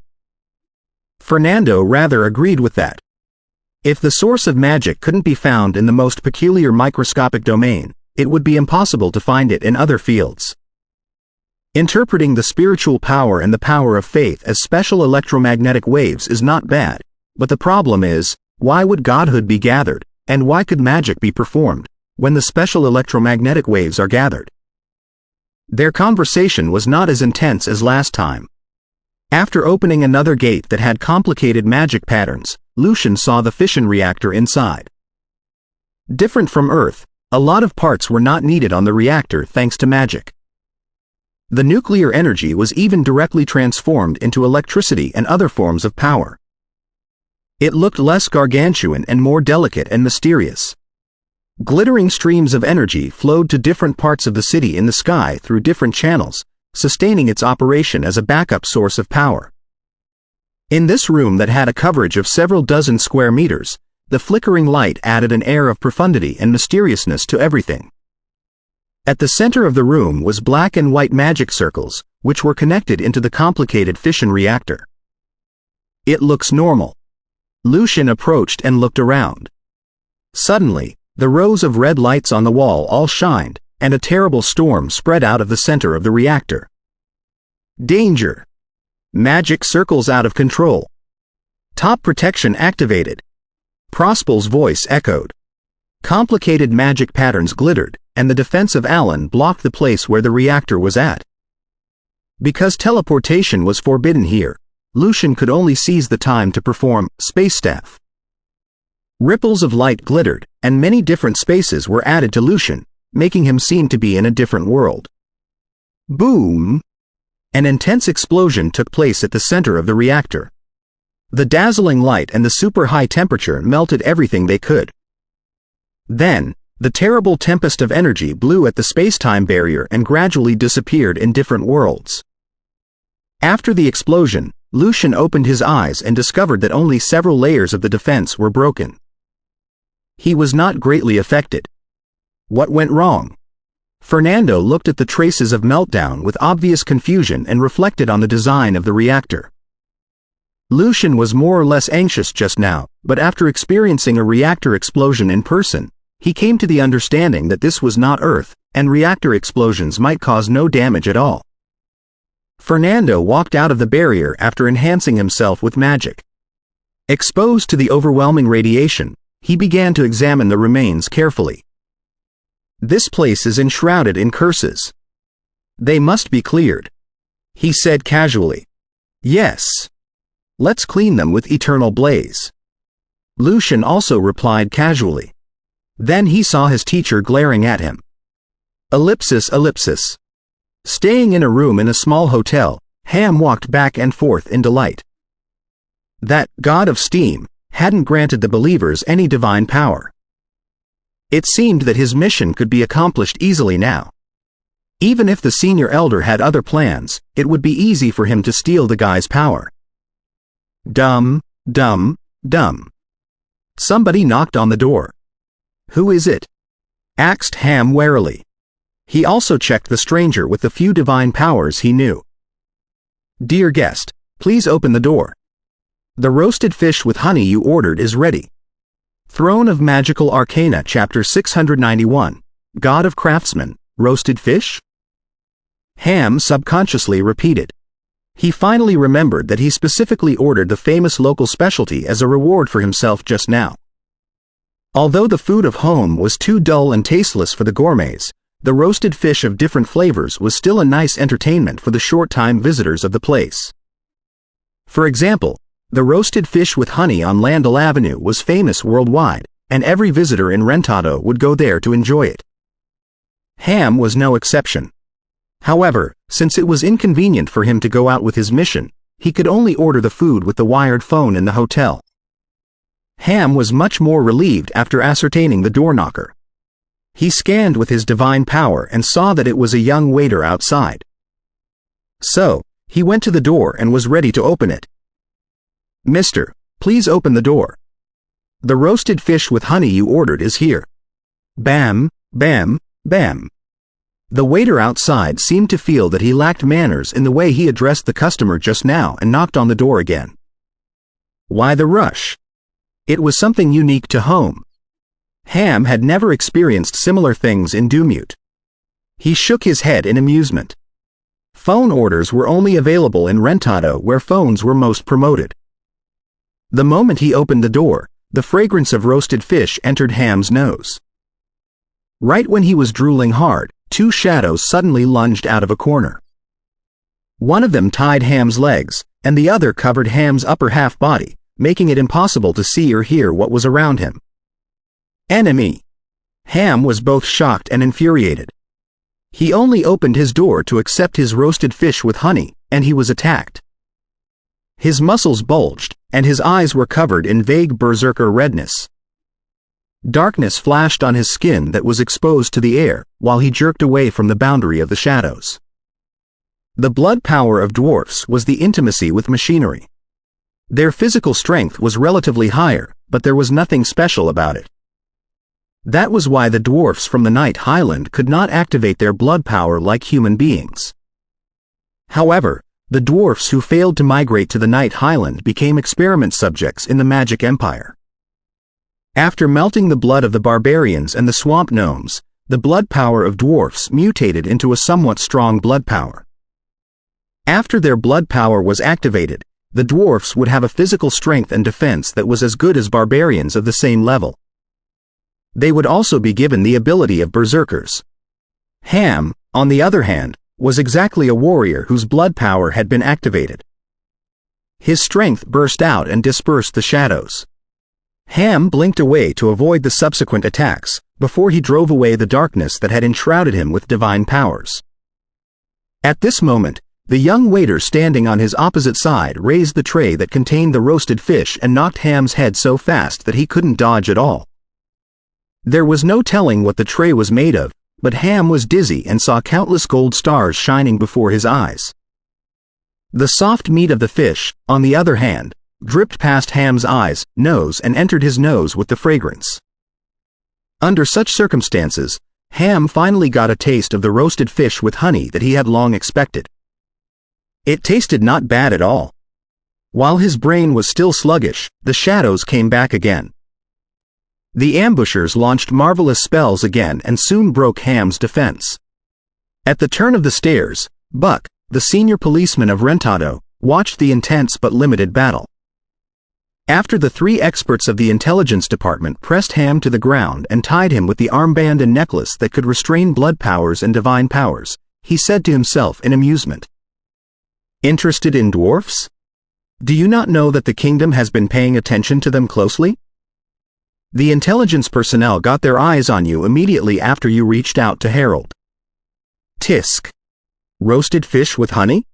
He was ordered to cooperate with the intelligence personnel in case the ordinary people around were hurt. Nobody knew exactly who the god of steam was, but the leadership of the Congress and the grand nobles of the kingdom had basically guessed. It couldn't have been anybody other than Lucian Evans. Arthur Doyle could prove that Lucian navigated the dwarfs out of the Night Highland, and the dwarfs regarded eternal blaze as a symbol of the god of steam after witnessing it, claiming that they saw it in Atlantis in their dream. Therefore, everybody considered dwarfs as Lucian's territory.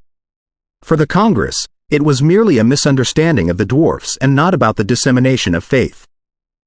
In the kingdom, on the other hand, having been confirmed by Lucian about his association with them, Natasha had instructed the intelligence department to watch them closely. Buck retreated after Ham was taken away. The operation ended quickly without causing any major fuzz. The traveler next door even did not notice that a secret arrest happened just now. He was still mumbling to himself, "Roasted fish with honey, does smell good. Should I order one, too?" Ellipsis. In the secret intelligence apartment of home. In the basement, having received the report, Natasha decided to interrogate him in person. She suspected that it had something to do with the secrets of demigods that Viken spread in secret. In a simple cream-colored hunting suit, she stood before Ham, her arms crossed, and repeated the information she just obtained. Height, the god of craftsmen, defeated Okun, the god of valiance, in the annual summer ritual. Afterwards, Okun admitted that Height was an incarnation of the god of steam and respected him as the overlord of the dwarf gods. Height took the chance to announce his identity and sent envoys to contact the dwarfs of other tribes in the continent.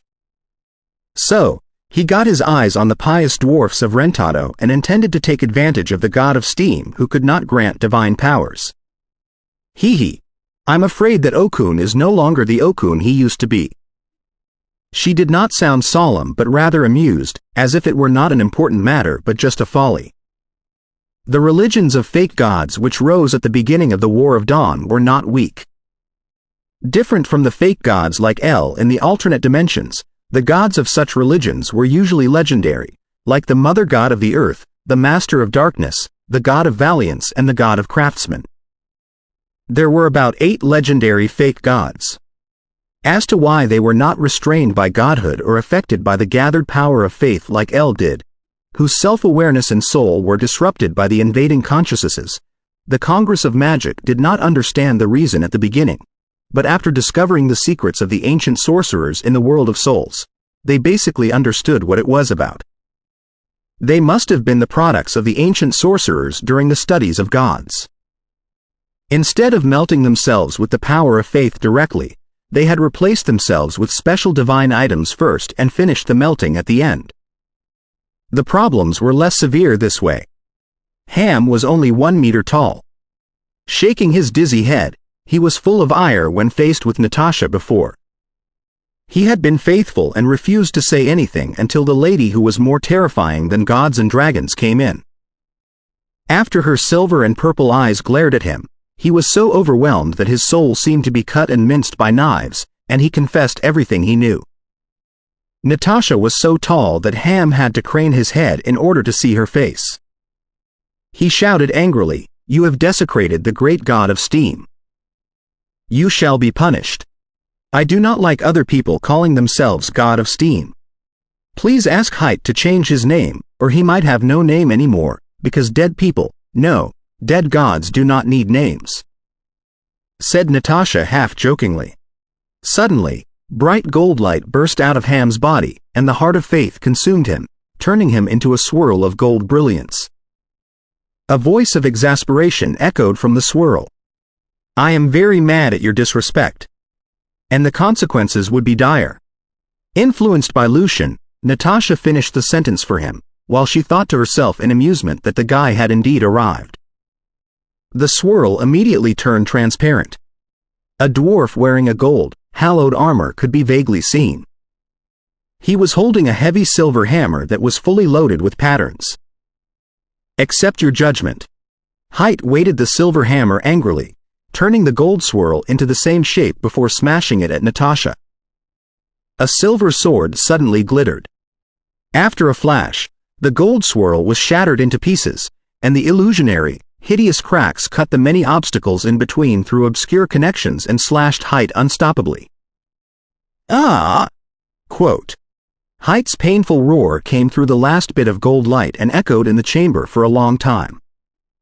Looking at the disappearing gold swirl, Natasha shook her head.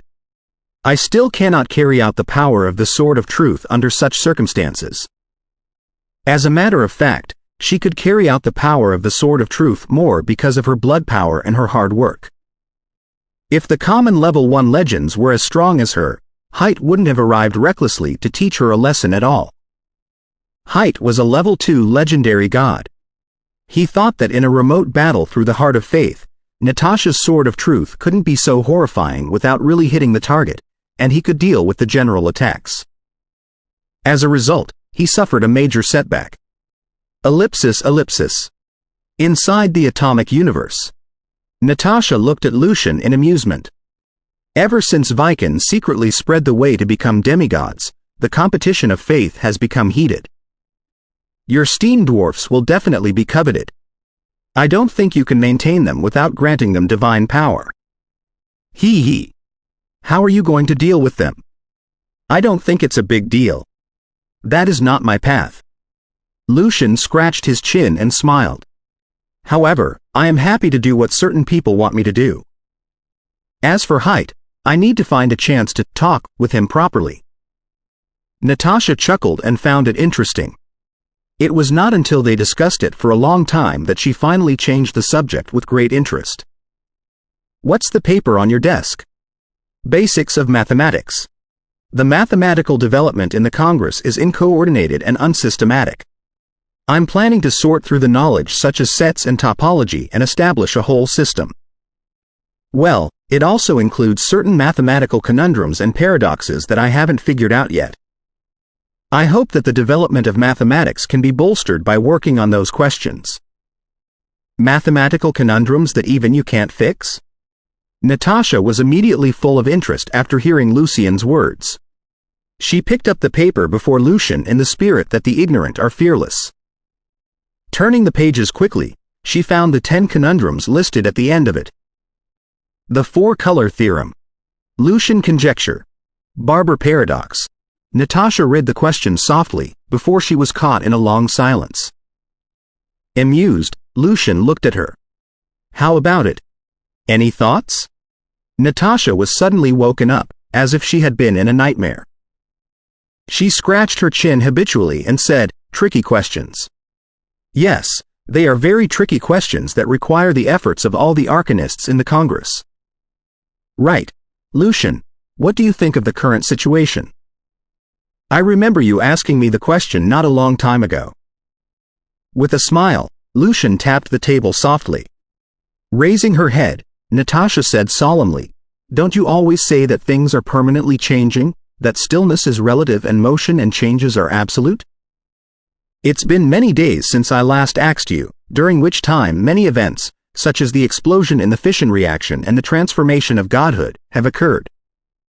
Of course, our opinion on the situation must be updated. It has occurred to me that you are getting more and more colloquial. Lucian teased her. Natasha pressed her left chest with her right hand and bowed in the manner of a gentleman. Smiling, she said, I have to thank you for your guidance, Professor. Your extraordinary understanding in so many aspects have opened a new gate for me. Ha ha ha. As she approached the end, she seemed to recall a hilarious joke and laughed so hard that she could barely stand straight. Lucian's lips twitched, somewhat regretting that he had told too many meaningful jokes to Natasha. In fact, the current situation is both clear and complicated. Ever since Viken spread the way to become demigod, we have entered the age of rivalry. Top legends hope to become demigods, common legends try to reach the peak, and the non-legends attempt to advance into legends. The rivalry is not just between individuals but also among races, forces and organizations. If you are slightly behind, you may get killed. Even if you survive it, you will still be weakened, and you have to work 100 times harder to catch up. Also, Viken's way requires faith, which means cruel competition. Everybody can be a friend, and everybody can be a foe. Natasha's smile was gone after hearing Lucian's interpretation. I never thought that Thanos and Viken's way is normal. It is too problematic and cruel. Perhaps, this will be an age of fierce competitions, but I will not surrender because of that. I'll find my own path. Me, too. Lucian did not talk much. Natasha patted Lucian's shoulder. It's relatively easy for me to make progress from level 1 of Legendary, but it's difficult for you to reach the peak. Whatever you really think, and whether or not you will walk on Viken's path, many people will consider you their competitor. Lucian understood what Natasha was trying to say. He nodded solemnly. For both myself and you, I will not stop pressing forward. No obstacles can stop my advancement. After seeing the mysteries of immortality, Lucian had a guess about the differences and similarities of the two worlds, but it still required the confirmation of more phenomena. Therefore, he dared not make advancements by proposing the quantum field theory and the standard particle model. After all, his head might explode if there were any disagreement. dozens of level 3 legends, and a dozen of top legends. Your opponents are not weak at all. That being said, Natasha's eyes were glittering with confidence in Lucian. As they looked at each other, the atmosphere gradually became warm. Lucian pulled Natasha and was ready to kiss her, when Natasha suddenly said, "Right, what about the pollution caused by the fission reactor? How are you going to deal with it?" Lucian looked at her, amused. "You are truly an expert of ruining atmospheres." Natasha chuckled proudly. "I'm caring about the grave pollution problem as a qualified ruler." "So, it was on purpose." Lucian rubbed his temples and said with a vague smile, "I proposed that it be cleaned with a lesser eternal blaze, but my teacher rejected it. So, he's the one taking care of it now." Ellipsis ellipsis. Boom! Inside the Atom Institution, Heidi, who was dedicated to the production of vacuum tubes with magic circles and alchemical items, almost fell under the earthquake. Thankfully, she stabilized her body in time by casting instant spells. "What's going on? Why is the city in the sky shaking again?" Caught unprepared, Iristine and No Danielle could only clutch the metal tubes on the wall. The new semester was still more than half a month away. Iristine took the opportunity to visit Alan with No Danielle and make friends with the distinguished sorcerers through Heidi. Looking at Shelley and the assistants like Loie and Alphalia who fell due to untimely reaction, Heidi shook her head helplessly. "How do I know? This is the city in the sky. There shouldn't be any earthquakes. The wind in the sky cannot pass the half-activated defense at all." Then, she suddenly realized something. The shake we experienced last time was caused by the explosion in the fission reaction according to our teacher. Is it another accident? That's not right. The other reactor was shut off after the previous accident. Having not experienced the horror of the fission reaction, she talked about the meltdown of the reactor as if it were nothing more than an accidental damage of a certain magic circle in her laboratory. The fission reactor. "I hope that no major pollutants are caused," Iristine said in a low voice worriedly. "At the core of the city in the sky." Looking at the chamber where the pollution had been basically cleared, and the wall and the floor which were even more melted and damaged, Fernando nodded in satisfaction. Eternal blaze is most effective after all. He refused Lucian's suggestion and looked for other ways to clear the curses and pollutions, but they would have all taken at least a month. Better ways were not invented yet. Therefore, too impetuous and too busy studying why the reactor went out of control, he went on a rampage and released an eternal blaze whose power was reduced in the spacious room, which prompted the highest defense of Alan to be activated again. After the boom, the whole world was clean. Ellipsis ellipsis. A month later, in the district of workers where dwarfs gathered in Rentado. Augustus, leading Harold, Myrna and the central people of his clan, kneeled before the silver nuclear bomb, holding their weekly ritual of prayer. Although Ham, the emissary of God of Craftsmen, went missing mysteriously, and what Augustus and Harold worried did not happen, such things might happen again now that they had already happened. The fat and defenseless prey would only catch incessant predators. Therefore, with the severe sense of crisis, they fortified their people's faith in the real god of steam through various rituals and activities to be better united, in case they were dazzled by other people's divine powers and attracted to them. They were not worried about the other fake gods, but the god of craftsmen, who was also a dwarf, would definitely crush their seemingly tough foundation easily. After all, for the dwarfs from the Night Highland, it would not be a change of faith when they discovered the incarnation of the god of steam on earth. Such bragging was barely resistible without the oracle from the Lord. You dominate everything. You master the boundary between life and death. You're the king of the kings, the god above the gods. Augustus covered his eyes with his right hand and kneeled deeply. Eclipsed by his solemn voice were his anxious and expectant thoughts. Great God of steam, please grant your devout believers divine powers, so that we can defend your honor, practice your doctrines, and construct Atlantis on Earth. No matter how the Congress of Magic revealed the real appearance of the God of Truth and the other fake gods to the intelligent creatures convincingly, as long as divine powers still existed, the foundation of faith would be unshakable. Countless believers would still believe in the existence of the true God. In a religion without divine powers, the bond among each other was so weak that it would crumble under the first wind. After they left the night highland and reached Rentado, too many dwarfs had been fascinated by the marvelous world, corrupted by entertainment and violence, and addicted to the Holmish Church and the Congress of Magic. My lord, we are not impious, but even the deepest faith has to be maintained by power. Augustus prayed earnestly and hopefully in his heart again. The ritual reached the end. Exactly like every time before, the god of steam did not reveal any miracle. Harold was more or less disappointed, but what happened to the knight highland made him dare not to complain. Augustus was equally frustrated, but when he was about to rise, his head suddenly hummed, and he felt that colors faded around him, leaving only the ivory brilliance and the silver nuclear bomb before him. Then, he felt the most overwhelming power rising from the nuclear bomb and connecting to his soul. His soul somehow trembled, as if he were faced with a high and mighty being, like the boundary starry night he looked up to every day. What I grant you are the mysteries of steam and the essence of machinery. After you grasp them, they will be as intimidating as divine powers. Augustus felt that his soul was floating and melting into the ivory light nearby, turning into a sacred and pure cluster of light. I grant you divine powers for you to survive in the dusk of gods to happen soon, and for you to learn what steam really represents and what Atlantis really means through comparison. Whoever leaks the secrets of the divine power will lose the power and be punished. The hollow and profound sound echoed next to Augustus' ears, filling his heart with delight. Harold, Myrna and the other dwarfs looked ahead, confused and shocked.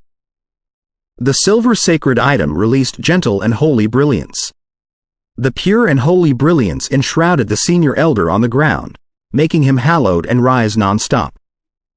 Suddenly, Augustus stood up, and the ivory light around him rippled out layer after layer, which made Harold, Myrna and the other dwarfs feel light-hearted, vigorous and peaceful. Is this divine power? Shedding tears, Augustus raised his right hand and covered his eyes before he shouted, "You are one, and everyone." Harold, Myrna and the rest of them kneeled on the ground again and prayed in overjoy and astonishment. We shall defend your doctrines, so that the holy name of steam will reach the pinnacle again.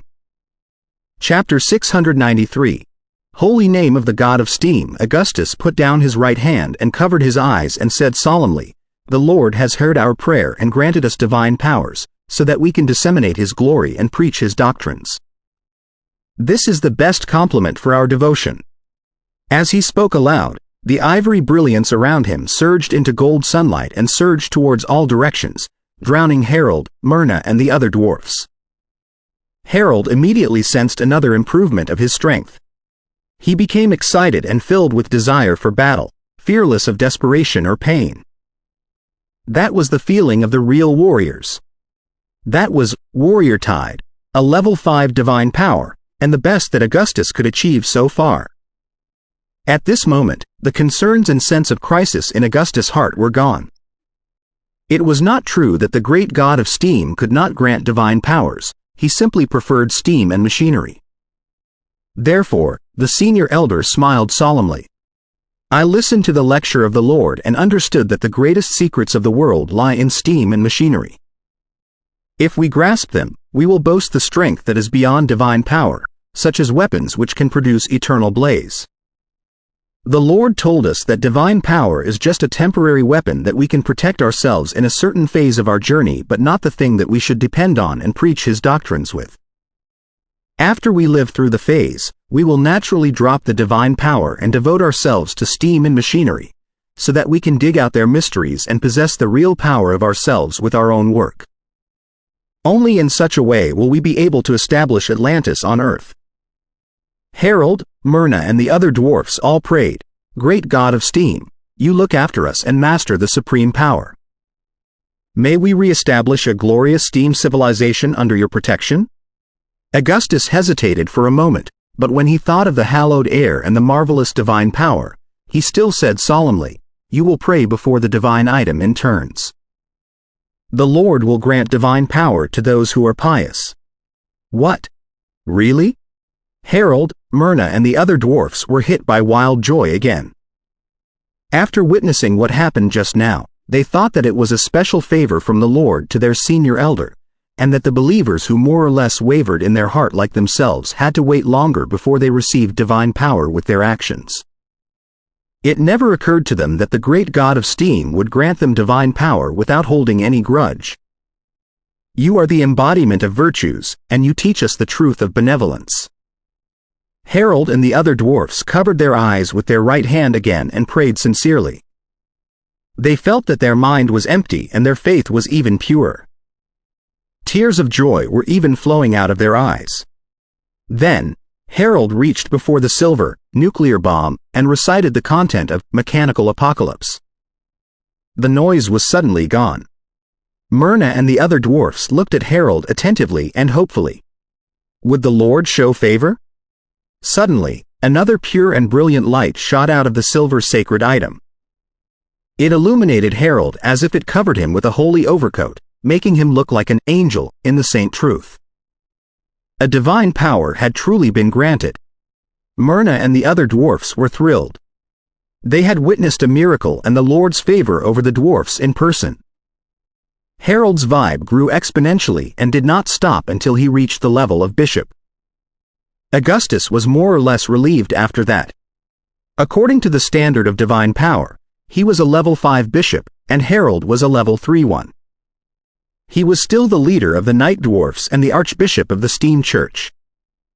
After that, the dwarfs prayed before the divine item in order, but not all of them got the seed of faith and grew the heart of faith. Only 10 or so dwarfs, including Myrna, were given divine power.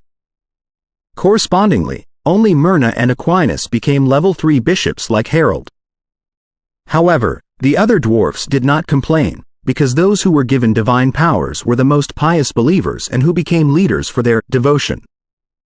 After they became leaders, they had to pretend to be pious even if they were not so, or they wouldn't be able to command their subordinates at all. After the ritual was over, Archbishop Augustus stood before the divine item and said solemnly, "The divine power contradicts our purpose to construct Atlantis on Earth. Therefore, the Lord asks us not to brag about it, or we may be lost in power. He reminds us to keep it a secret and only show it in front of the believers.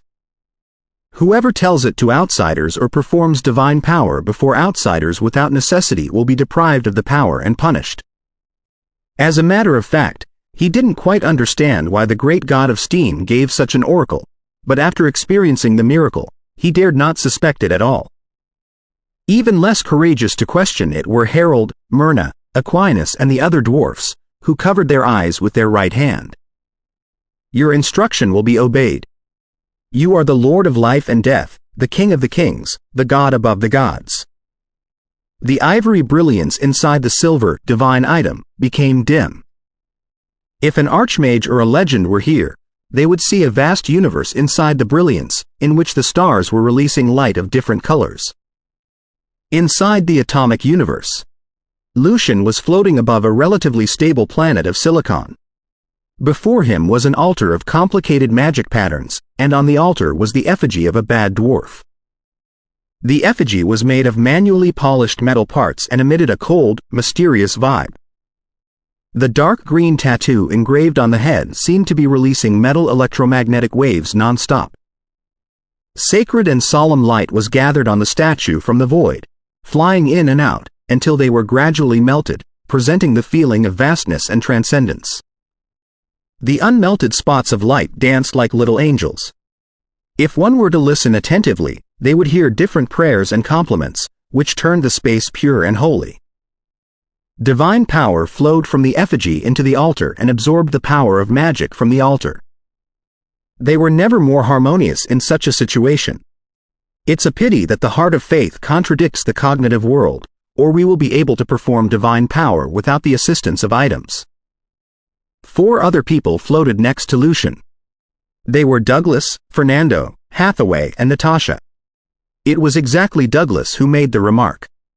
Although sorcerers could partly construct their cognitive world with faith, like Ardal did, who did not have a brain explosion but was swallowed by the holy light when his cognitive world collapsed, it did not mean that he could perform divine power, unless he completely modified his cognitive world into the heart of faith.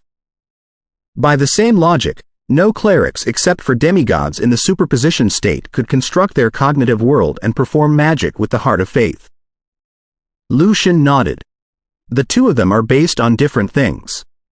One of them is founded on the nature and secrets of the world with one's own knowledge, and the other is obtained by changing one's ideas into the God he believes. In this experiment, I would like to find out the details of the secrets of the demigods. This was a path to gods that Thanos and Viken improved. It was different from the primitive ways that the fake gods like Dark Dragonlord used for their advancement. Existence justifies itself. Whether or not we admit it or walk on it, the very existence of gods suggests another facet of the nature of the world. Therefore, we must study them instead of running away. Lucian, your studies on them are very valuable. Douglas was rather open-minded about that. Lucian smiled. I hope Mr. President, Master and Granny Hathaway can keep it a secret for me. Since we concealed the way to become demigods earlier, I fear that this thing will make the other members of the highest council suspicious of me. Let's keep silent until we have some results. He was merely notifying the few grand arcanists of his new work. Acting so mysterious. I don't know what you are up to at all. Fernando glared at Lucian. In his eyes, such a reason was too far-fetched, but he did not point it out and decided to see what his student was really planning to do. Taking out her notebook, Hathaway studied the previous questions with the altar and the special divine item. You can only grant 10 dwarfs divine power? A lot of the power of faith that the effigy gathered in the past is gone due to the lack of dependence. The power left is not enough to grant 5 people at all. Thankfully, I exchanged a few advanced divine items of the Saint Truth, which gave the power a high divine power. I can't do any better than that right now. Lucian explained in great detail. After Douglas, Fernando and Hathaway left with the first-hand data, Natasha looked at the effigy of dwarf with great interest. I never knew that you had such a queer taste. You like tattooed baldies. As for it being a dwarf, she found it more or less understandable. After all, it was a god of steam designed for dwarfs. Lucian chuckled. This effigy of dwarf is named Yuri. Yuri. What's the connection? Asked Natasha in confusion. Ellipsis. In the tower. Sitting inside her unique library, Samantha looked at the air before her. She seemed to be hearing low or loud voices echoing in the room. Now, what I want to say is that something may be wrong with determinism, because certain processes are probabilistic and irreversible. Determinism must die. For a long time, those words had been haunting her like a nightmare, making her lost, overwhelmed, and frustrated. What was most horrifying was that the experiments completed so far all indicated the uncertainties and probabilities of microscopic particles. Pressing her forehead, she said in a low voice, Arcana needs to live, so determinism must die? Her voice was full of bitterness and resistance. Dumb, dumb, dumb. She heard rapid footsteps outside, and they did not seem to come from one person. She opened the door, only to discover that the tower sorcerers were gathering in a certain room. What happened? Samantha saw her good friend, Rachel. Rachel looked lost and painful. Haven killed himself. He did? Asked Samantha in surprise. Suicide? Not died of a brain explosion but killed himself? No important experiments could confirm uncertainties and probabilities yet, and the only problem was that the thought experiments could not deny them. Therefore, even though Haven was a hardcore supporter of determinism, the stability of his cognitive world shouldn't have been affected. It also left enough buffer for the rest of them. Perhaps, he was devastated by the development of arcana, said Rachel in a low voice. Under the help of the tower guard, the sorcerers who arrived early opened the closed gate, revealing what was inside the room to Samantha and Rachel clearly. It was a clean and tidy library, where every book had been placed in order. The paper on the desk had been divided into several piles in an organized way, even including the scribbles. Every detail and every corner suggested the strict if not obsessive-compulsive personality of its owner, Haven. Haven was seated in the chair behind the desk, with a layer of clear ice frozen on his body. The ice was not melted even in the scorching July. Instead, it turned the air around into frost. Haven sat straight in the ice. He was wearing the standard attire of the Tower sorcerers. Together with the badges on his chest, he dressed so formally as if he were going to the award ceremony of Evans Prize in Arcana, or Arcana Scepter. His face was pale, frozen with vague hopelessness and relief. There was a cup of wine in his hands, as if he would stand up and greet everyone any moment, if it weren't for his hollow and lifeless eyes. This is truly the way of death that Haven would choose. Clean and graceful, said Rachel to Samantha in a low voice.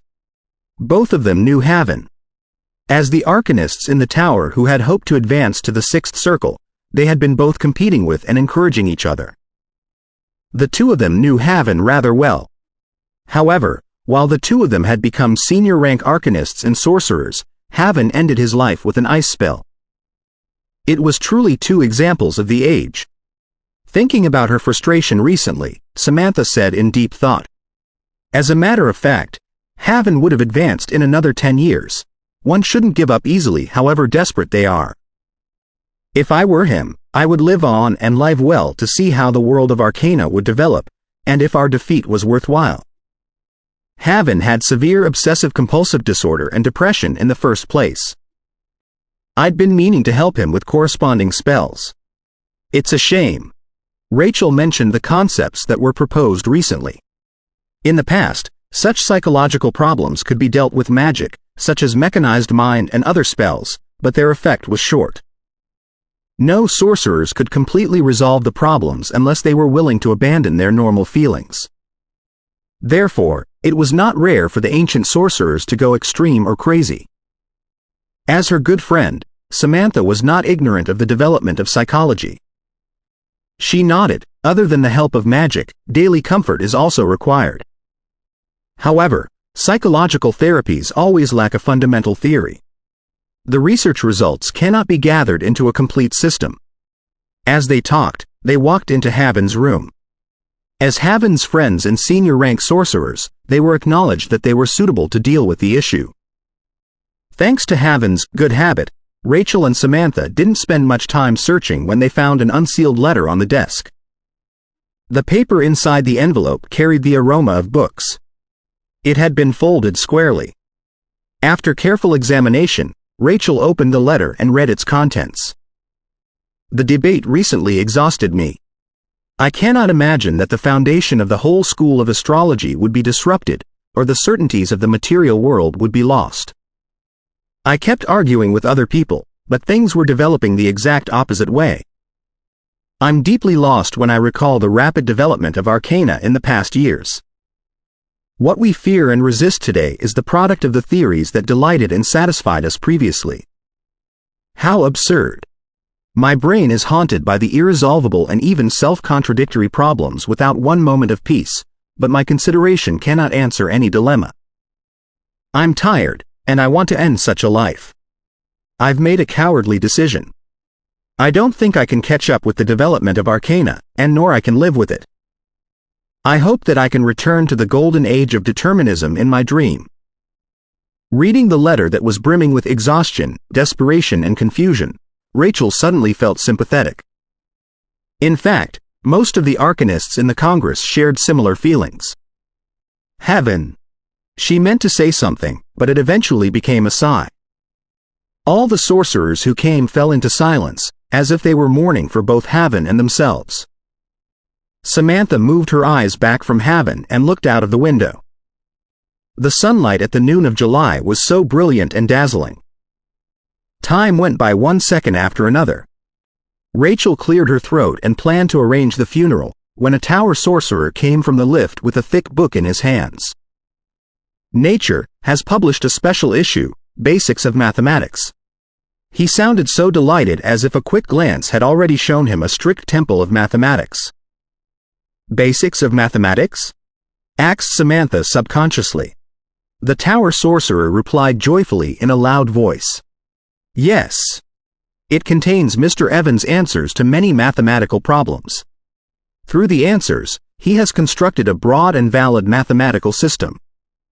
He could only describe it in general because he hadn't read it carefully yet. Suddenly, he noticed the situation in the library. What happened to Haven? The other sorcerers told him what happened and Haven's last words to him. He said regretfully, I should have come earlier.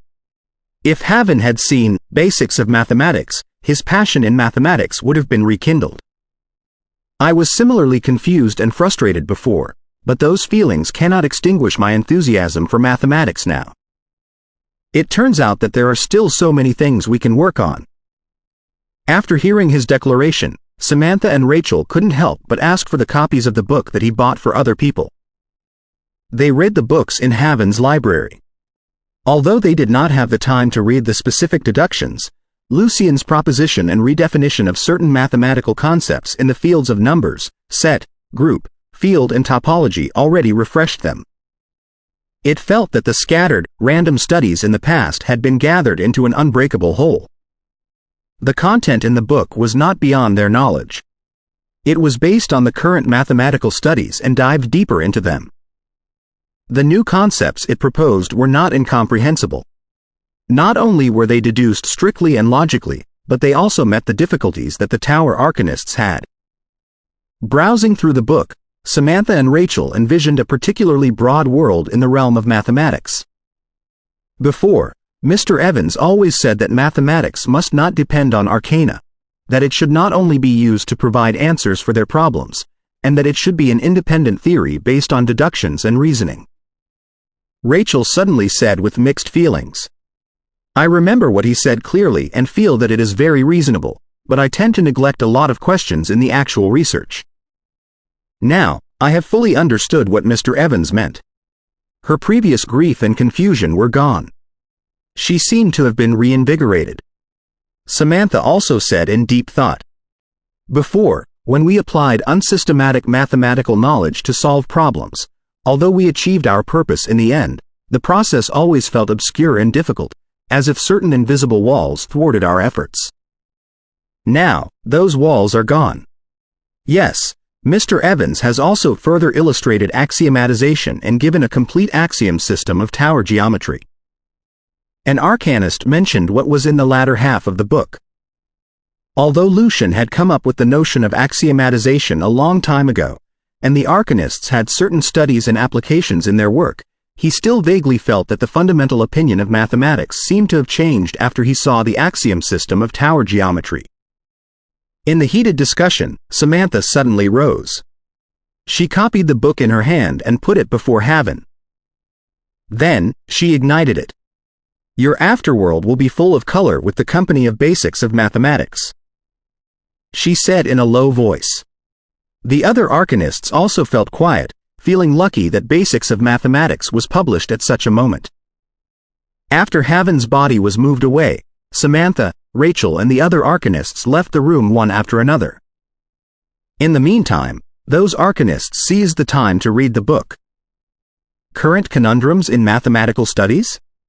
Is it possible to write any even number greater than 2 as the summation of 2 prime numbers? He was stunned after he read the question. The 4-color theorem? Another arcanist turned to the next page. Hearing their words, Samantha and Rachel looked at each other and hurried to read the content behind. After a while, all the arcanists were standing in the hallway like statues. They mumbled non-stop, looking now lost and now crazy. After a long time, Samantha and Rachel were suddenly woken up by footsteps. They saw the shock in each other's eyes. Rachel said in amusement, "Those questions are really terrible. They seem easy but turn out to be extremely difficult if you think deeper. That's why even Mr. Evans is puzzled." Samantha put on a rare smile. The last question, the barber paradox? Rachel reached the end of the book. A barber in a town, after a certain incident, announced that, "I shave those and only those who do not shave themselves." Then, Should he shave himself? What's the source of the paradox? Well, Samantha thought for a moment, and the book in her hands hit the floor. Dumb, dumb, dumb. The other arcanists who heard Rachel's words dropped their book in shock, too. It was a famous paradox about the set theory. At present, it meant that the set theory had been shaken, and since the set theory was the foundation of mathematics, one might say that the paradox made people doubt the legitimacy of the fundamental structure of the whole mathematics. We have to face the horror and desperation brought by the perfection of the set theory when we were just overjoyed by it. One of the arcanists said what was similar to Haven's last words. Ellipsis, ellipsis. Iristine and Nodaniel roamed inside the city of Allen. They saw that many arcanists were working hard in the shadow of trees. They are truly hard-working. No wonder the Congress of Magic has been developing so fast.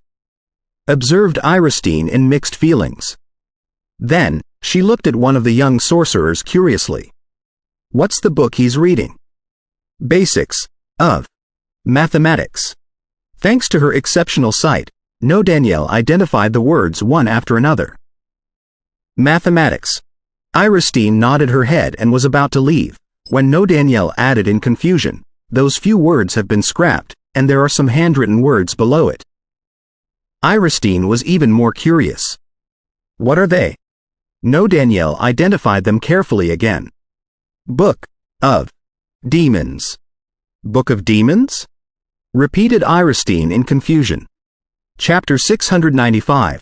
Test on the top floor of the tower that rose into the clouds. Before Bergner, one copy of Basics of Mathematics was opened. Long before the special issue of Nature was published, he had already learnt the news and asked for a copy of the manuscript from Levski. I have to say that, although there are no groundbreaking insights and mathematical achievements in Evan's book, he has delicately integrated the scattered studies in mathematics so far by proposing certain new concepts and redefining certain old concepts. A complete system with clear branches, a strict architecture and a solid foundation has been established. His in-depth illustration of the system has completely driven away the mist around mathematics, so that the whole palace of mathematics is finally bathing under the brilliant sun and showing the glorious gold. Although Bergner had already made similar remarks when he read it for the first time, he couldn't help but compliment it again and again every time he read it. Ever since calculus was created and defined, nobody had ever made such great contributions to mathematics with a single book. The age of calculus has passed. This is modern mathematics. Bergner envisioned that new branches were taking shape in the palace of mathematics, and they all originated from this Basics of Mathematics. For him, the greatest significance of the book lied in two aspects. Firstly, the geometrical axiom system that Lucian completed filled him with infinite passion about the related mathematical questions. He felt that everything in the world could be axiomatized into a rigorous, self-consistent and flawless system. Secondly, Lucian's studies on topology, group and set theory gave him inspiration. It seemed that they were not pure, independent and abstract mathematical achievements but could be directly applied to solve many problems in current arcana studies, like the studies of crystals or the cutting edge of the microworld. This is without a doubt the most remarkable book in mathematics over the past 100 years. It will be worshipped by the future arcanists in the Temple of Mathematics right next to Mathematical Principles of Magical Philosophy. However, it would be perfect if the 10 questions in the appendix did not exist. There was a vague, bitter smile on Bergner's face. The book on him had been turned to Current Conundrums in Mathematical Studies. For a legendary sorcerer adept at mathematics, he could not resist those questions at all. After browsing through the main part, he devoted himself to the consideration and calculation of the questions. However, a week had passed since he got Basics of Mathematics, but no progress had been made. He failed to solve any of the questions, which rather frustrated him who had always been proud of his expertise in mathematics, particularly when some of the questions seemed easy to prove but were actually full of difficulties. Of course, none of those mattered compared to the Barber paradox in the end, which stunned Bergner for a whole hour. Until determinism is completely denied, there can't be a more painful and humiliating question. When we cheer for the final establishment of the Temple of Mathematics, its foundation has collapsed. It seems that mathematics itself will be denied as long as we apply the set theory and acknowledge the concepts in the past. Bergner heaved a long sigh. He almost couldn't stop himself from destroying basics of mathematics and killing every barber the moment he saw the Barber paradox, because he knew that infinite disasters would be caused. 1. He moved his eyes down and saw Lucien's conclusion after the paradox. Similar paradoxes can be frustrating, but it only means that our studies are not meticulous, and that our understanding about mathematics is more or less wrong. Therefore, instead of feeling desperate and lost, we should dig deeper into the set theory. There is one and only one solution to all mathematical questions, which is to continue studying mathematics itself. Evans' arcana attitude is what supported him to make so many accomplishments. Bergner praised him and turned back to the set theory, starting to rethink. It was obvious that a set paradox could only be resolved with the set theory. Ellipsis. I am your old friend Nightingale. Coming next is Arcana News. It was still the holiday in the generic school. Longman could only learn the latest development of Arcana through programs such as Arcana Voice and News of the World. Mr. Evans has finished his masterpiece, Basics of Mathematics. It has solved many problems in mathematics and cleared the obstacles that block the way forward.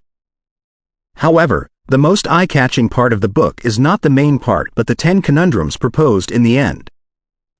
They have fascinated all the arcanists. It is obvious that the conundrums which even puzzled Mr. Evans are truly extraordinary. Up until now, no arcanists have announced that they know how to solve them. Even Mr. President and Mr. Brooke openly admitted that it was not easy to solve those seemingly easy questions. It appears that whoever solves the 10 questions will be given abundant arcana credits and respected as an authority of mathematics. Those questions are as follows. The boy Longman's eyes were widened after he heard that the questions puzzled Mr. Evans. Apart from disbelief, he suddenly had the urge to try. If he could solve the questions that even Mr. Evans couldn't. The conundrums that Lucien selected were highly representative, but they all looked simple on the surface. Therefore, even Longman could understand them. He took out his pen and paper and calculated. Mr. Evans told us that, while those questions are not concerned with actual arcana studies, and solving them will not bring any substantial results, studying them will itself boost the development of mathematics, and the development of mathematics will support the arcana studies. The same logic applies to the other mathematics domains. In this pure world, one should not blindly pursue applicativeness. Very soon, Longman couldn't calculate any further, but his heart was burning with fire after hearing those words, and his cheeks were flushing. Mathematics is so important? Also, it doesn't seem to need the support of magic. Although I'm not gifted at spiritual power, it doesn't mean that I don't have talents in mathematics. I will certainly be an arcanist. An arcanist that is good at mathematics. Ellipsis. After reading Basics of Mathematics, most arcanists tried solving the conundrums that Lucien proposed curiously and hopefully.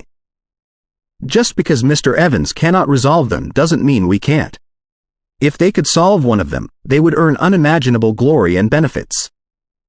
As a result, Iristine and Nodaniel often saw lost, unsteady arcanists who seemed to be dwelling in their own world when the two of them traveled in Allen recently.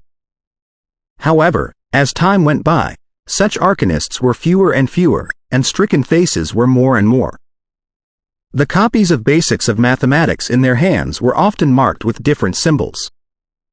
Some represented demons, some nightmares, and some were mazes without exits. In the end, even though the 10 questions had been placed on the permanent screen in the task zone, the trend about them came to an inevitable end. Among them, the Tower Arcanists felt most complicated. On one hand, such questions were truly their interest. On the other hand, they had been so gravely stricken by the paradox that they felt the confusion and desperation when determinism was shaken again. Also, while the uncertainties hadn't been proved by any important experiment, the paradox had shown self-contradiction in the most clear way. There was no way to evade it. If Haven were alive, he would have done the same after he saw this paradox. Samantha looked out of the window gloomily. Rachel's lips twitched. To think that you burnt basics of mathematics for him. Do you want him to have nightmares even after he is dead? You must know that the book has been publicly acknowledged as Book of Demons. For the arcanists who are not good at mathematics, the number theory and the knowledge on set and group are more dreadful than demons, but for us, the questions and paradoxes at the end are most horrible of all. In any case, mathematics will continue, and we will find a way to resolve the problems. Samantha encouraged herself. Therefore, the other arcanists discovered that the tower arcanists and the other arcanists who were good at mathematics fell silent. In their silence, an outburst was brewing. Ellipsis. In Atom Institution. Lucian, Natasha, Lazar, Anik and some other people were gathered in Haida's personal laboratory to observe the first prototype of artificial intelligence that she and Shelley assembled. At the center of the room, countless enormous glass tubes were connected to each other delicately. At their center were simple magic patterns and relatively complicated alchemical parts. Also, there was a curtain standing on the top, rippling like a curtain of water. This is huge. Iristine had been invited to observe it. Although she had guessed its final shape based on her daily observation, the size of the artificial intelligence was still much greater than she thought. The prototype occupied the better part of the room and equaled to almost 10 golems. Lucian nodded. Thanks to magic, this was much smaller than the first computer on Earth. Well done. Turn it on and demonstrate it. Nervously, Heidi pressed the switch of power. The glass tubes glittered one after another, emitting in red or green colors and changing non-stop. It made the room look like the field of a ball. Since different colors had been developed for magic crystal lamps, there were already balls which attempted to control the change of lights. Input the data. Thanks to the assistance of magic, Heidi did not make things like punch tape but simply inputted with voice and keys. After she inputted a rather complicated formula, the red and green lights glittered even more intensely, and the electric noises could be heard. In the end, the result was printed on the curtain. The result is correct. Sprint interjected. But I have already got the answer a few seconds ago with the ancillary computation circles. So, what's the point? Heidi secretly snorted and looked at her teacher, hoping to be praised. That was only the first prototype of artificial intelligence, and there was still plenty of room for improvement. Looking at Haida's hopeful eyes, Lucian smiled and said, "It's indeed a shabby and highly impractical artificial intelligence." Huh? Heidi immediately pulled a long face after hearing her teacher's remark. Shelley, Alphalia, Loie, Blake and the other sorcerers who contributed to the creation were frustrated, too. Sprint, however, did not hesitate to mock Heidi, who always seemed carefree.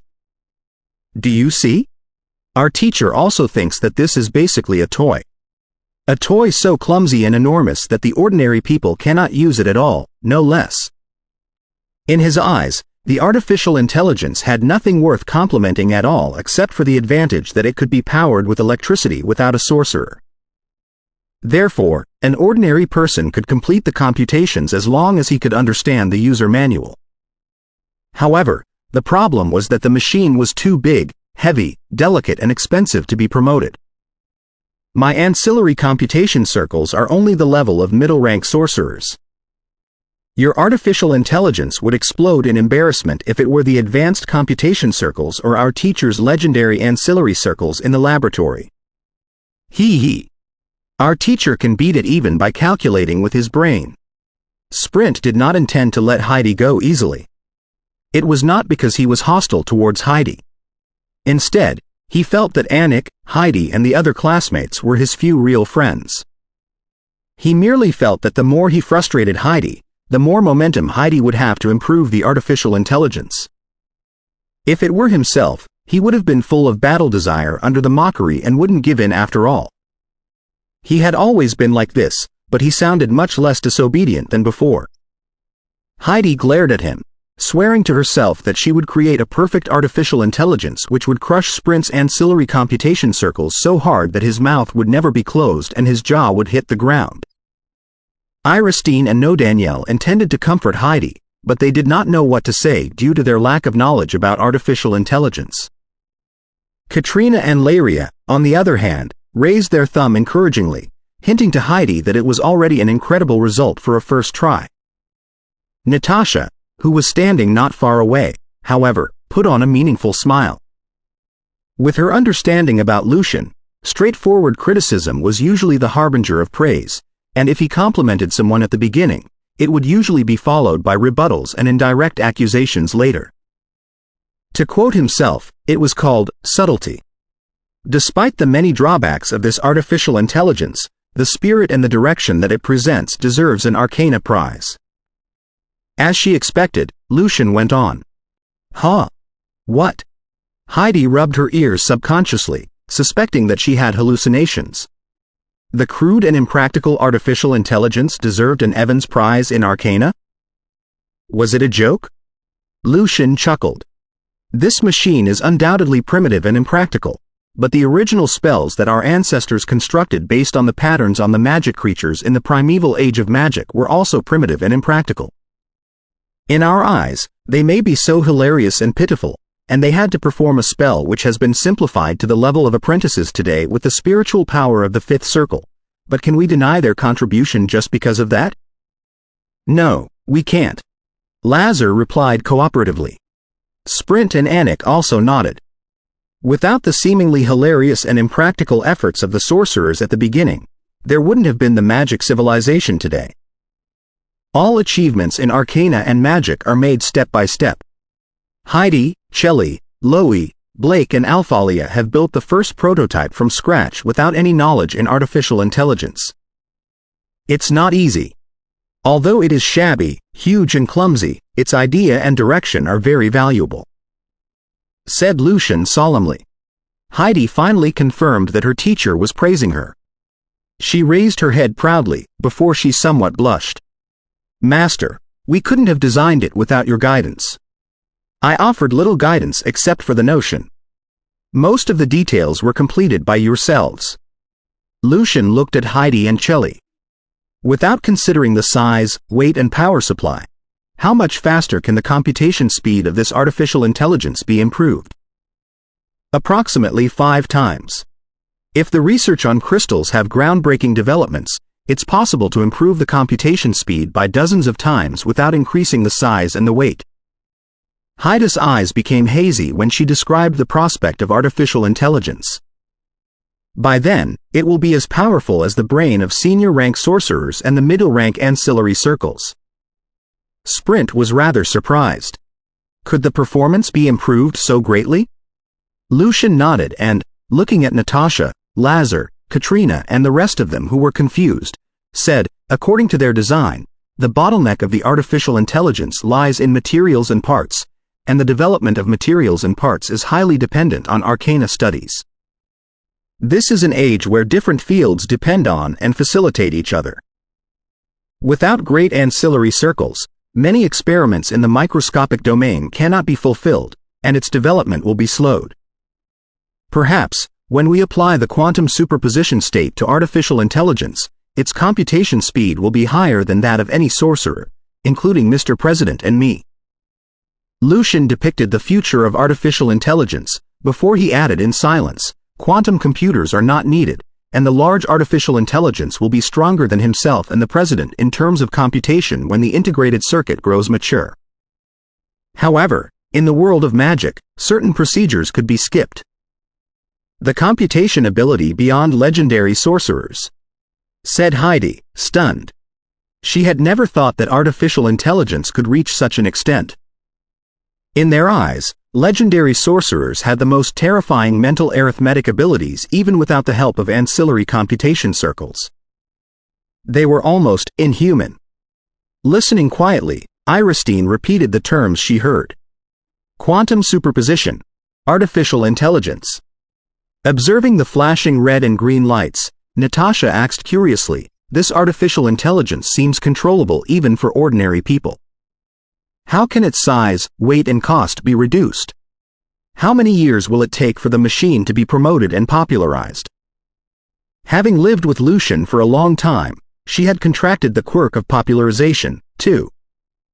After all, she felt proud to see good changes happening in her kingdom and her subjects enjoying a more and more convenient and civilized life. After crystal tubes are invented, it should be only the size of golems and ready for the use of major nobles. Further reduction will depend on the development of alchemical materials. Heidi made a rough estimation. Although the alchemical items and magic patterns in the artificial intelligence are simple enough to be completed by common sorcerers, the number of the parts is huge. Since the parts cannot be manufactured, their cost equals a level 5 magic item. It seems that many years are needed, and I don't think the nobles and civilians really need an artificial intelligence which features the computational ability. Natasha was not very disappointed. Lucian smiled. He intended to list the possible applications of a computer in daily life, but none of them, like TV, had been invented. So, it was inconvenient for him to speak it out aloud. He could only say, after the computation ability is improved, many things will be doable, and the world will be more colorful. Huh? Natasha looked at Lucian curiously, and so did Heidi and Chelly, who hoped to get inspirations about artificial intelligence from their teacher. For example, we can draw cubic magic patterns with artificial intelligence, which will be more accurate and steady than us because it is entirely digitally made. Lucian intentionally brought up a subject that would captivate the sorcerers. Then, we can let the artificial intelligence construct a magic model with those patterns. Then what? Can artificial intelligence cast spells? Heidi was indeed interested. Lucian smiled. Magic models can only turn into spells with the irrigation of energy. We can use them with our own spiritual power, and artificial intelligence may use electricity. However, the problem is that if its magic models are the same as ours in our soul that do not have real entities, it can only interfere with the outside world with spiritual power. Since we haven't grasped the special electromagnetic waves yet, we cannot give artificial intelligence spiritual power. Without real entities. Anik seemed to have recalled something. All the simplified alchemical items had real entities, which was why they could be powered by electricity to trigger corresponding spells. That's right.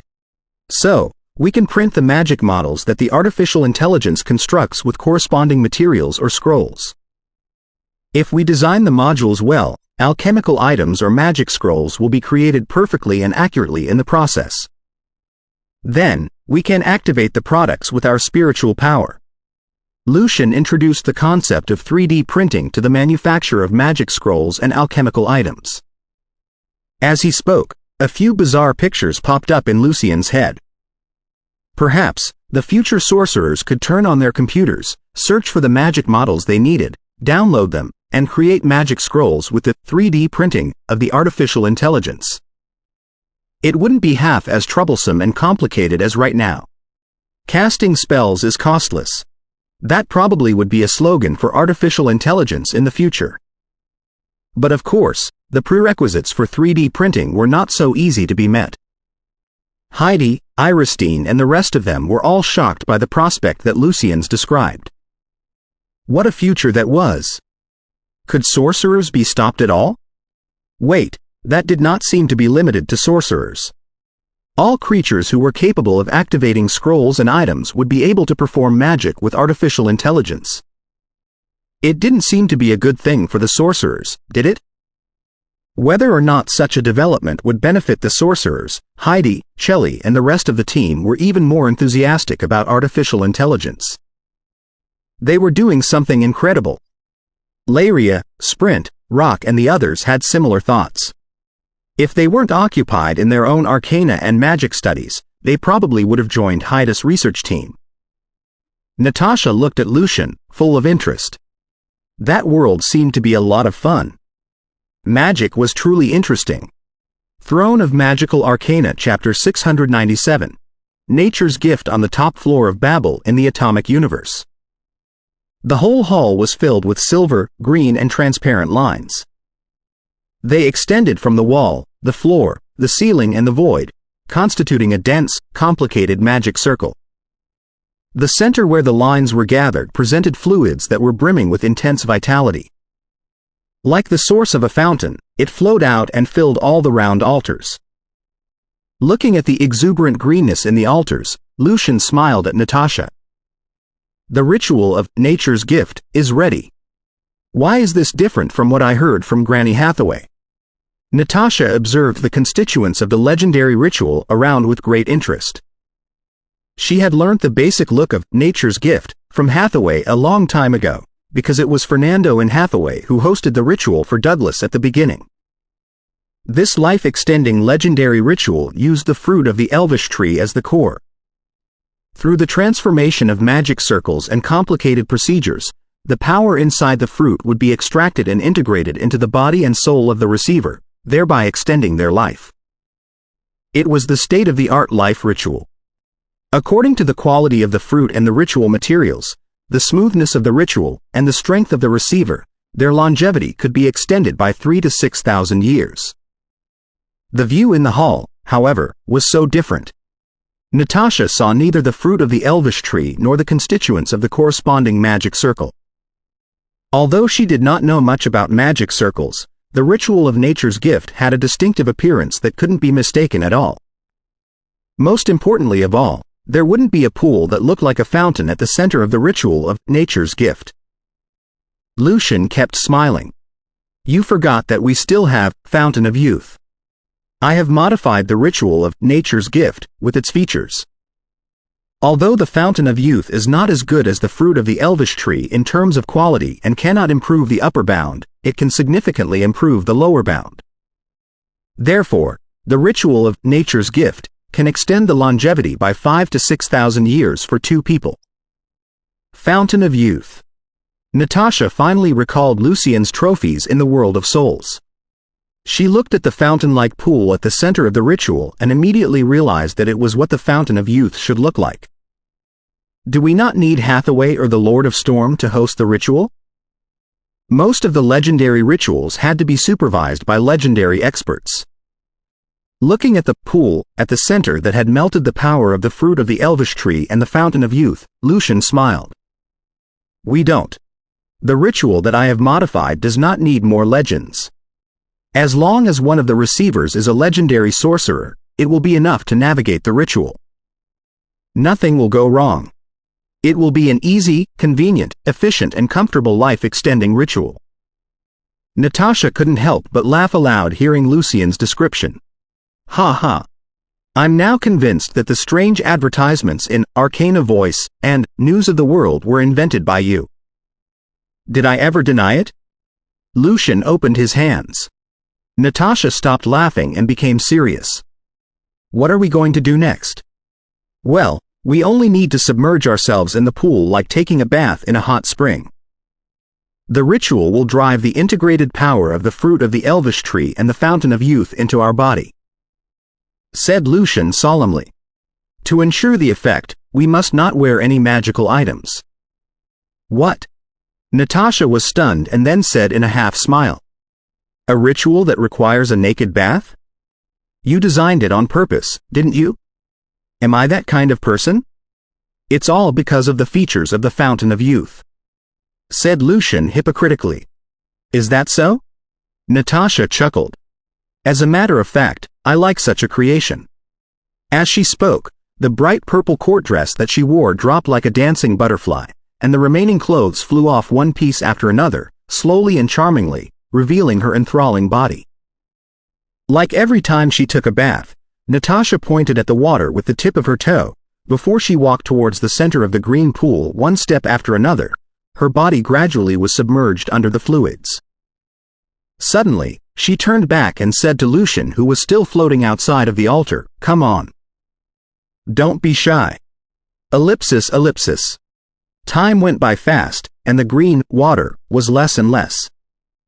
Both Lucian and Natasha felt that the fluids were melted into their body and their souls, bringing a clean and comfortable feeling. They were entirely relaxed. The ritual has been finished. It will be a complete success as long as it is not interrupted. I can already feel that my longevity has improved a lot. 4,000 years, probably. Lucian suddenly opened his mouth, breaking the silence. He sounded lazy when his soul had been deeply relaxed. Leaning on Lucian's body, Natasha said equally lazily, I feel that my pressure, anxieties and worries about many things have been cleansed by the water. Well, I'm thinking of holding a music festival in Rentado. Under such circumstances, she spoke whatever came to her mind. A music festival? Lucian axed back, his voice far away. Yes, I've been planning to hold a Rentado music festival, so that I'll miss alto less. However, there were few distinguished musicians in Rentado until this year, when a batch of remarkable musicians emerged. So, I decided to get it done. Hee hee. Thanks to you, light music and unconventional symphonies are popular in Rentado. I hope that it will mark the difference between alto music and Rentado music. Although she loved alto, Natasha did not intend to turn Rentado into another alto. She respected the culture and customs of this place. By then, I hope that I can use your Valkyrie as the opening for the music festival. Lucian underestimated the difficulties to create an opera. Also, he had a high demand for himself in the original work. Therefore, it was not until the double-slit experiment with electrons that he finally finished the work that took almost 4 years. He was looking for opera singers and orchestras to rehearse it. It's a gift for you. You can watch it whenever you want to. Lucian had no objection. However, I fear that we'll have to take the time plate from the chaotic cosmos first. He had made all the preparations and was ready to go to the 555th level of Abyssal Ma, the chaotic cosmos. Of course, all my attention is devoted to Abyssal Ma and the chaotic cosmos right now. Natasha took a long breath in satisfaction. 10 minutes later, the green water was completely gone, and Lucian and Natasha were enshrouded in bright green, translucent halos. All the parts of the magic ritual glittered, and the energy was gathered into an enormous and special pressure. The transparent light constricted violently and crawled into Lucian and Natasha. Vague fragrance of nature spread out of their bodies. Our longevity has been extended by about 5,600 years, said Lucian according to the feedback of the ritual and his own status. Natasha chuckled, therefore, it will be a long race for me to catch up with you. I will not be frustrated and give up just because I'm behind for now. I will certainly catch up to you. She clenched her fists, her competitiveness surging out. Ellipsis. In San Ivensburg, the capital of the Chakran Empire in the north. Your Holiness, Lucian Evans has published only one book, recently. It's Basics of Mathematics, which addresses the development of mathematics and proposes certain conundrums. Saint Clement reported to Belkovsky, the pontiff. Belkovsky, who had the typical big nose of the Chakran Empire, nodded. That's all right. Thank you, Clement. In the North Church, the pontiff was only half a level higher than the Grand Cardinals and was not as powerful and authoritative as the Pope. Therefore, he was rather courteous in the way he talked. Your Holiness, why did you ask us to pay attention to Lucian? How does Lucian's research concern us? Asked Clement in confusion. Belkovsky said solemnly. Lucian Evans went to the pathway of immortality and opened the chamber of immortality, which may be reflected in his research. For example, his ideas about quantum superposition gave me inspiration. That explains a lot. Clement rose and left the St. Ivan Church for his own St. Gino Church. The moment he entered the room of prayers, the peace on his face was replaced by gloom and hatred. He murmured to himself, Lucian Evans. In the meantime, he drew crosses on his chest, shorter vertically and longer horizontally. The horizontal cross-sect within the North Church was made by him and the Lord of Hell together. Otherwise, even the Lord of Hell couldn't have infiltrated the North Church so astonishingly. Although Lucian's operation to sabotage their plan was rather secretive, Clement still knew the person guilty for the death of Ivanovsky thanks to the Lord of Hell. Therefore, he sent subordinates to teach the guy a lesson and let him repent what he did in hell. However, Lucien's speed of advancement was beyond his imagination. Every time he sent a subordinate over, he would discover that Lucien had grown too strong for his subordinate, and he was forced to send another one. Since such a secret group could not deploy assassins as easily as the South Church did, the process simply repeated itself. After Clement was less busy and intended to find an opportunity himself, he learnt the news that Lucien had become a legend. There couldn't have been a more infuriating message. Before he put his plan of revenge into action, the enemy's strength had been improving by leaps until he could barely be dealt with in regular ways, and it had only been a few years. Therefore, Clement judiciously aborted his plan. Nobody would retaliate against a legend for such trivial things, unless he was as crazy as the will of Abyss. It's true that strength is the foundation of everything. Clement prayed before the cross. In the middle of his prayer, he suddenly sensed that sacred, uncanny air was gathering before the cross, and the ivory holy light spread out bit by bit. Then, the projection of an angel who was as beautiful as a girl appeared before him, with 36 wings unfolding slowly on the back. The Angel King? Clement blurted out in shock. He did not understand how the Angel King's projection could have arrived in spite of the heavy defense of the church, and nor did he know why the Angel King, who had been cooperating with the South Church, would visit him. Chapter 698. I have high hopes for you, Macantron. The Angel King opened his hands, turning into the shape of a cross, before he said solemnly, Pope Viken stole the Lord's power when the Lord was asleep. Therefore, I'm looking for pious saints to judge the greatest blasphemer. He was surrounded in holy light, and his 18 pairs of wings filled up the whole room after they were unfolded, building a hallowed image. Viken?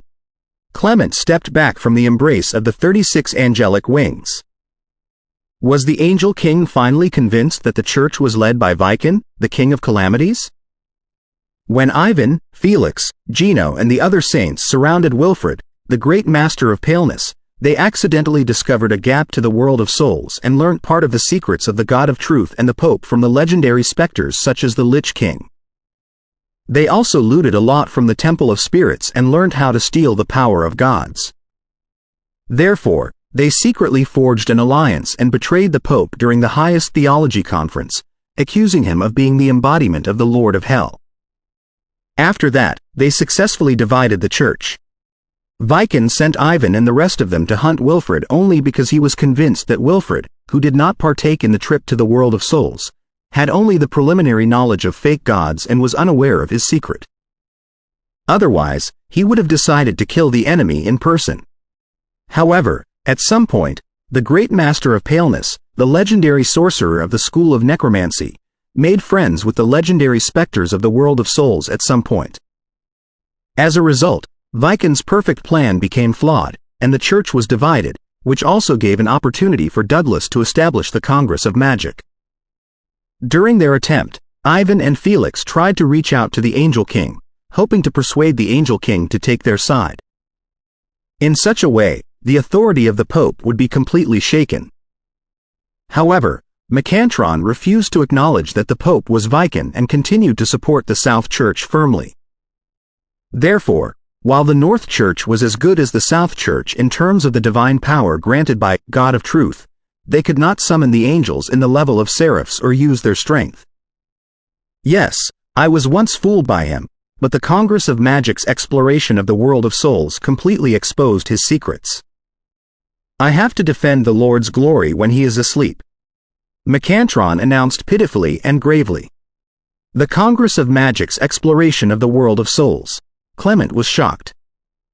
He had learnt the story of God of Truth, Thanos and Pope Viken, that the Congress of Magic fabricated through various channels. While the story was a joke for many people, as a person who inherited the power and knowledge of Saint Gino and who cooperated with the Lord of Hell in secret, Clement was very shocked when he heard it because it agreed with the information he knew and had more convincing details. Therefore, he had to accept that the Congress of Magic did earn a lot from the adventure. Now, the Angel King also admitted that the Congress of Magic's exploration touched the core secrets? Most importantly, according to the Congress of Magic story, Macantron was an incarnation of God of Truth, and the dependency for him to be revived, Therefore, Macantron was the out-and-out deputy of paradise and a junior god of truth. Was it the real reason why he believed that the Pope was Viken? Too many thoughts popped up in Clement's heart. In the end, grasped by greed, he ventured, "Honorable Angel King, does your arrival mean that you acknowledge my devotion and my contribution to the Lord?" "Yes, you are a much more qualified believer than Belkovsky is."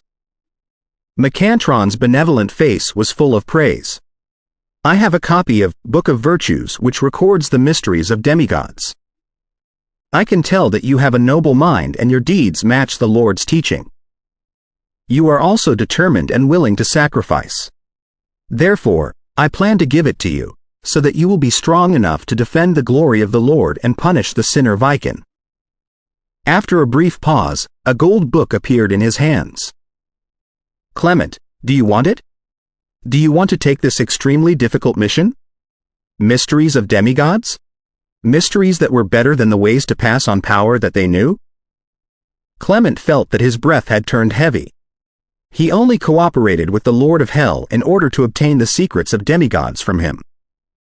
However, the Lord of Hell was a natural-born demigod. He did not know why he was a demigod. Thanos and Viken, on the other hand, had grown into demigods from ordinary people with obvious tracks.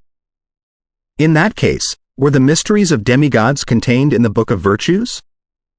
Thinking about that, Clement held back his excitement and greed. Weighing his words, he said, "I am willing to defend the glory of the Lord, but Viken has become a demigod after stealing the Lord's power and is too strong for me. Sacrifice is important, but unnecessary sacrifice is meaningless.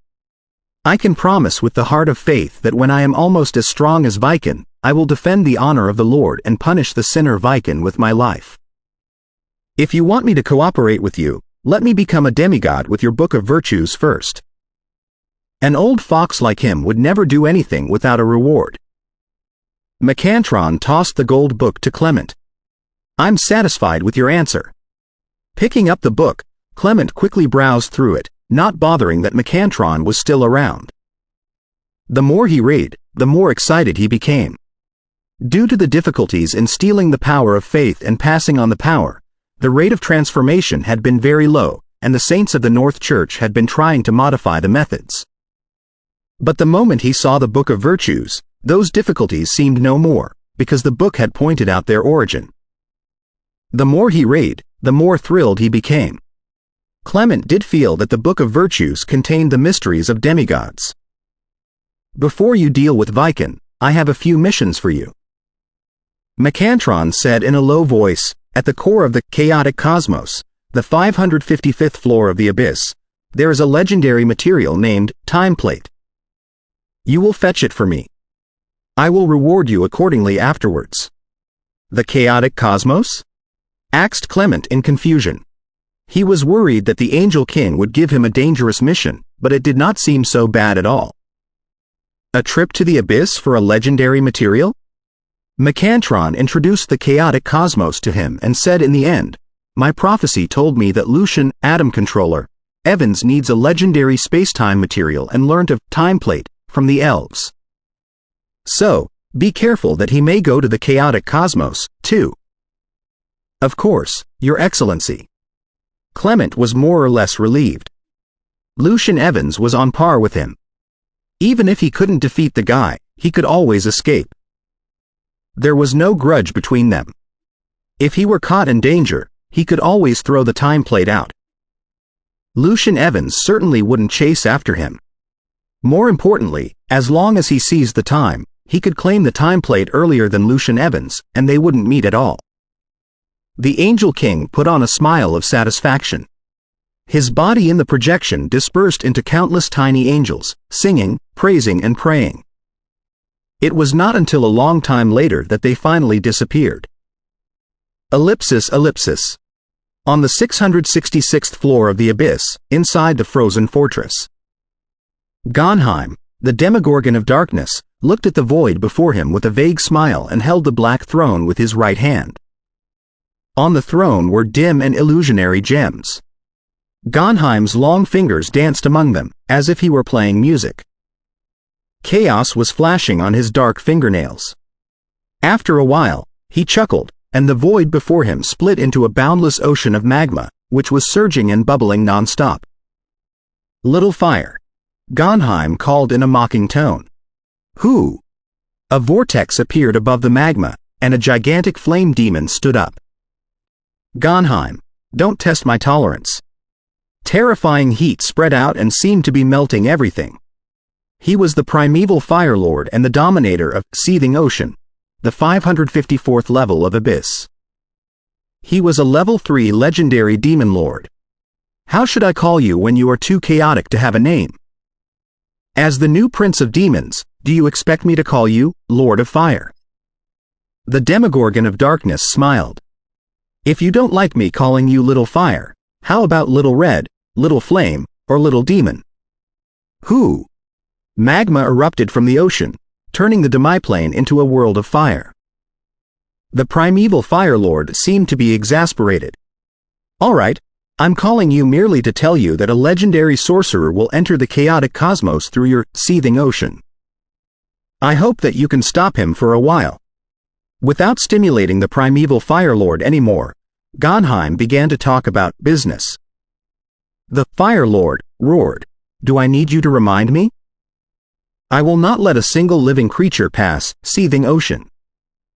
There were only two ways to enter the chaotic cosmos, which was a hidden plane. The first way was to reach the end of the Seething Ocean, and the other was to ask for the Prince of Demons' help. After the void was closed, Gonheim shook his head with a smile. Ellipsis, ellipsis. Inside the Atom Institution, Katrina was standing before Lucian. "Master, I have accepted a mandatory mission to go to the Chakran Empire. I have entrusted my work in the institution to my assistants. With Laria here, nothing will go wrong." Katrina asked for leave. As a member of the highest council, Lucian did not have the habit of breaking rules. Therefore, his students had always been carrying out mandatory missions. "The Chakran Empire?" asked Lucian, deep in thought. "Yes. An incident caused by demon worship happened in a northern province in the Chakran Empire.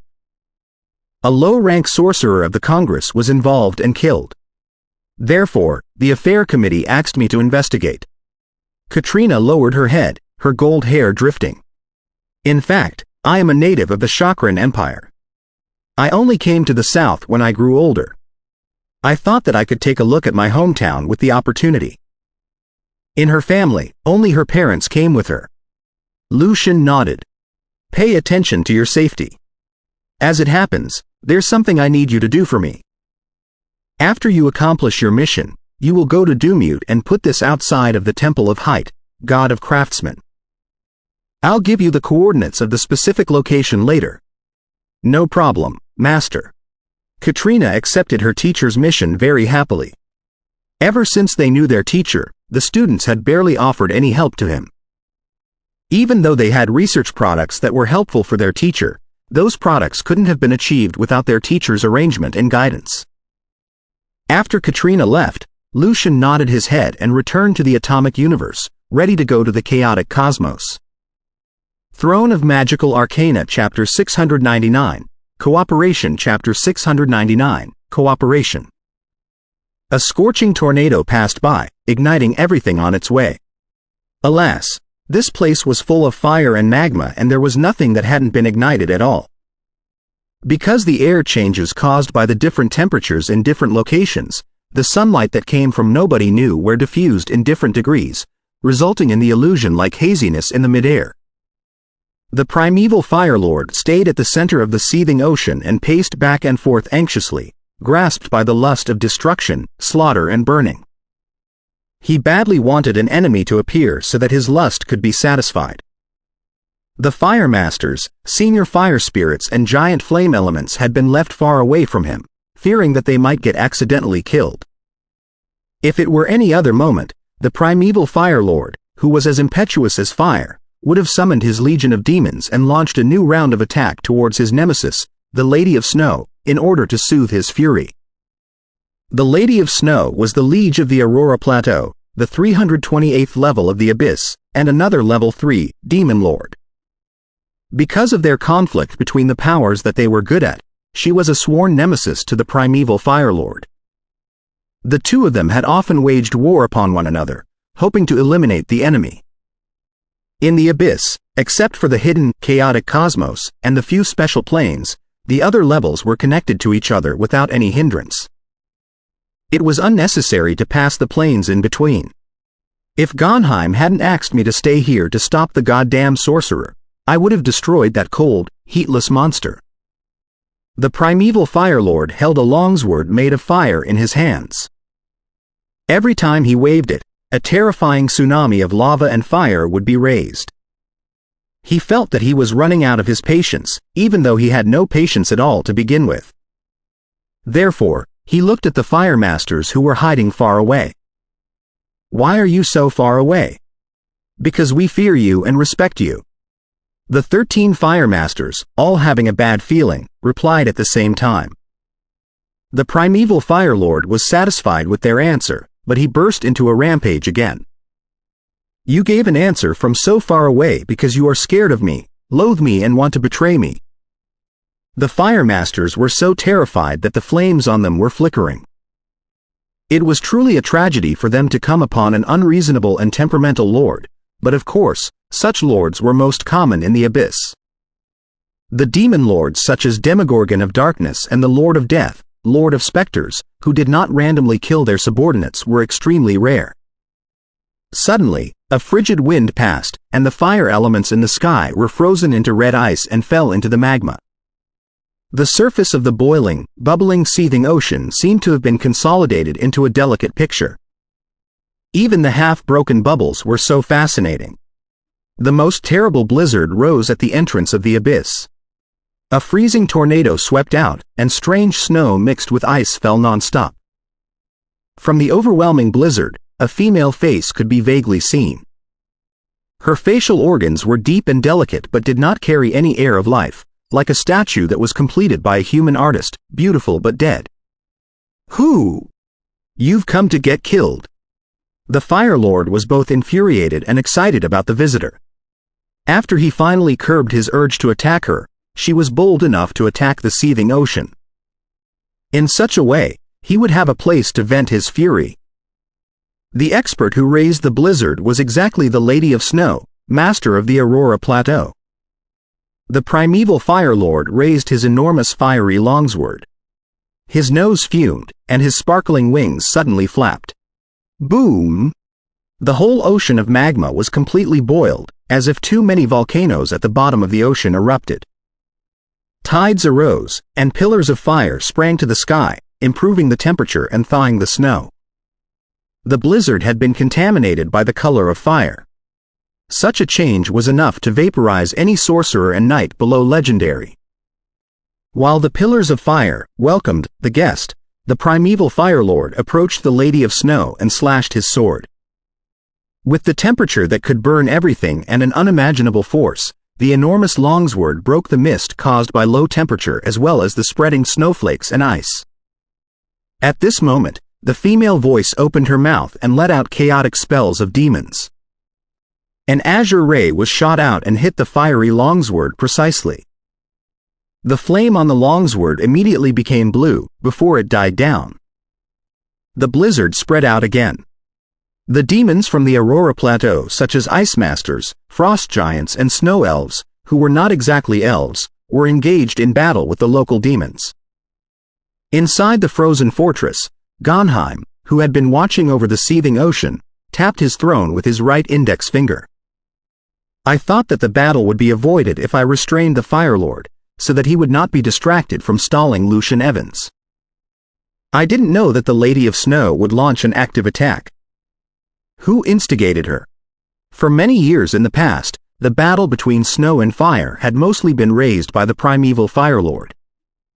Because of the influence of their power on their personality, the Lady of Snow had seldom attacked promptly. Therefore, the Demogorgon of Darkness did not foresee this. Even if he had, there would have been nothing he could do, because the Lady of Snow was also an enemy to him who was in the frozen fortress. She would not listen to him. Although Gonheim had become a top legend after turning into the Prince of Demons, he did not have overwhelming advantages when faced against the level 3 legendary demon lords. Only half of them were willing to listen to him, and they would betray him at any moment. For those demon lords, they were capable of protecting themselves with their abilities that were close to top legendary. Was it Lucian Evans? He delayed his trip because he was making preparations? Gonheim smelled a scheme. He made up his mind to reign all the demon lords with wisdom and strength as soon as possible. Only by doing so would he be able to pry into the secrets of demigods. The seething ocean was now frozen and now on fire. In the intense battle, the Lady of Snow was gradually overpowered by the primeval Fire Lord. After all, this was his home field. At this moment, the heavy snowstorm spread out into a quiet, cold wind that blew at the primeval Fire Lord. The cold wind contained an imaginable air of death in its frigidity. The fire on its way all died out. Even the primeval Fire Lord, a natural-born fire spirit, couldn't help but tremble hard, as if the cold wind was blown from the deepest part of his soul. So, his movement was slowed down, and the seething ocean was caught in an everlasting silence. It's not Lucian Evans but the Ice Duke. This is the power of the silent hell. The Demogorgon of Darkness' finger stopped moving. He squinted. What can he get by meddling in this? The eternal silence and coldness puzzled him. He never anticipated that the Ice Duke would participate. Although that demon was only level 2 legendary, the Lady of Snow was able to improve the essence of her power after melting the power of the silent hell. She was now extremely terrifying. The primeval Fire Lord roared. The blue and white fire around turned orange, like the lamps in the cities of humans, warm but not scorching. Such warm fire drove away the cold and silence as well as the sense of death quickly. Suddenly, inside the blizzard that the Lady of Snow turned into, countless snow elves opened their mouths and sang, breaking the silence and covering the area with sound. Not good. It's not the Ice Duke but still Lucian Evans. The Demogorgon of Darkness stood up. If he hadn't been suspicious at the beginning, he wouldn't have noticed the anomaly at all. The low voice was obviously made by Lucian Evans. A translucent pillar of light was shot out of the blizzard. It was in a very subtle state and seemed able to turn everything on its way into a similar energy form. The primeval Fire Lord had just driven away the deadly coldness with a warm fire. He did not have any time to turn it into a high temperature again when he was hit by the pillar of light. The spell that Lucian Evans chanted was Gonheim, the Demogorgon of Darkness, identified the spell that Lucian just used carefully. Suddenly, his pupils constricted violently. Snow Goddess's Forgiveness? Throne of Magical Arcana Chapter 700, The Real Goal? The orange flame which covered the primeval Fire Lord instantly lost color after the transparent pillar of light hit it and had turned into the darkest black, which seemed to be able to suck in all warmth and light. The pillar of light dismissed into countless streams of rays and silver electric currents. They were everywhere. They were also so close to each other that they flowed unpredictably together and formed a creepy net, trapping the Lord of Fire within. In such a dreamlike big net, everything had been frozen and been put into an incredible static state. It seemed that even the microscopic particles were no exception. Once it started touching the surface flame surrounding the primeval Fire Lord, the strange power had instantly snuck into its body by going underneath its demon scales. The Fire Lord had been put into a sheer static state as if someone had cast advanced time stop. Suddenly, its body became transparent and its demon core was revealed, a cluster of fire that seemingly could burn forever. The cluster of fire tried to resist the strange power. However, within a second, it had been totally frozen.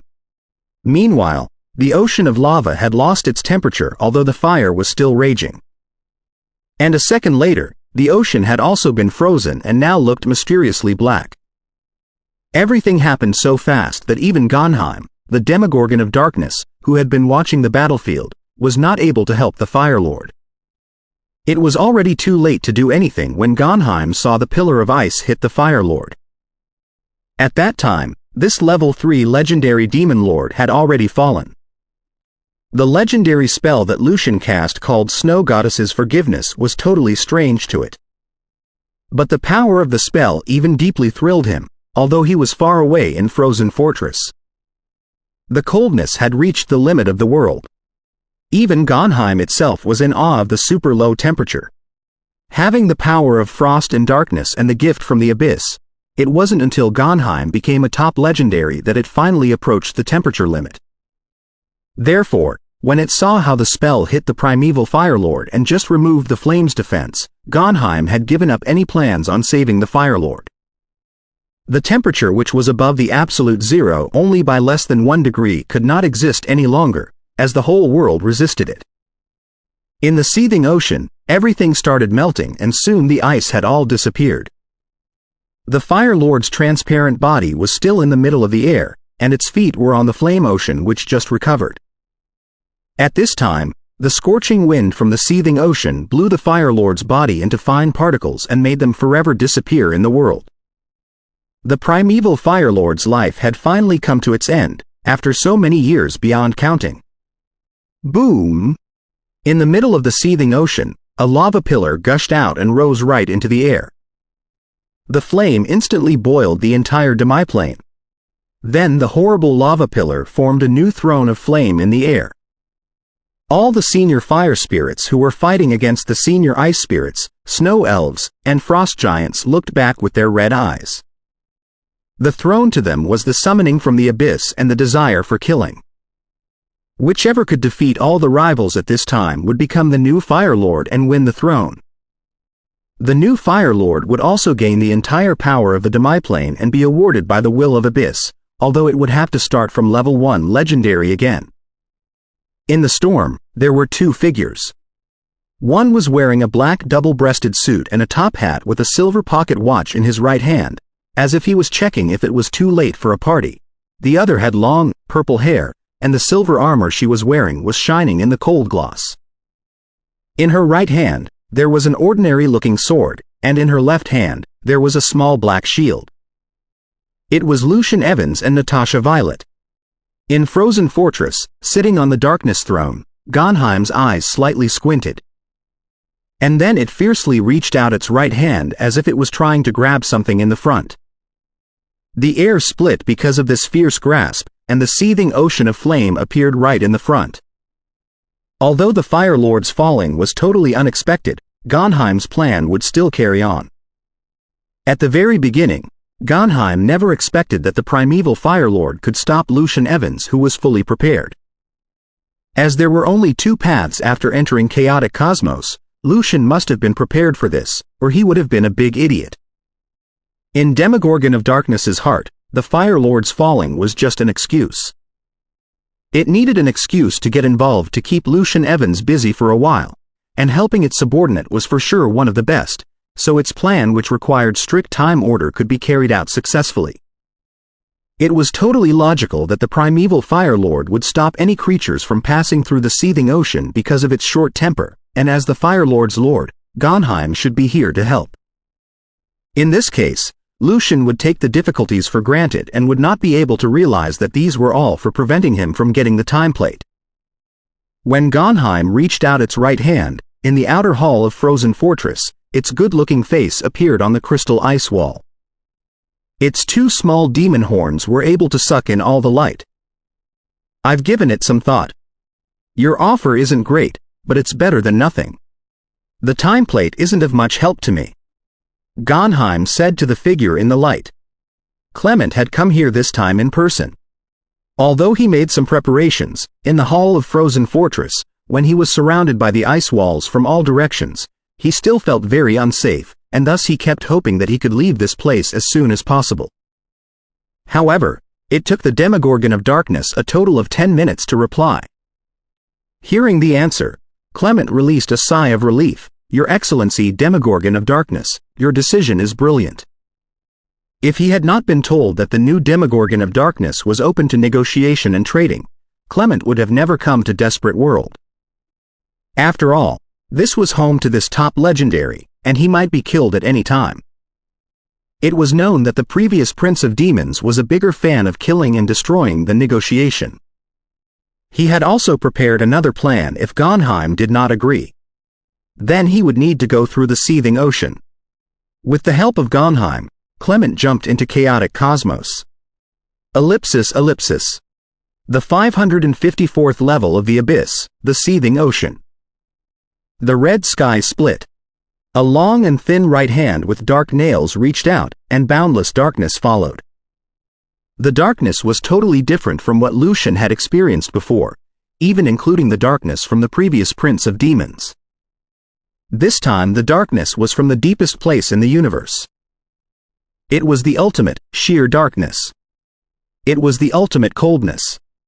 In some legends, when the entire world including the sky had come to its end, it was no volcanic eruption nor earth cracking nor flooding, but the land gradually losing its light and temperature and falling into the eternal darkness and coldness. Later, those who fancied the legends found their so-called theoretical support from the Congress of Magic's thermodynamic study, heat death. Some orthodox arcanists were once concerned about this, but then they found that the increase of entropy was obviously more troublesome, which seemingly indicated that the universe would finally reach its end. In the darkness and coldness, the heavy storm was infuriated. It suddenly condensed into a small ball like the purest heart of ice and snow. And then the small heart rushed at the boundless darkness with great momentum as if it was trying to freeze the darkness. Gonheim sneered. No one could rival his control over super low temperature. It was not surprised by Ice and Snow Lady's attack, who had been wanting its frozen fortress and the demon core for a very long time. In the dark dialect, Gonheim cast the spell. In the deepest darkness, flashes of light lit up, and then the super low temperature beyond imagination was summoned. It seemed that the temperature could freeze anything from macro to micro. This was a facility spell of Demogorgon of Darkness, and its power could only be fully used after the Demogorgon reached top legendary. It was called Doomsday Cold. At this time, Natasha fiercely slashed at the cold darkness with her sword of truth. And the silver sword light had arrived before the darkness could spread out further. The light cut in the darkness, but soon it was frozen in it like a beautiful silver fish. Storm Barrier. Lucian cast. His eye, which was covered by the monocle, reflected the storm and lightning. Snow Goddess's forgiveness would not work very well on Demogorgon of Darkness, which also had the same power, while the range of Eternal Blaze's power was hard to control. Therefore, Lucian chose this legendary spell, which could also create extreme high temperature. Boom! The deafening thunder roared in the darkness and the lightning lit up the space. The formidable high temperature rose fiercely within the core of the extreme cold and absorbed the cold and darkness. Gonheim sneered again, as any spells lower than top legendary level could not do much harm to him. Gonheim spoke the dark dialect again, and the extreme cold had resumed its advantage. At this time, the ice crystal suddenly exploded and the Ice and Snow Lady turned herself into the heavy storm again, which filled in the entire darkness. With all the power, the storm launched an onslaught against Demogorgon of Darkness. Gonheim was a bit surprised by such a fierce attack. It seemed that Ice and Snow Lady was now exerting all the power because there were people helping. Suddenly, Gonheim felt that the darkness-embracing frozen fortress started turning pale, and from the pale cloud appeared a monster in a black cloak. Any creatures which saw it would die, as it was death itself. The monster, dragging the huge sickle, slashed at the frozen fortress. It was Apsis, the Lord of Death, the Lord of Specters. It had been waiting for this chance to kill Demogorgon of Darkness and get the throne of Prince of Demons. Gonheim had expected this. When feeling the extreme cold cast by Ice and Snow Lady, it had realized that the power of this extreme cold was not the real power from Silent Hell. Instead, someone had lent her the power of death, and she had taken in the power into her own power of Aurora. So the external silence and cold could be faked. Therefore, Gonheim was well prepared for the arrival of Apsis, the Lord of Death. At this time, however, at the edge of the seething ocean and the dark sky, a storm carrying flashes of lightning arrived. Within the storm, both extreme heat and severe cold existed. Then countless light spots of elements appeared along with a song of praise, as if they were welcoming their own paradise. A gorgeous lady landed within the embrace of the light spots, but the look on her face was cold. She lifted her right hand and pointed, luxury cracking. On the other side, the seething ocean was suddenly turned into an ordinary sea, and the surroundings had all been turned into real nature. Meanwhile, in the darkness, stars lit up and the almighty power fell onto the sea. Gonheim was now totally shocked. It was Douglas, Hathaway, and Fernando. Gonheim saw that Lucian, who was standing in front of him, bowed slightly at it as if he was bidding a farewell. Vengeful gaze, cast Lucian. Gonheim's mind went blank for a second and then it realized. Lucian Evans's aim was never timeplate, but itself. Chapter 650. Popularity. After Nishka and Samantha left, Bergner, after a long preparation, began to perform divination on the matter. Crack. The crystal ball in his hands fell to the ground with a crisp sound. Thankfully, as an item forged with magic, it was not destroyed. Frowning hard, he looked at the crystal ball on the ground in disbelief, while he murmured to himself, "Why is this happening? Why is this happening?" For the first time ever, he did not see any result from his prophecy. There was nothing but a mist, as if the future cannot be decided at all. What disrupted my prophecy? After he calmed down, he began to consider other possibilities. According to the theory of the school of astrology, the future was decided by all the statuses at present, and the inaccuracy of prophecies was because the prophets were limited and not as all-knowing as Thanos' demon. As a result, their prophecy could be blurry. However, in any case, as long as they were not giving a prophecy when they did not know anything at all, they would more or less see a corner of the future. He had never seen nothing but an obscure mist before. Bergner believed that he had enough understanding about the debate in the microscopic realm to get certain fuzzy hints. However, things turned out to be out of his expectation. He couldn't help but begin to consider other reasons. Ellipsis. The month of gold, October, came as the hot weather faded away. The sorcerers in the Holt Magic College began to wait for the new issues of Arcana, Magic, Nature and other journals. After the few months, the magic apprentices who passed the college entrance exam of advanced magic had mostly become sorcerers successfully. The ratio of advancement had reached a remarkable 2/3. It also increased the temptation of the Holt Magic College for the magic apprentices and the mysteriousness of the college entrance exam, as if it had become a standard to test if an apprentice could become a sorcerer. Therefore, in the Douglas Magic School, in the magic schools of the branches, and among the magic apprentices, the books such as Simulated College Entrance Exams of Advanced Magic and Evans' Secret Tests became popular. Heidi, Laria, Alphalia and the girls made a huge fortune out of it. Before the class of the special theory of relativity, Ernesto went into the classroom again and distributed the journals to the sorcerers. This time, he looked quite normal, if not vaguely delighted, because he finally did not have to study the painstaking matrix mechanics anymore. His attitude of easiness informed the students that there was no disruptive content on the journals. Therefore, they opened them and began to read randomly. However, as they read on, Honor, Clark and the other students became excited and learnt what was on them greedily. 2 of the first 3 papers on this issue of Arcana were Brooks, and the last one was written by Oliver. From the perspective of the wave equation, they resolved the problem of the hydrogen model, and their results matched various experiment data. They had established a new alchemy system that seemed entirely different than matrix mechanics. It was more simple, straightforward and easy to understand. Arcana was filled with charm again. "This is real Arcana," Honor observed in a low voice.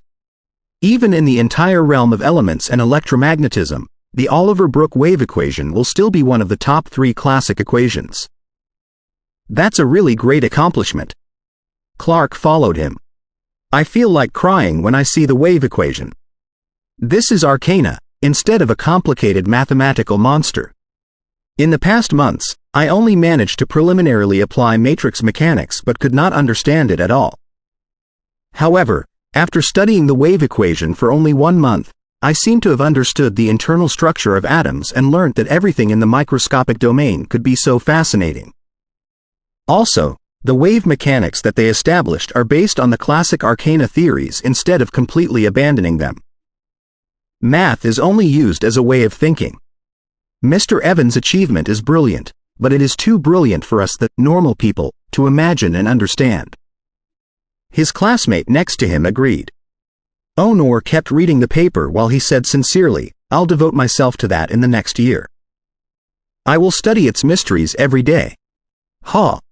Mr. Oliver has proposed a theory to explain why electrons behave as particles. It's called a wave packet. The theory was not very complicated. It claimed that many lines, waves, were jumbled in a certain way into a ball. Since those lines decayed fast when they spread out, they looked like balls in general.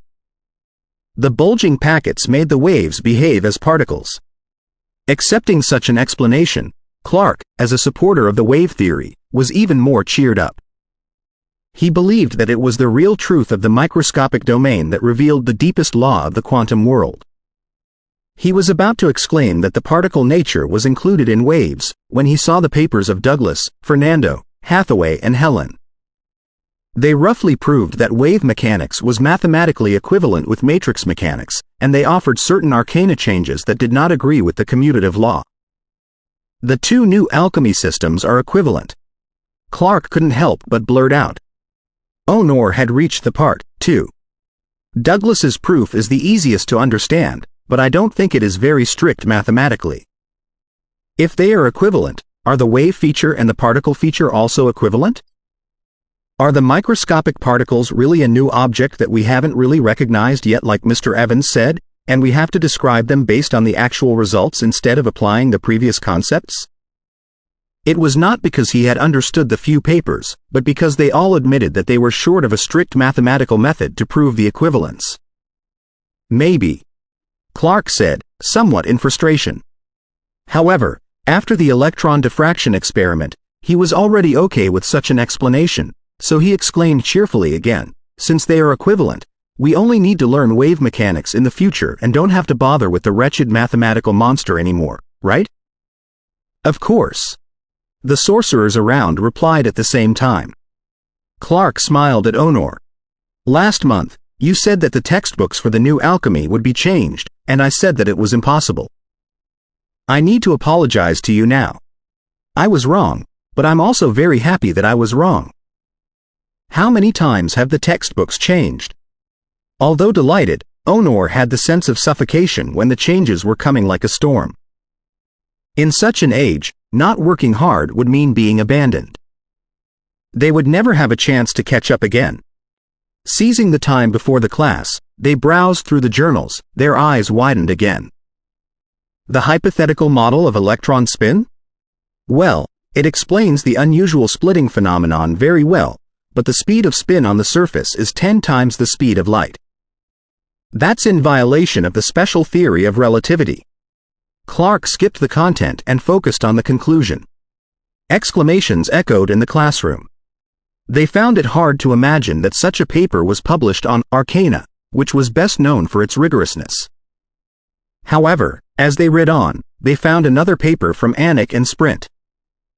It handled the spin problem with matrix mechanics, and the result was unquestionable. In the meantime, they saw Mr. Evans' paper on matrix mechanics regarding the spin problem. He predicted that a certain calculated value in an experiment was wrong based on the model and confirmed the correctness of spin by the way. Of course, he also managed to explain the spin speed on the surface, so that people wouldn't be so against the spin theory. Anik and Sprint's spin model was not lambasted partly because they only submitted it for review until it was handled with matrix mechanics, and it was supported by Lucien's paper, and partly because the focus of the arcanists' attention was wave mechanics that was glowing brilliantly immediately after it was born. In such a case, the 4 quantum numbers in Fernando's theory of incompatibility have all been found. Honor discovered that every paper in the journals in the past months could have ranked top in Arcana a decade ago. However, they were either behind or could only go to magic or nature right now. Clark, however, thought of something else. Mr. Evans has two papers. One of them is about spin, and the other is a complementation to Chloe's statistics. Neither of them is about wave mechanics. Does it mean? They recalled what happened again and again in the past. Such silence seemed to be foretelling a horrible storm. When Mr. Evans published a paper on wave mechanics, would there be a torrential red and white rain again? Now that the two new alchemy systems have proved equivalent, I don't think it's a big deal. Onur comforted himself optimistically before he took a deep breath. The correctness of wave mechanics is without a doubt right now, and the explanation of the wave function has been proposed by Mr. Oliver. It seems that the second Evans Prize in Arcana will go to them. They will also win the Silver Moon Medal and the Home Crown Ring," said Clark in admiration. "But why do you sound so jealousy, Onur? That's an achievement that only the Grand Arcanists can accomplish." Onur shook his head. "I'm jealous of Mr. Anik and Sprint.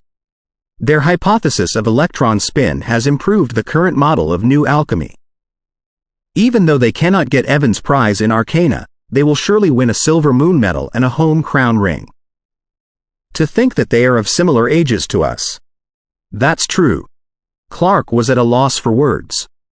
They were about the same age, but the students were still working hard to become middle-rank sorcerers in the Holt Magic College, whereas they already had hoped to claim the highest honor of their field, not to mention that they had become middle-rank arcanists and sorcerers a long time ago.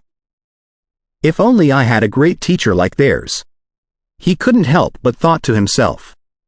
After the day of classes was over, Onur returned to his dormitory and picked up his journal, writing down what he felt after the day.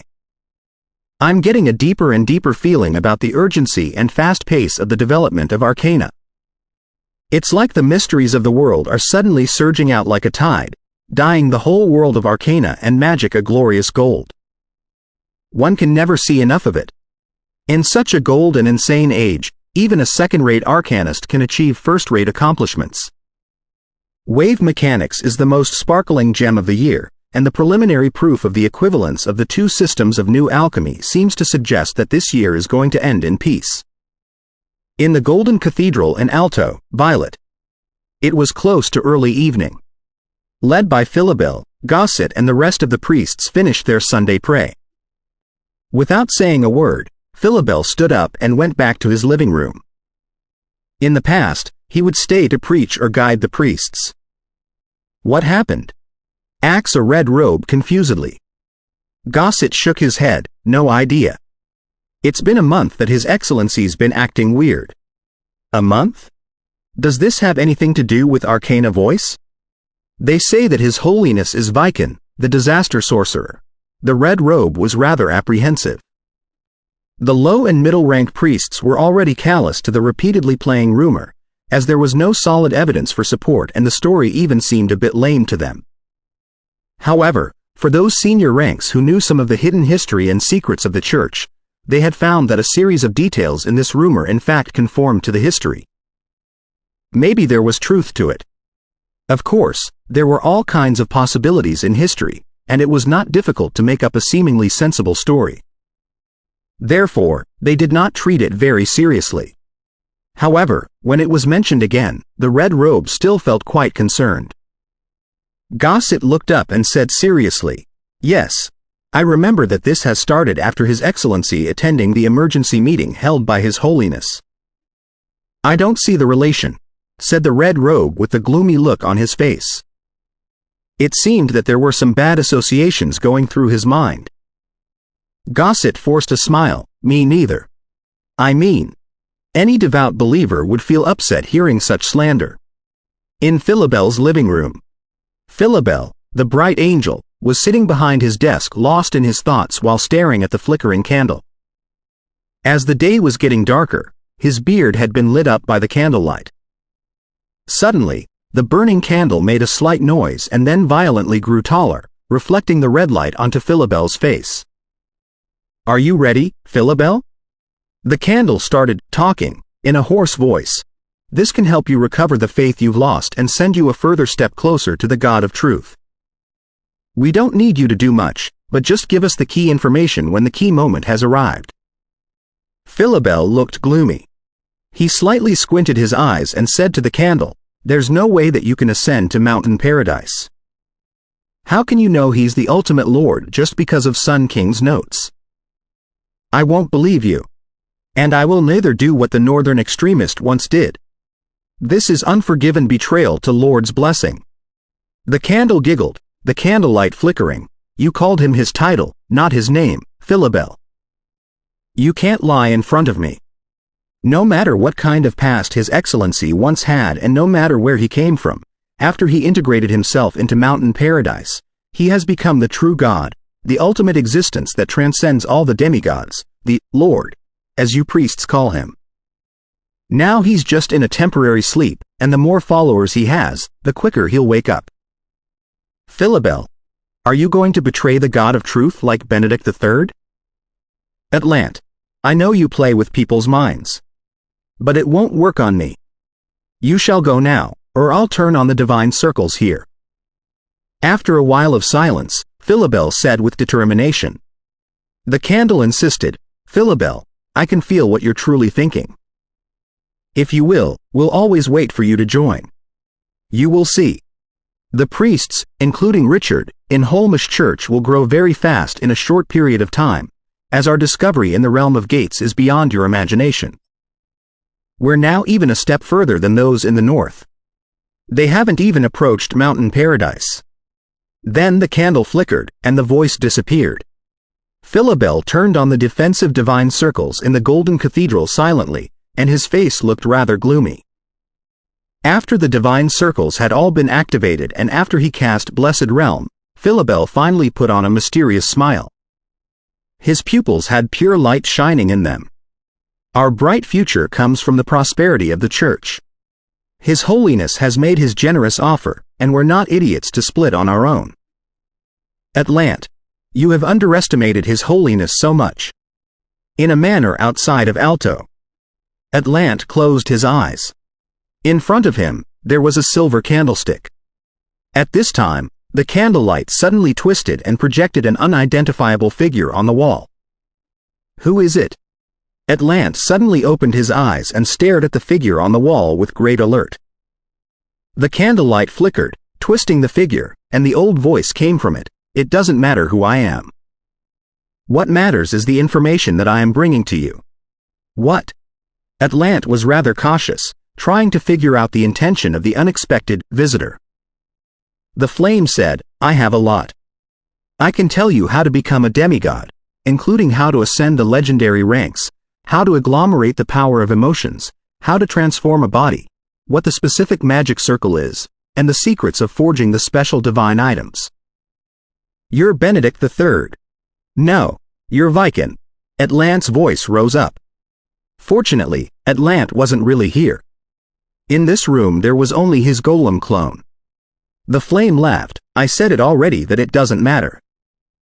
What matters is if you want to ascend to top legendary and become a demigod." Atlant sneered, "So you think I'm an idiot? I will use the method given by my enemy?" The flame twitched. "It's okay if you don't trust it, but I think you wouldn't mind reading the complete material in this regard. You can always verify the method on your own, and I don't need you to do anything for me." "What do you mean by you don't need anything from me?" Atlant was a bit surprised. The flame was a bit amused by Atlant's reaction. "What do you have, Atlant?" "I'm just showing my mercy to you. Douglas, Fernando and Lucian Evans have found most of the secrets to become demigods, but they never decided to share them with you. I am different. I'll tell you all. So an internal conflict is what you want." Atlant finally realized what Viken was doing, but he did not resist. It was just a golem clone here, so any conspiracy would not hurt him. A fine string of flame reached Atlant's head and started sending him the knowledge. After a while, when Atlant finished reading the material, the fine flame string appeared. The candle also went off after leaving Atlant a low giggle. As it said, the candle never asks Atlant to make a promise to do anything. King of Calamities is indeed very generous. Atlant finally released a long sigh. Benedict III had directly shared the secret of becoming a demigod with him completely without charge. It was supposed to be a great lure that could easily trigger legendary wars. However, now the secret had been dumped onto him like free potatoes in the field. Although Atlant had known the secret, the chance for him to become a demigod was still very slim, as there were still countless difficulties and dangers waiting for him in the front. But at least for now, he knows the only way to ascend to a demigod level. Atlant had a rough idea what Benedict III wanted to do. Closing his eyes, Atlant could not help but read the secret over and over again, although he was well aware of the fact that what it meant. The secret was just too captivating for him to say no. Just like Evans once said, this was an open stratagem, so no promise or contract was needed. Ellipsis. In the month of winter, the theory of wave mechanics had been added into basics of the new alchemy despite Haida's great reluctance. Mr. Ernesto from the dean's office walked in and announced two things.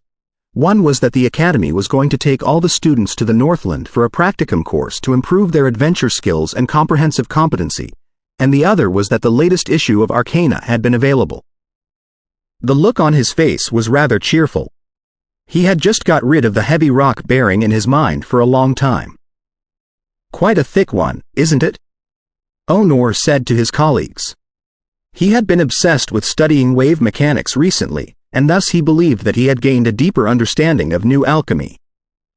Leafing through the journal, Onor realized why this month's Arcana had added extra volume. His Excellency Mr. Evans published a paper on it, which demonstrated the relationship between wave mechanics and matrix mechanics using strict math. The demonstration had proved that they were two different presentations of the same theory. Since the mathematical tool he used in this paper was quite rare in the previous studies, Mr. Lucian Evans further explained it. The method was from applying tower geometry in three-dimension situation to more dimensions and even infinite dimensions. To differentiate it from Evans' geometric space, it was called Evans-Levski geometric space. In fact, if it had not been the effort made by Levski and other tower arcanists in the previous years after nature was established on Evans' geometry, Lucian's paper would have been much, much thicker. Because of their earlier stage studies, Lucian could use a good number of references instead of explaining everything. But still, called Hilbert space on the Earth, it was still this paper which officially established the status of it.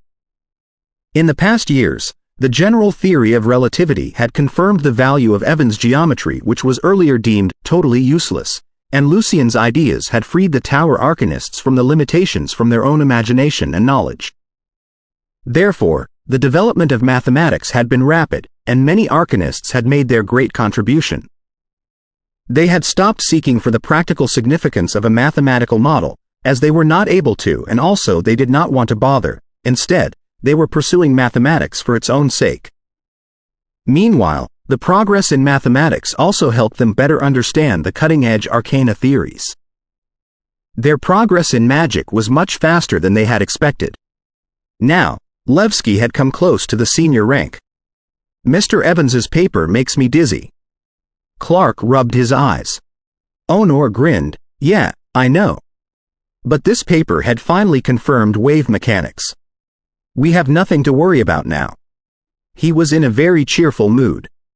This cheerfulness was shared by most arcanists who had read this paper. Even those who preferred matrix mechanics and the feature of discontinuity had to admit the success of wave mechanics. Throne of Magical Arcana, Chapter 652, Atlant's Struggle at Kakus, the capital of the Duchy of Calais. In the demiplane called Mind Garden connecting to the headquarters of Family of Sorcerers, daylight was constantly changing in a mysterious pattern, as sophisticated as the human mind. Atlant, the Eye of Curse, walked on the path through the garden, in which the flowers were half blooming and half dying. His eyes closed tight, and the look on his face constantly changed just like the light in this space. He kept asking himself the question, whether he should go and find Douglas to ask him directly why they were hiding the secret of ascending from him. Atlant knew that Viken was the master of fiddling with human mind, and he knew what Viken was trying to do. The most powerful toxin in this whole thing was not anything superficial, but hiding in the secret itself. As long as Atlant chose to follow the secret, sooner or later, he would stray away from the Congress of Magic because of the difference in their beliefs and paths.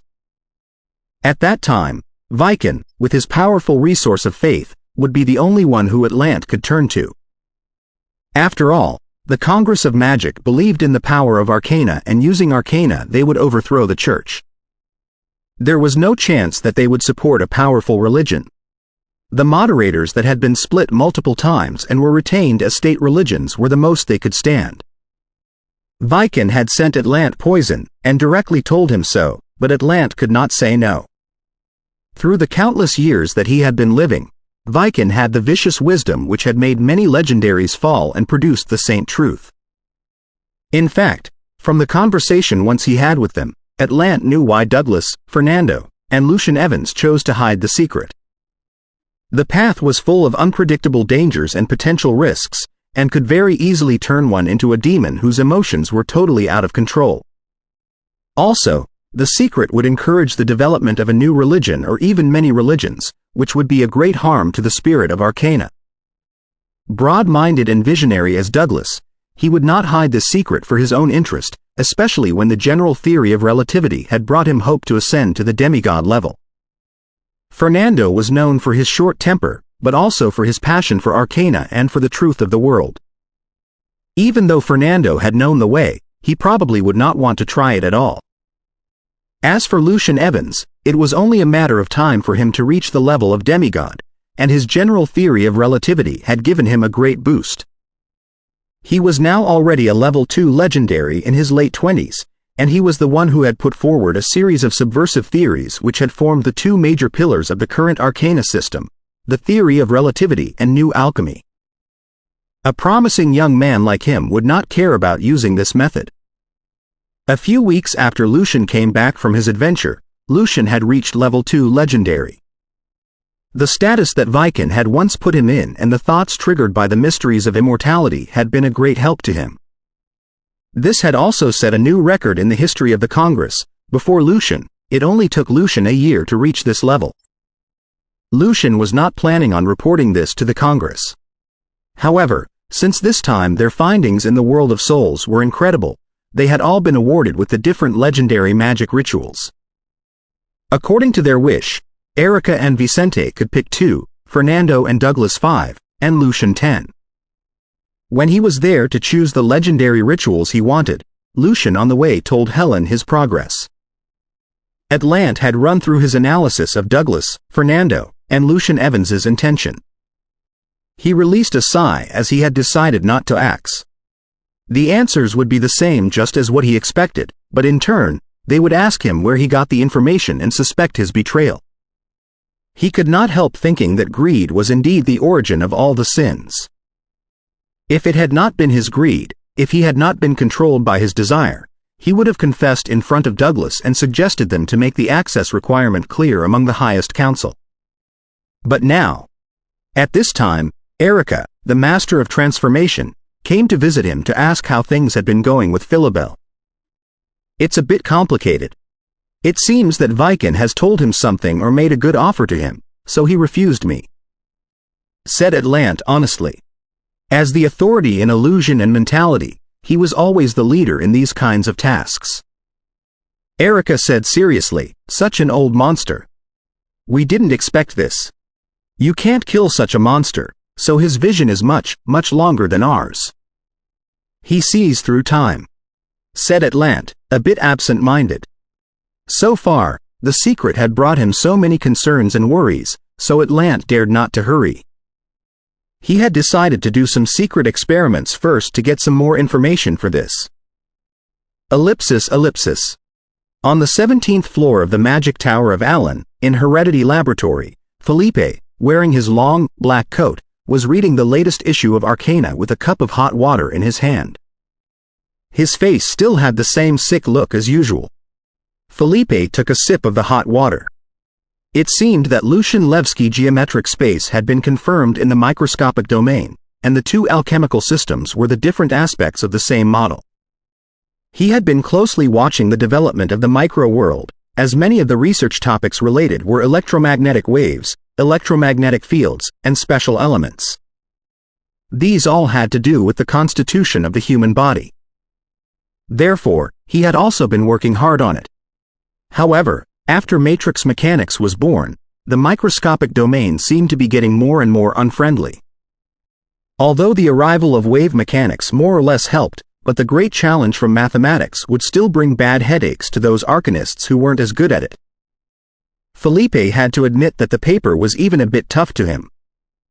Among necromancers, Felipe was known for being good at mathematics, and this was why he was making progress so fast. However, in the recent 2 years, his pride had been through a bad setback.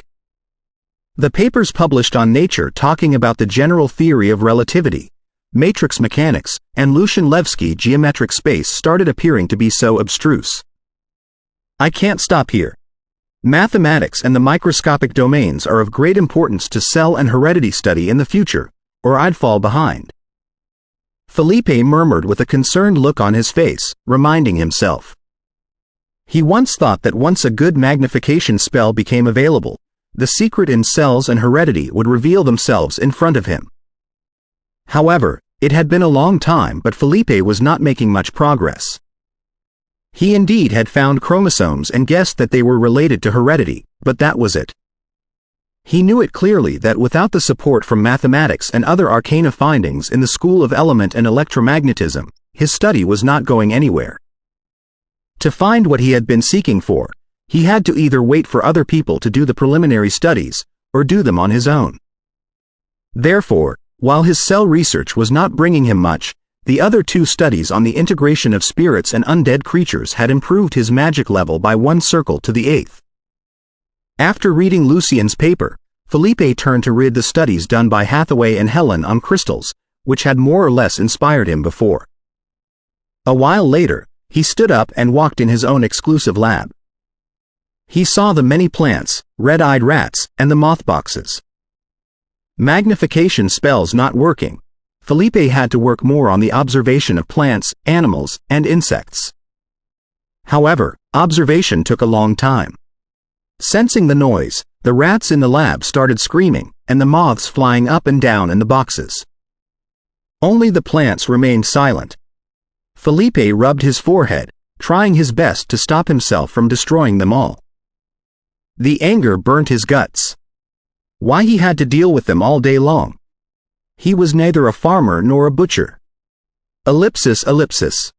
In Atomic Universe, after the everyday practice, Natasha went back home and saw Lucian in the chair, just sitting there. Not working on your spells? Natasha asks. She knew that after reaching level 2 legendary, Lucian had been working on constructing the 3 legendary spells in his soul: luxury cracking, abrupt magic reverse, and mental fulmination. Lucian smiled. Nope, just thinking. So what is it? You seem to be struggling. Natasha pulled a chair and sat down. Her eyes looked into Lucian's eyes. Lucian paused a second and then said, I was trying to figure out the arcana theory supporting Thanos and Viken's demigod power, how their power could be explained. If I can figure this out, their weaknesses will be exposed, and then we can truly kill them. When they became demigods, there was no arcana, so the only clues might be the magic circles and rituals, said Natasha hesitantly. She wanted to help, but she did not understand the theories in the world of arcana. Can demigods be truly killed, though? Lucian shook his head. They have their own limits. Nothing is truly eternal.